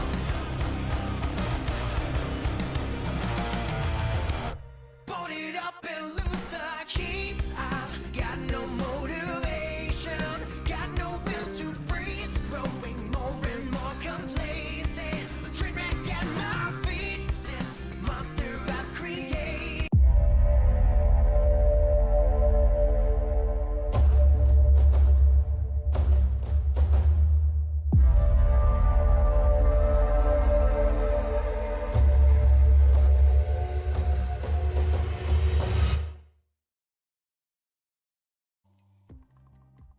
I hope you missed us, because we are back, ladies and gentlemen. Welcome again to Blast Rising, the final match of the day. As you do know, one map into it already, and it's the Academy of Spirit that have managed to grab themselves the first win. Now, my name is Xrari, together with Valdiri in this best of 3. I'd like to ask you something, Valdiri. Out of that first matchup, out of that first map, what are the odds that Nexus can bring it back? Because obviously they're up against their opponents' map pick now. That first map wasn't really too convincing out of either side, but the problem is that this was Nexus's map pick. For this second map, for it to be Mirage and with ZNX on the server, ooh, I don't know. But there's one thing I do want to point out. I know that Zello is also an incredibly competent player when it comes to Mirage. So ZNX, Zello, where's the duel going on here? That's what I wonder. The problem is there's one more component to this dynamic that we didn't get to properly talk about, and it's the fact that Mirage, it's going to come down to a lot of firepower, a lot of mechanical skill, because so many teams know how to play it really well, right? So with that being said, if Nexus are going into this with a fatigued mindset where they're constantly getting clobbered by these teams, if they're losing 2-0 and then they immediately lose a map to Spirit Academy right afterwards, I think it can be quite tough to have that mental fortitude going into it. I don't think their mechanics and stuff will be on point enough to inch past Spirit Academy, but we'll find out.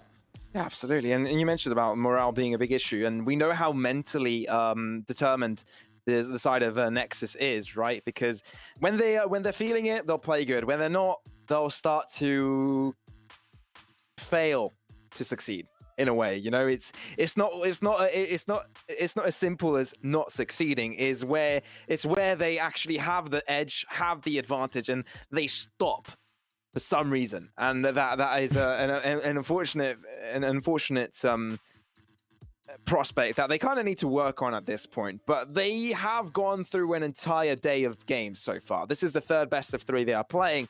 While Spirit Academy, this is only their first, and they could have prepped for this game for a few days now. So heading into this one, they've got their own map picks refined, and seeing that their own map pick is underway, you start to wonder, how enabled was ZNX be, right? How enabled will he be? Because he's been a massive difference maker against teams like Mad Lions, etc., back in their own group, where they didn't quite manage to grab a hold of the first 2 seeds. But having a chance to go to the knockout stages, I think this is something that the Spirit Academy will not shy away from putting all of their forces in.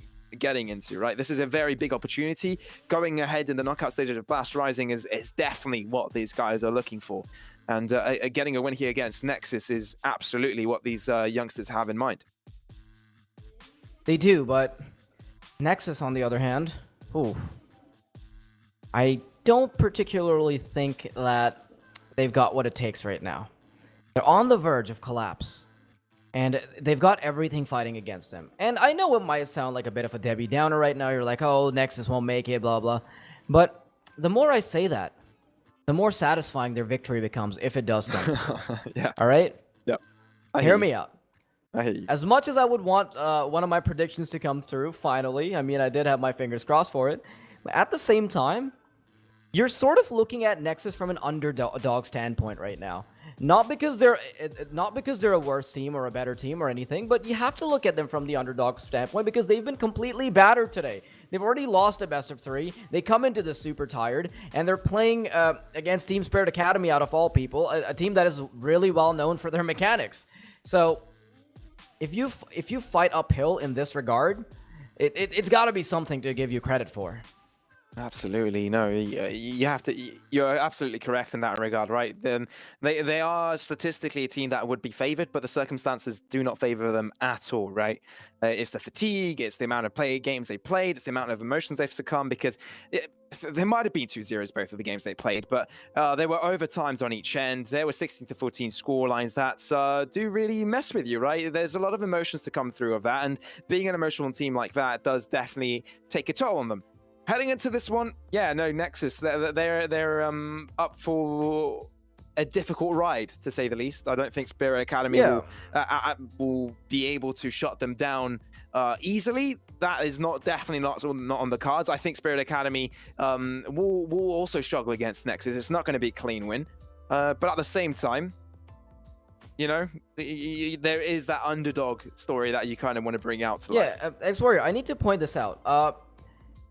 It's a bit of a self-fulfilling prophecy, and when you talked about how these games have been so close, it just made me think of the interview where they're like, I believe it was B&T. He said that they're unable to close these games out. They feel like it doesn't matter whether it's the CT side or the T side. It's just about getting to that last score line. So if you say something like that, and then right after you keep losing to close score lines, that has to set in a bit mentally, doesn't it? You've just lost 2 very close maps, and then you get up against Spirit Academy. You're on your own map. You're up a few points, and then once again it closes out 16-14. So it becomes this prophecy that starts haunting you. And because of that, of course, it'll be very hard for them to claw back into it. The second map is not just about mechanics. It's not just about playing the right type of Counter-Strike. It's also about a lot of emotion that is within these players. A lot of conflict about whether or not they can potentially break this distressing cycle of just constantly ending up on close games, 16-14, 19-17, all that smooth jazz.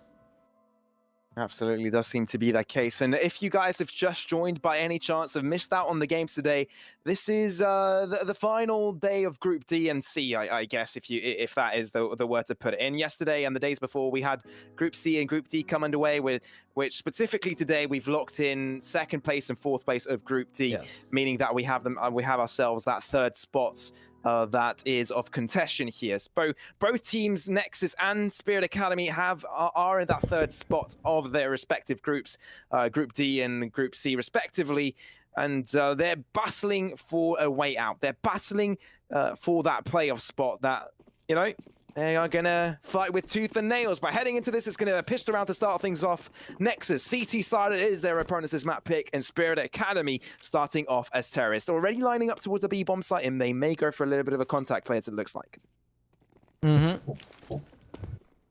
Yeah, pretty standard B-site take. Moving right in, Glocks in hand, SXC. He's going to be stone cold as he takes the first one, but Patsy pats him on the back very quickly. 1-for-1 trade. Now they're trying to chime in. Blitz finds target. This is very tricky for the T side to cement. They're still trying to get the bomb down desperately, but as they're trying to do that, sound will be good for another. It's T after T being picked up, and there's going to be no lineup going their way. Absolutely no lineup going their way. Nexus, that was clean Counter-Strike from them. It's a pistol round, of course, but, you know, it does matter at the end, grand scheme of things. Many say, okay, it's just pistol rounds. Who cares where that goes? But you know what? It matters to the rounds and how it sets you up, right? Because you have the better economy heading into it. You have the better weaponry for the follow-up rounds, which should set you up for a round advantage, and also sets you up morally as well. We talked about how sensitive Nexus are to this kind of stuff, so starting things off on the right foot is exactly where they want to be. But right now, Spirit Academy looks like they've dedicated so many players towards mid. It seems like they're waiting for some push to come their way. But BTN, I think he's there and waiting. This could be huge the for good BTN. Old mouse one. Can he hold it down for long enough and precisely enough? Oh, he's able to find a couple of kills through that, so we will try and aggress onwards. Patsy getting one through, and Zello as well. I mean, it's going to be clean. They only lose one player throughout that process, but it's next over the clean 2-0 nonetheless.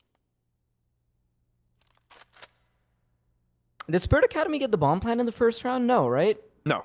Yeah, okay, never mind. Because they double down on eco, they can still buy up AKs in the next round, so this is where you start to see firepower come in from Spirit. It's only 2 rounds for Nexus, so they already have to face up against a gun round. They don't get that 3-0 freebie. No comfort in that regard. Spirit Academy, they swing right out with a couple flashbangs. They're gonna aggress BTN. He almost gets caught with his pants around his ankles because took a bit of a scratch there. Still, gets away with his life. The T's slowly aggressing forward. They've got a pretty split style of play right now, but so do the CTs. They're not committing to anything just yet, slowly sniffing out information and leaving the bomb behind so that their options are open. Meanwhile, if Blitz decides to aggress towards ramp, I don't think he's going to have a very good time as his push will be checked. Audio cue given up in ramp, so now they've got a bit of an understanding going on. Nice little flashbang. Assistance from short, but no kill to come through other than the first one. Yeah, but Sound, he's able to hold down his own ground over on Catwalk. I mean, he's taken down though, but also both trades go the way of Nexus. But how does BTN survive through that? 2 points of health and somehow still alive and standing. He's probably bleeding all over. He's pretty much have every single bone apart from one broken in his body. But he's still moving, still the normal movement speed from him, and he's still capable of pulling the trigger. But look at the lineup right now. Spirit Academy dedicating all 3 players towards ramp right now. With 2 of Nexus holding it through. Potentially, there's a 3-man rotations to come out as well. The target will be the first man to lead the charge. The cavalry will follow through. 25 seconds. They are running out of time. They need to pull the trigger on the attack fast. Looking for the first shot spraying through, but does connect the headshot eventually. Target takes down Blitz and tramples on forwards. Doesn't want to hold back at all, but Sound with a swing connects the kill of his own. All of a sudden, it's Spirit Academy that are looking to bring things back, and it's down to a 1v2. Could well be a one-on-one as BTN is barely alive through this whole ordeal. Though. No bomb, no time, but that's going to be the deed. Nexus, 3-0 start. Yeah, and it might be a lot more than just a 3-0 start because Spirit Academy, not like they've got the money to work with. Perhaps we see a few Deagles come out, but that should be about it. Nexus, they're still not in control of their economy just yet. They've got heavy rebuys going into it. They lost a few players, and that's one of the troubling things about the CT sides. You can't just keep winning rounds. You also have to make them a bit more convincing. Spirit Academy, though, they're not looking very convincing on Mirage just yet, although it is pretty early on in the round. Patsy, nice little deagle shot. Let's see if anything can come off of it. Nade, perfectly timed. Patsy. Yeah, Patsy won't be too happy about that. He'll just have his hands crossed a little bit crouchy over the whole situation over in heaven, where he's now inevitably turned to. Although Nexus should cleanly wrap this up, but we can't really count out the Deagles of Spirit Academy ever, really, at this point. We've learned from our lessons, though it looks like Nexus may have learned from their own lessons. Dink over to Cello, though it's a little bit too far away or between a box or something, which does mean that he won't be falling to his demise. Nonetheless, Spirit Academy are still eager to get a push on, still eager to grab a kill or two, but ZNX didn't have a Deagle himself, but now he has. Gotcha, not for long. Target does get one at the end. 2 kills go the way of Spirit Academy, but it's Nexus to gain a 4-0 lead. This is looking like a much better start than what we saw in Dust 2, but at the same time, we saw that early on, Nexus had a similar performance when we saw that 6-3 mark, and we saw that Spirit Academy were struggling a little bit. We did mention that maybe they weren't ready for Dust 2. So it could just be Spirit Academy being a bit of a slow starter. It does happen to a lot of teams where they don't really find too much success in early rounds, and then once they get their feet going, turn into a little bit more. Nexus, lots of aggression here on ramp. Although they are obscured by the smoke from the nade for a little bit. Not for long, as Zello, he's picked up 2. Patsy, left alone. It's gotta hurt when you walk into the AWP of Zello, but hello? Patsy? No way you bring this around. 3 kills to his name, 2 left. If he wants to get the win here, it's gotta be an ace, but that 3K came out of nowhere. You have no right, Patsy. That is preposterous. That is illegal. But he's gonna move on anyway, because he can. And now he slowly makes his way, and he's got a minute remaining. If he scouts one play at a time, this could be doable. but he's the headshot. Oh, BTN is there Oh, waiting. he He gets runs the away with the one, but at least it's a 4K for him. Barely taking that win, but it's Nexus to win it out in the end. But man, what was that? That was so quick. It was lightning fast. I didn't even get a chance to formulate words for that. But now I'm really glad that... Replay. Yeah, replay for sure. But I'm really glad that Spirit Academy are going for a tactical timeout here. 5-0. It's already an indicator for the fact that maybe things are slipping out of your hands. We haven't seen ZNX chime in just yet, but with the Green Goblin under wraps, maybe we can see something come through. Nexus. AWP on Zello. And this is what I was talking about. Zello is a very competent opera when it comes to Mirage. Let me think about this for a second. I think Spirit Academy are probably going to have to take a little bit more... they're going to have to be a little bit more proactive in how they approach this, because right now, they're going for pretty basic, for a pretty basic style of play where they try to take mid control, have a split setup, and because of this, Nexus are capitalizing. You can see that Blitz has the right idea once again. He knows that he can isolate duels for free.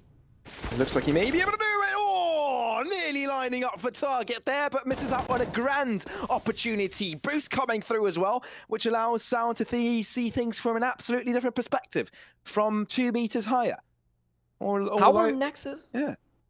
How are Nexus looking so solid on this map after an abysmal showing on Dust2? Okay, don't get me wrong. It wasn't actually a terrible showing on Dust2, but they were nowhere near as solid. Spirit look like they've got no chance here so far. But maybe they can turn things around. ZNX got the AWP, and Siren should be there to assist him very soon. Not peeking out of connector just yet because he wants ZNX to take initiative. Blitz, right behind the smoke. I really don't want to count Spirit Academy out just yet. They find a couple of isolated kills, it just becomes doable from that standpoint. But if Siren does get shut down here, then a 1v5 is something I will never consider as a situation that they can come away from. Even though Patsy did give a valiant effort to earlier, that won't come underway now. And Nexus continue with their winning ways. They continue with their winning ways indeed. That's a pretty good start, if I do say so myself. And on the other hand, I don't think Siren's having an amazing day, at least as far as this map is concerned. 006, teetering on the edge of graduating to James Bond. The bomb making its way towards B. They're going to start it off in a very classic way now. They want to start this comeback, and what better way to do it than with a simple B rush. Patsy, first man out of the window, Tech 9 in hand, gets the drop on SXE, and maybe this was the way to get it done. Elbow grease and Tech 9. Zello chimes in with an AWP frag, but that is already too much space being given up to the T side. It is absolutely the case, and although that Spirit Academy have been able to grant themselves some rifles as well, they're going to take them out for a loan. They're just saying, we're just borrowing them, guys. Don't worry. We're just borrowing them. We'll just use them for the time being. Might as well use them against you as well. Oh, it is a 2v4 and it doesn't favor Nexus right now. Things are looking scary for them. Spirit Academy brought things back. They might as well continue playing with the Eagles, but Blitz isn't going to give up just yet. He's able to find one, damage onto the other, but BTN has got a world of trouble to head into. He's able to shut down one, but there are 2 more left, and that's outside of his reach. Spirit Academy, they switched up the tempo, like you said, Wadiri. They went fast, and it succeeded. Yeah, because part of Nexus's play is centered around just getting your individual picks. Maybe having a double peek going into ramp, maybe have a flashbang set up on mid. So if you allow them to play to their own pace, if there's no aggression, if there's no points of pressure, then they can play their CT side the way they want to. And that's sort of the thing you have to play around with when you're playing on the terrorist side. You have to make sure that you force the CTs out of their comfort zone. They shouldn't be allowed to line up a flashbang without giving up a few seconds of space in apartments. Like, for example, if you're throwing a flash from short, you need to sacrifice apartments for a little bit. If you're about to go for mid-aggression, then you have to be worrying constantly about whether or not ramp will be taken care of. So with fast aggression, you can often upset this style of play where they've started to nestle into their old ways. If they're starting to get set in their ways, it can quickly disrupt anything they've started to build up. build up. Oh, look at Nexus though. How do they have no money after 6-1? Oh man. It just shows how Spirit Academy have been challenging them time and time again, but right now the B site's deserted. Free. Oh look guys, here. That's the bomb site we wanted to go. Oh, no one's here to stop us. Great! We'll just take it, why don't we? Thanks. I think a few thank yous are in order from Patsy Stats as well. Absolutely. I mean, I was just giving out the actual comms. I know that's exactly what was being said during that round. I'm so sure. Yeah, most people don't know this. We're just like logged into their TeamSpeak as well. Just hear everything. No need to do analysis if you can hear that them, was an right? ace, by the way, for Patsy. I mean, come on, you can't point that out. It was a bit inconsequential, but you know what but isn't you know inconsequential? What? It's not. Look at the scoreline. Yeah, that's what I was about to point out. It's like, okay, all of the players combined on the Spirit Academy side right now do not have as many kills as Patsy. Ridiculous. 8 rounds, 14 kills. Okay. All right. 2 of those are wins. Yeah, they've got 9 kills and Patsy has 14, so he's leading pretty significantly. Oh, look at this. Oh, they're going to aggress through onwards. BTN holding it back from Malign. Oh, he's got a little line up there. He scoped in, but he gets trampled on. Patsy will look to aggress, but Zello there waiting potentially for a player to just pull across his crosshair. The sound, yeah, he's not going to allow his opponent to trample on his teammate. He's not going to allow to step on it, but Spirit Academy, they one round, and they'll keep on going. 3 in a row now. Once again, we're looking at something similar to Dust 2. You remember the 6-3, right? You remember the mini comeback. And keep in mind, Spirit are on the T side right now. They've been doing such a good job of keeping Nexus's economy in check, regardless of the fact that they can't actually put rounds on the board. You don't need wins to be a condition for the economy to be put under check. Now, you can see that being reflected on the money they have right now. Nexus, once again, battered down to 2,000, and he should be free pickings for the Spirit side. ZNX, opening frag, Siren. Happy to play a little bit of deathmatch for himself as well. Now, executing against an empty bomb site as they start to move in from connector. Wouldn't be surprised if they keep all of their eggs safe and sound in this basket. No reason for them to die to pistols right now, unless these Eagles can go wild. Yeah. No, I think Wild Eagles is Spirit Academy's, well, Spirit Academy's forte, if you will. Mm-hmm. Should throw a masterclass for everyone out there, you know. How to deagle like Spirit Academy. 101. I'd like to join that. Like you just press Shift Tab while playing Counter-Strike, and it's one of those guides that pop up. You click it, and it's just one sentence with a dumb joke. You know what I'm talking about, right? Yep. Like all the guides on Steam, they're just like, and none of them actually make sense. How to deagle like Spirit Academy is just a link to this video, to this VOD. Mm-hmm.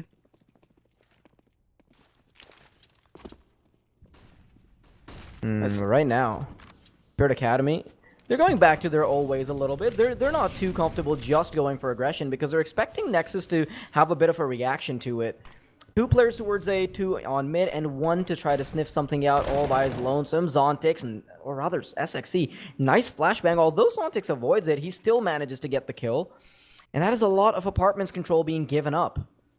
It is indeed. Info Look at the movement. Mid as well. Ooh, multiple fronts. Multiple people. Though Blitz shuts down one of the fronts as BTN does get shut out. Blitz, though, is eager to hold these sites under control of Nexus. A Spirit Academy, access denied. I mean, Siren right now finds himself in a very... Well, not a long goal. I was going to say it was in a very difficult situation, but yeah, no, he's taken it's out impossible now. It's crossed that line of being difficult. Yeah.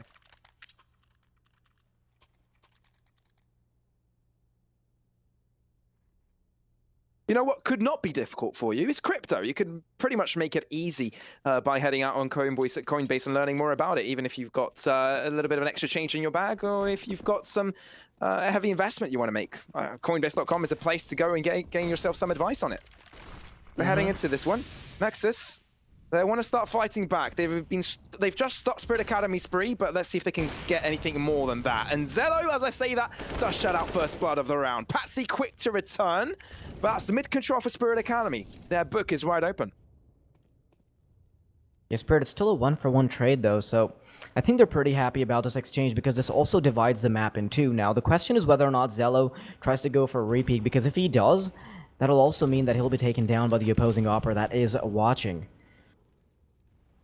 X, he hasn't been performing phenomenally on the terrorist side just yet, but I think Patsy has definitely been doing everybody's part of the cleaning, getting all the household chores done. He's the big brother that ultimately has to succumb to cleaning up after their little brothers. Sounds like you speak from experience. I'm actually the youngest son, so I just feel a little bit of pity for my older brother. But nonetheless, let's have a look at what is going on to the A-bomb site. Smokes are being lined up. There's movement from mid as well to be that extra front force of attack. But Nexus, they're not budging. They may be sweating that it's a fake, but that is not going to come through. Patsy getting the first as he opens things up completely. Moving onwards here. Zello, he's sniffing this out. I think he knows that something could be going on, but SXC, does he expect it? He does not. Patsy shuts him down, brings things now to a 20k for him. Zello, although that was a mad shot, how many more shots do you have in your bag waiting? Because you've got 3 different angles that you need to deal with, mister. As well. This is another nail in the coffin of Nexus, because Patsy has gotten himself to 21. My guy, what are you doing? That is a quad kill from Patsy. None of his teammates have gotten to 10, by the way. I mean, let me do the math really quickly. They're still not they're still not at the same number of frags as Patsy. Right? Yeah, they're not. They're not. Are they? No, they're not. No, it's 18 kills 18 for in them. total. Yeah, they've got 18 kills. He's still 3 frags ahead of the entirety of the rest of Spirit Academy. So, you know what? I think I do trust him as a leader here. Absolutely. In-game leading, decision-making, and also fragging out of his mind. That's the name of the game for Patsy. But right now, it's the mid-push that will come through. They've got weaponry, but they're getting caught out of guard. Zello making his presence known by getting a kill of his own, but Zontix will have to fend a couple of players of his own. It is a 1-for-1 trade at the end of things, drawn back to a 3-on-3. Spirit Academy, yet again, it's mid-control, but it looks like for I don't know for how many times in a row, but they're going towards that A side again. And with Siren getting that frag, it should be opening things up. Target adds 1 more to the tally. Sound. I bet he just wants to save this weapon now. No way that he gets to 1v3. And this is such a good showing from Spirit Academy. It was 6-0 at some point, and now it's 7-5. They've got all the control of the economy. Sound's the last one remaining, and they've got less than $500 across the board.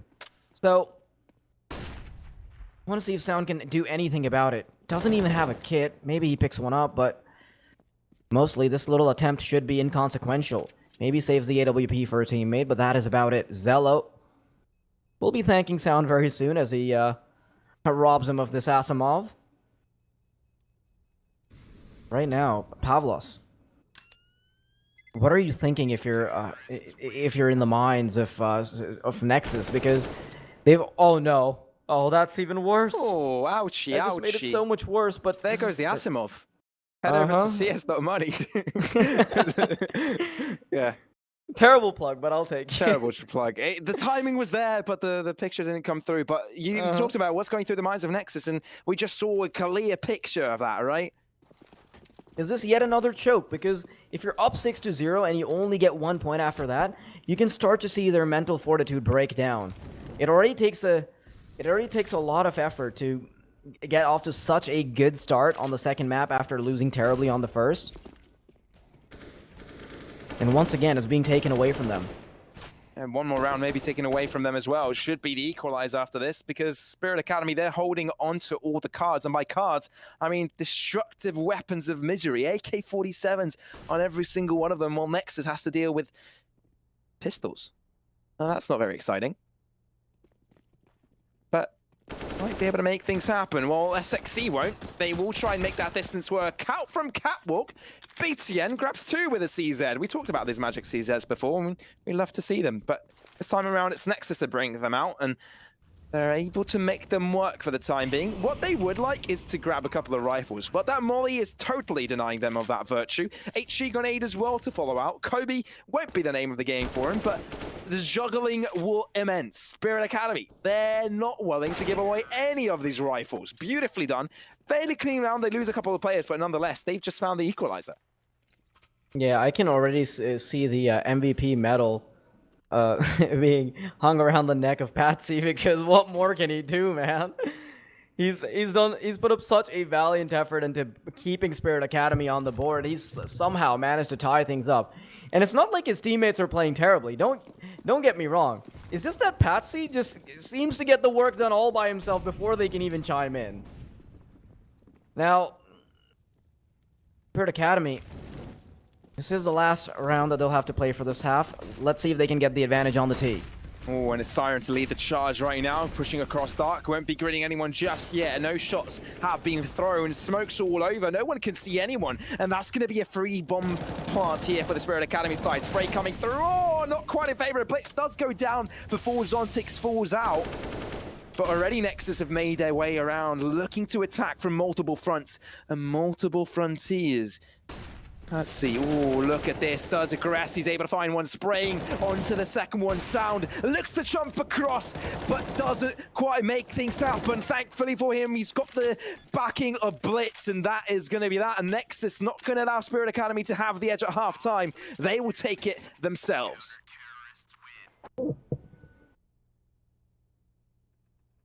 Is this enough? That's the question, Pavlos. We can hype it up all we want.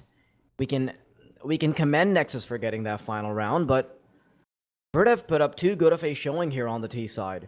You have to keep in mind that at the end of the day, this is Mirage, and ZNX will be in his element when he gets on the CT side. We've only seen Patsy go absolutely nuts with his AK-47 on the terrorist side, carving out opportunities for himself. So once the ball is in their court when they're on the CT, I don't know, man. This could be too far for Nexus. They're already down a map. They're playing to their opponent's map pick. And right now, they need all they can get. They need all the luck. They need all the miracles. 6-0 was a solid start, but right now, this half, it's not ideal. This is not a sign of Nexus inching forward in the half. This is a sign of Nexus only getting 2 rounds after the first 6. Spirit Academy. They did take a bit of a tumble at the start, but they've quickly recovered. Now, whoever wins this pistol round, I think they're going to have a lot more room to work with. It doesn't matter as much, of course, because the scoreline is pretty close, and the T side, of course, it can always buy up in the next round as long as they can get the bomb down, which is pretty easy on the pistol round usually. Well, let's see. Yeah. No, I mean, definitely a close scoreline, and I can't see a world where this could go either way, really, right? I mean, Nexus, they're ahead, and we saw that they can bring out 6 rounds in a row, like they did at the start. So if they're able to replicate that success over to the over to the terrorist side of things, then they'll be set up for success, right? That should get them up to a 14th scoreline. Hypothetically, right, per se. Spirit Academy, they've also shown excellence, right? They're the ones that are holding onto the ball so far, and they're the ones in the driving seats. Although not ahead in rounds, they've got control over the tempo, that's for sure. And now on the CT side, there's less decision-making needed to be done, and I think ZNX will be in his element. Oh, Siren, though, takes Blitz out of his element. Nice little shot to start things off for Spirit Academy. And as soon as they lose the first player, they recognize that, okay, there's a complete lockdown on the A site. Time to double back, tuck your tail, maybe find success on the B site. And this might just work out for them, because look at this. Zontix and ZNX, they're not particularly ready for the B site now, are they? Where do they go here? Nexus instead. I think most of their attention is focused towards mid. It looks like it is, and that opens up their opportunities, their chances to head out wherever they may please. Couple players easing up on Catwalk. Whoa, the timing's not quite right for BTN. ZNX takes him out, and Zello looks to join the fray as well. Sound takes things to his own accord, and that surely is a B-site opening. And they've done it. Oh, just like that. 2 picks. They'll take it. No problem whatsoever. Thank you very much. Bomb to go down, but the rotation's already in order. Look. 3 players already heading into the market side. And Patsia is the first man to trickle through. The bomb hasn't even gone down. Oh, that is dreadful for Nexus. Though Zello tries to make things happen over from Catwalk, but it's all up to Sound. 1 headshot found. Oh, this could be dangerous. 2nd to be found as well. Ooh. What a shot by Sound. And Nexus take the pistol. What a couple of taps with the USB. Makes it look so clean. But in the meantime, if you want your inventory to look clean, look slick, head on over to our partners at CS Money, trade in your current skin, and maybe get some of the skins that you see on your screen right now. Nexus. You guys might have just been given a lifeline by Sound. But you know how Spirit Academy is. They're the gods of Desert Eagles. They're the gods of playing the second round, and surely they will offer a masterclass here. See how this works out. Scout rifle in the hands of Patsy. He's already only 5 kills away from a 30 bomb, even though we've just gotten our hands dirty with the second half. That's still a ways off. Ooh. Some shots do get thrown out from the start. Damage inflicted onto ZNX does keep him at bay for a little bit. That does hinder on his confidence this round.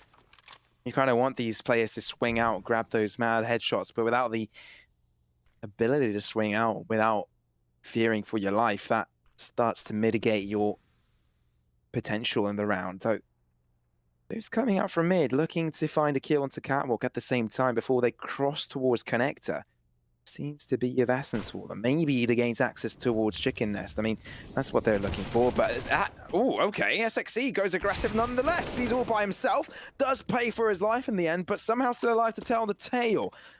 I both said that he died and stayed alive during the same sentence. Don't know how I did that, but nonetheless, Nexus come out on top. They've got the A-bomb site. They can get the bomb down, and they've even got the numbers to tell for it. Not for long, 3 against 3 as Siren brings things to an equal standpoint, but nonetheless, I think Nexus will have to hold their ground.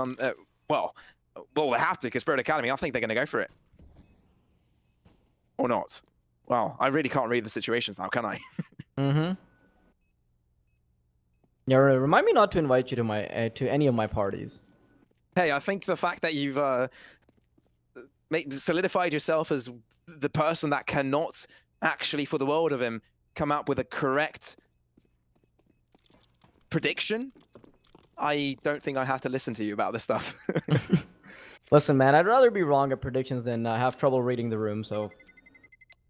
I'm sorry, you got the short end of the stick. Oof. I may be bad at CS, but at least I'm not bad at being social. At first, I call you a nerd for being interested in Linux, and then like I'm just like on a roll right now. After this, you're gonna be spamming my Discord about just berating you on stream. Yeah, but let's quickly get back into the game. Nexus, now double digits for them. This is actually a pretty solid start. It is. But we also saw a pretty solid start in the first half, so... They did win that half, though, in hindsight, right? They did have the better scoreline throughout it. Now, throughout this round, it's not expected that Spirit Academy can draw too much attention to themselves. They've got 3 players remaining. They've got some Deagles, and I mean, it's a scout in the hands of Patsy. That could be a detriment to their opponents. But the fact that Nexus are playing this slow and efficient, it's a good note for them, right? It's a good sign because they don't need to play aggressive. They don't need to play greedy. Though BTN is out on the open without anyone to refrag, that probably is an incident of that doesn't follow the rule. As again, it goes against those rules. But nonetheless, Spirit Academy, yeah, with those 2 players, they will go for it. They know that the next round, they will be buying up nonetheless. They will be getting better weapons, so it doesn't really matter if they save or not. Nexus takes them out for good measure either way. This is where we either need to see ZNX in his element, or everything falls apart. But you know what doesn't fall apart? Competitive mobile gaming if you're on one of Red Magic's Series 6 phones, because it's got a 165 Hz refresh rate, which will keep you in the lead. World's smoothest smartphone for a reason. Now, Spirit Academy, because they lose the first 3 rounds and because they have significant investments going into it, things can quickly spiral out of control. So this is one of the most important rounds for the game for them. Absolutely. Siren here holding down the line. He's able to find first kill through this round, but Nexus now want to bring things back. Don't want to allow Spirit Academy to gain any more ground here. They're already down a man, and they can't afford to lose any more. Gaining control of a mid. Spray down from Blitz, completely blinded, and through the smoke as well. Why does this seem to be the theme of today? Blitz. How does he make that happen? I do not know, but Patsy peeks out and looks to trade it through. This is a messy round, that's for sure. And now coming into this one, they'll try and gain some extra ground. And Patsy, the man, the myth, the legends, with 26 kills to his name, has fallen to mere flames. Burnt to a crisp, and now his teammates will mourn him, but not yet. They have to hold down their own ground, and Nexus will take the fray to them. SXC does aggress, swings out and takes a double peek to finish off the deed. But that nonetheless is the B bomb site's sake, right? That it should be the bomb plant, and Spirit Academy are at a numbers disadvantage. ZNX, maybe he can fish out a player, but the Molotov is not deep enough to get SXC out. Target, does he chime in for this retake? Maybe if they can find a frag first, and immediately go for it, but ZNX recognizes the value that this AWP holds, and instead, he will decide to back off. No reason for Spirit Academy to stick, unless they want to go to a map number 3. Okay, so on one hand, I'm looking hopeful about Nexus, because they've gotten a 5-round streak, but Spirit Academy are no strangers to breaking streaks and breaking hearts by going for a bit of a comeback. At least ZNX and Target will be getting away with their weaponry. Oh no, Zello, does he get it? Oh, ZNX, barely!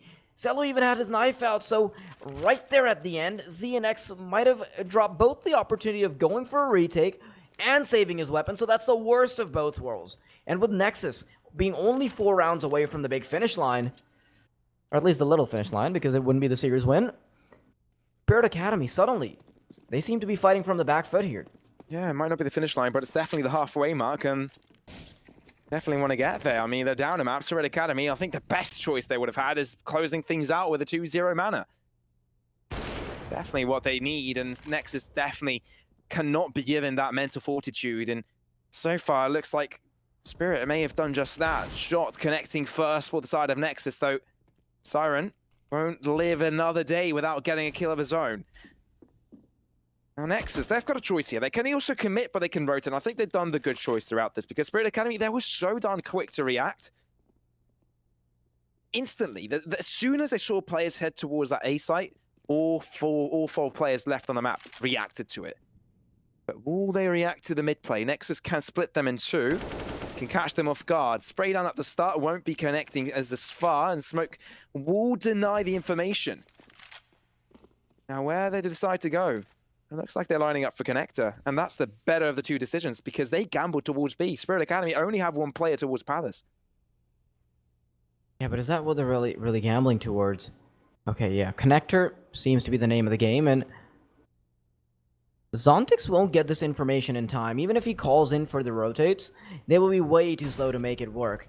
And at this point, because the A site will be completely empty, they're actually going to be anticipating somebody in either ramp or Palace, so this is a tough spot for Zontix to be in, but does he get the right timing? Does he peek out at the right time to be able to punish? He gets the Deagle shot in, and Patsy suddenly chimed in as well, so that leaves Zello and Sound in a 2 versus 3. The Deagle start to be put to work, and Siren, he's grabbed an AK. Zello, 1 shot in the dark, and he will make it another to get the clutch. 4 kills for him, and that is Nexus on the 13th round. That was an absolutely vital round for Zello to clutch up there, drawing up to a 21 kill mark, but that isn't all the name of the game, right? Spirit Academy, they didn't have the funds or the weaponry to deal with Nexus this round, but somehow draw them to a T. Looks like the squad still has confidence in them, still can run it through, but Nexus, in a vital manner, bring things back to a victory. 13 rounds to their name and keep things going according to their economy. Not too bad, but Spirit Academy, they're holding on to a thread. But how long can they hold on to? Siren instantly instigates the trade on through, but the aggression from Nexus isn't going to end towards this mid side of things, towards A ramp as well. Target is there and waiting, but the timing might not favor him. Flash coming through, only good for one, gets traded out, but ZNX is there to deliver sound from a different angle, tries to make things happen, but it's all up to Zello now. And in a 1v4, it's a lot difficult to do in comparison to 1v2 as the previous round came away, and Spirit Academy finally get themselves around after a series of drought. Yeah, this is the first step on the stairway to heaven. But if they can get a couple more rounds in, that stairway could quickly turn into an escalator. Maybe if they can batter the economy of the terrorist side, at that point it becomes a bit easier. Let's see. 5-round deficit. It's not impossible to come back from. But this is the pressure that Spirit have to deal with.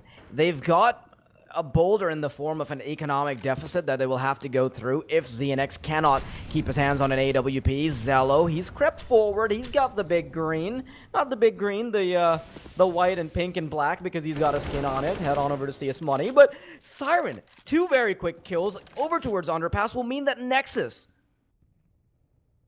they've gotten their offense completely destroyed. Zello and Sound now in a 2 versus 5. They're going to have to pull up some big punches, and I don't think they've got the boxing gloves on for that. Oh man, it's looking bleak for Nexus. Spirit Academy, they're disintegrating them. Not letting them go whatsoever. 9th round to be collected right now with all 5 players remaining. That is a really good round. How about that? Spirit Academy, no, they're not letting go at all. It's going to be a 5-round differential after this. And okay, maybe you've got Patsy looking after, trying to find his opponent, shut him down, but he won't be fighting. I mean, it's 40 seconds remaining, even though they can dedicate an extra player from that A site to push onwards aggressive. I don't think they'll risk it. They themselves haven't built up too lengthy of an economy to do that. Although, as I say that, they do line up from T side. Oh, they're making a little bit of noise, though. I think Zello knows of this. He's right in the lion's den. Zello, he doesn't have the right angle. 50-50 gamble, but it works for Patsy instead. 2 kills away from a 30 bomb. Patsy's been putting up a very impressive performance. You cannot undermine his performance regardless of what the scoreline, the grand scoreline might say. You absolutely have to think highly of his performance at this point. 13-9, but this is a much closer scoreline than the scoreline itself would suggest because, of course, Nexus not having much money will lead to a couple more rounds going their way. This is also an opportunity for Spirit to start building a bank and not have to succumb to having a low utility. But once Spirit gets the ball rolling, this is their map. This is the CT side. So it's not like Nexus have secured this by any means. After this round, we're most certainly going to be seeing only a 3-round deficit, and with the kind of recoveries we've seen come out from Spirit, I don't count them out at all. Things looked a little bleak a few rounds ago, but they quickly sprung back. Absolutely cannot count them out. Absolutely not the case. But Spirit Academy, this should be double digits for them if they play the cards correctly. Now Nexus, they can decide to just all the horns and just push on forwards, and now they are going to do just that. Zello will get spotted out, and now they back out from it. Ooh, change their minds, double back from that position. Now head towards spawn. They've walked out of it to make sure that they don't know if they drop towards pallets or head out towards the T-spawn side of things, but they've done just that, changing a site completely. But Spirit Academy, they haven't budged a bit. Their initial lineup remains the same lineup. Maybe a little bit of movement towards the B-bomb site to head, get some extra access towards apartments, but that's not going to matter. They're going for this A-site take, and target is them waiting for the first man to lead the shots. Gets the first frag, make that 2 as well. It's going to be a clean haul here from Siren. He gets 2 kills. Zeller is down, though. Pistol drawn out as well, and Spirit Academy on double digits. A very clean round coming out from Spirit. No damage, of course, does mean that they can keep their economy under control, but if you want to keep your economy under control, maybe learn a little bit more about cryptocurrency by heading on over to our partners at Coinbase, which is a platform all about cryptocurrency. Lots of expert advice and articles for you to get going, get started on crypto, and maybe even earn a little bit of crypto in the process. 3 rounds, not too big of a deficit now, is it? Especially with this round not being cut out for Nexus. They don't have that much utility. I don't know. I do think that Spirit are contenders for still making it a 2-0, but Nexus, of course, they want to stop this. They cannot let it go to that degree. Absolutely cannot. This is so good for Nexus right now. They only have one player in the form of Zontix here in B Apartments. He needs to throw out a Molotov soon, but he doesn't have one. Oh, this is beautiful. Zontix there and ready. Oh, he's able to find one kill. Nearly with a second, but Sound a little bit too quick to react for Zontix to get the better of that situation. And now Nexus, they may get long parted. Incendiary, the Flames, they're going to bring Sound low. Oh, barely survives through that. Now that is a dangerous prospect with Zello brought down to 13 points of health. A pistol shot should do it. Slowly but surely, Spirit Academy are going to start pushing inwards. Patsy coming in from short as well. Sound has his sights on it. Does look away, so it's all up to timing right now. Patsy will look for Ladderoo. Spots that one, aggresses onwards either way. Picks out for the second, beautifully done by Patsy. Target getting one across Apartments. And right now, SXC is all by himself. Too many players. One pistol shot to do it. And Xenix clutches it up. He's got a kit. He's got the time. He's got the defuse. And that is going to be Spirit Academy closing the gap little by little, and now that's the 11th round for them. Yeah, and now they're above $10,000 apiece as well. Xenix and Target, or rather Xenix, he doesn't have to buy up even, so he will still be comfortably waltzing on over to that 16,000 mark soon. And on the other hand, Nexus, you've got no money. Uh-oh. Yeah, uh-oh indeed. But at the same time, it's also, you know, for Spirit, if Nexus somehow come out on top with these Tech 9s, they can always be a deadly affair on the server, but Siren wants to deny it. He's got him 2. Could have almost made that a 3rd, but Sound will be down to his last limbs. 8 points of health for him. Zontix, the nade is nearly perfect. That narrow miss, however, doesn't really lead to much damage.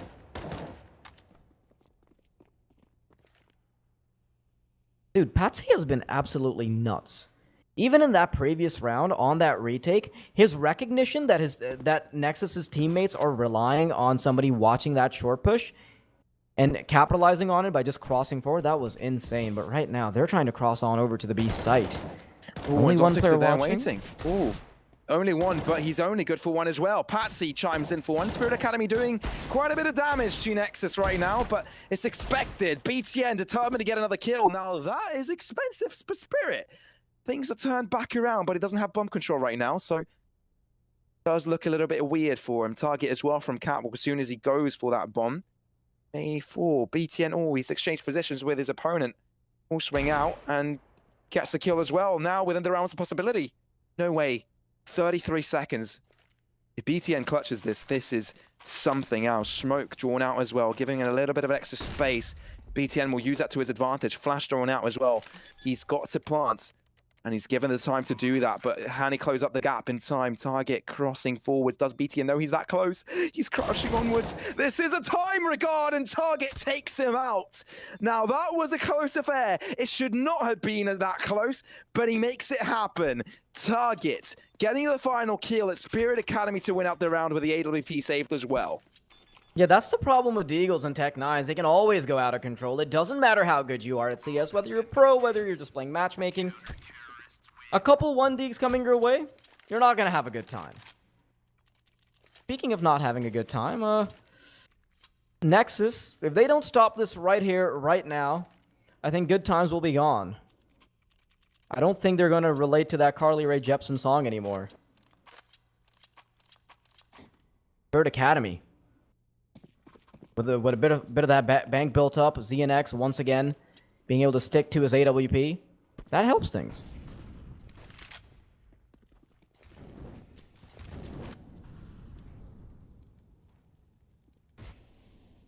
Tough world to be in here for Spirit Academy. They are down around, but they shut down Nexus here. Could give them a chance to turn things around in their favor. Not an easy affair, that's for sure.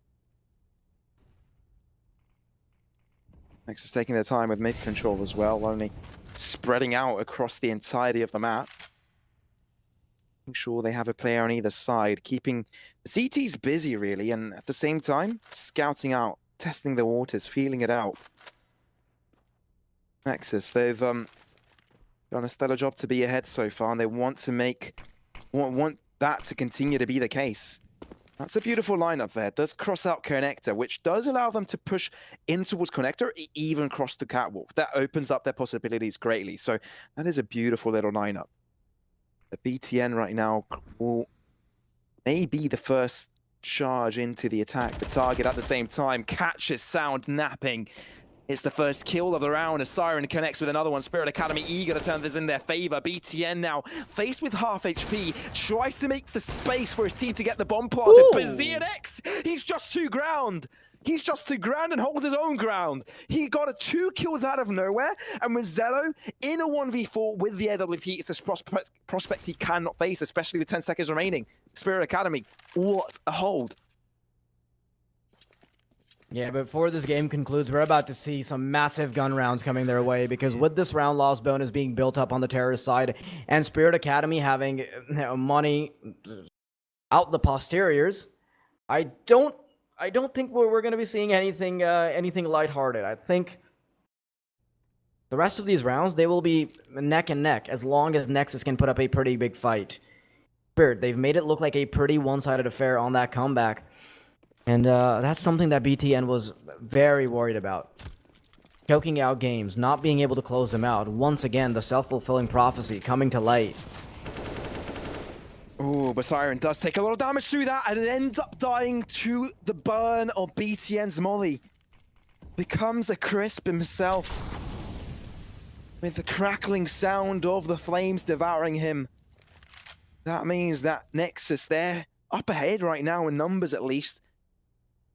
Now, Spirit Academy, they're not a team to fall victims to numbers disadvantages. They brought things back like this before, but Target will aggress this time around. Oh, and he could catch his opponent off guard! The timing, it's impeccable! And just like that, Spirit Academy are set up for success.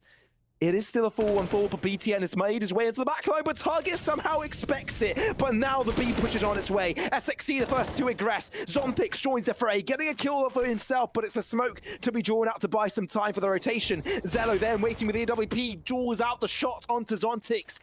But Target now will join in as well, wants to be a part of this fight. But with the bomb going down, Nexus will have the upper hand. The Spirit Academy will look to close up the gap up against the smoke. Blanks thrown out left and right, but none of them connecting. Now, 2 different locations for the teasers. Target does aggress forward, can't quite spot Zello. He's spotted out the barrel of his weapon. Will pull the trigger up against it. They've got the information, but ZNX closes up the kill. Blitz all by himself in that 1v2, but he has to make it grand. He has to make it look good. Connects the first shot down to 6 points of health. 1 bullet required, and Target takes him out. Spirit Academy, they take the lead. That entire round comes down to Target's push. It comes down to Target expecting somebody to have crept past into jungle because he knows that he was meant to take care of Connector. He allows the one player to nestle himself into jungle and then still gets the kill. Even secures the clutch. And now things are looking very hard for Nexus. They've got the round loss bonus. Of course they can still buy up, but right now, Spirit, they've done so much. You can see disappointment settling into the squad of Nexus. This is too much for any player to constantly be giving up round after round, comeback after comeback. Not a good sign. It's not a good But in the sign. meantime, if you do want to have some good signs, if you want to have some cool new skins in your inventory, you can head on over to our partners at CS Money and maybe trade in your current skins for something new. Let me bring it back to what you said before, Wildere, because I think it's a massive essence to how this day has unfolded. Nexus, they've gone through a hell of a lot this round, a hell of a lot this day. They've gone through victories, overtimes, but it's a third best of 3 to come through. They've gotten a win, they've gotten a loss, and now on the verge of qualifying with just a win here. Would draw to a third map, would open up their possibilities, but it's looking bleak for them. And now Blitz will aggress forwards either way. Nexus determined to get a win here. I think this is the determination we were talking about, Wild. But Zontic's still alive. And Oh, no! They don't know! This could be huge! He lines up 2. Zano shots him out in the end, but it's a 3v3 at the end of the day. Siren takes one out as well. Spirit Academy then the lead with this. They've got the numbers on the retake, but post-plant may favor the T side.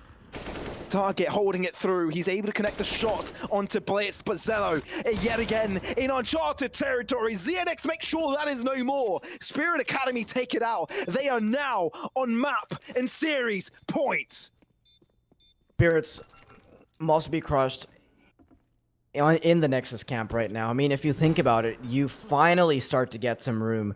You get onto the B site. You've made it all the way in, but Zontix in the back line. He's the snake in the shadows. He's a snake in the grass.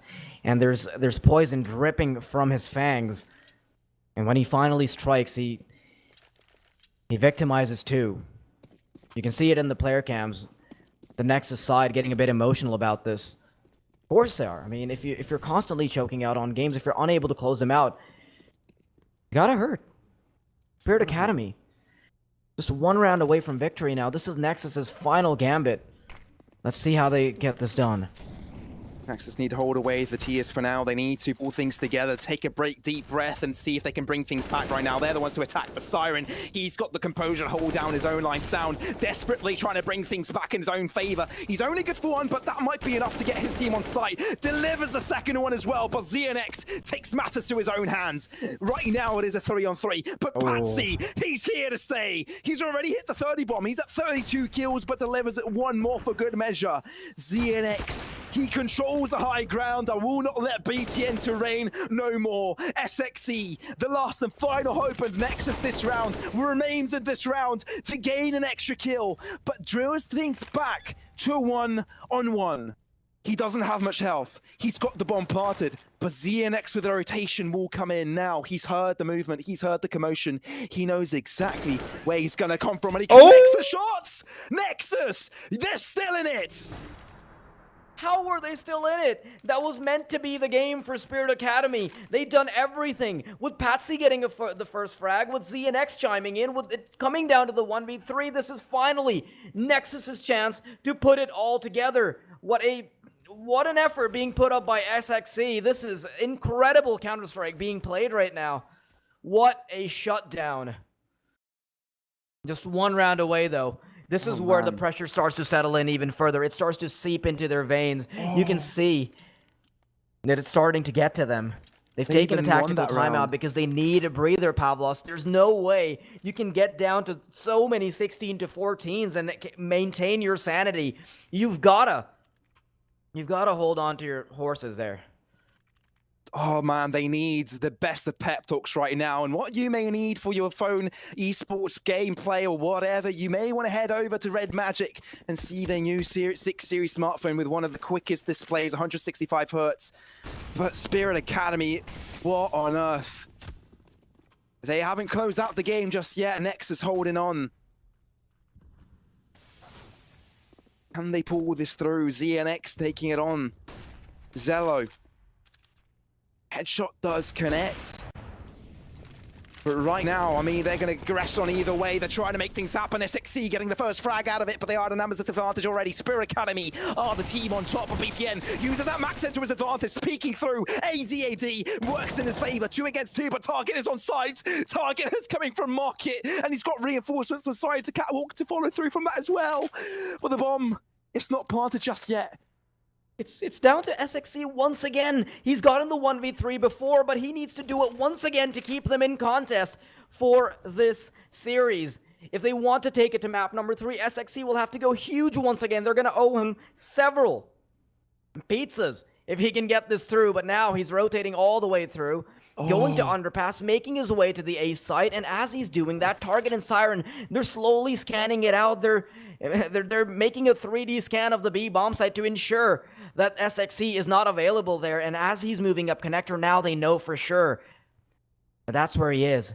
They know that the bomb, they know for sure that the bomb has already made its way there, and they've dropped a clutch. They're not going to do it again. They are hungry for this win, but that's the problem. The nerves must be setting in for the T side because they've dropped so many 16-14s. SXE goes for the fake plant, but that is not enough. Spirit Academy come out on top in a 16-14 fashion.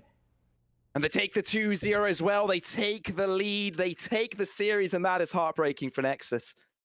That is absolutely out of this world. And the frustration on these men. You have to give it to Spirit Academy. By all means, it is a well-deserved victory, but Nexus had such a long day to do. You've got to feel for these guys. It is a victory run for Spirit Academy. Don't get me wrong. These CIS lads deserve it out of their minds, but the fact that Nexus have been fighting with teeth and nails throughout the entire day, overtimes, 16 to 14 scorelines, devastating comebacks and stories that only would happen in a matter of weeks, with everything happening within a matter of 2 best-of-3s, let alone 3. There must be so many emotions going through the minds of Nexus right now. I mean, even when the cam just got on me, you saw my shoulders were slumped. Both of us were like leaning forward because this game literally had us on the edge of our seats. That was such a close showing, and it is so heartbreaking to see Nexus fall, to see them succumb to so many 16 to 14s, to see so many overtimes in such a short span of time. And that's the problem. It was a prophecy that was predicted. It was a BTN coming out on the interview and saying that that's something they struggle with. They struggle to close out games, and that's exactly what happened. It was foretold. And unfortunately, they cannot break the curse. And that is going to be the progression nonetheless for Spirit Academy, right? Let's just say congratulations to them first before we analyze any more about Nexus. Spirit Academy, they make it through. Don't get us wrong. They do deserve to get them ahead, to get ahead here and get to that knockout stage. They rightfully take that win fair and square, and now they've solidified a spot in the playoffs. Now, and it's not all end, or it's not the end for Nexus, right? They have a last chance to play against a little bit of a play-in stage towards our knockout stage to have a chance to participate in it, but this was a good chance for them to do it, if any, you know. So it is heartbreaking. It is something that you really have to feel for Nexus. But either way, one final congratulations to Spirit Academy to actually making it through. You did a marvelous job, and hats off to Patsy, man. That man performed out of this world. 30 bombs on both maps, crazy. Yeah, Patsy's performance was incredible. I'm not even sure how you get the mental fortitude to bring it to so many kills when you're down 6-0. You have to keep in mind that in both maps, Nexus had a super strong start. For Spirit Academy to come back against that, being led by Patsy, it's not like he's a veteran of CSGO. It's not like he's been playing for years upon years. And even if he has, he's playing off of a very young age. So, for him to have that kind of cool mindset and just take things by the horns himself on the terrorist side of all things. I would understand if it's the CT, because oftentimes you're given many opportunities, but if you're running out of A ramp, you're running out of Palace, you're running down mid, and just making the AK work like it's an auto sniper at all times, that's gotta count for something, doesn't it, Pavlos? Absolutely, man. No, credit where credit is due. Patsy deserves a lot of it and most of it, and at this point, you start to realize the reasons why he's been placed in Spirit in the past, the reason why you credit a lot of the success in the teams that he has been in already, right? He's a massive part of it. And now that he's in Spirit Academy as the captain and in-game leader of the squad, I think all of these guys will realize they're under good hands. This man is no person to sleep on, right? The fact that he's got such a lengthy amount of experience in such a young age is immaculate. There are not many words to describe it, and the fact that he can perform to that level throughout any map he plays, the level of consistency he brings out, and it's by all means, it's not just the games today, right? Last time around, we saw ZNX being the star player, and Patsy also at the same time had a similar level of success. But this time around, ZNX wasn't to the level where Patsy was in comparison to Frags. So you kind of see that Patsy has that level of consistency throughout the bat. But as I do say that, I realize that we are joined by Patsy for an interview. So I first of all like to welcome you, Patsy, to the broadcast yet again, and I'd like to congratulate you on your victory. Hello, thank you very much. I'm very happy that we're going to playoff steady and with my teammates. It's very great experience for us. It was our first goal for this tournament, and we do it. Congratulations. That's excellent, Patsy. That is wonderful stuff. Now, I want to talk a little bit about the games. There have been 2 instances in this series where you guys had these mini comebacks. in the second map as well, somehow, like that's the big highlight. Somehow, Patsy, you were able to claw back into the game, and you were doing it. It almost seemed like you were doing it all by yourself. So where does that mental fortitude come from? How do you feel so calm and collected in these situations where you're fragging out so incredibly on the T side? Because we remember at some point, I think we were 10 rounds in, and all of your teammates' kills combined were still like 5 lower than yours. Yeah, it was very good game for me. When we start Mirage, I was very, I don't know, strong. I don't know. I feel game very good, and that's all. But on city side, I was a little bit better, I mean, than T side. So I think it's because I'm playing before versus good teams, tier 1 teams in Spirit or in Espada, and this great. It was great experience for me, and now it's more easy than it was before. I don't know. Yeah, it definitely shows. It looks like you're smurfing on everyone on the server. So, and I'm not overmaking it. Your score lines speak for themselves. Your performance speaks from yourself. And you're taking the in-game leading role in your team. Is that correct? Yes, yes. Yeah. How does that work out? I mean, most of the time you don't really see the in-game leader really frag out, quote unquote. How does the communication chemistry work within your team, since you're the in-game leader, but also at the same time you're pulling madness like that? I don't know really. Just, I think I want to show for my teammates that I can play good, and after they saw like I'm playing and start playing like me, and we're all our team comes to me. I don't know. Yeah, I can understand the idea behind it. You know, you're leading by example, so that is wonderful stuff. Now, Patsy, I want to ask you. You know, we do ask a lot of the players this question, but is there anything you want to say to your viewers? You want to say to your supporters right now? Because a lot of them are rooting for you. You know, you've made quite a bit of a fan following as you've been hitting those 30 bombs. Yeah, thanks for follow, guys, and I don't know what it's. You can say it in your own language if you want. If you want to say thank you to the people at home. Окей. Спасибо всем, то, что болели за нас. Надеюсь, в будущем мы покажем хорошую игру. That's all. Okay. Well, thank you very much, Patsy, and congratulations yet again. Thank you. Goodbye. Right. Have a good evening, man. All right, that is going to be the wrap, ladies and gentlemen. Oh, that was a wholesome interview. I love that. That was wholesome. Yeah, I love it, man. I'm still gonna have to ask production to translate that for me, of course, but yeah, absolutely. And I think that is all for the day as well, right? Well, Deity, before I close things out, is there any final words you'd like to put out there? Maybe a wrap up of the day?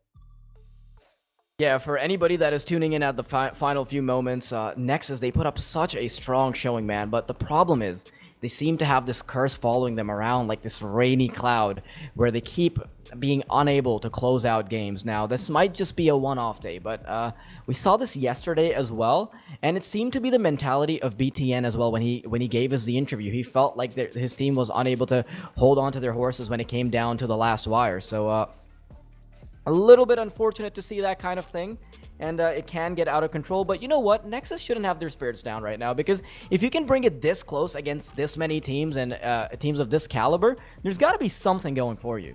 Absolutely, and we saw the addition of Sound as well, also playing a massive part to not only the performances and firepower, but at the same time, the morale of the whole team just looks out of this world. They look great. They're looking like they're doing a stellar job throughout this. So I think this is only a good point here for Nexus. I feel like from this tournament and from this group, they've learned a lot of things that they can bring out into the next games and take it as a positive, and hopefully move on forwards with greater successes. And I'm sure both of us have gotten a liking to these guys. I know we've got an interview with BNT as well, which made us like that guy even more. So I think we started to follow these guys a little bit more, and we both say this wholeheartedly that we wish you the best of success as Nexus, as you have an extra chance to maybe progress onwards. But that's going to be the wrap, I think, ladies and gentlemen. Thank you for joining ever so much here to watching Blast Rising. There are many more games to follow the next few days. There are more groups and the knockout stages, of course, to follow. So do not miss out on those. If those group are amazing, there are so many other teams that are looking like they're on formidable form. And there's some new dogs that are looking to challenge the already established ones. Have a very good evening from myself, X-Warrior, and my boy, Wild Deity. And we'll be catching you another time. But for now, have a very nice evening and take care.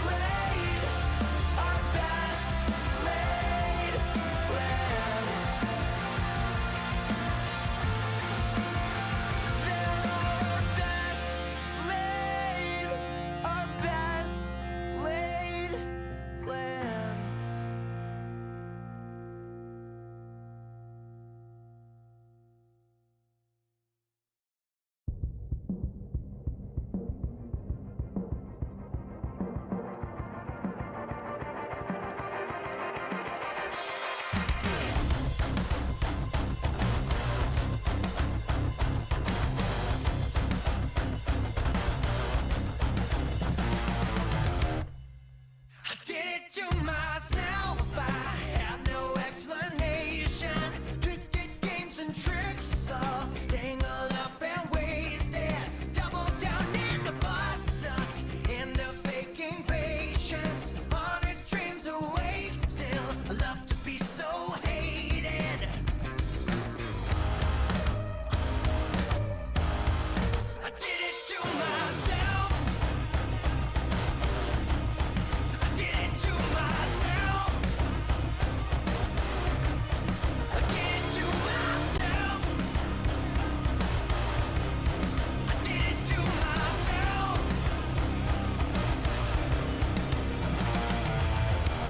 Bought it up and lose the keep. I've got no motivation, got no will to breathe. Growing more and more complacent. Train wreck at my feet. This monster I've created, running out of steam, but I can't fight the craving.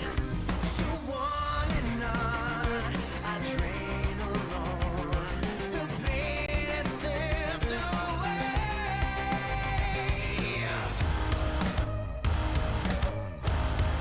I did it to myself. I did it to myself. I did it to myself. I did it to myself. I did it to myself.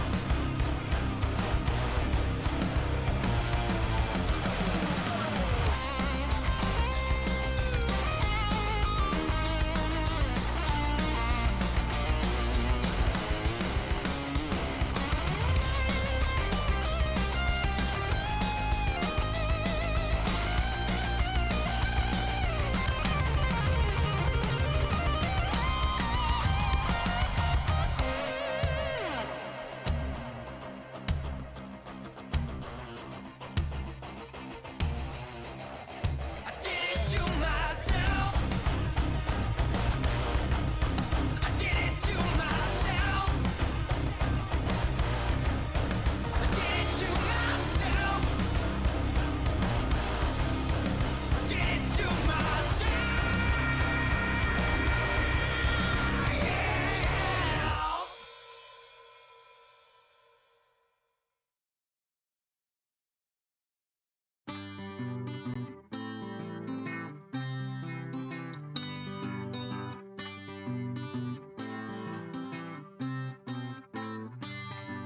I came to Philadelphia with a rod in my hand. I sure am no saint, I am no righteous man. I don't miss the cold, but but I do miss the sand. It takes some adjusting, and I know that I can. And I tell you, I am no righteous man.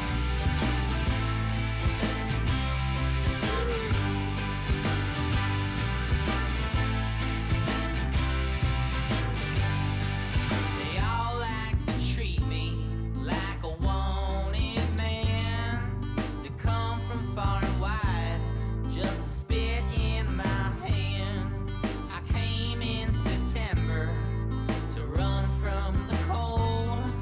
The young they tolerate it, but my body's getting old. And I tell you,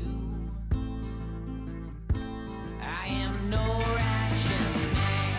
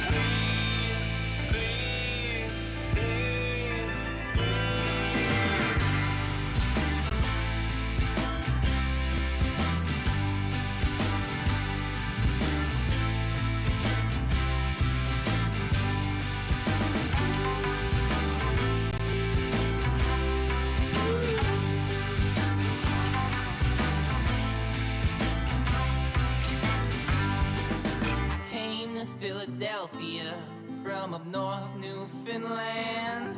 My mother, she was a teacher, my dad a fisherman. I don't miss the cold, but I do miss the sand. It'll take some adjusting, but I'm sure that I can.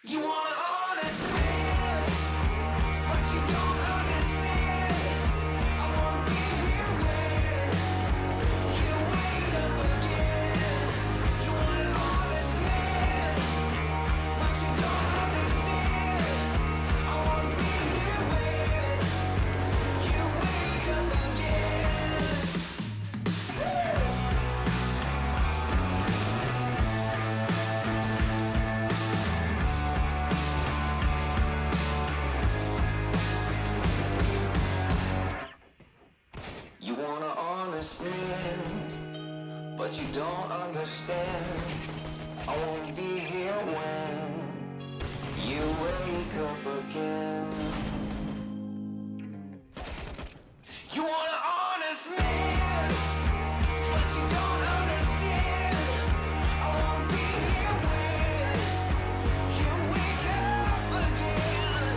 You want an honest man, but you don't understand. I won't be here when you wake up again.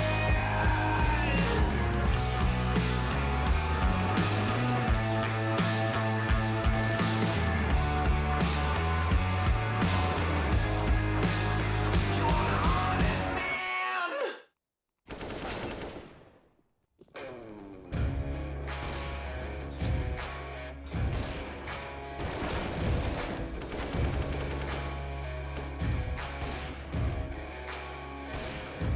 Yeah, oh my Lord, watch me sway. Darkness falls and we all pray, hoping for the light of day. Down to the river, I have held the devil's hand, felt the weight of my own sin, burdened by the heart of man. Down to the river, down to the river. Oh, bury me, carry me, oh, far beneath, oh, fire and water me, going down deep, saying, oh, bury me, carry me, oh, far beneath, oh, fire and water me, washing me clean, kerosene creek.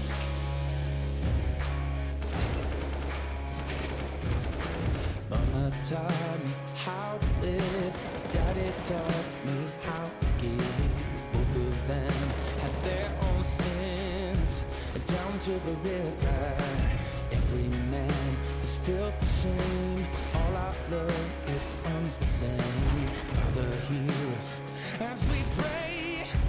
Down to the river, down to the river, sing, oh, bury me, carry me, oh, far beneath, oh, fire and water me, going down deep, singing, oh, bury me, carry me, oh, far beneath, oh, fire and water me, washing me clean, kerosene creek.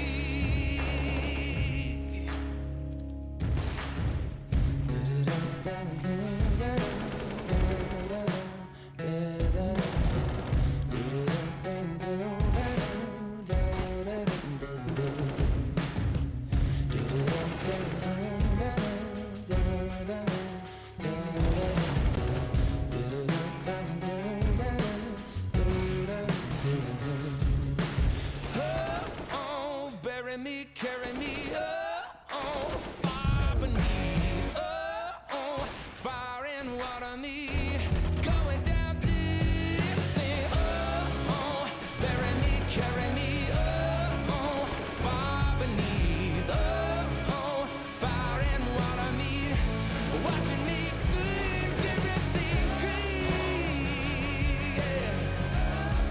Oh, kerosene creek, down to the river, yeah.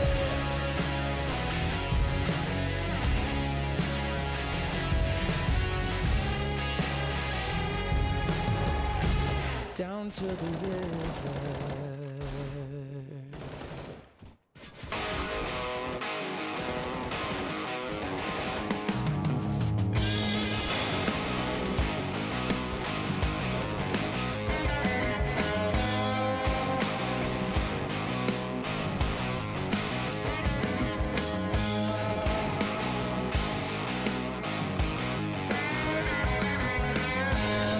Thought you'd leave me, but you never tried.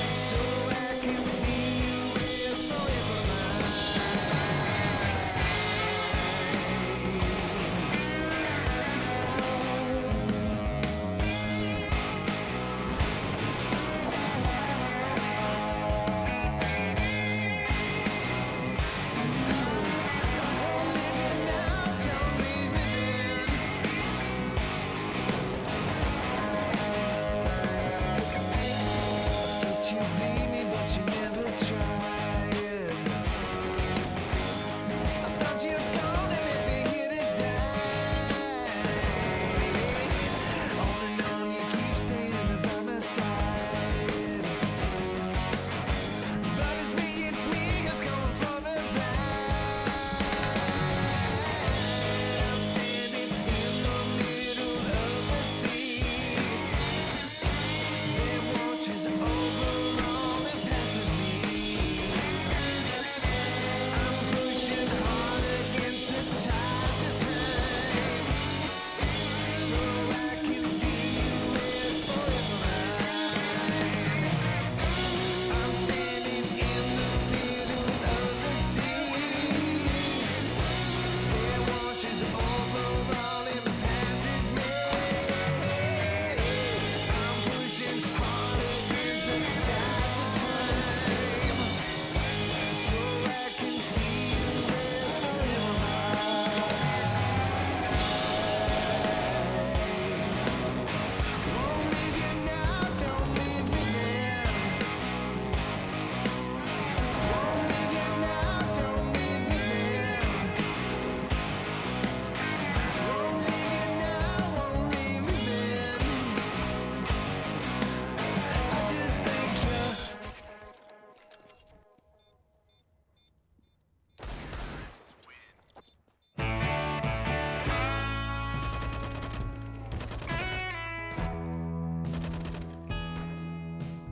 I am the worst addict. I suffer many thrills that always leave a mark in me.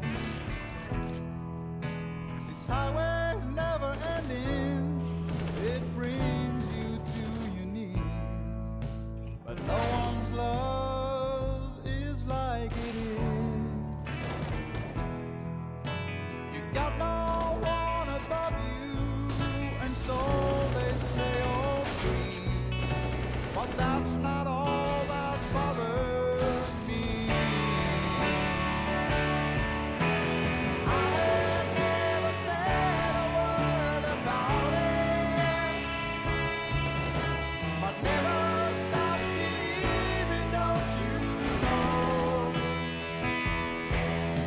I haven't been around for you, but darling, short in memories won't guide you home.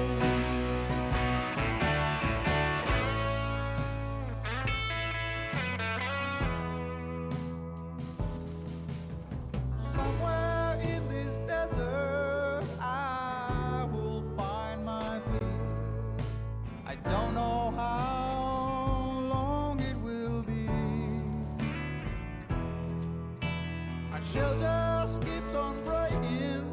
Inside, I long to see the pearl that shows you what is real. Many people gathered from side to side, but that's not all that's on my mind. I have never said a word about it, but never stop believing.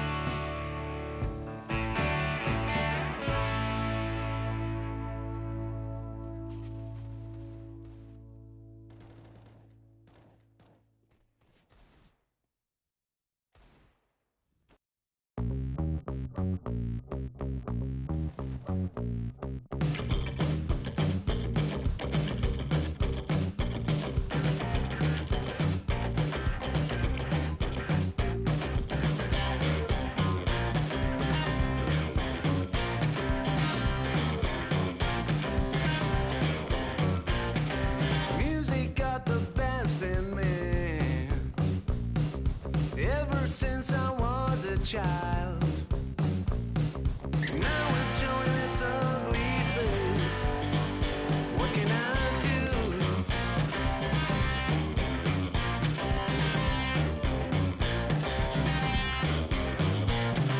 Music creeps into my dreams, wakes me into sweat.